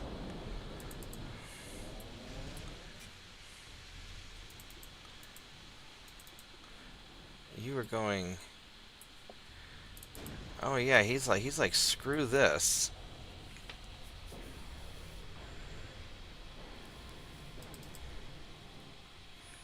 Yeah, he does not want any of that. And these are Mark 1 guns, so they're not really gonna hit very well. Oh, torpedo boat, this is a bad day to be you.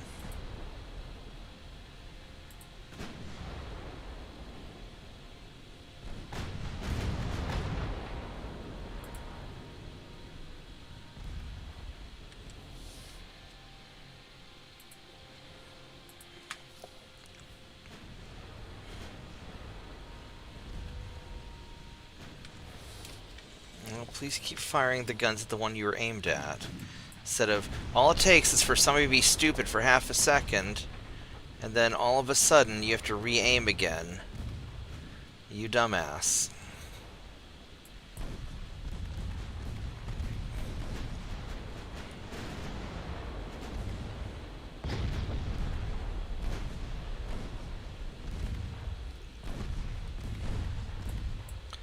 Alright, let's continue trying to get this guy.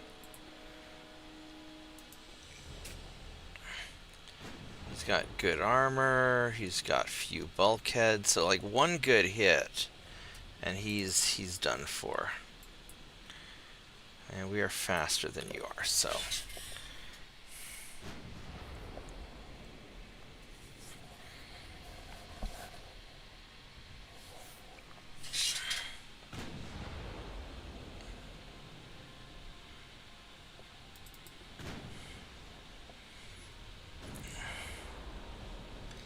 Yeah, he just does not.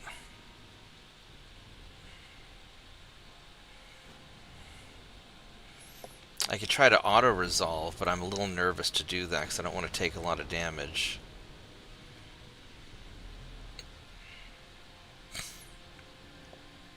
But I don't want to let you go either.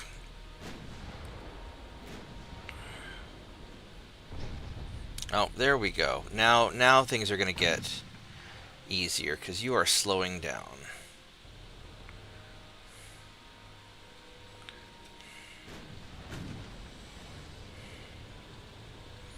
Yeah, you're right in the rudder.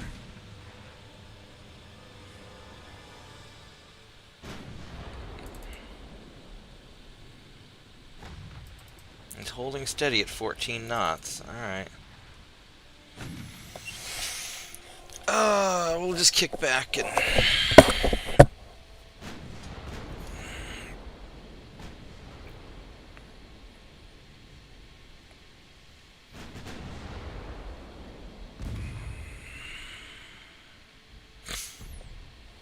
Now, one thing that has me excited about playing Dip is I think you can speed it up to ×10 even in the middle of combat, right?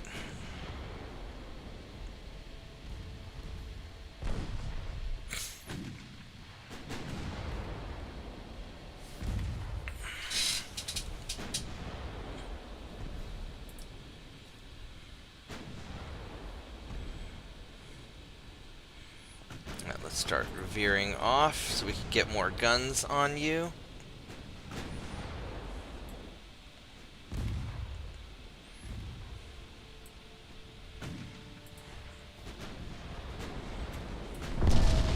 Ow!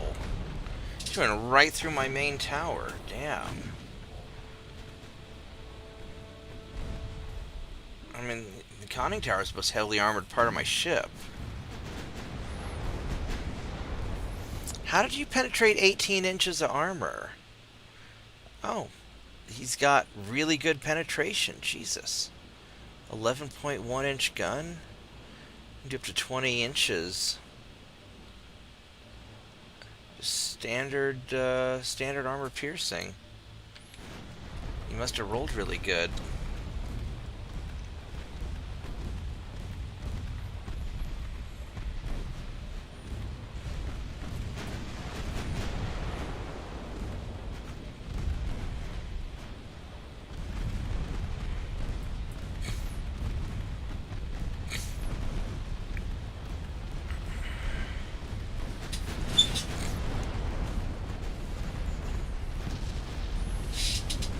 Well, now that we're close, you are in trouble.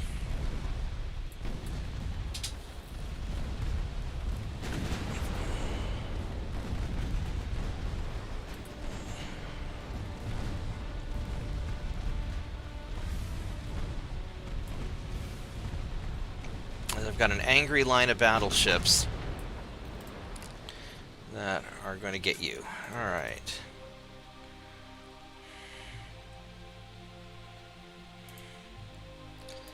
And boop him. And boop him. And run away from you. Alright. I lost a lot of transport still. Jesus. I got Ecuador, got Western Poland. Down to 147. Ugh. Alright, I'm gonna be right back. And then we'll keep going. I think I'm a little hungry, so I'm gonna make some food. So give me a minute.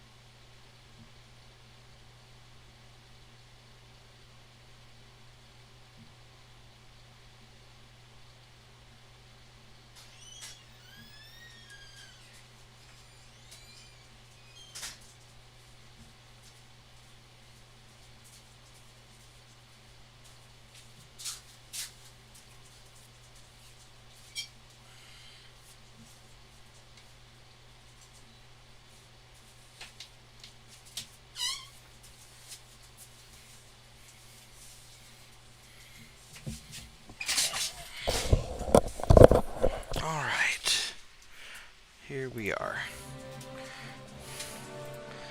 So, one more month till we get the ships together.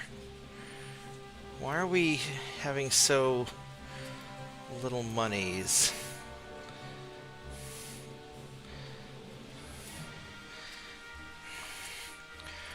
We're just losing so many transports. So it's a United States invasion turn. So Western USA is 174,000, so we'll be able to do that. And Eastern's 280, which I think I've got enough. 250. Yeah, so we can do Eastern USA.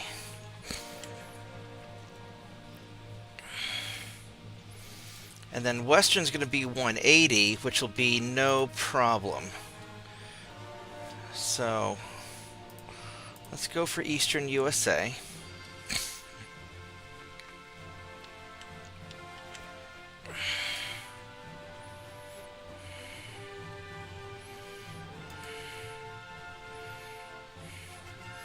These guys are all repairing, but that's all right.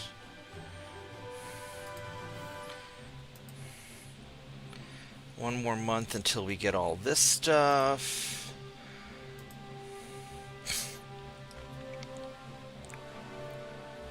So that's fine. And then as far as these guys over here, we're going to send these guys into...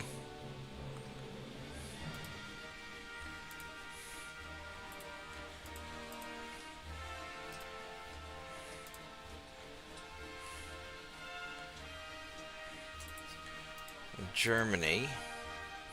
So we're going to get you.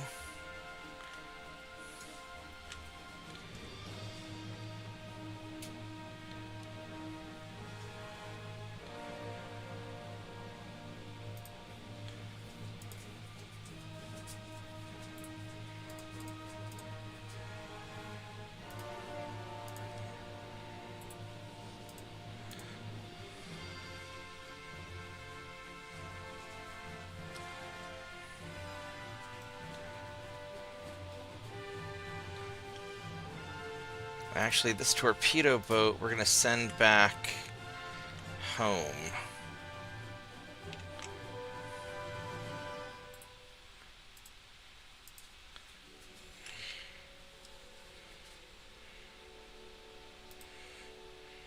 Have him get the tea and metals ready. Yeah. Well, because I don't need him for taking these areas.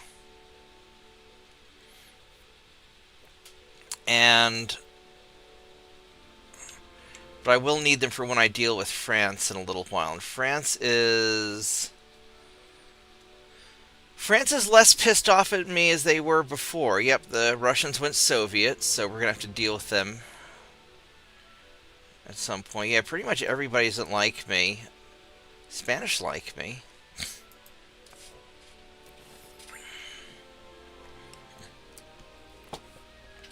Alright, so we're getting the Eastern USA.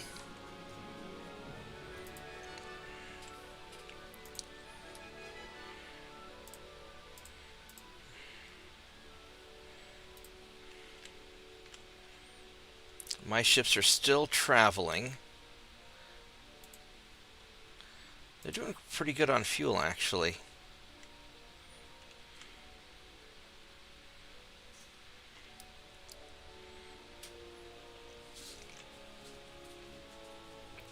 This guy finished here, so we're going to send you up this way.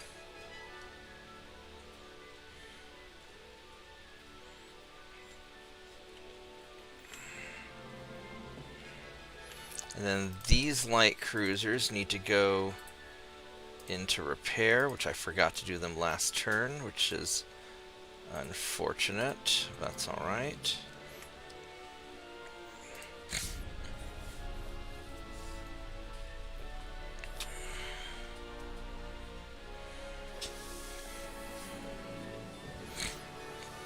And then next turn, or I guess this turn now, we will boop and Boop, and we will start building the light cruisers. And you run away. And I could probably just auto-resolve this, but we won't.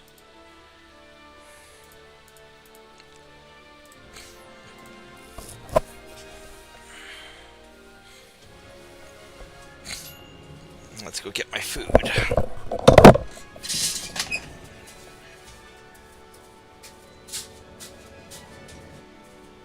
want to go back in the kitchen again? I just let you in. Alright, I'll keep up one.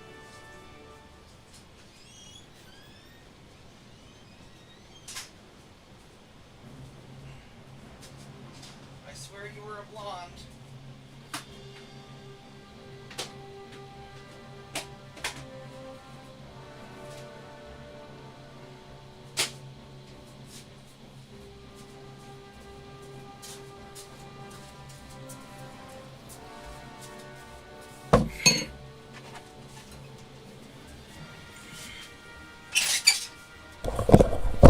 I love Tiny Dog, but I'm sure she was a dumb blonde chick in a past life.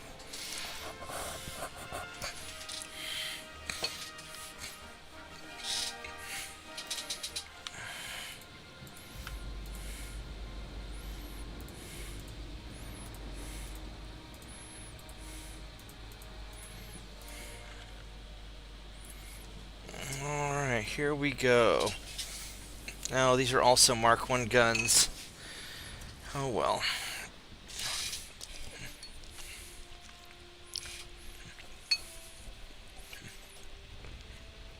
I mean, these are all older battleships, but that's alright. They are still good enough.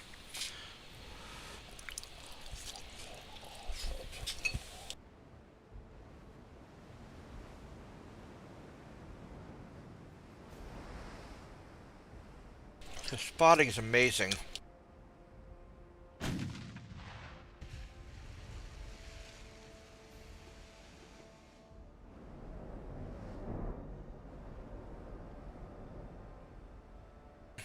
Alright, let's go get them.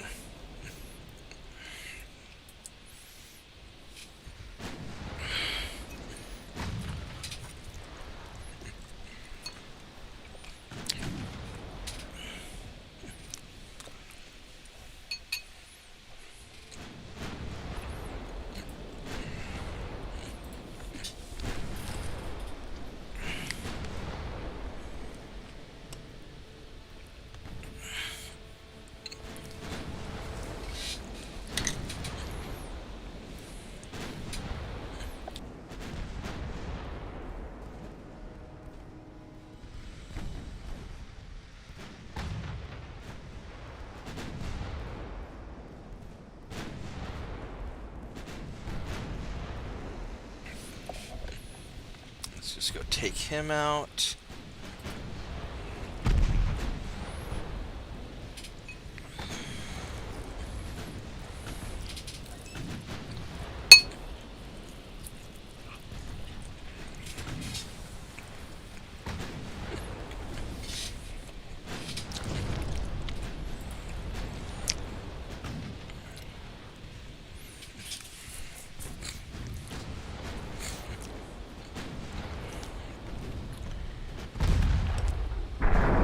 Ouch.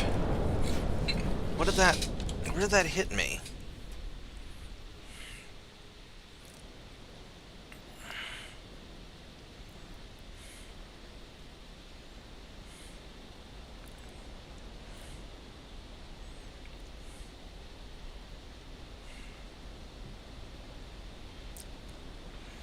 Partial pen.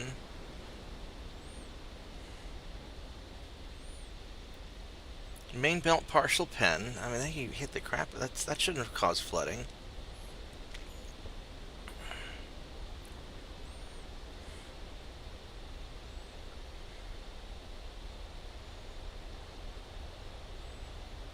Four belt penetration.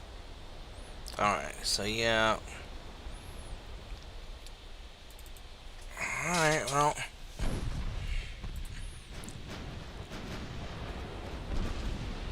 That's unfortunate, but we'll be alright.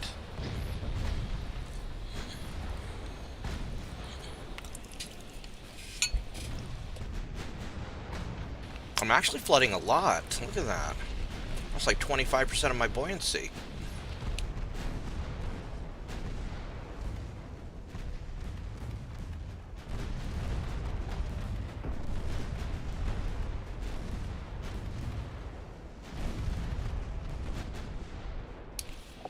Alright, well, we got it at least.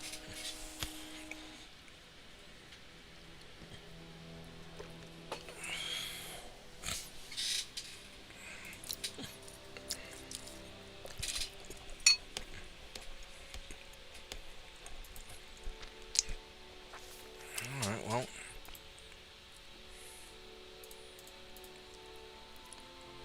Against a light cruiser, he's going to be fast. Hopefully he can't get away from me. He shouldn't be able to.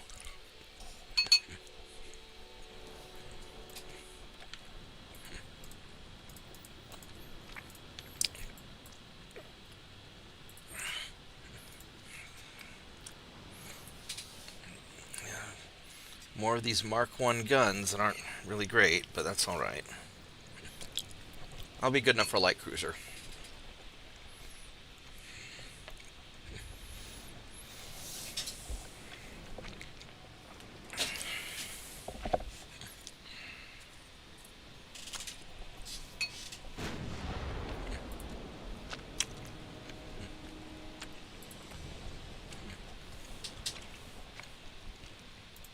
How fast are you going? 19.3. I'm not actually that much faster than he is. Ow. What's my forward armor? Not actually that good. I mean, it's good, it's not great.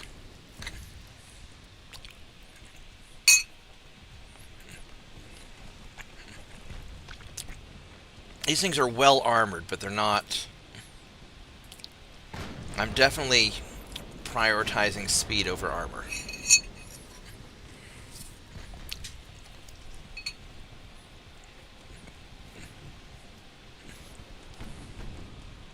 Under the tenets of the church, they are well armored, but They're armored enough to go fight what they're intended to fight.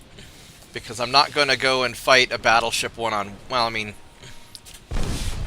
Right now, a one-on-one battleship, I still have the weight advantage. But I'm not going to go fight an even fight with these, so it'll be alright.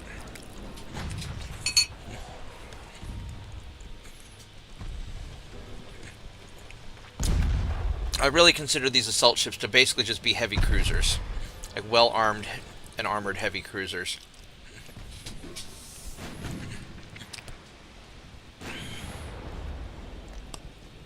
I know for 1890, a 9.9-inch gun's pretty fucking good.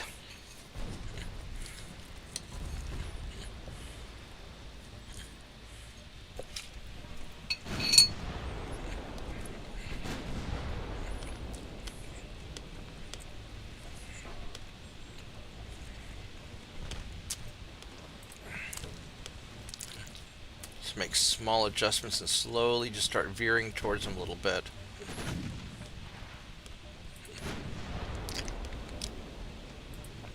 And 20.3 versus his 19.6, so I am catching up on him.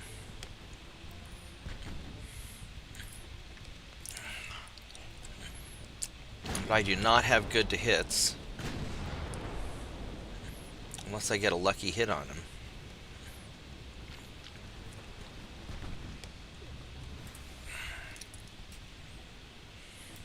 He's got a 7.5-inch gun. That's actually pretty impressive.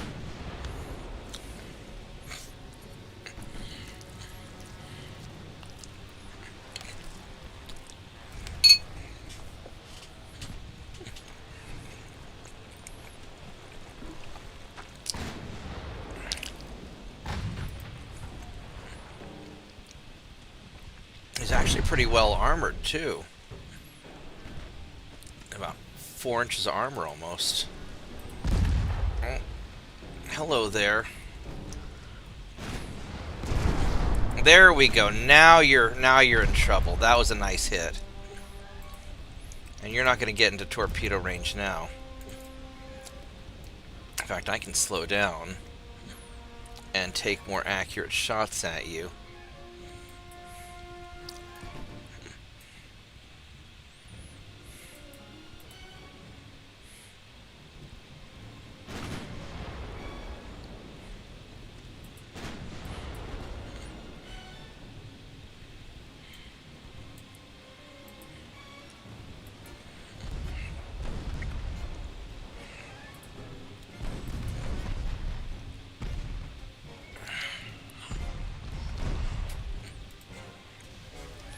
Ooh, there's another torpedo detonation. There we go. Alright, so now we've got you.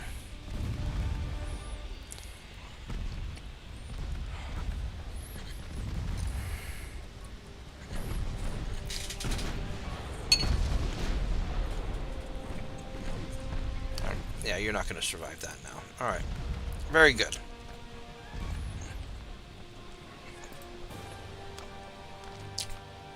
I need to up my crew training a little bit, I think.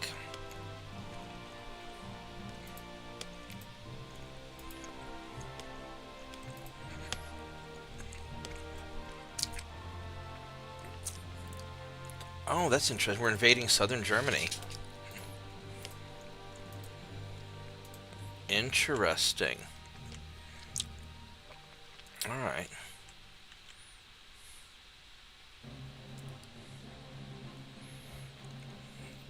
What are you attacking?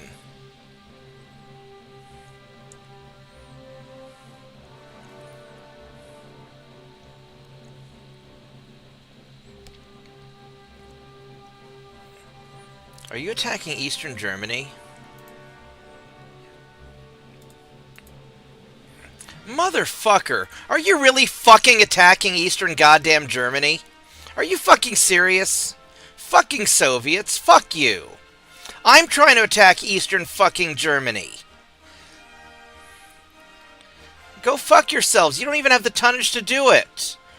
Actually, you probably do. Alright, fuck. Fine.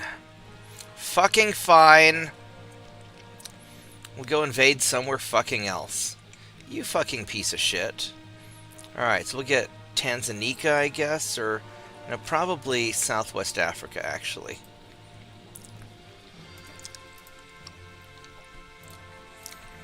Grab that.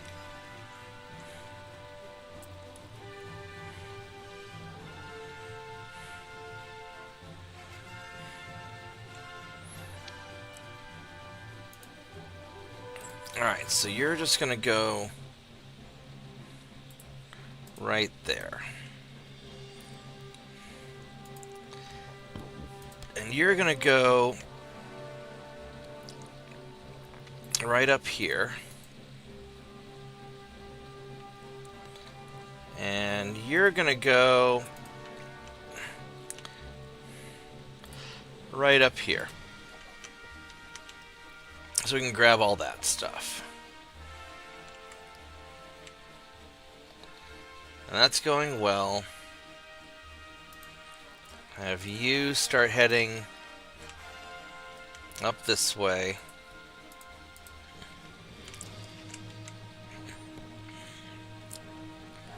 You fucking fucker. Got plenty of guys to invade that. He's doing fine there. Motherfucker, you fucking piece of crap. Alright, so... And we'll keep powering through, so I do want the 6-inch guns also. Well, that's not as important at this point. Secondary double turrets for capital ships. We want that. We want that very much. It's probably more important than...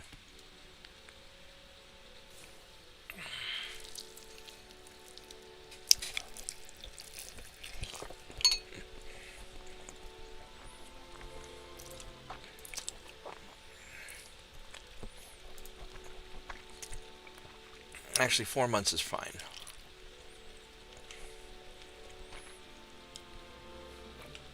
Alright, so... Let's go look at our patrol ship. Let's make this guy awesome.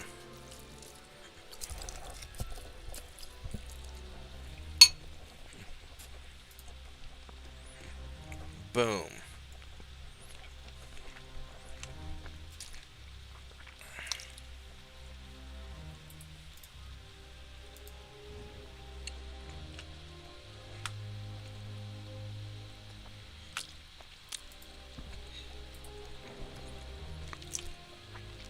So this is great. Got the 5 main guns.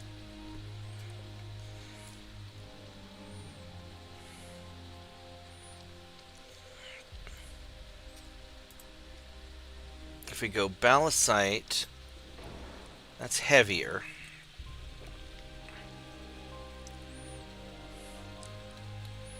What's the... it's 8.3.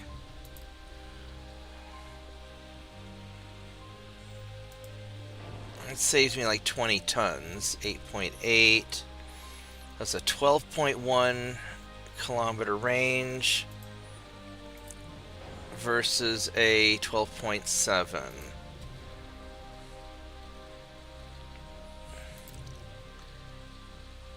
I thought I had semi-armor piercing shells coming soon.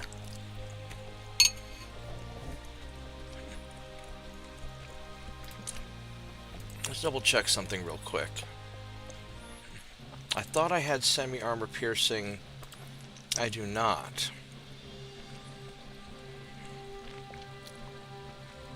Here's semi-armor piercing. That's for the armor piercing shells, not for the...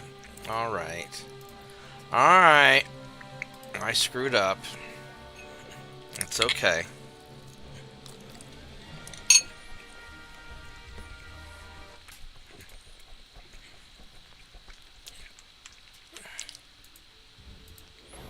Alright, so... yeah, that's the one where I can go semi-armor piercing, which I do not want.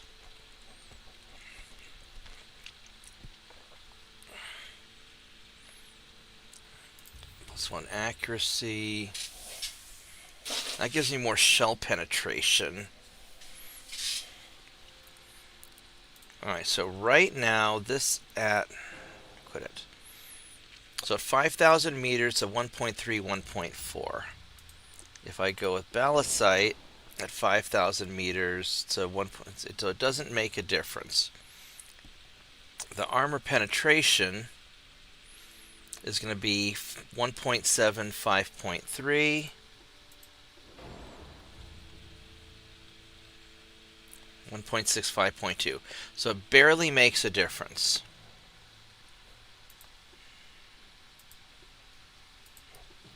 Now if I go with anti-flood, that's probably more important than...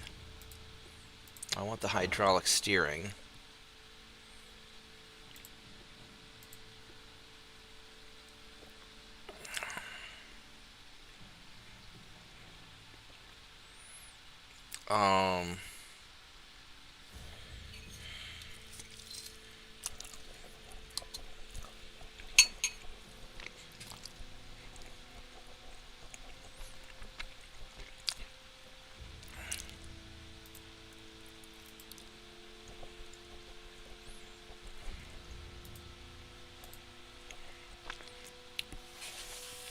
Now there's not a lot of armor.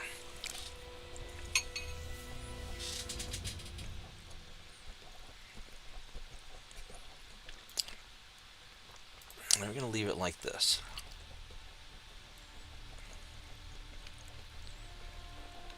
I could lower the superstructure.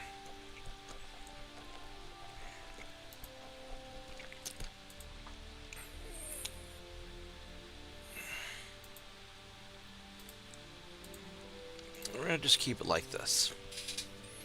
This will be fine. Because these guys aren't going to really get into direct fights.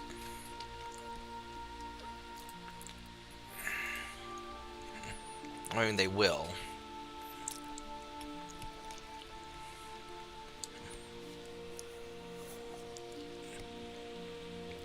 But weight-wise, this will be pretty solid.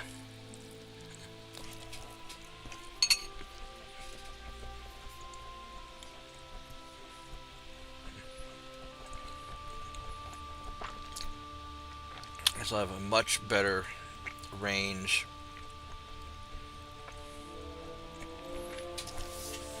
Because I'm basically going from 8 kilometers to 12.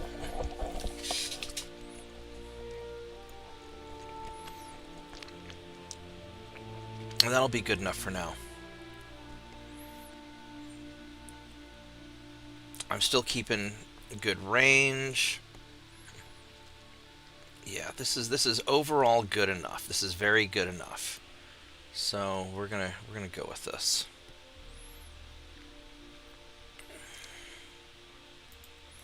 And we're gonna refit all of our ships now. Which will take 3 turns.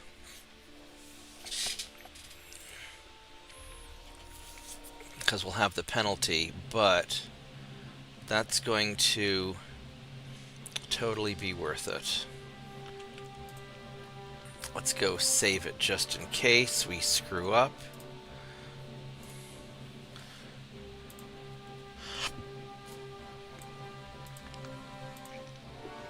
And do all of them.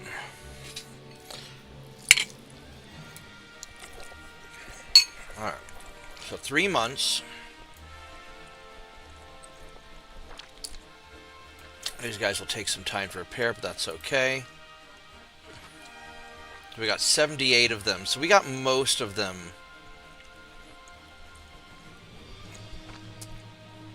We still have some that need to be refitted. Well, we got most of them working out. I'm gonna drop this down, but that's all right.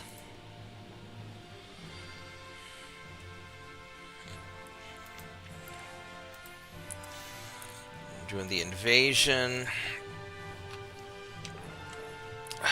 Fucking Soviets.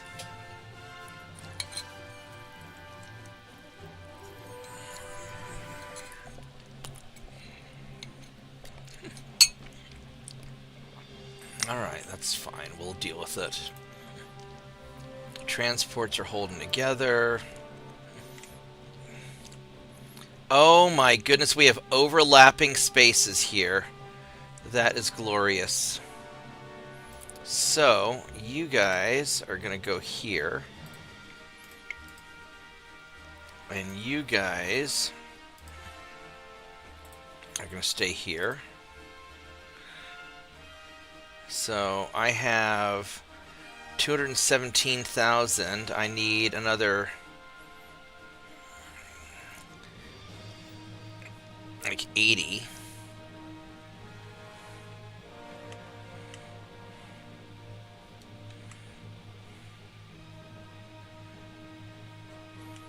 Okay, so we're just going to take you guys.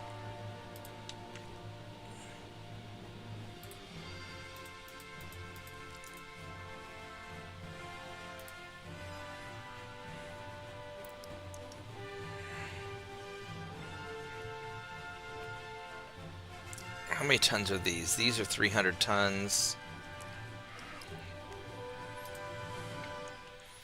That should be pretty close to what I need.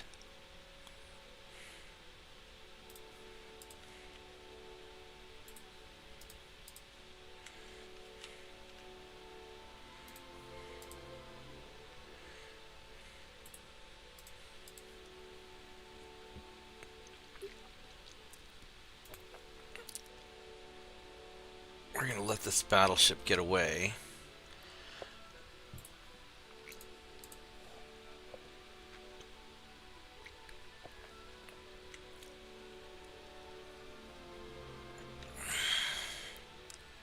Five battleships and 3 torpedo boats. Actually, I'm going to go ahead and put the other 2 torpedo boats in there also. Because I can always send them back later. Alright, so that's gonna...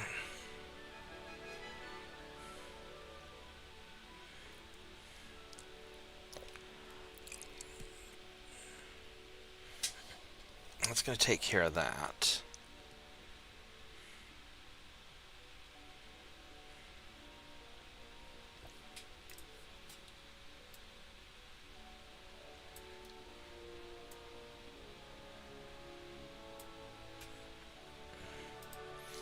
Alright, so all this is going to get sort of dealt with.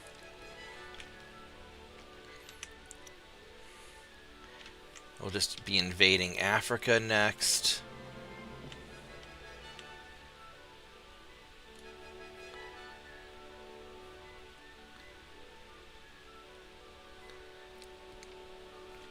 Alright, that's as good enough as we're gonna get. Fucking Soviets. Oh, I've got these guys here.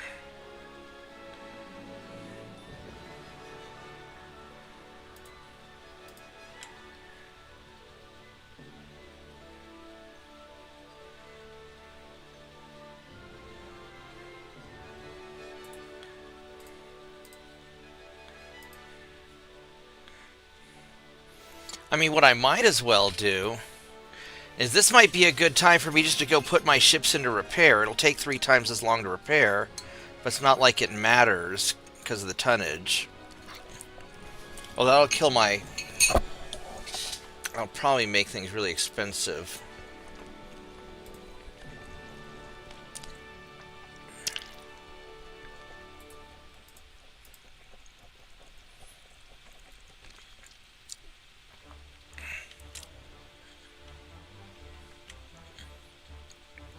Alright.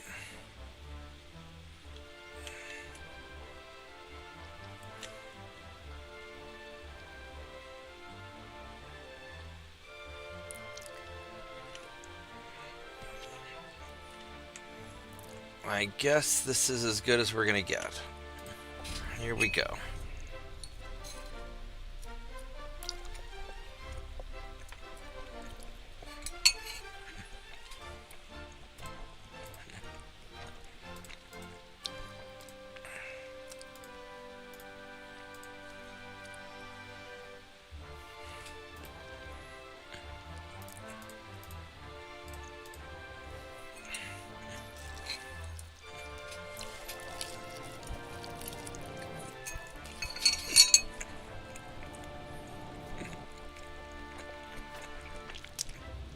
I might do a massive battleship upgrade at some point.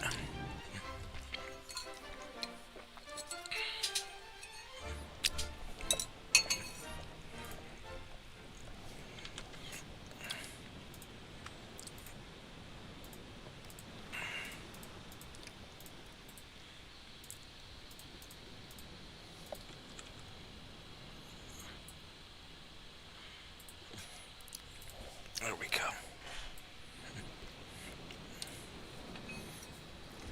Because it might be worth it just to upgrade these all.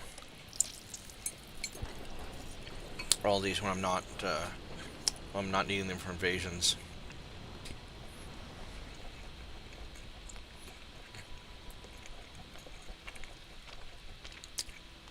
But probably just rotating them through the upgrade sequence is alright enough.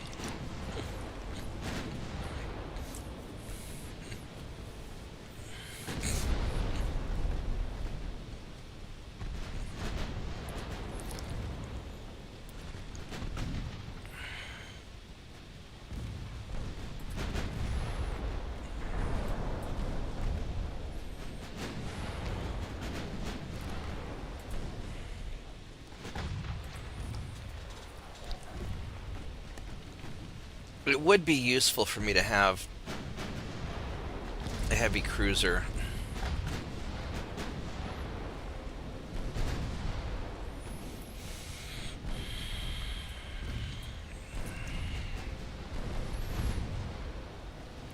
Like an under 10,000 ton heavy cruiser that I can refit in a month.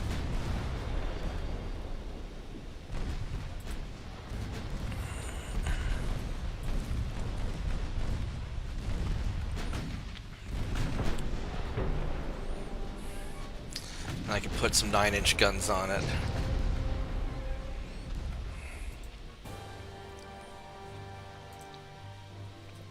Have it going 23 knots if I can make it do that.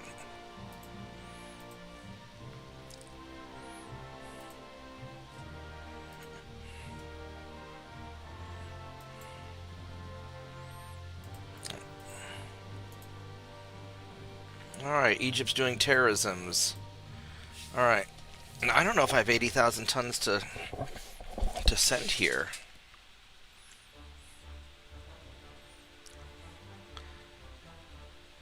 $80,000 tons. Oh, you know what? I got you guys. That's 44.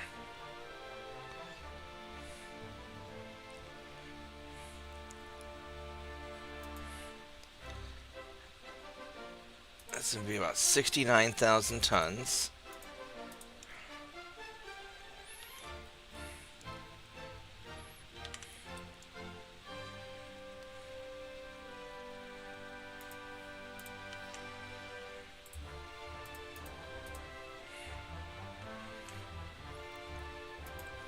I need to get these guys in there.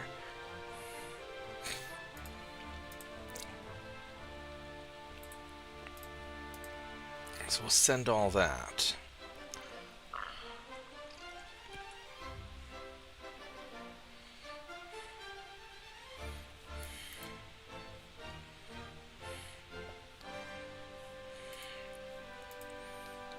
Eastern Aleutians or Southern Alaska? Alright, so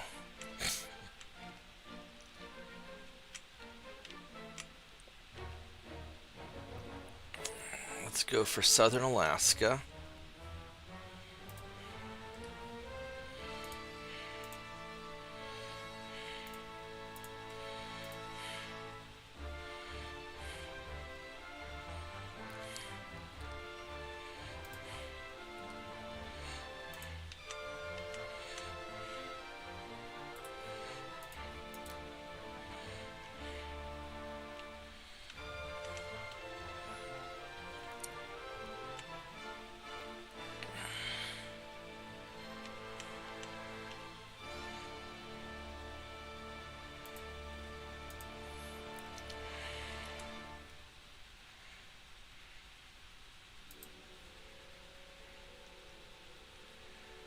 Alright, so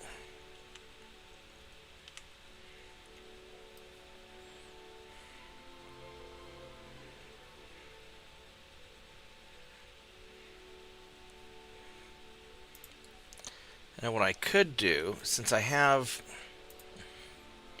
money, how much? I can get quite a bit together if I have to.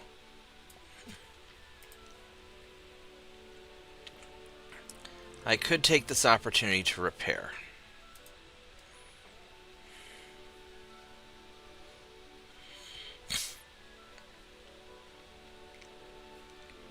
These are...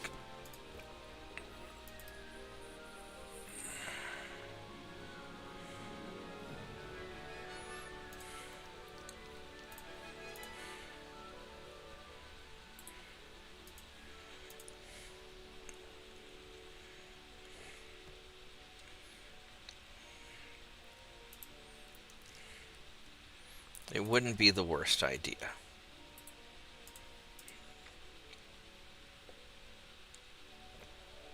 It'll jack up my monies a lot, but that'll be all right.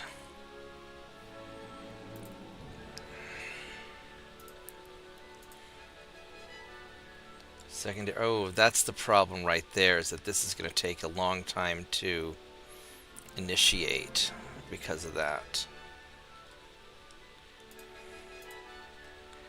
6 turns. Yeah, I don't need... the 5.9s is fine for light cruisers, and I'll go 9-inch guns on heavy cruisers.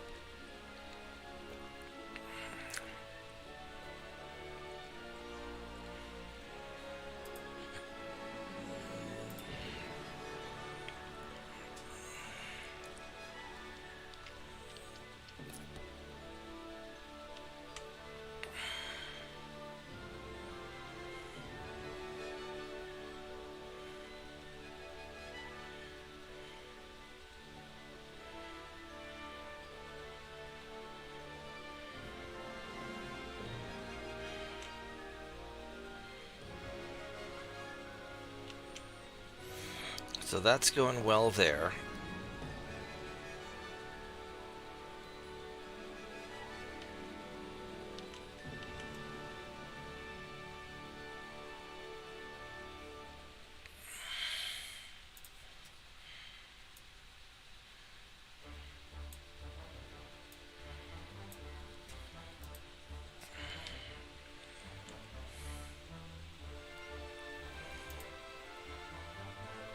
Alright, so next turn we'll do some Germanys.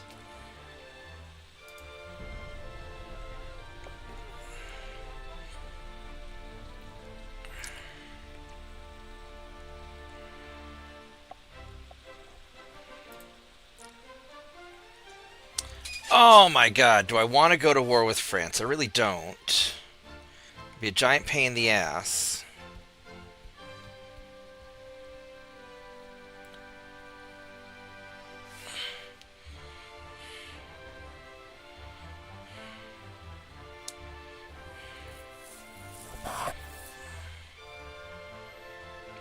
I'm going to say no.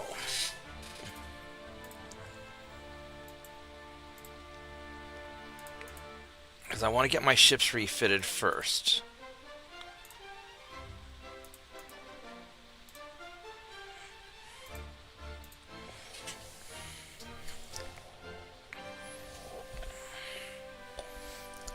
Can't believe how long I've been playing tonight. It's very seldom that I can just say fuck it to everything and just relax and enjoy myself.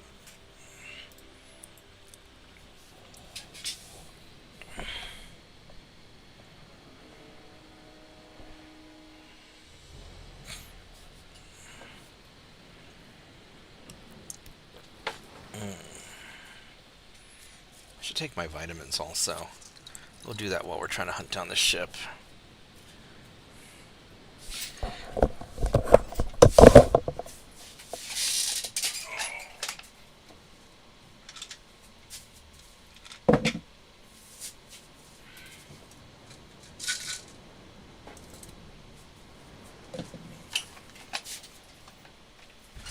Alright, you're shooting at me. Where are you shooting at me from? You're somewhere like over this way. There you are.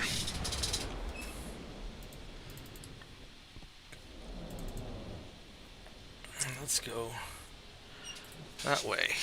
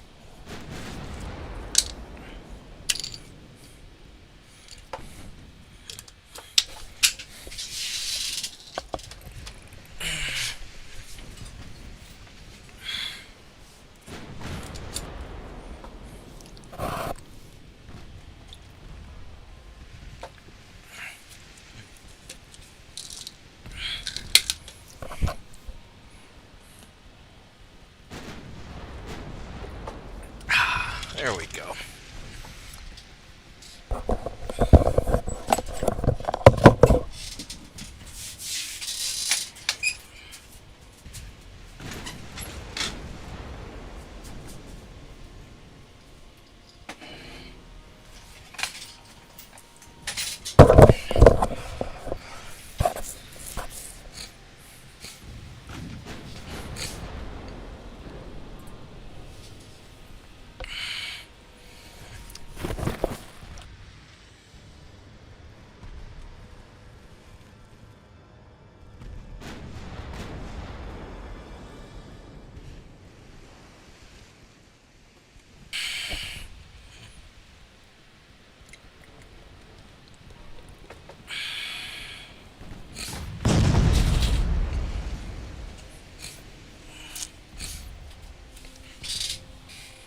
Alright, he's having some trouble.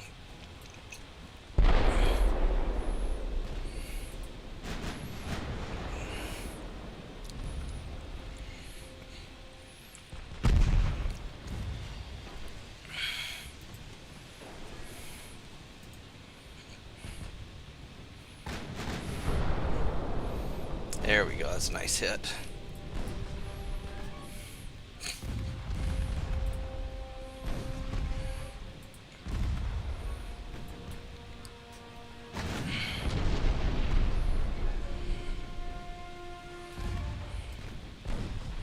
Let's go slow down a little bit. Yeah. Bonk. He's taking on water pretty quick.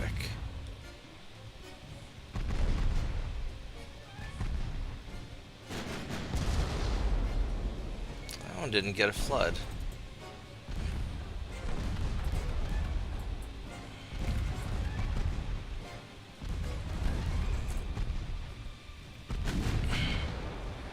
That didn't even hit. Well, there he goes. Now he's flooding. There we go. Alright.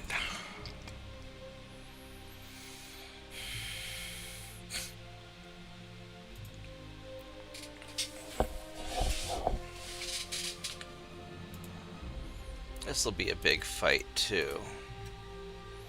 These are 1891s. These are still the Mark I guns, but that's alright. We gotta do it. And they'll be good enough to get the job done.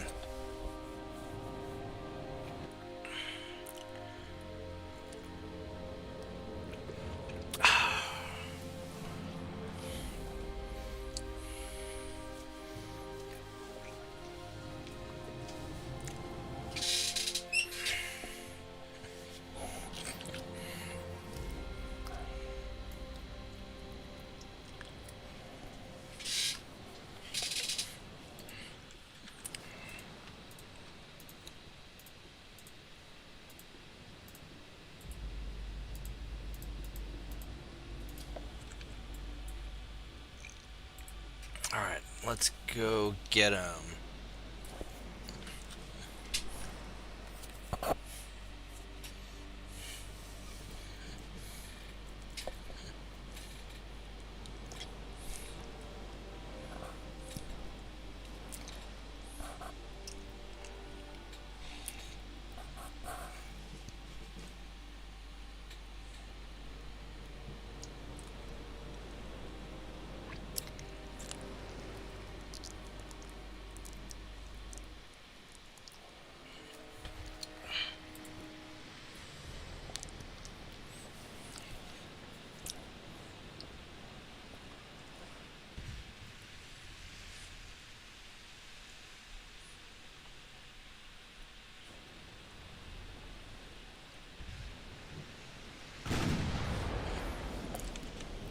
Which way are you facing?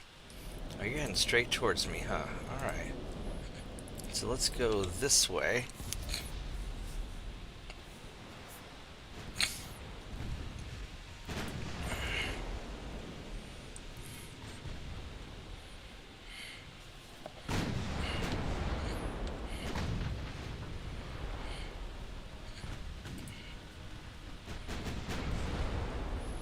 That's an unfortunate torpedo boat, isn't it?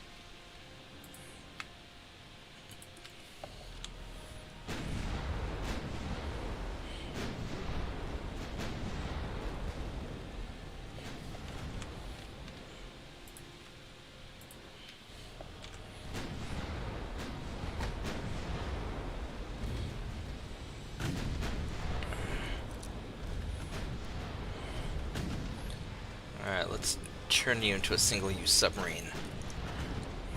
I like that term. Alright.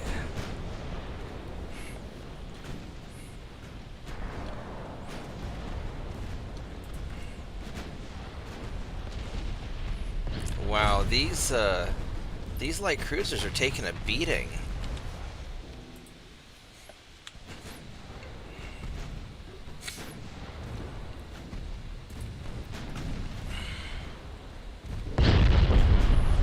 Ouch.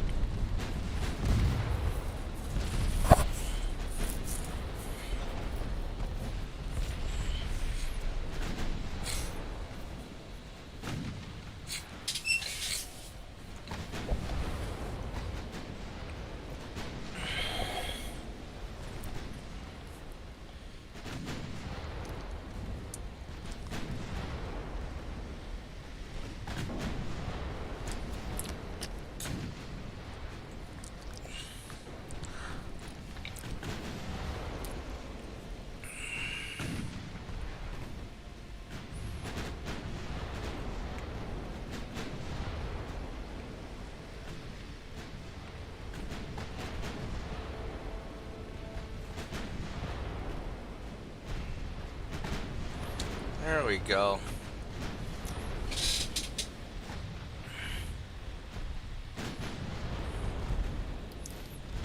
I can't believe these are the Mark 1s.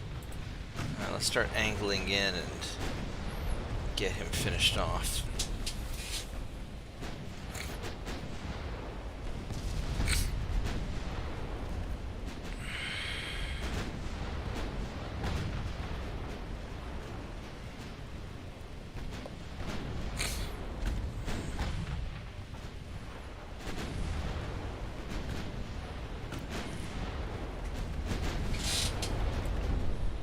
Alright, there we go. That got him. That got him.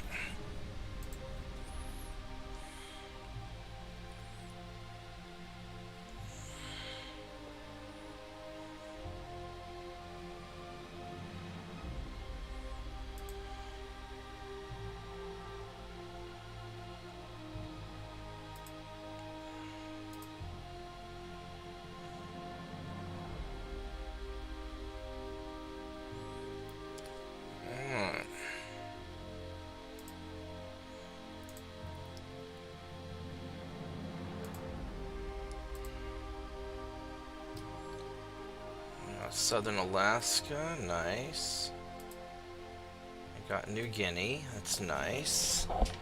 Ottoman Empire, Southern Egypt, I guess so. Alright, so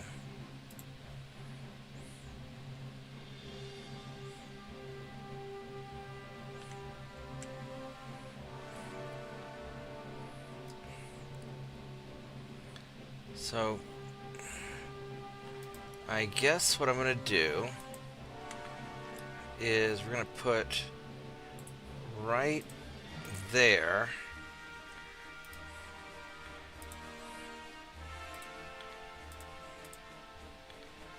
And that should be where both circles overlap. Hopefully.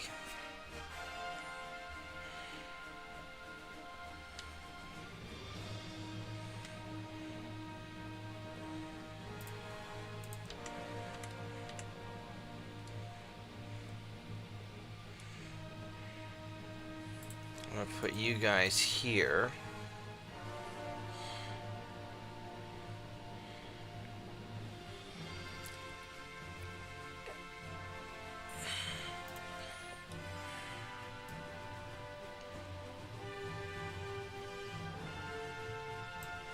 There we go. So that takes care of that. So we're doing a lot of repairs.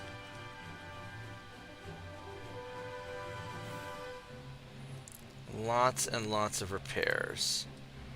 And let's go ahead and might as well fix you up too.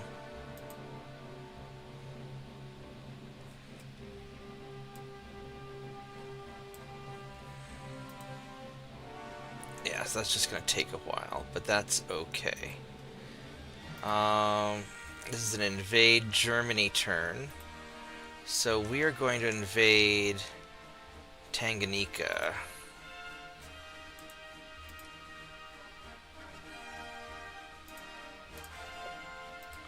I need basically 2,000 tons. So what I can do is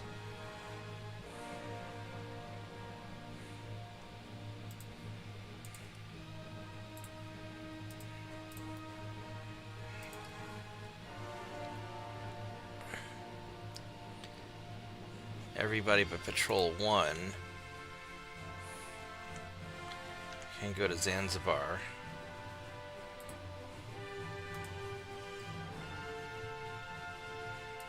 Alright. Yeah, everybody but Patrol 51, okay.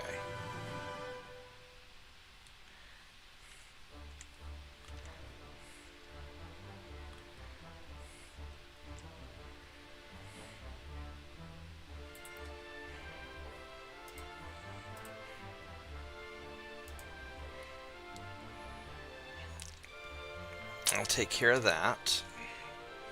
So we can get those guys repaired since we're blowing through all of our stuff anyway.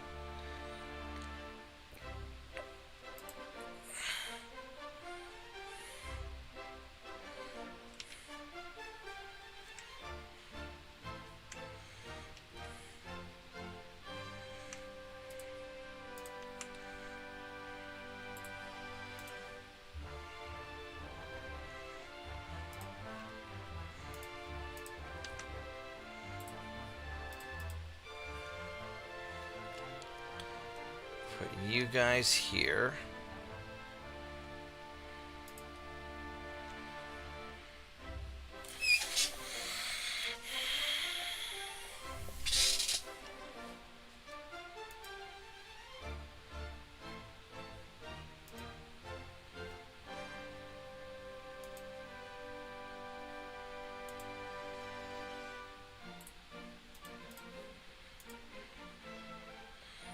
And do that.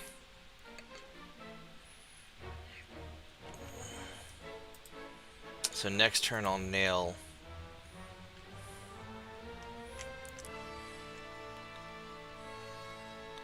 the Bering Sea. I don't have anybody in the Bering Sea. Alright, so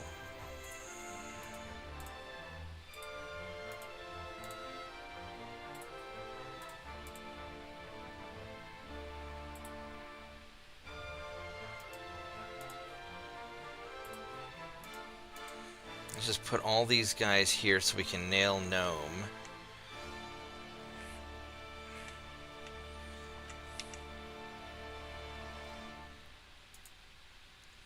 You guys will be ready another turn, I think.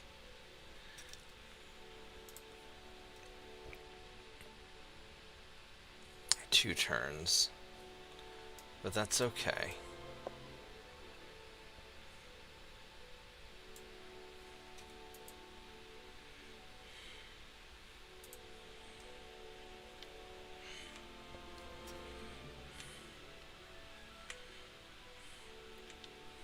And over here,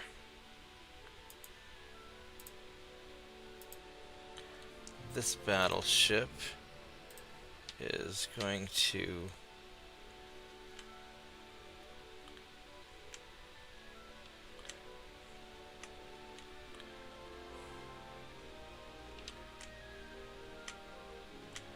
start heading off this way.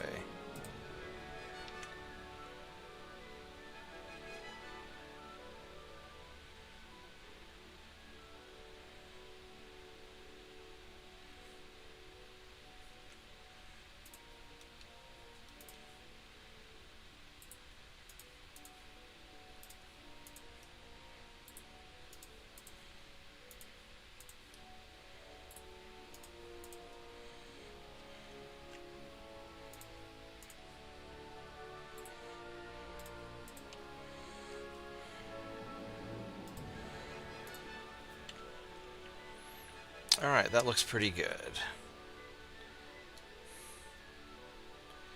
And as far as you guys go, if I want to be snarky, because Germany's still allied is.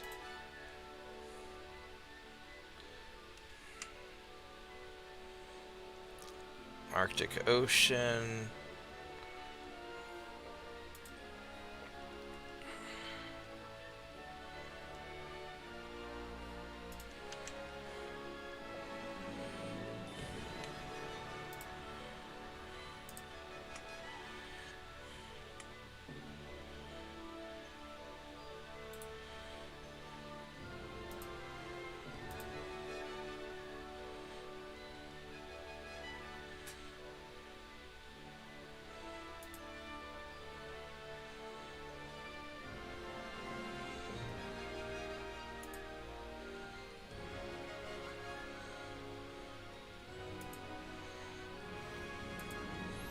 I can move these guys up there to try and conquer up north. And these injured guys we're going to send to Scapa Flow.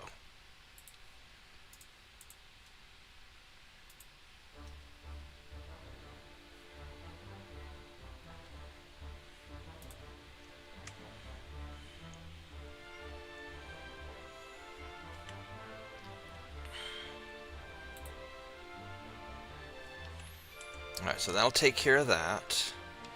These guys are going to repair in here. And some of them should be fast, I think. Yeah, some of them are pretty quick. Alright, so that's what we got. And then we'll start invading those. And we're just going to deal with getting our transports killed.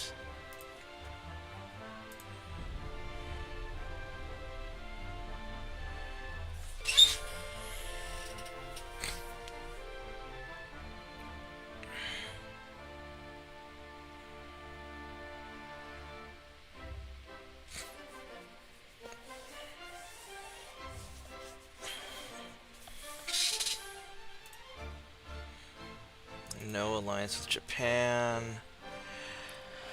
I really don't want to go to war with Austro-Hungarian Empire. Not yet. I mean, at some point you're not going to give me a choice.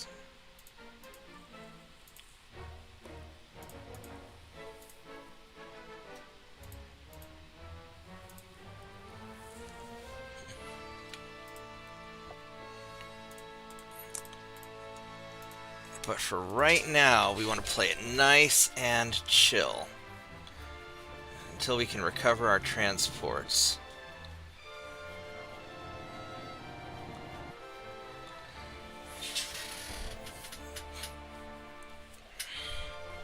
Because all those ships munching Germany, I need those to take Croatia. Croatia's actually hard to take.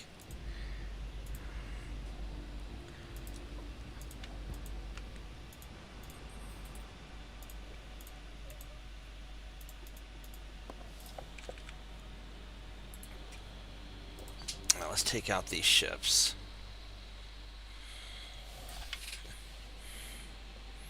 These are all pretty good. These are all probably like 1894s. These are all in pretty good shape.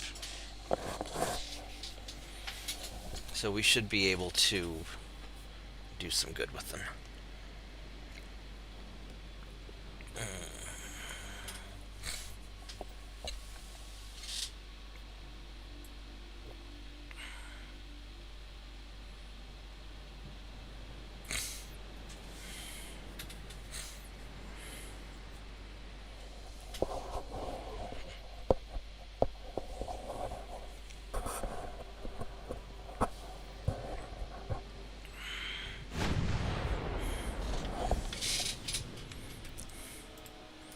Where are you going?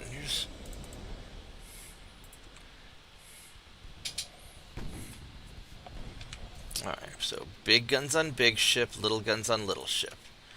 None of this is a surprise.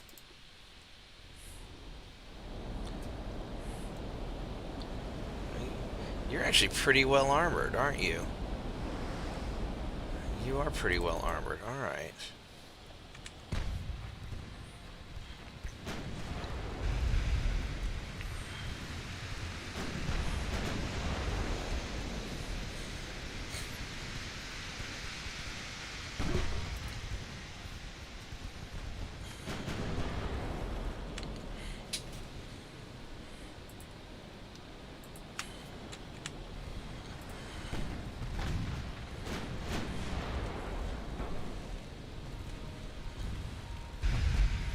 At 6 kilometers, can I should be able to punch through.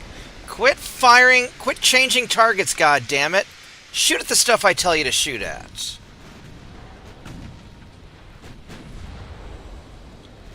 Every time you do something stupid, because one of your little AI officers like, I'm gonna be smart, you ruin the aim, and I have to start all over again, you fucking moron.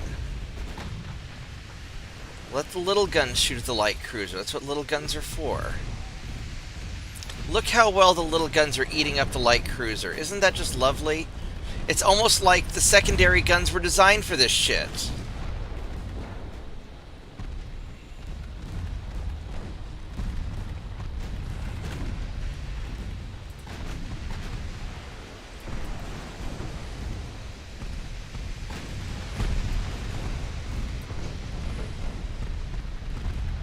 Look at that. See how nicely he's sinking?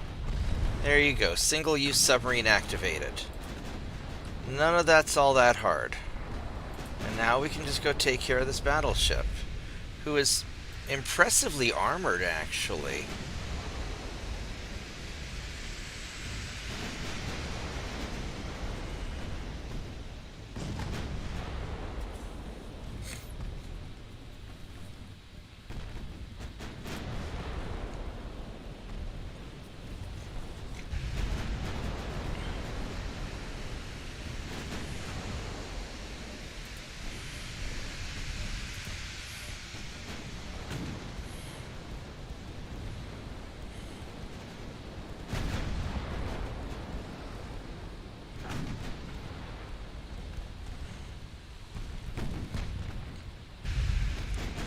Knots. So he's not going that fast, so now we just sit back and relax and wait till he eventually sinks.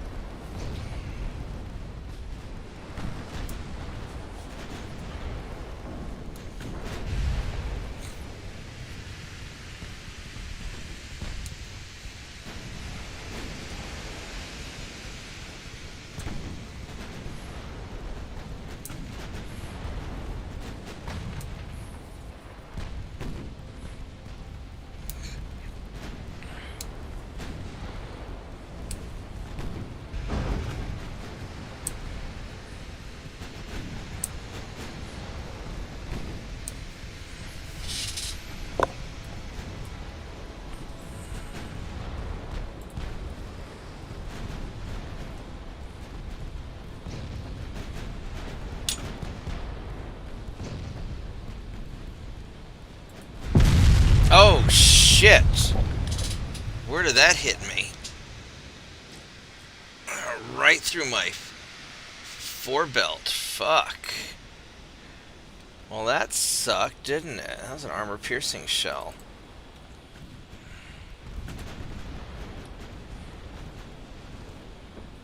Alright, let's pull you out of the line.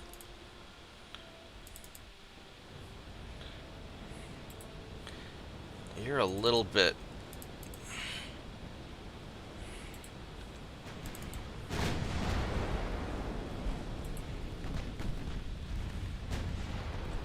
You know what we're going to do? We're going to have you detach also.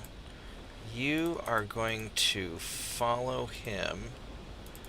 And you guys are going to go in faster.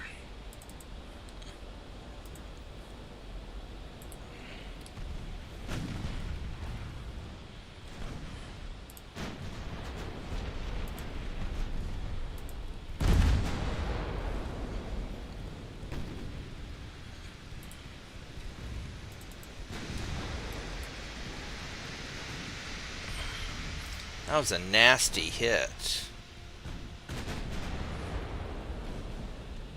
Are you able to put the fire out?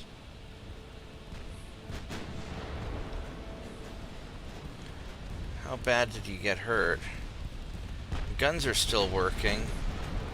So it just hit the front.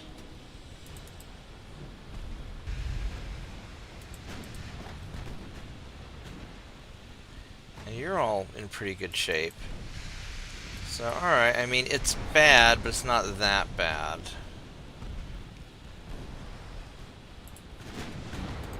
Just kind of a lucky hit.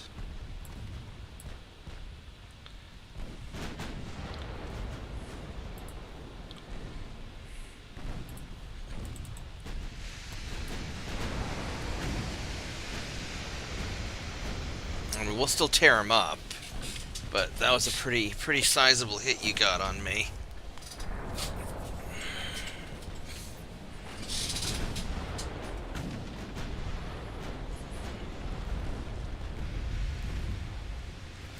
And now you're all beat up, though, so you're only 43% damage and stability. It's actually kind of impressive.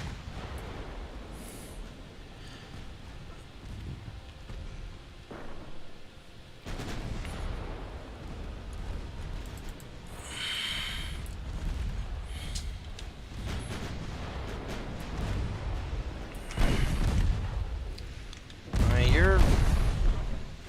you're on fire. You're having a rough time.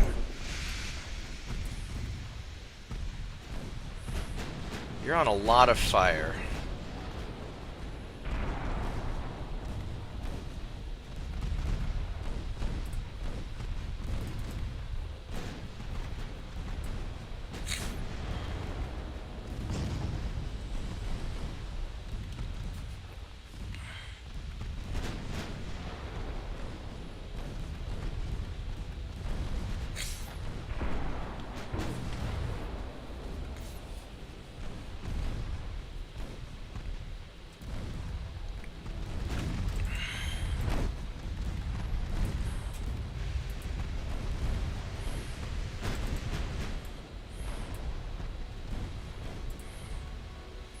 Alright, so we burnt him up. That's a bad way to go. We didn't take that many casualties, actually. That was alright. That was alright. Transports are getting rough.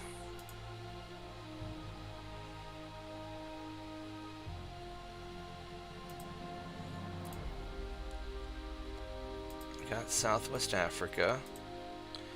Tonga, sure.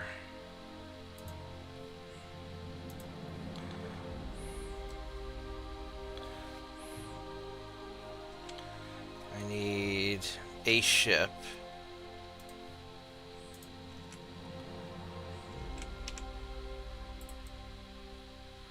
I'll just send one of them. That'll be enough. Alright, so let's see. So we got, you're doing fine. Is this a US invasion? It is. Alright, so hold on a minute. Are we allied with nope. I guess if they mess with Canada, it just sort of pisses us off anyway, huh?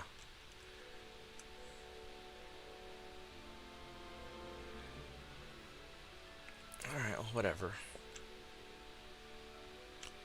Why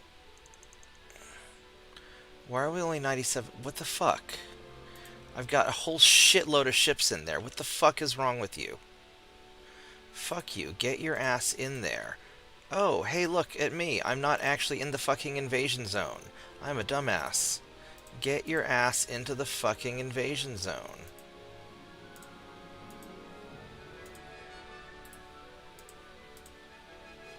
Oh my fucking god. Really?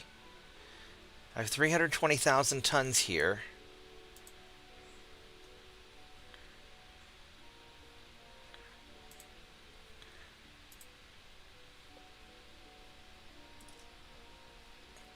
I wonder how these guys would actually work now that we have the better. I might try it. I'm gonna take a quick break though, so I'll be right back.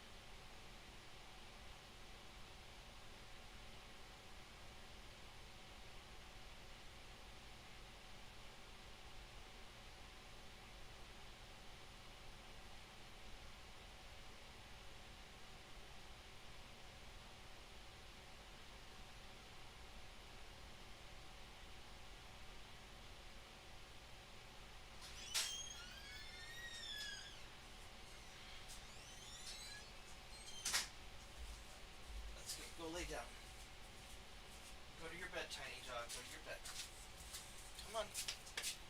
What are you doing? What are you doing? You just asked me. Yeah, go lay down. You can't just come in my room and then want to go back out again. If you're gonna come in my room, then you're gonna sit in my room. Okay? Can't have it both ways, Bubba. Can't have it both ways.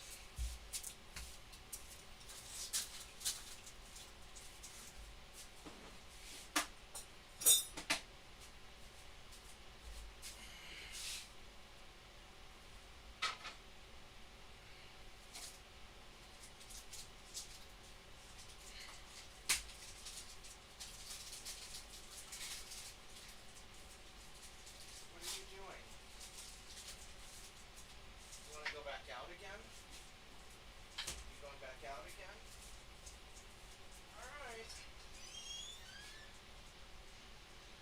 All right, weirdo. Whatever.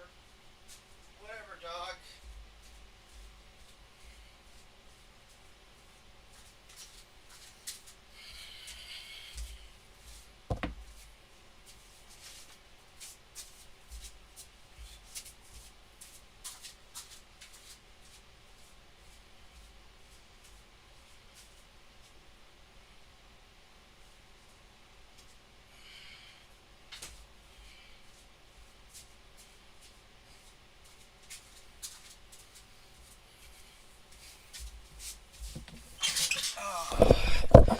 All right, well, that was weird. The dog wanted in, and she's like, I think I want to go back out again.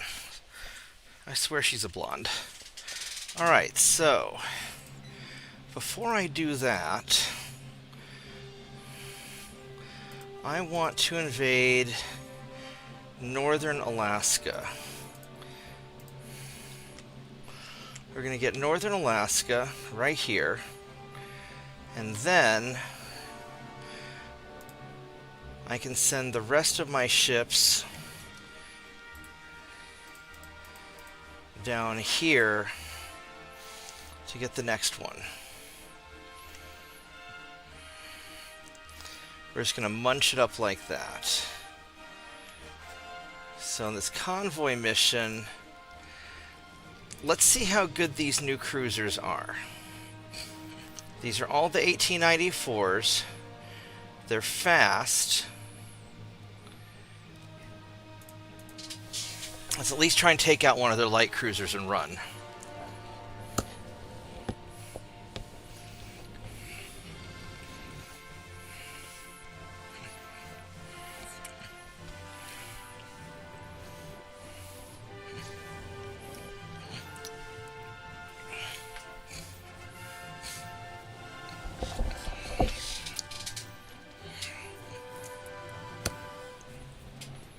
Oh yeah.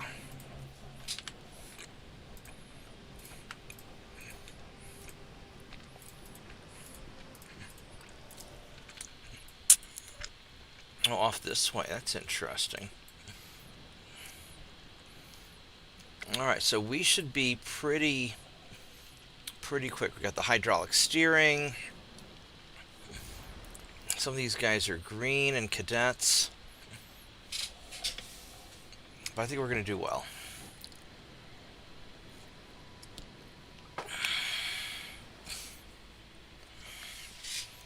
So these 2.9s, they have 8. Why does my high explosive have a longer range? That's weird.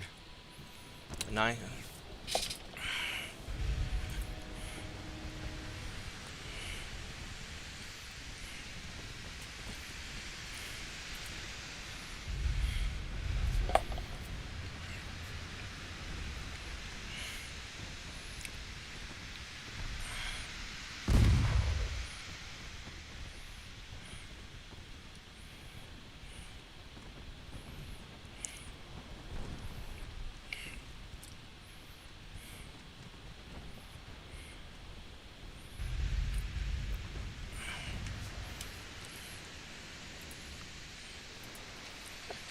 Alright, let's try and shoot these guys. Well, damn it. I bet the transports are back off that way.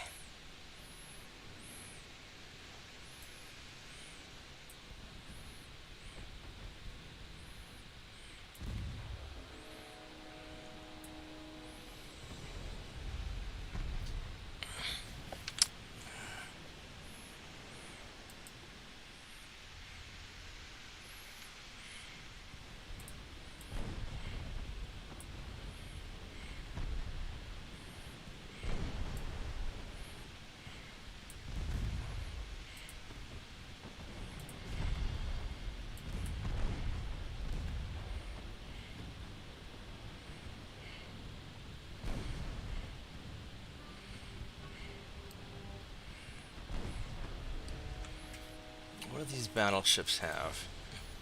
These guys are reasonable.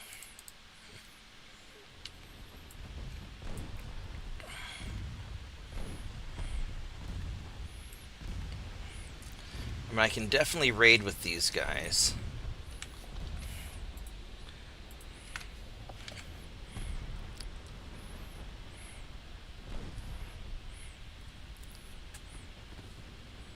Let's go turn around. Go pop smoke. Turn around.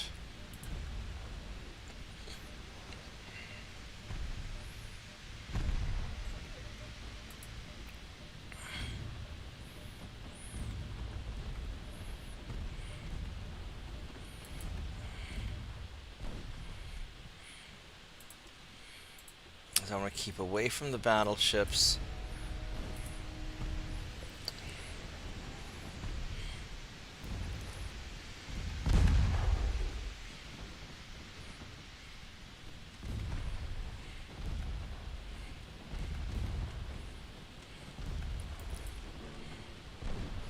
These battleships are getting kind of close, so I'm not really happy about.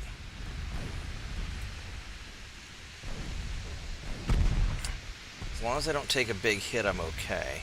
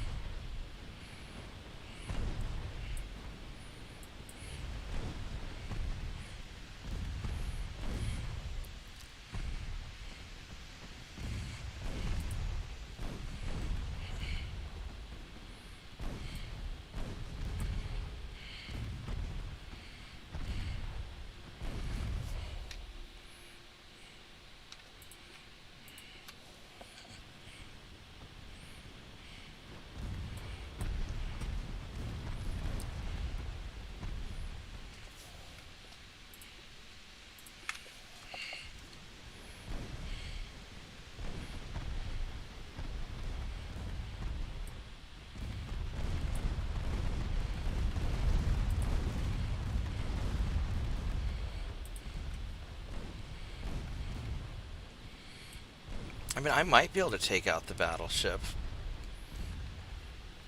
I really don't want to be this close, though, is the problem.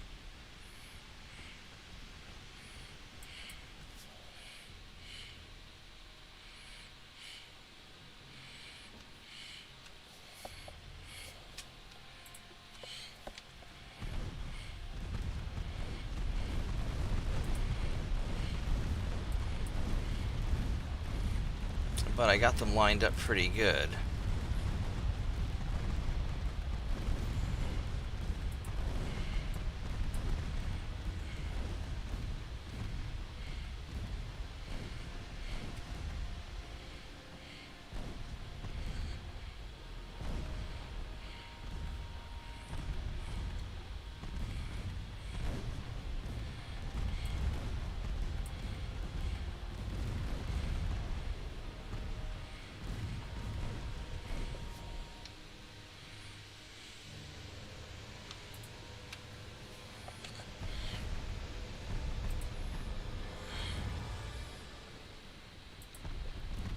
Okay, so at this point,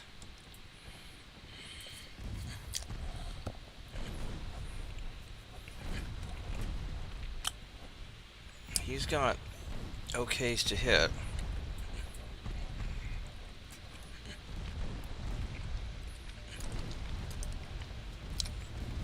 I just need to burn him and keep widening our circle.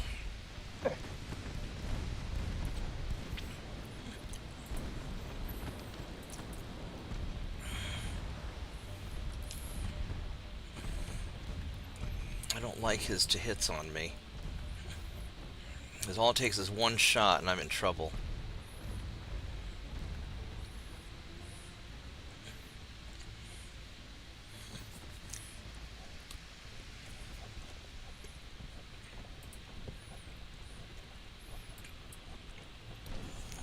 Does that mean on your ship, or does that you with tequila? A what? Does that mean on one shot on your ship and you're in trouble, or one shot of tequila in you and you're in trouble? I don't really like tequila. No, I don't want my ship to get hit by a 12-inch gun, even if it's a Mark 1 12-inch gun. That would really suck, because these are just light cruisers.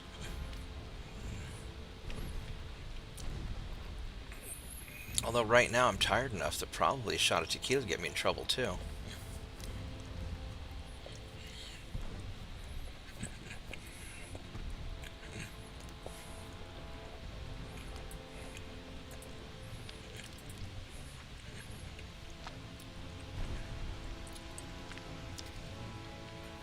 I might just be able to kite this, just skirmish around until the battleship goes down.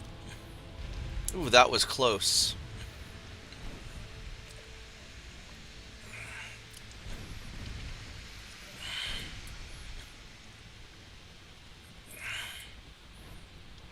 So he's got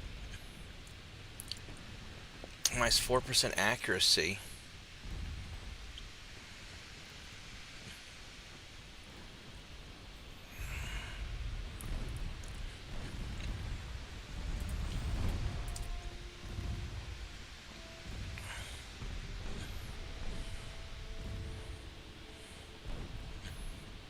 Because of his crew losses.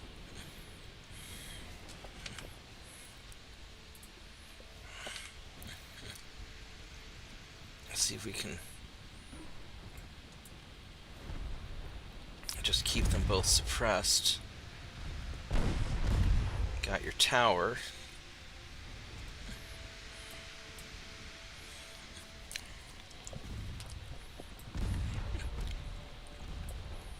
No, don't turn into him.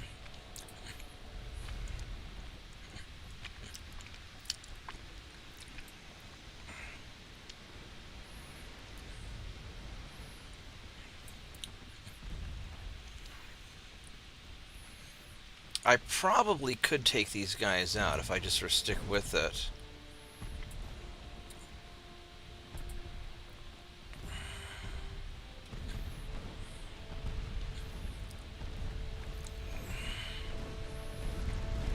There we go.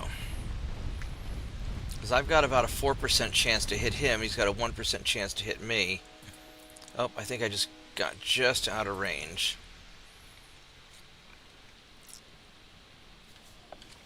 Out of curiosity, yeah, it's still showing me as those guys. I know he's got transports around here somewhere, but I don't know where they are.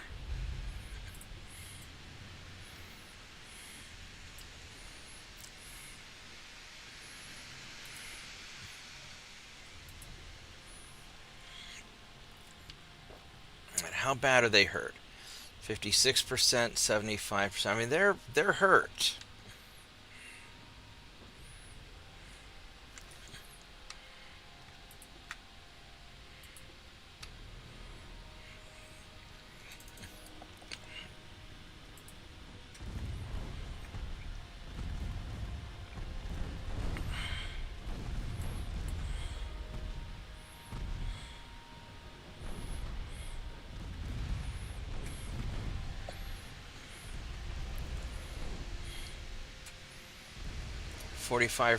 Yeah, so I mean, I think I'm gonna just kill them with casualties.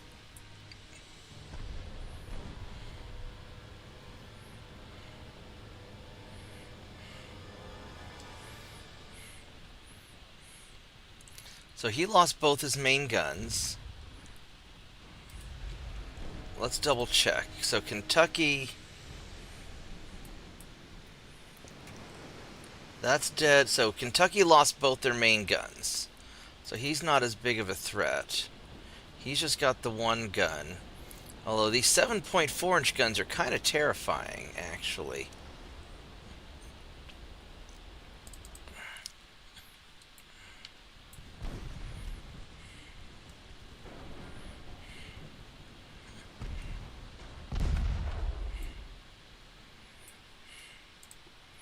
Let's try armor piercing for a moment, see if that even does any good. I think their armor's just too good for me.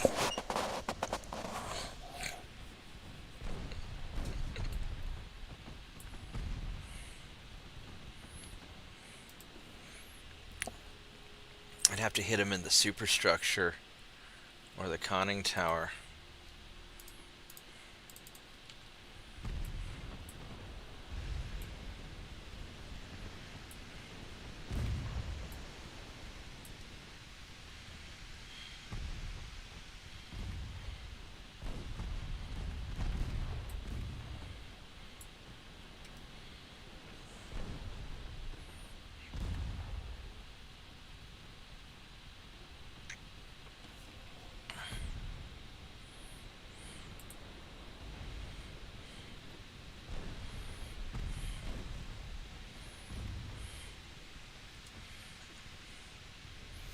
%57 casualties and 40%. So, yeah, I think we're just gonna light them on fire till all their crew die.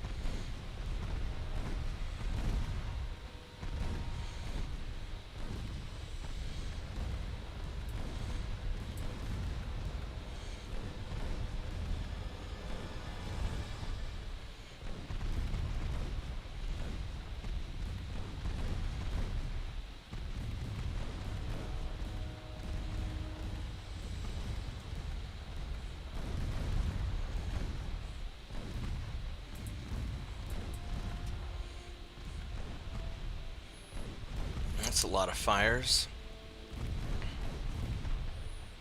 Alright, so Mississippi is down. And Kentucky doesn't have any main guns either, so... Still don't want to get hit by one of those 7-inch guns, because that would kind of suck too. He can punch through me.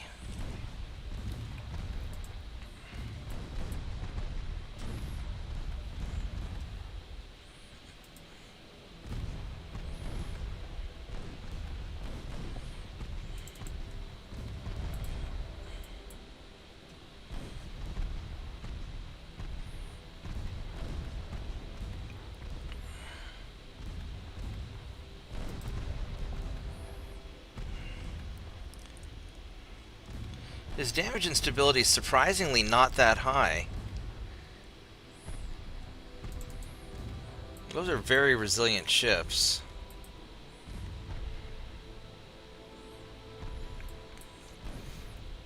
I hope I don't run out of ammo before I take this guy out.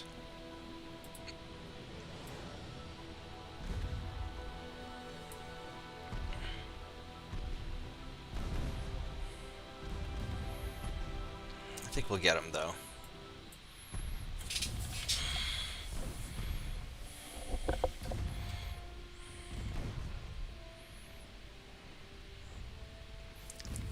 Yeah, upgrading the guns on these light cruisers made a huge difference. Because now I can harass down these battleships. Barely. The 2.9s are still doing more damage than the 5-inch guns. Of course they are.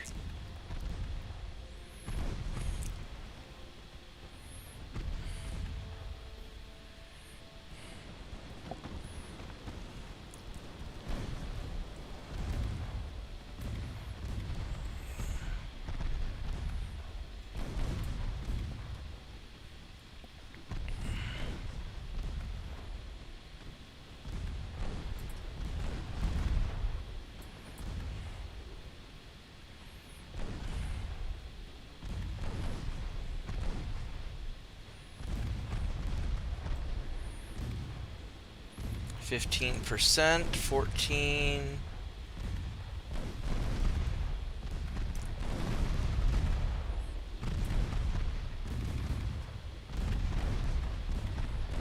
%. Yeah, you got your max damage and stability now. These things are really resilient. Those ironclads are very resilient. Hey, how's it going?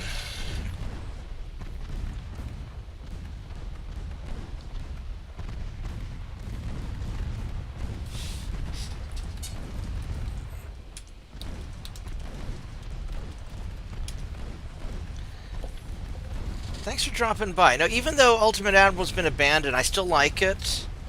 And the modding community, Brother Monroe's doing a good job with his Dreadnought Improvement project, so I still think it's worth playing.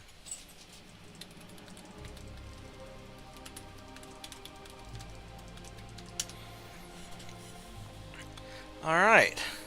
I left the transports alone, but I got my 25 experience, and that's good enough. Alright. Oh, goodness, that was a fight. That was quite the fight. Alright, so...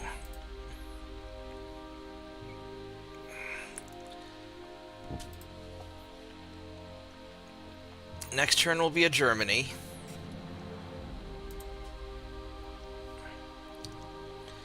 We still have more patrol ships to fix up.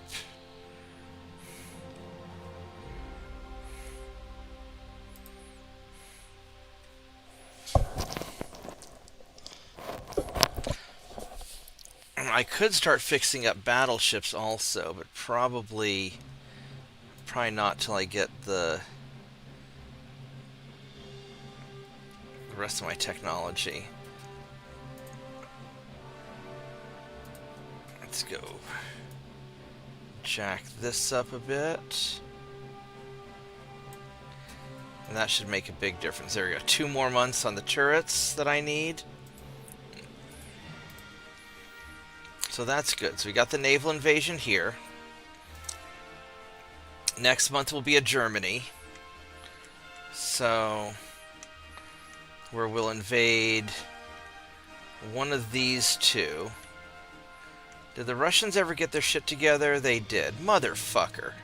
You fucking fuckers. You fucking Soviets stealing my kill. I'm supposed to fucking invade Eastern fucking Germany. You motherfuckers. Whatever, I'll fucking take it from you later. Alright, so... actually, that's interesting. I could... well, no, it's... if I dropped 80,000 tons, 70,000 tons, I might be able to get stuff done actually faster. So...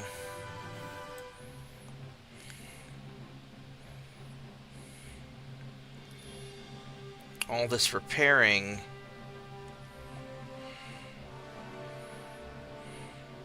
I think I'm just going to let it go. You fucking fuckers. Alright, so then these idiots are doing that.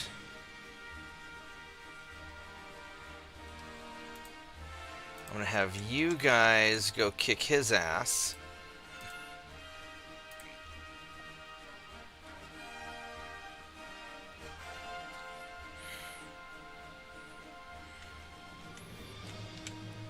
I think these 2 cruisers can probably take you out. And then down here, I got these guys all ready to go, but nobody around for me.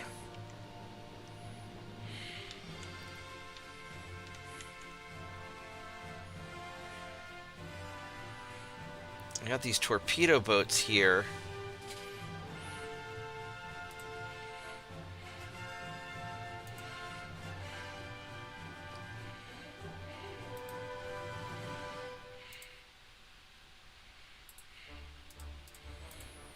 Now, I could try and send some light cruisers back to Africa to deal with that. I don't know. Man, my transports are getting just massacred.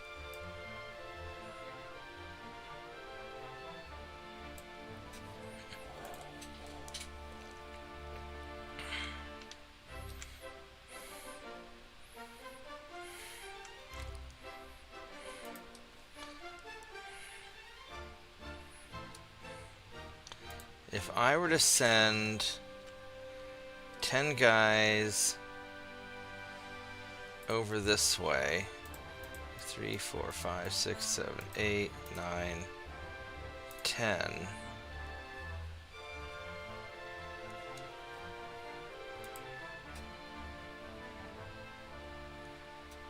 One, 2, 3, 4, 5,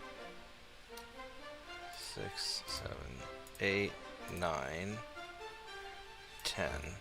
I could send these 10 guys over there to help out. I don't think it'll do any good, though. I think they're going to be gone before I can get to anywhere. These guys, however, you're all refitted. I think I can go sink him.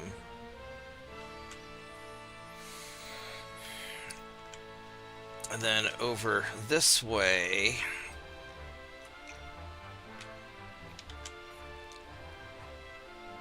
these guys are ready to go.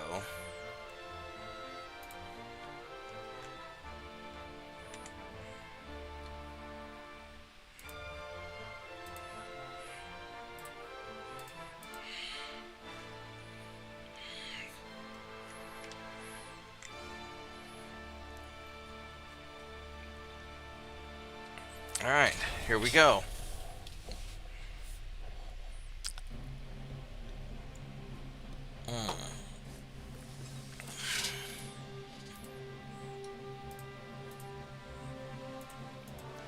Boop.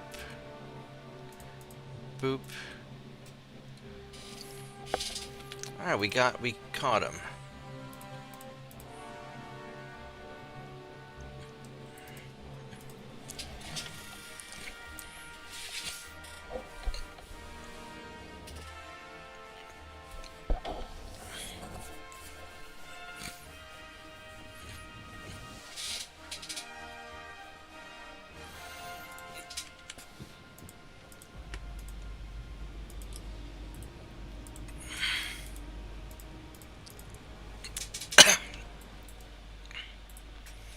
Alright, let's go catch this guy. Greens, regulars. Alright, these guys will be able to tear him up. Yeah, these patrol ships are doing really... Now they've got the induced boilers and the Mark II 5-inch guns, now these guys are really ready to be patrol ships.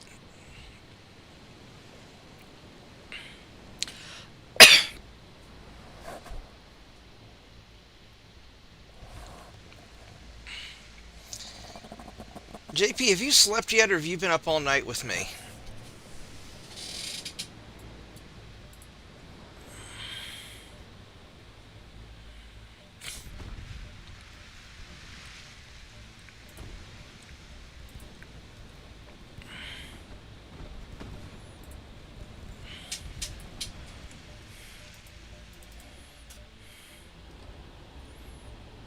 Bad armor, Mark II, Mark I, Mark I. It's their little bathtub cruiser, alright.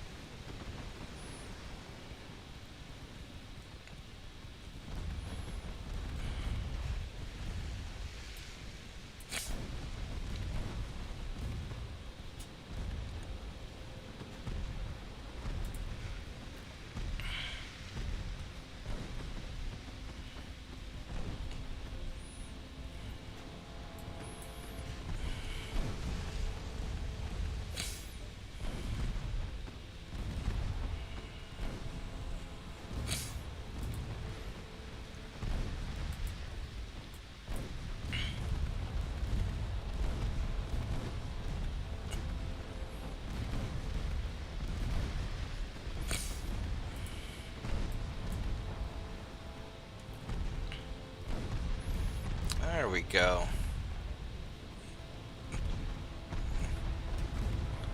Another submarine coming right up.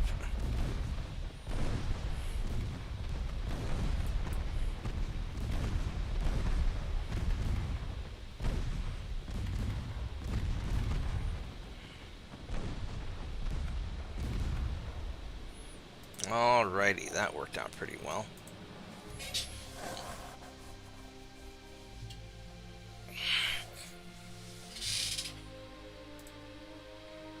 Man, I lost so many transports.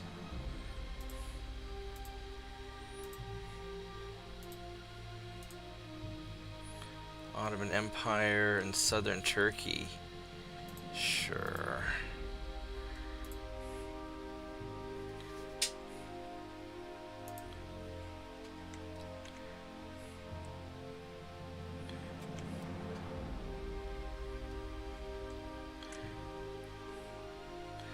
We have 100,000 tons there.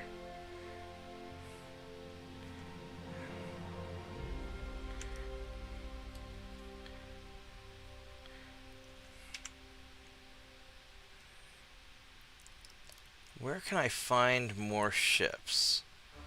You.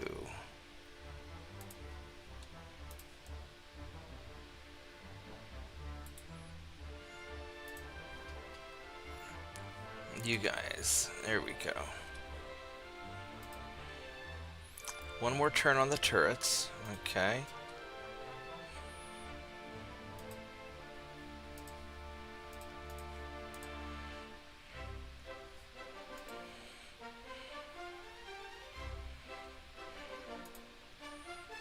These guys don't have any more of them. Don't have any more of these.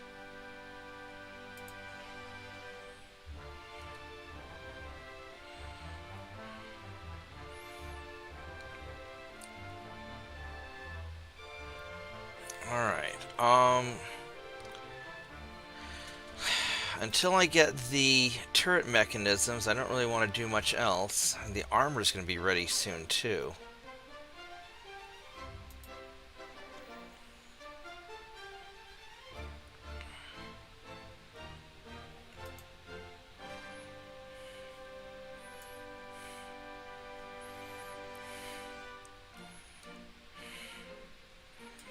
Alright, so we're just not going to worry about refitting anything else right now.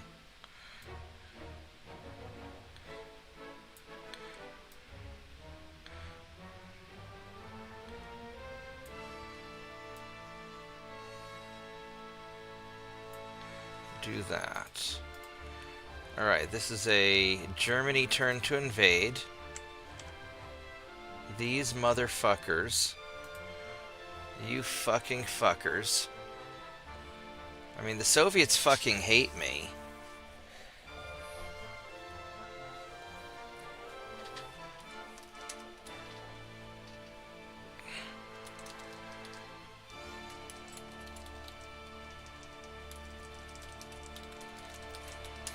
Yeah, UAD's still the best for building ships. As much as I'm pissed off at the game sometimes, I need to get my transports fixed up before I do any more wars.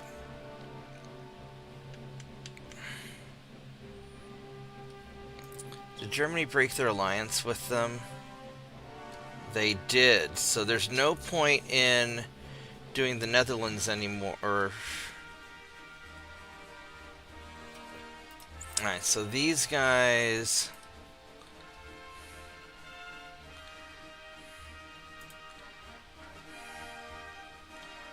I might as well send you to Scapa Flow. I'll finish this conquest, and that'll be alright. This cruiser here...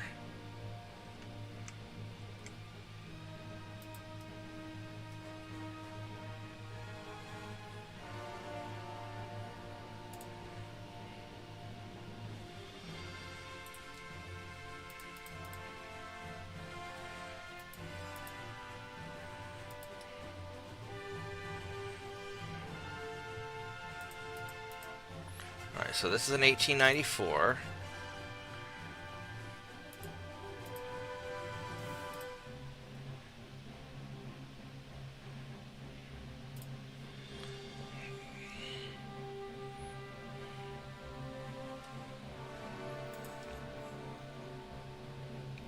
Let's go jump him. Alright, so as far as invasions go, it's a Germany invasion turn.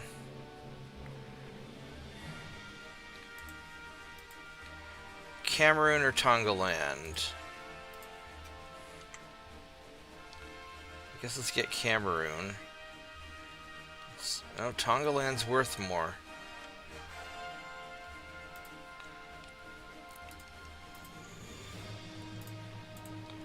Alright, well, we got our ships basically ready to go either place, so...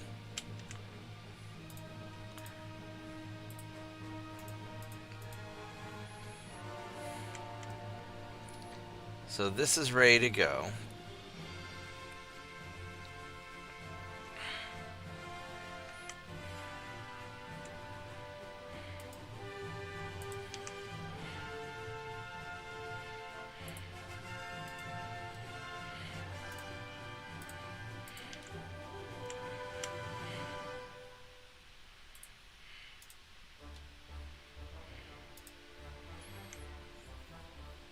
Alright, so we got that. That's a battleship. Cruiser and torpedo boat. These are cadets.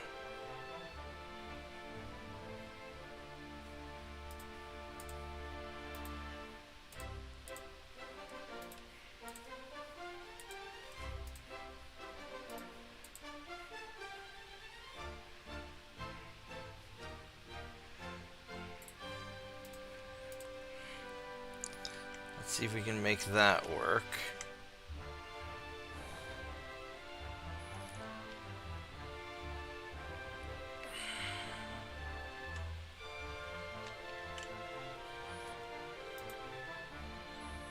Alright, 1 month and then we can upgrade our stuff.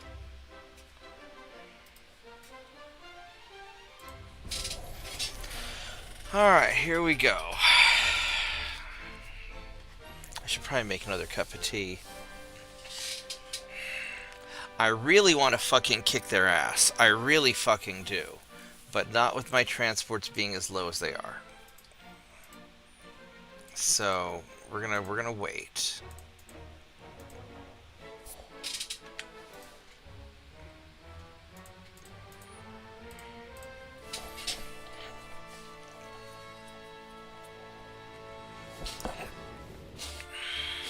I'm gonna start another cup of tea also. I'll be right back.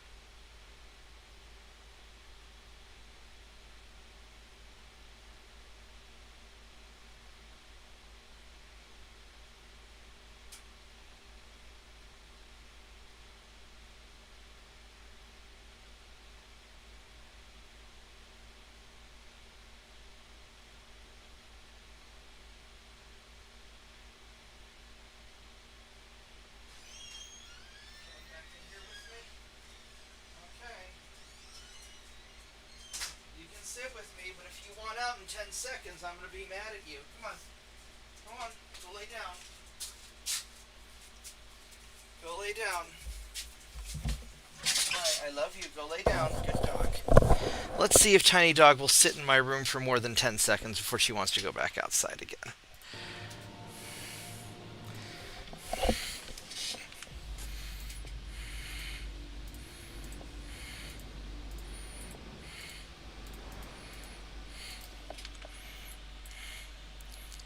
There we go. Alright, let's...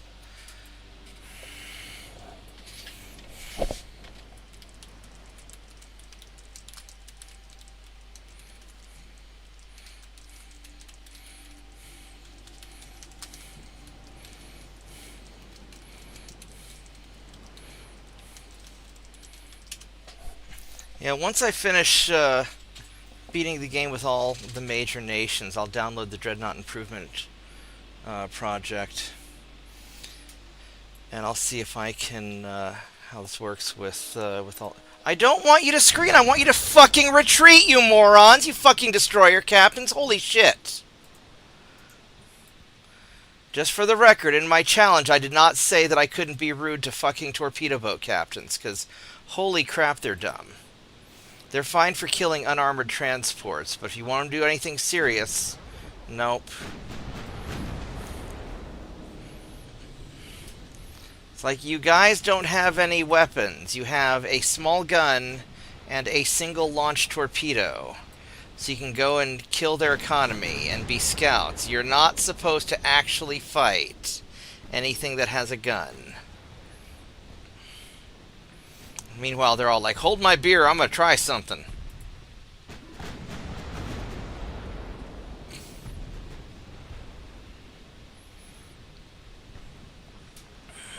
There we go. Go eat his face. Poor unfortunate out of fuel light cruiser.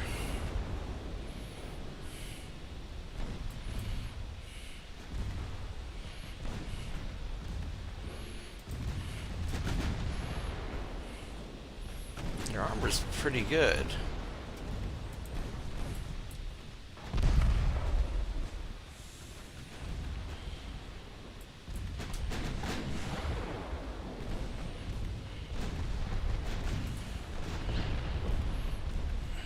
There we go. Now you're gonna go down.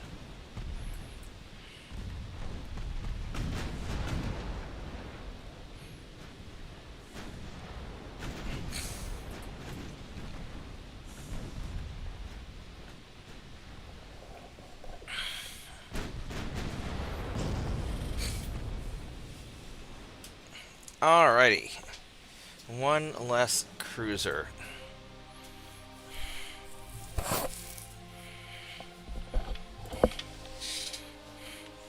Let's go get this battleship.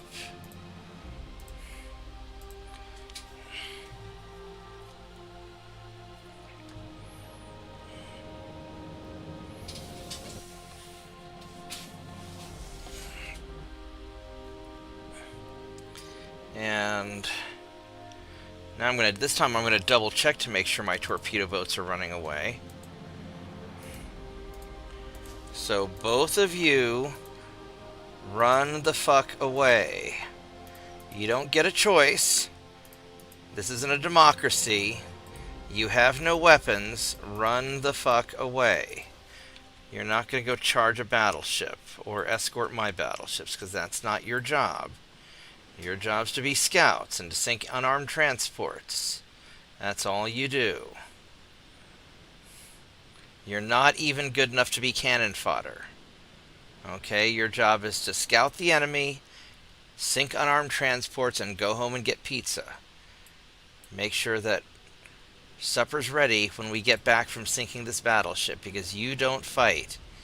You guys are the red-headed stepchild of my fleet.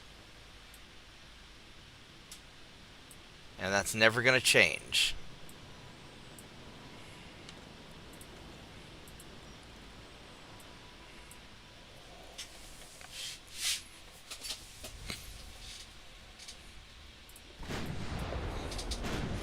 Alright, which way are you going? You are going that way.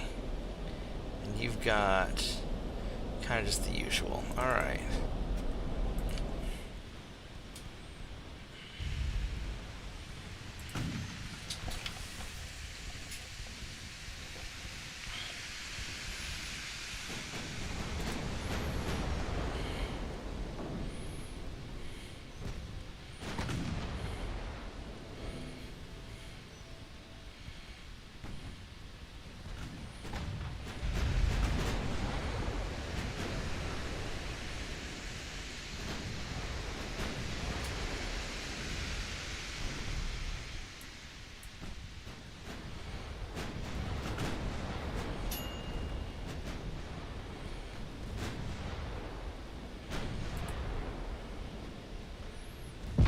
Ow, you motherfucker.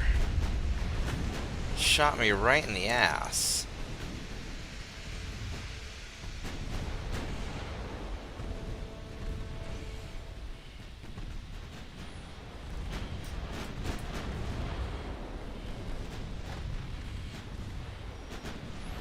Can I not punch the...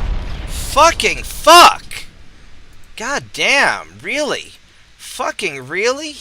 It's fucking twice in a row, you asshat. Alright, you're gonna go pull away, because that was not good. Switch to armor-piercing shells. Put a fucking hole in his ass. Get in close and brawl him, since obviously fighting him at a distance isn't helping.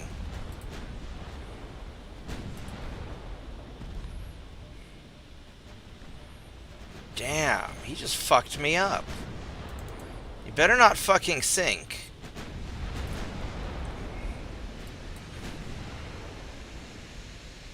And now he's running his ass away.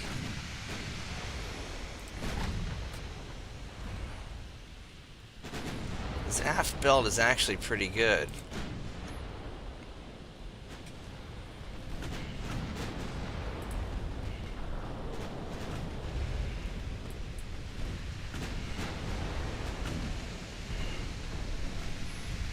Yeah, we'll just...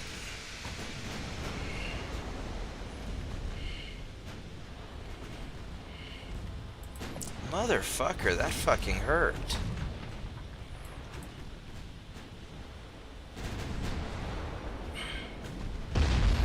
Jesus. And he's surprisingly fast, too. I mean, he's not fast, but he's keeping ahead of me pretty well.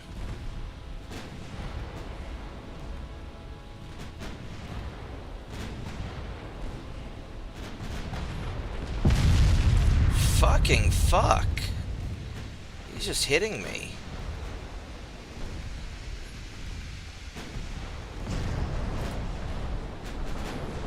Maybe I do need to upgrade their guns to something bigger.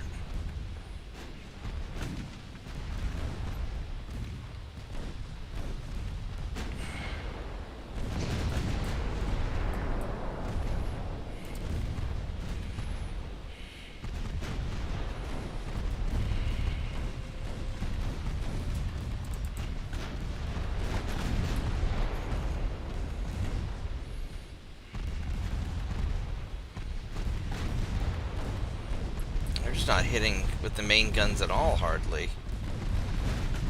Really not. We're not hitting him that much at all.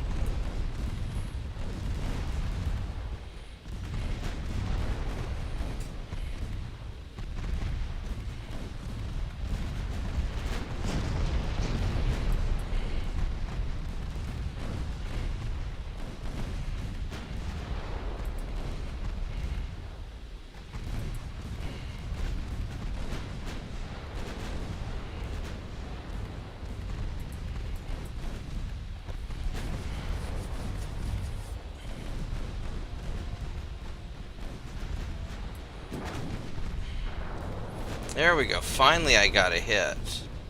That was a good hit. Alright, get fucked, my friend.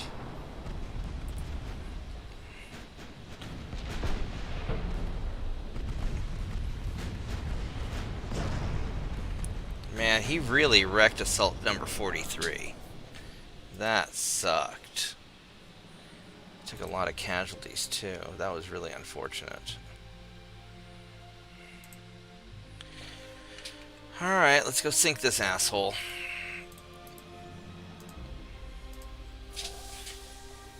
Oh, I need to get my tea, too. I'll be right back.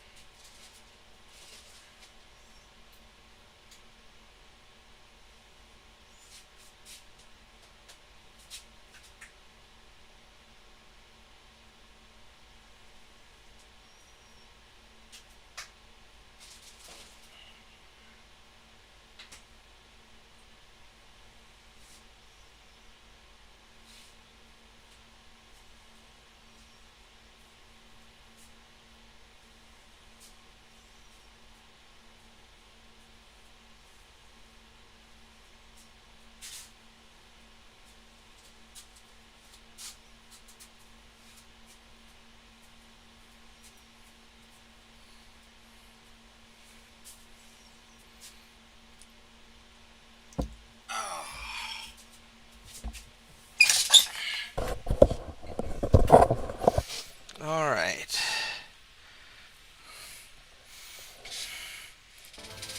Let's go get this guy.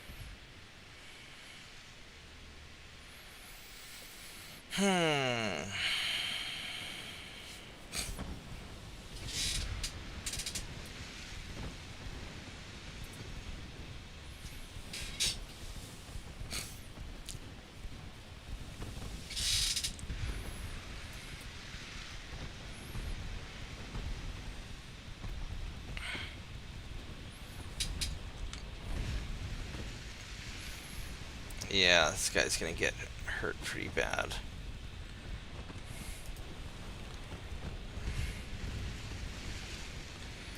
I guess I've already sank all your bad armor ones.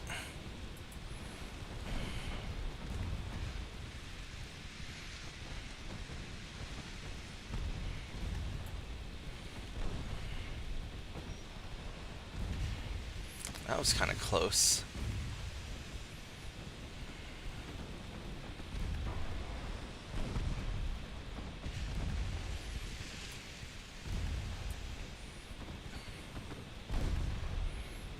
Alright, you're in trouble now.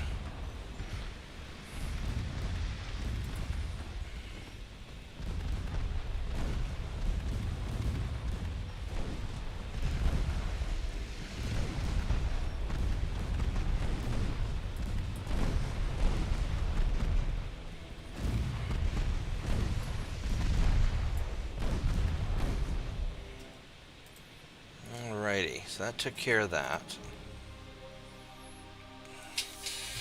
I might try one of my old school traditional, had a light cruiser design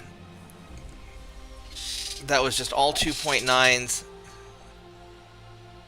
with a single 4-inch gun in the middle just to meet the minimum requirements.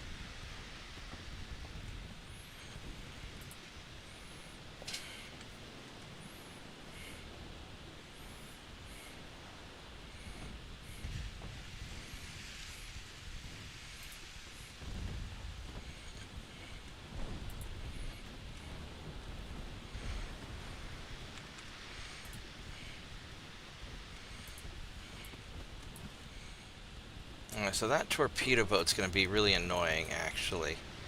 Alright, so... please kick his ass.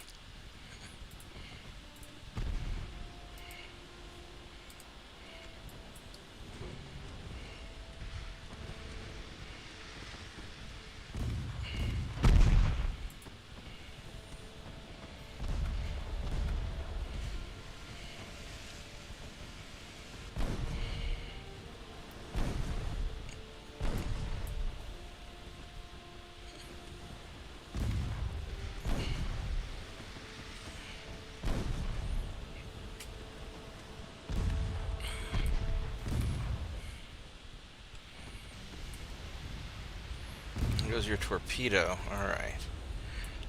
Problem solved. Now let's take care of this heavy cruiser. Well, you're also low on fuel. That's not good for you.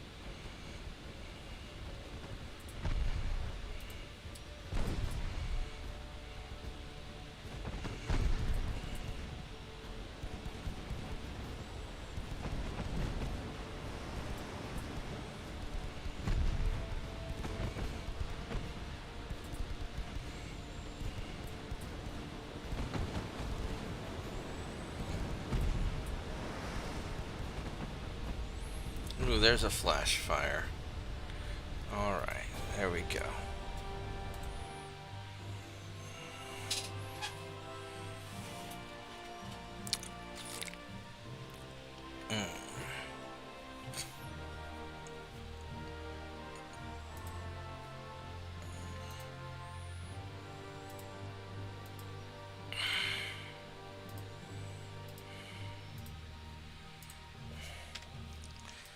Alright, so Eastern Aleutians. We'll do that.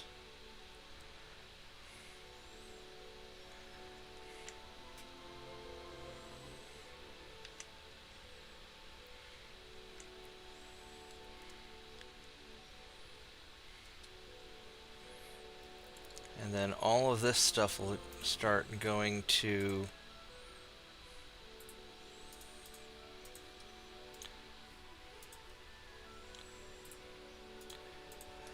United States.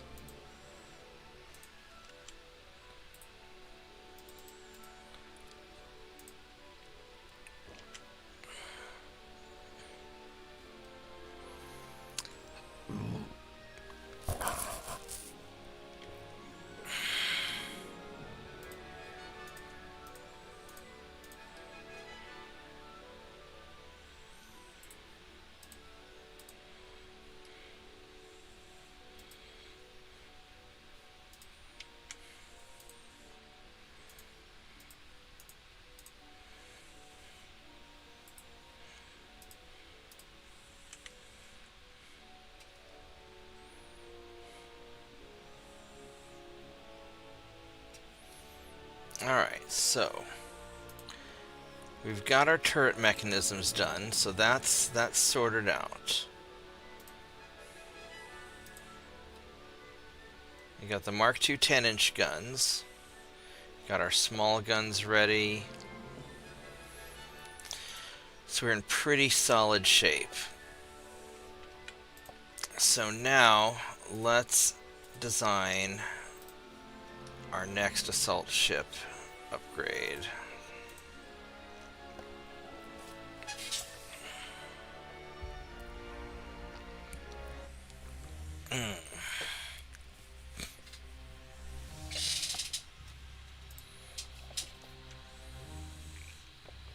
Alright, so first off, hydraulic steering. I don't have the better armor yet. I'd like the anti-flood. That's going to be a little heavy.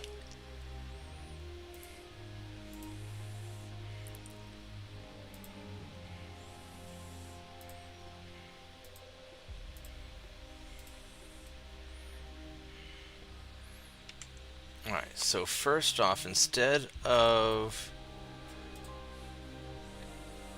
these, we're going to go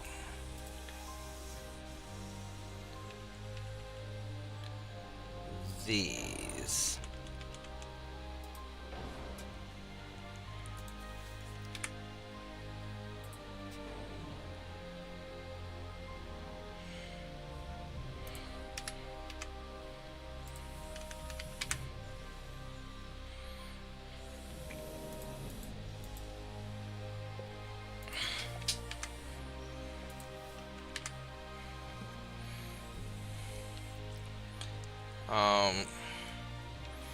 I would really like to have 10-inch guns.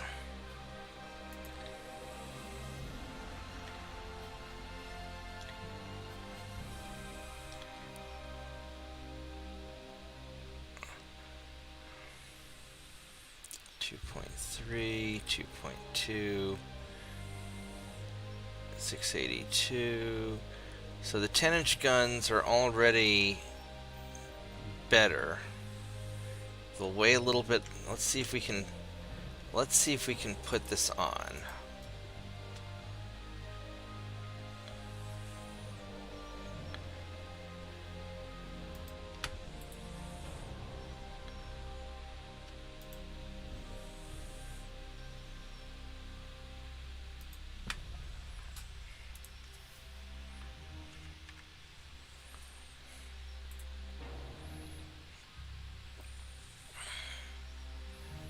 So on the main guns, they weigh a lot more, even with the less armor. These things have a better range, and they punch harder.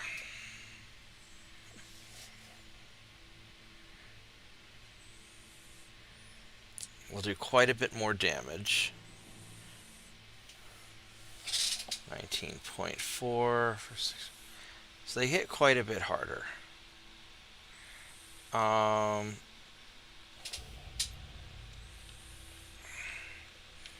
Realistically, we're not going to worry about it.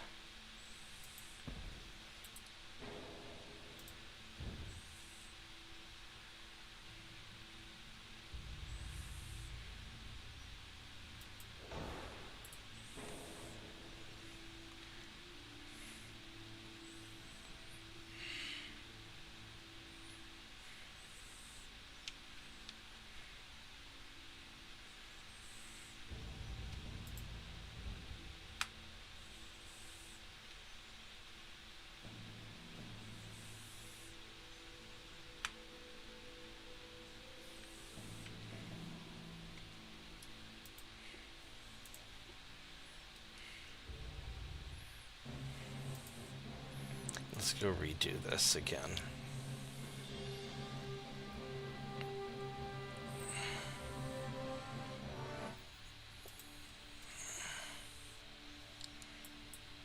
Because this thing has a really crazy field of fire, and I'm not sure why. Unless it, but if I move it, it gets messed up. So we're going to drop the 6-inch guns. We're going to put on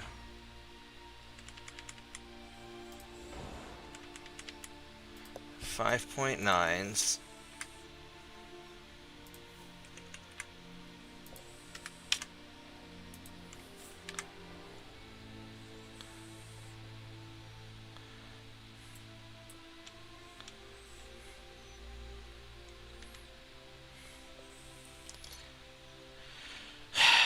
Now I could try putting on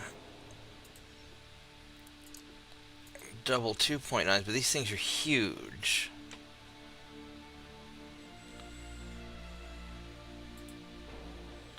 So that's just not going to work.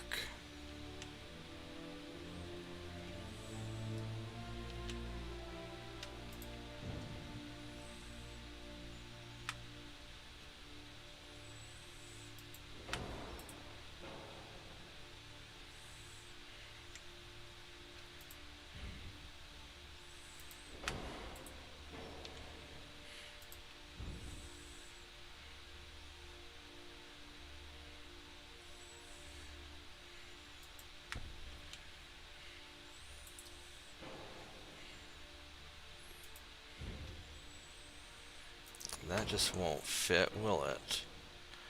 Well,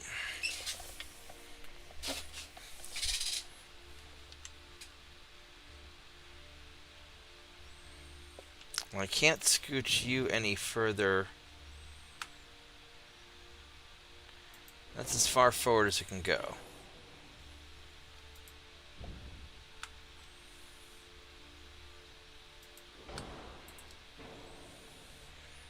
These things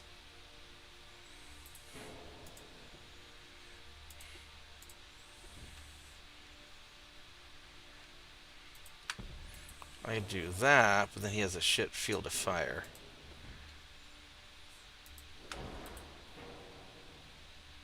There we go, but that balances it perfectly. It's a 2-month refit, we're still good. I could go for the balisite.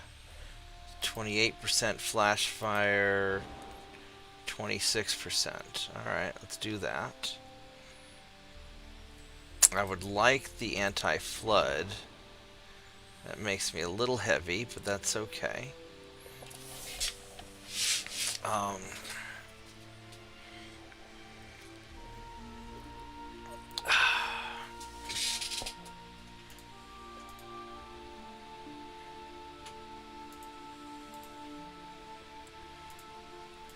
We'll drop some of this armor that we don't really need.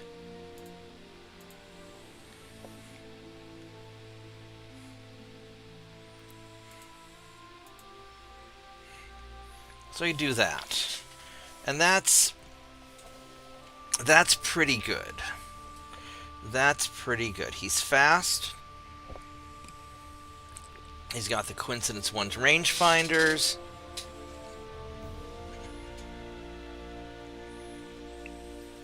He's pretty darn good. He's balanced. These dual 5.9s are really nice. I think everything is pretty nice. So I think this is what we're going to do.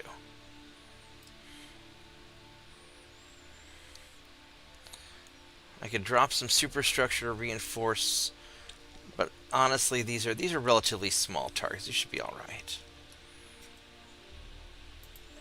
Okay. So that's going to be good enough.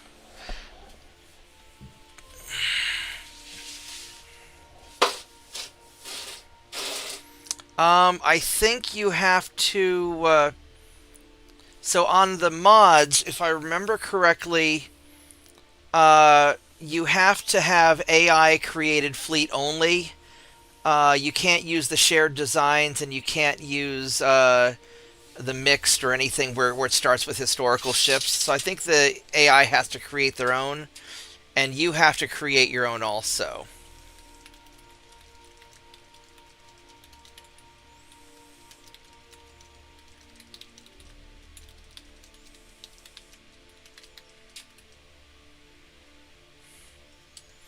I haven't actually done dip yet, but that's what I recall reading.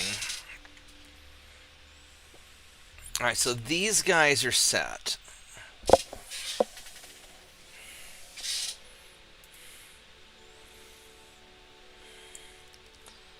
So let's check the politics first. So we're invading stuff.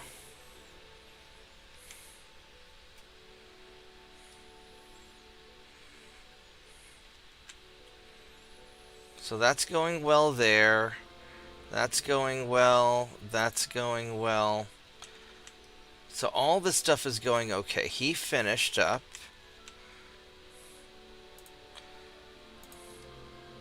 So you're going to go into Zanzibar.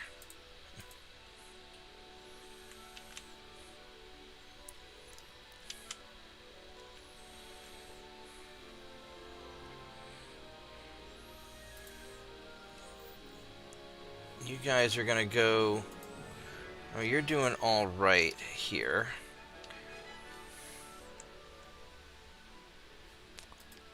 So Germany just has the 3 ports left. I already took that over, so the Soviets are going to grab this. I can't fucking stop them, little bastards. Alright, so...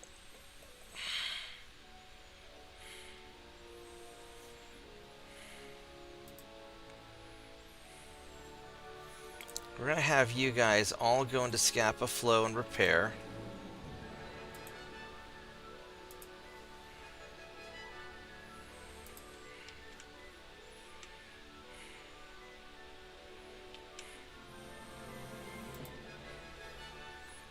I'm actually going to have you guys go down here to Malta.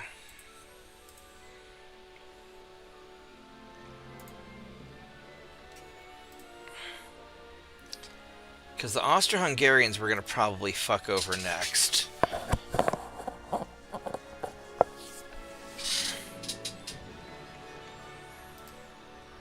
I need some time to fix up my ships. The armor... I would like to get the better armor quality first, if possible. So that would be really nice.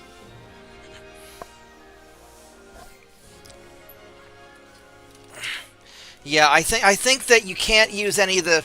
because when you do the mixed start, or where the AI only uses pre-designed ships, those aren't compatible with the dip mod.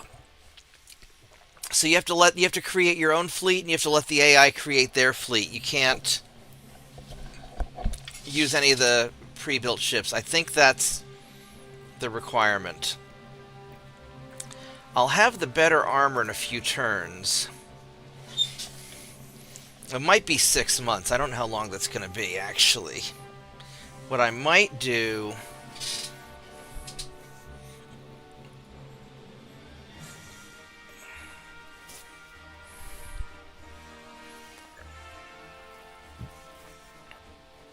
I mean, I could...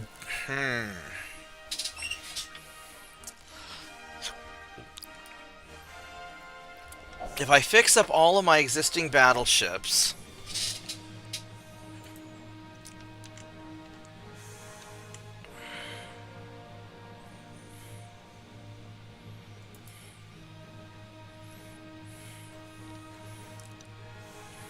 I think I'm going to send these guys actually down to Malta also.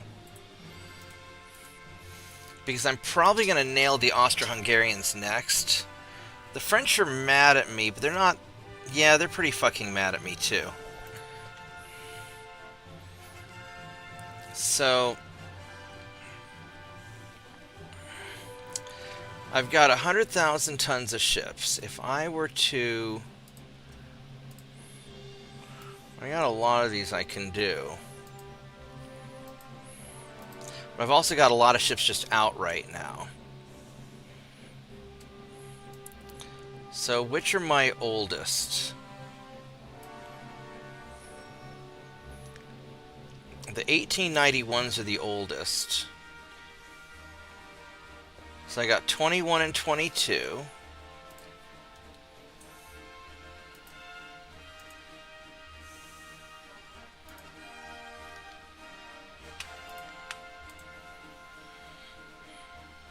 Merry Christmas. Merry Christmas, Rod. How are you doing? Oh, just great, just hanging around. Right on, right on. Police Nova. Oh, hey, Steve. How are you doing? Merry Christmas to you, too. Very good. How are you doing? I am enjoying my first day, like full actual day off in a really long time. So I have been playing this video. I slept all day, and then I've been playing my video game for 11 hours now, which has been quite refreshing. That's cool. Now get back to work. Sorry. Yeah, not happening. You sound like your blood pressure is lower. Yeah, I'm feeling a lot better than normal. If you do that more often, you might find your productivity actually goes up. Yeah, the problem is I keep having all these fucking emergencies all the time. And that's Okay. really annoying. For Christmas this year, I got my mother a set of Damascus kitchen knives, really sharp, really big ones. Right. Nice. You can use those to get rid of problems. Yes, in you emergencies. can. Yes, you can, but then you go to jail afterwards. Give me 1 second. I gotta check something real quick. Fair enough.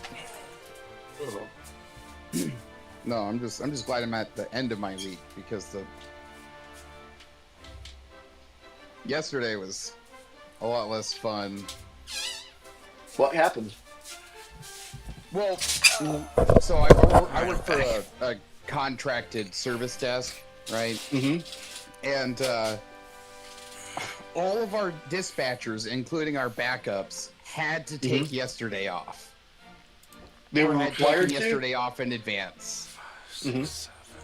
And I'm the only one who's even remotely trained enough to cover the job. And so my supervisor on Monday gets a hold of me. He's like, hey, I need you to do dispatching Wednesday. And I'm like, okay. Great, I could do that. And then they're talking about not being able to find somebody else to cover the rest of the day. And I was like, boss, I'm a salaried employee. I can just flex the time. So I Yeah, can just hopefully do the whole operational hours of the desk and then flex it on Friday and we'll be good. Hopefully they were giving you a holiday bonus for using your holiday for work-related stuff. They gave me a half day's worth of comp time, so that's more comp time than I would usually get for doing something like that. So I mean, it's not a total loss. Yeah, it could be worse. Let's put it that way. Oh, I know it can be worse. I've done worse. I've been told, hey, you're doing this. And I'm like, oh, that's really shitty. Wait until you own the company or half the company, because then You don't get your time pay is off. or when you do get time off, your pay is exactly the same. It's just things need to get done. Yeah. If you work 20 hours, your pay is the same as if you work 0 hours. Yeah, I was actually kind of happy in that I got the call from Aunt Carol that we weren't doing any sort of family Christmas because everybody's all kind of scattered around and doing their own thing this year, and so that You do meant tend to have a scattered family. yeah, so that meant I didn't have to go to Tulsa or do anything because I knew I wasn't going to be able to make it to New York. So it's Right. actually kind of nice that I could just sleep. I think I'm going to make more. I'm going to end up fighting either. Well, man, everybody fucking hates me, which is fine. I'm not at war yet with France, the Soviets, or Hungary. And the Austro-Hungarian Empire I'm not too worried about because I'll just blockade them. The Soviets and the French have armies, though, and that's inconvenient. Well, the Soviets had bad logistics, so the French is going to be the problem. So let's prepare Operation Economically Fuck the French. Because I'm religiously opposed to fighting fair. And so we're going to make more torpedo boats. And I can build like 10,000 tons of torpedo boats. And that would be perfectly fine.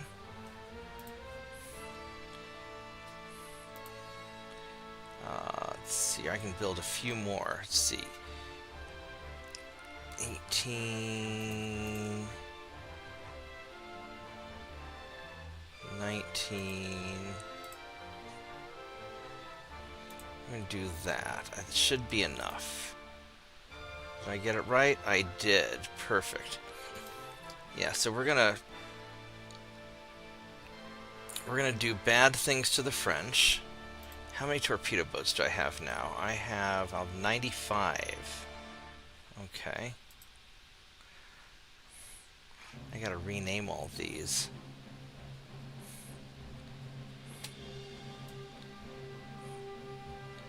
Is 54 the top one?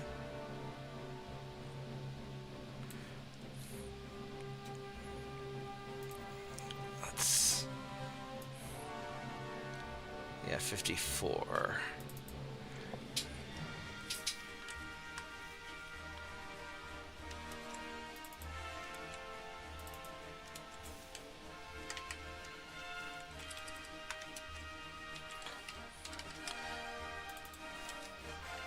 So what I'm doing, Steve, because I'm a bad person, is I'm building a bunch of torpedo boats.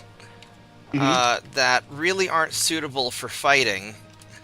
All they're really good at doing is sneaking up and sinking unarmed transports. Isn't that kind of what they did in the war anyway? Yeah, kind of. Well, I mean, sometimes they'd go, like, charge enemy ships and do things like that, but... So these are particularly fast. And so I'm just going to put one... You going to bed, JP? Yeah, I think so. All right, I'll see you tomorrow. Merry Christmas. Good night. See you tomorrow. Merry Christmas. Merry Christmas. And so what I'm going to do is I put one outside of each port, and just let it kill whatever is unprotected. And then this forces the enemy to protect all their ports, and then I just run away from anything that has guns, because, you know, terrorists don't like attacking an armed group, so I'm going for the gun-free zones. And so any unarmed port, I will just blockade, or just not even blockade. I just sit out there and just hit whatever I can hit, and then make them chase me around and waste their time. And when in danger or in doubt, run in circles, scream and shout. Yeah, well, and torpedo boat captains are kind of retarded anyway, so if they die, it's not the end of the world, because torpedo boat captains aren't actually people. They're disposable.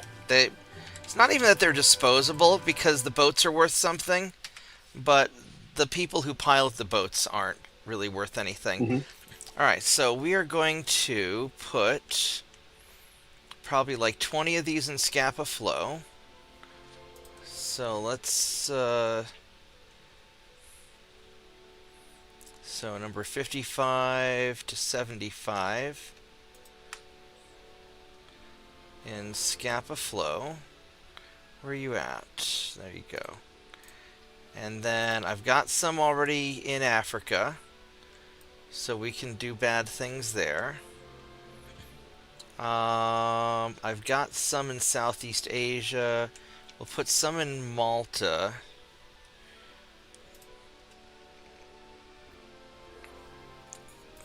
76 to 80. We'll put like 10 in Malta. Or Cyprus, that's fine.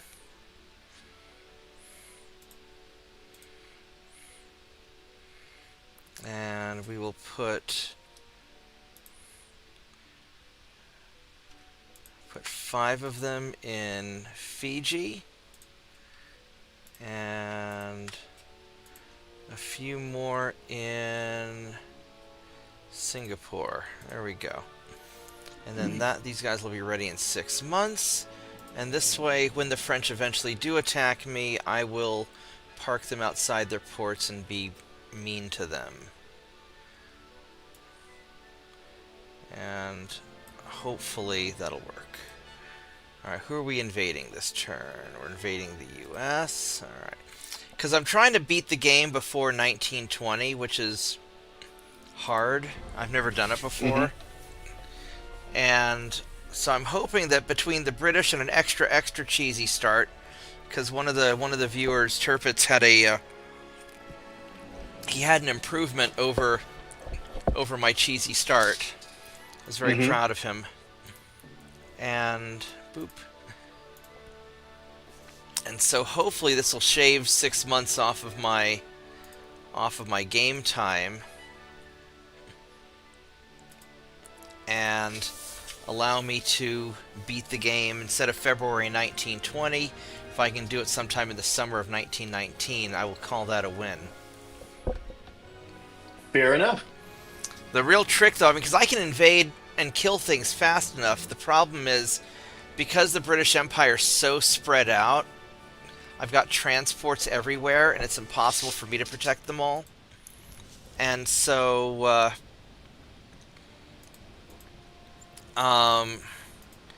you guys are going to run away. So there's not really any easy way for me to protect everything. Oh yeah, these transports have guns. That's not good.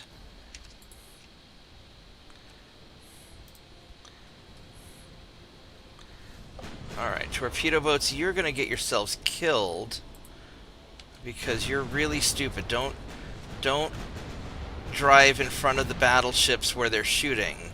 You don't want to do that. You are going to die. You want to run away without standing in front of the big angry battleships that don't care if they accidentally hit you because you're stupid. There we go. Sometimes I wonder if video games intentionally in their AIs implement artificial stupidity. I don't know. Yes, they do. They do. It is deliberate usually. It adds an interesting twist to the play of the game when you're having to manage your units that are doing all the things you don't want them to do. Like in Mech Commander 1, where I would want my mechs to go in a straight line from point A to point B, and there were no obstacles in the way, yet they would then find an excuse to go all the way around the map, all the way the fuck out of their way. And I'm like, look, it's like 2 inches in front of you. Just fucking walk forward 2 fucking inches. But So, micromanagement of, let's just say, less than functional intellects is fun. this is why I like turn-based games. Alright, now to murder transports.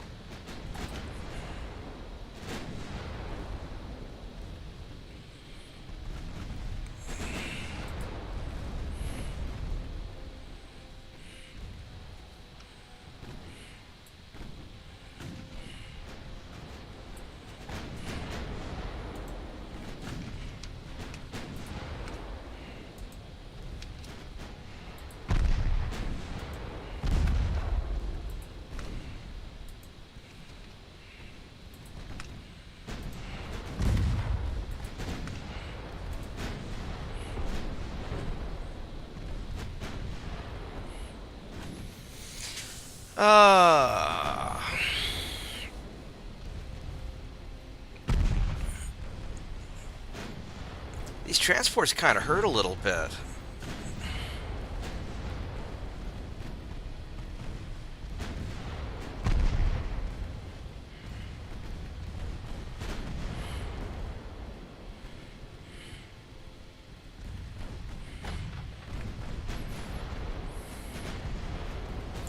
No, I really like games like, like Masters of Orion or something where that way you can just sort of make sure things go where you want them to go and you can take your time about it. The problem with real-time games is like any brief lapse in judgment and your units could do something really dumb.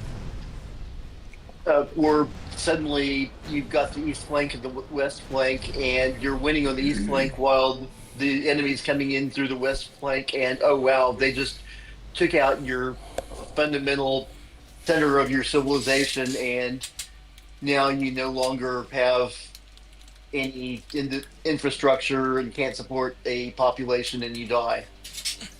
Yeah, Phoenix, this is my first day off in months, and I'm going to enjoy it, damn it. That's kind of a pretty ship. Yeah, normally I don't get full days off. Yeah, because I'm the business owner, so I've got to handle all the stupid stuff in emergencies. So usually I'm doing good if I can just take half a day off, sleep in late, stuff like that. But I'm off the hook on family obligations because my family's not having their big get-together this year, which means I can sleep or play video games or do whatever I want. So you guys are going to retreat. And you're not going to try and be heroes. You're going to just run the fuck away. Because you're not made for combat. There we go. Let's get these guys into it. My poor ships are so beat up. These assault ships have just been invading and invading and invading. I should just, like, take a 6-month breather and get them refitted. Like, all of them. But since I'm trying to speed run this,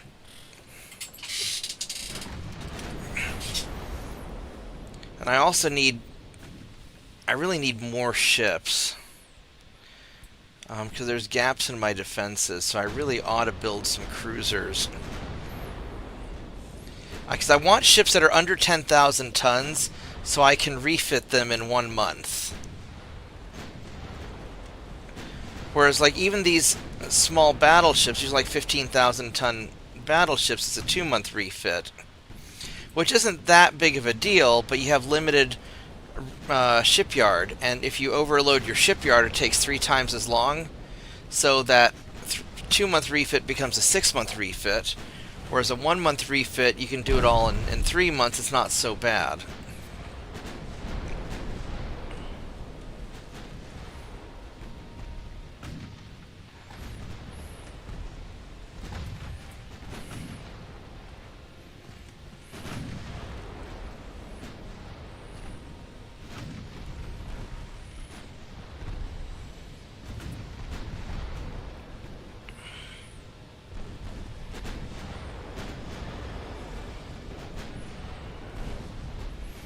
The big problem is if my transport capacity goes below 100%, then my economy is going to start to stagnate. And that's a real threat because I'm down about 120% on my transports. And I've got France, the Soviets, and Austro-Hungary all wanting a piece of me.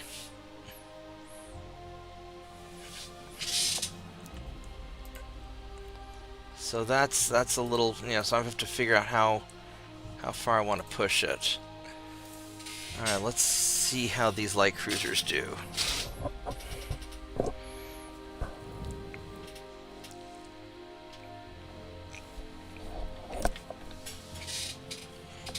A heavy and a light versus my 2 lights, huh? Alright.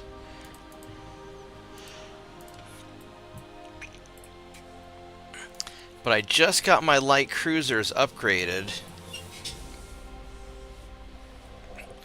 to their intended weapon configuration. So they're pretty nasty now. So now they can engage in things closer to fair fights and win, rather than me needing 5 to 1 or 10 to 1 odds. Although I still prefer 5 to 1 odds.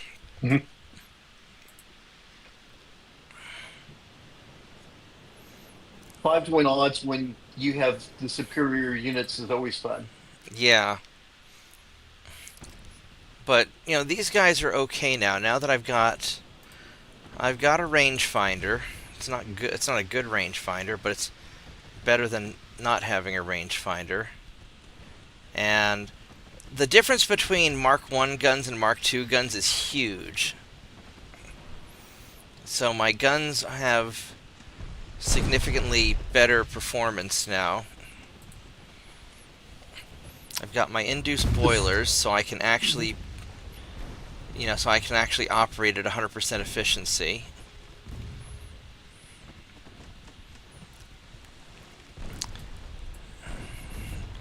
And I'm still faster than the ships that I'm fighting. Not by a lot, but a little bit. Which lets me do kind of hit and run attacks, so I can... Like right now I'm ganging up 2-on-1 against this enemy light cruiser, and I'll take him out before the heavy cruiser gets in range. And so I can kind of control my distance. What's the speed difference between a heavy cruiser and a light cruiser? Well, it depends on the engines in there. So like their Okay. light cruiser 20 knots, and their heavy cruiser is 18.5 knots, and my guys go 23 knots. Oh, you're still alive. Let's turn around and do a second pass on this guy and make sure he dies. Turn this out. I'm going to turn his light cruiser into a single-use submarine. There we go. He's down. Thank you, JP, for that.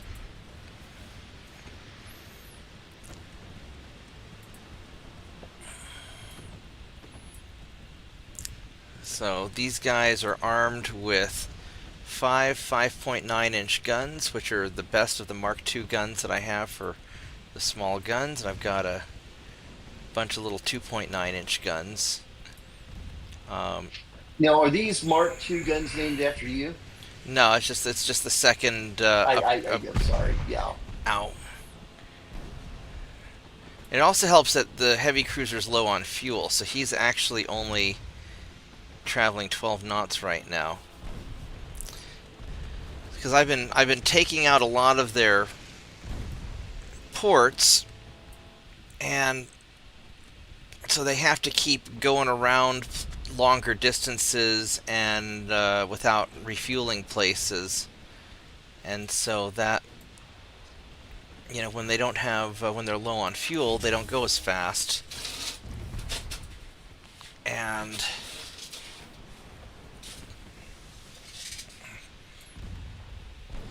so I can really outmaneuver these guys. So for 1894, 23 knots is pretty darn good. It's actually pretty spectacular for the time. Yeah. My torpedo boats go 32 knots, which for a basic steam engine is incredible. Mm-hmm. But they're really small. They carry a single torpedo and a single 1.1-inch gun, which is, you know, it's about a 26 or 27 millimeter. It's a small cannon. Mm-hmm. And So it's basically all engine and fuel. and not even that much fuel. They don't have a very long range. No. Weren't torpedo boats mostly used for coastal defense and stuff? Yeah, they're just little coastal boats. Hey, Turpits.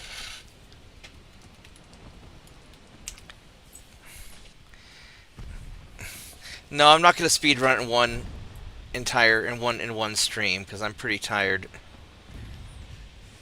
I mean, it'll take me 10 or 20 episodes. It'll probably take me 20 episodes to speed run this game. It'll still probably take me about 60 hours of playing probably to beat the game.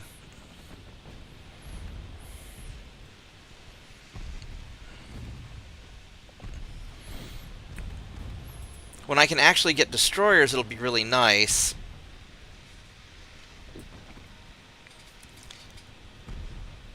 But early on, I really use light cruisers a lot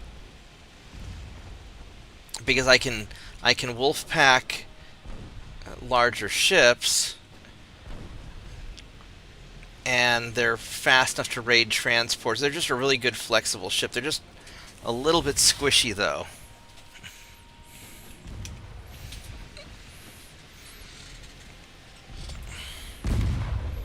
Ouch. At least that was a glancing blow.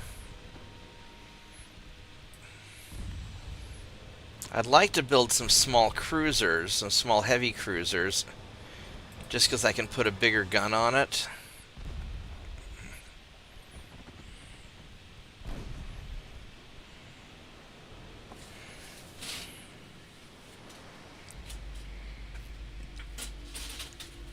But I want to wait till I get better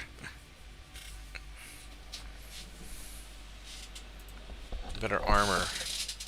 I need to get the rest of my ships refitted. Alright, let's go sink that torpedo boat. Boop. Man, I'm losing so many transports. I got Northern Alaska, I got Southern Egypt. Down to 119% on my transport capacity. This is a invade Germany turn, so the only one I can get Cameroon.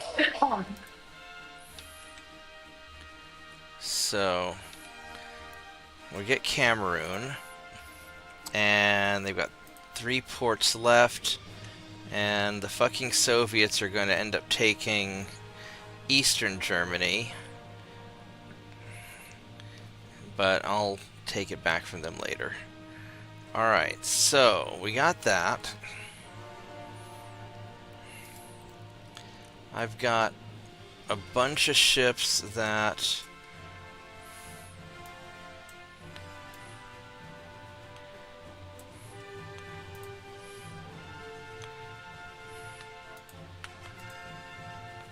Alright, so why do I have, I've got like 30,000 tons of probably too much stuff being repaired. What's going on here?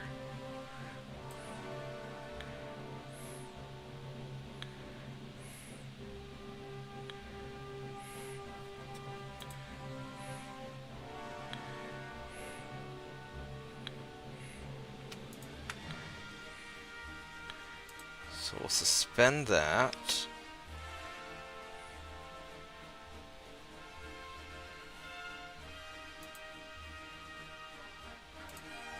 Alright, there we go.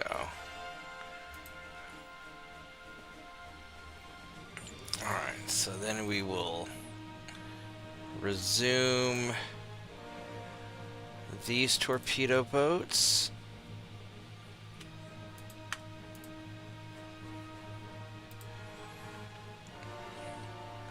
And we're back to being good. Alright.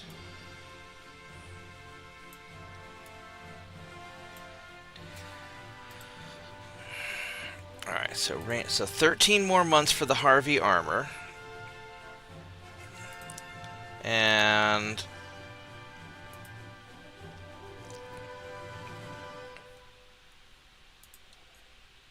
it's 1895 now.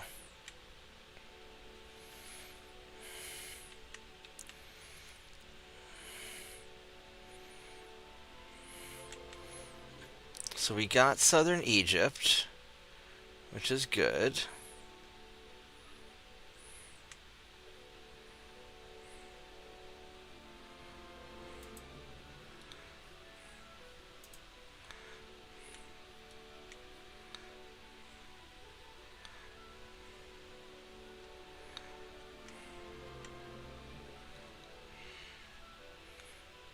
I'm sure the Ottomans aren't particularly happy with me right now. I can. So I need 73,000 to keep him. I need to go and put you guys away somewhere. Let's put you here.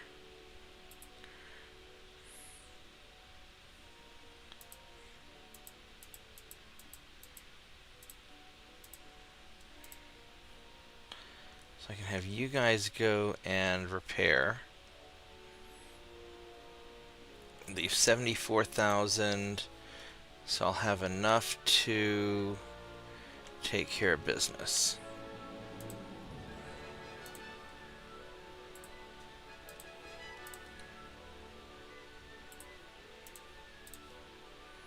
There we go.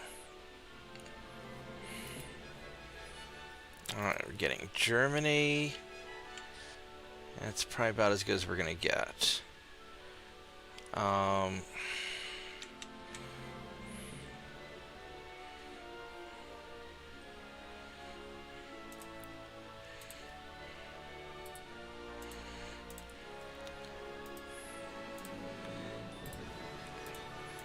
Yeah, I'll probably need a few months of peace just to rebuild my ships after all this is done, because the German torpedo boats are causing me a lot of trouble.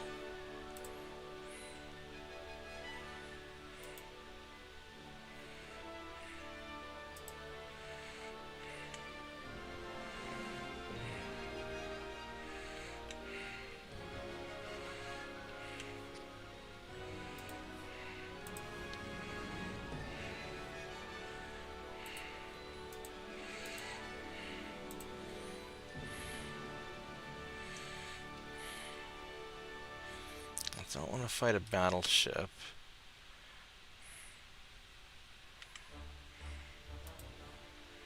Now you're out of ammo. Let's get you back to repair.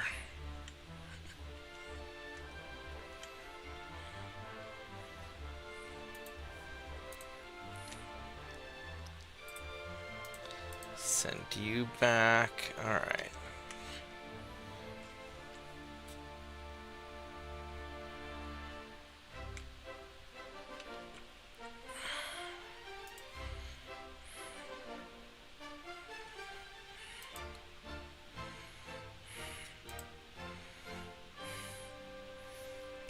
We'll wait a turn on him. Alright, here we go.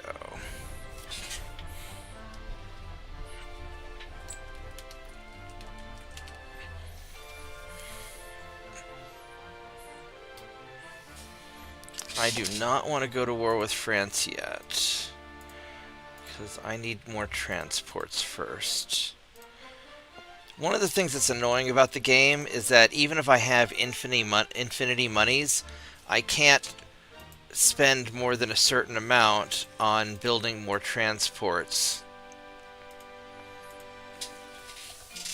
You have to be buying them from someplace, and whoever the someplace is, they have. Well, no matter how much capacity. Well, I mean, no matter how big my shipyards are or anything, they just won't let me spend more than a certain amount of money each month building transports, which is annoying because,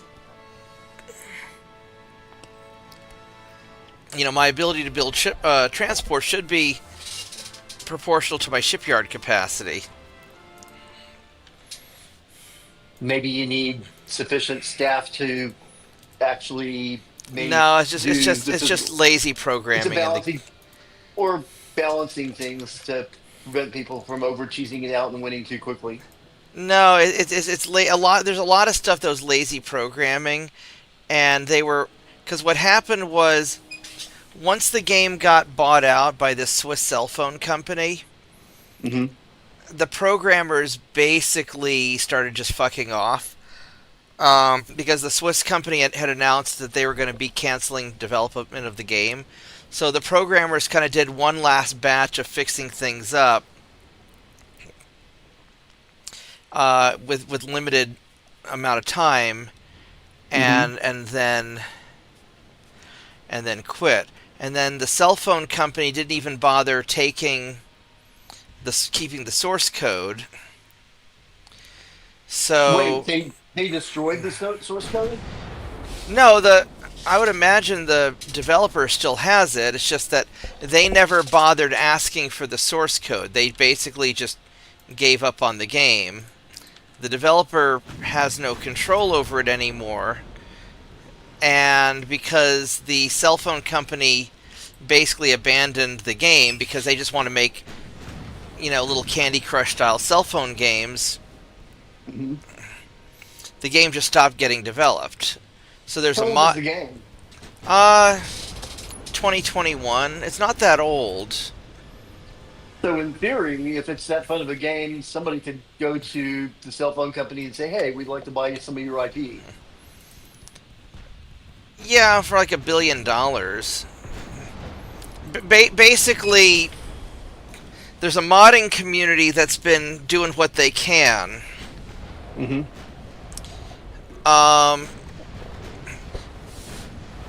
But would you quit fucking changing targets? Like, there's a bug in the game that's never been fixed where, like, if you don't assign any targets, the ship's AI will automatically decide who to shoot at. The problem is Even if you don't want them to shoot at anything right now, you just want them to sit there. well, you can turn off the guns. But I'm saying if left alone, the ship will decide who to shoot at. So the problem is if you tell it to shoot at a specific target, it'll shoot at that target for a little while, and then it might change its mind. And even if it changes its mind and before it fires a shot, you assign it back to that target, it then has to re-aim and go through all that again. Yeah. So there's just a bunch of so one of the things I'll do is I'll put the main guns on one target and the secondary guns on another target, even though I'd rather focus everything down, just because it makes it less likely for the AI to fuck off. To redirect the main guns. And that's not something you can alter with a resource file. That's code level. So Right. So, so this guy named Brother Monroe and his people have been trying their best to clean up the game with mods, but you can only do so much with the mods. Yeah. Basically, resource. In theory, you could go in, decompile, try to figure out what the real variables actually are, and make minor changes, but that would not be fun. Yeah, so it's so they've been doing a heroic job, and the cell phone company is just kind of fucked off.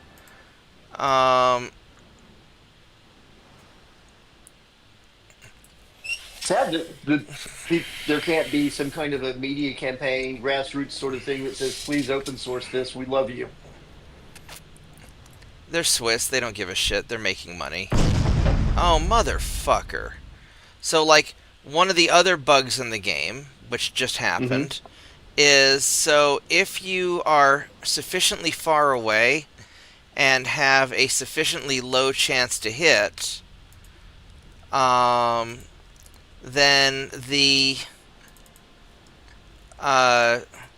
then sometimes the hit chance will go negative, roll back around, which would be like a 0.5% chance to hit, will become 100%, and then you'll just get smacked.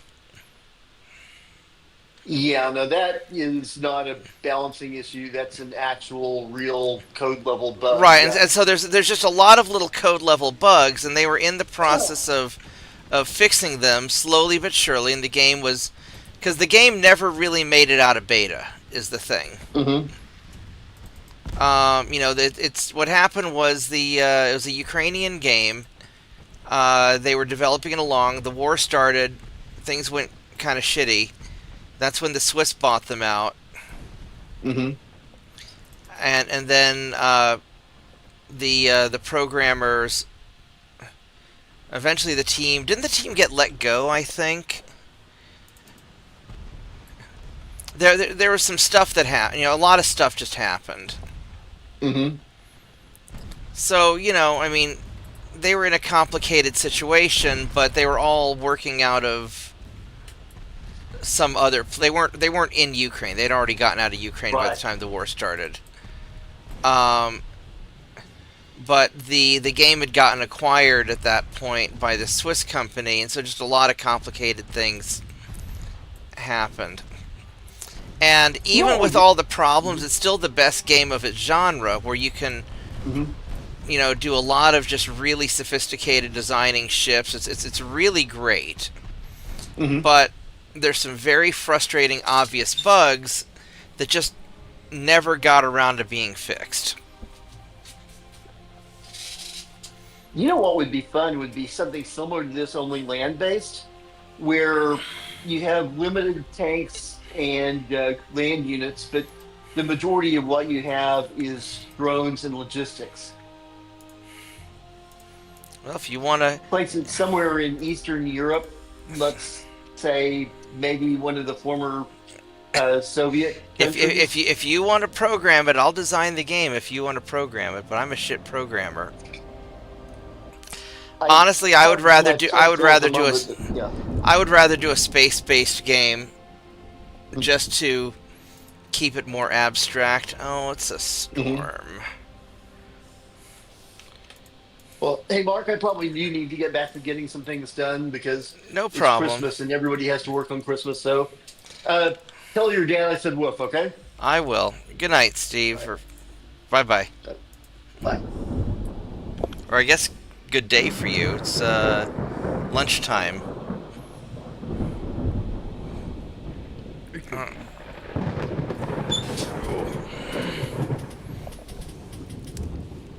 Yeah, I mean, I really shouldn't be playing for 12 hours straight. I'm sure I'm going to feel it in the morning. Oh, wait, it is the morning. But it's been so long since I've gotten to do this.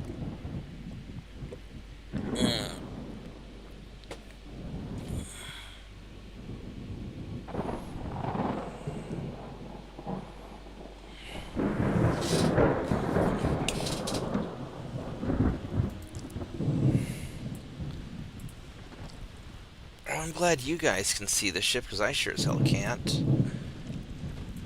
So what are you up to today, Rod?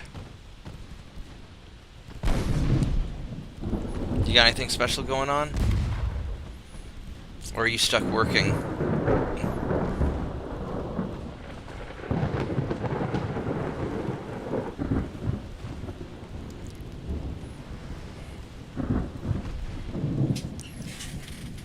Rod, you there? Yeah, what's up? I said, what do you got going on today? Did you get stuck working, or are you just hanging out? No. I get the federal holidays off, so that's closed during the federal holidays. But yesterday is not a federal holiday, so we're contractually obligated to work it. So I had to do 10 hours. My manager did take pity on me in the last half hour. It's like, how many tickets have you guys gotten today? And I was like, 1. He's like, huh. Well, if you don't get any in the next 15 minutes, go home. I was like, okay. That's right, because you're out of the office anyway. No, I'm in the office. Yeah. I'm sorry. You have to work out of. Yeah, I worded it wrong, but yeah, you work from the office. Correct.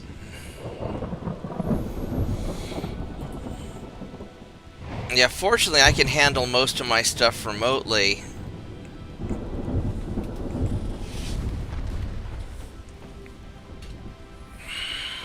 I think one of the funniest things though about this job is whenever we get new people, they always have this misconception that we're like a help desk, like that we help people, and I'm like, no,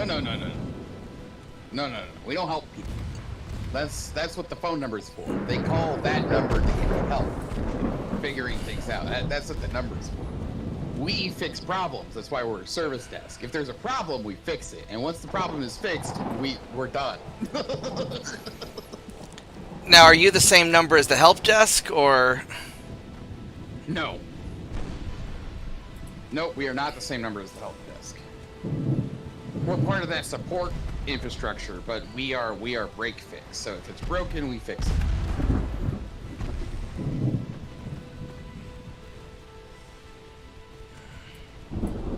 No, I'm not saying you can't help people. I'm saying that's not our job. Yeah.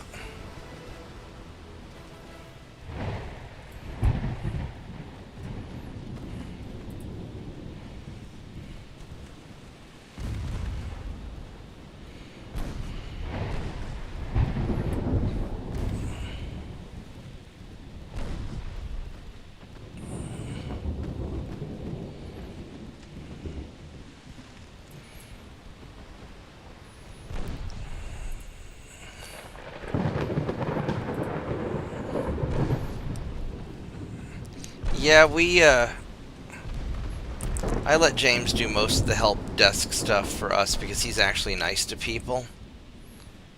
And I prefer to just fix problems. I prefer to design out new things, but I'll fix problems too. But yeah, there's a big difference between fixing problems and helping people. Helping people suck. Mm-hmm. No, fixing problems is much better. Don't get me wrong, I still have to deal with the people, but A lot of I'm times not people nearly don't as complicated. Yeah, a lot of times people don't understand what's broken.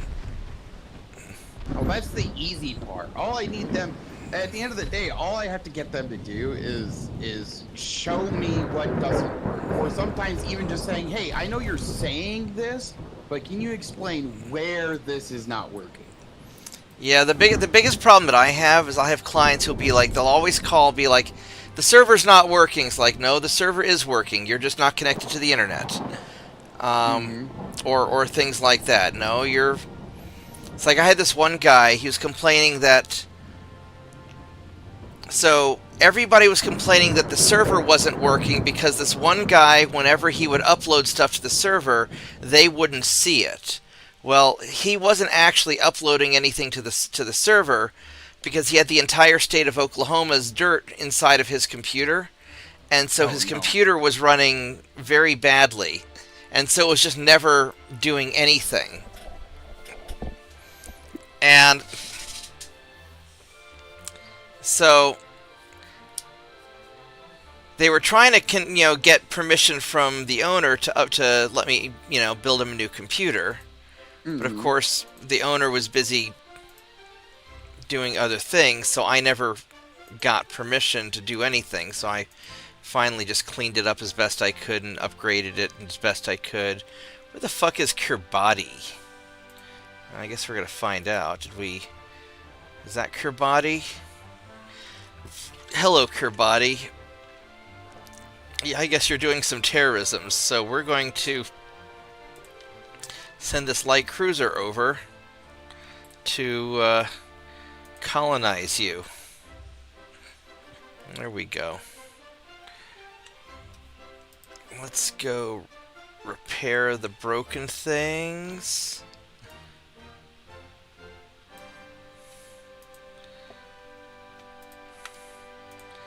There we go. Alright, so... And then we're going to... Oh, we have a lot of ships to repair, don't we?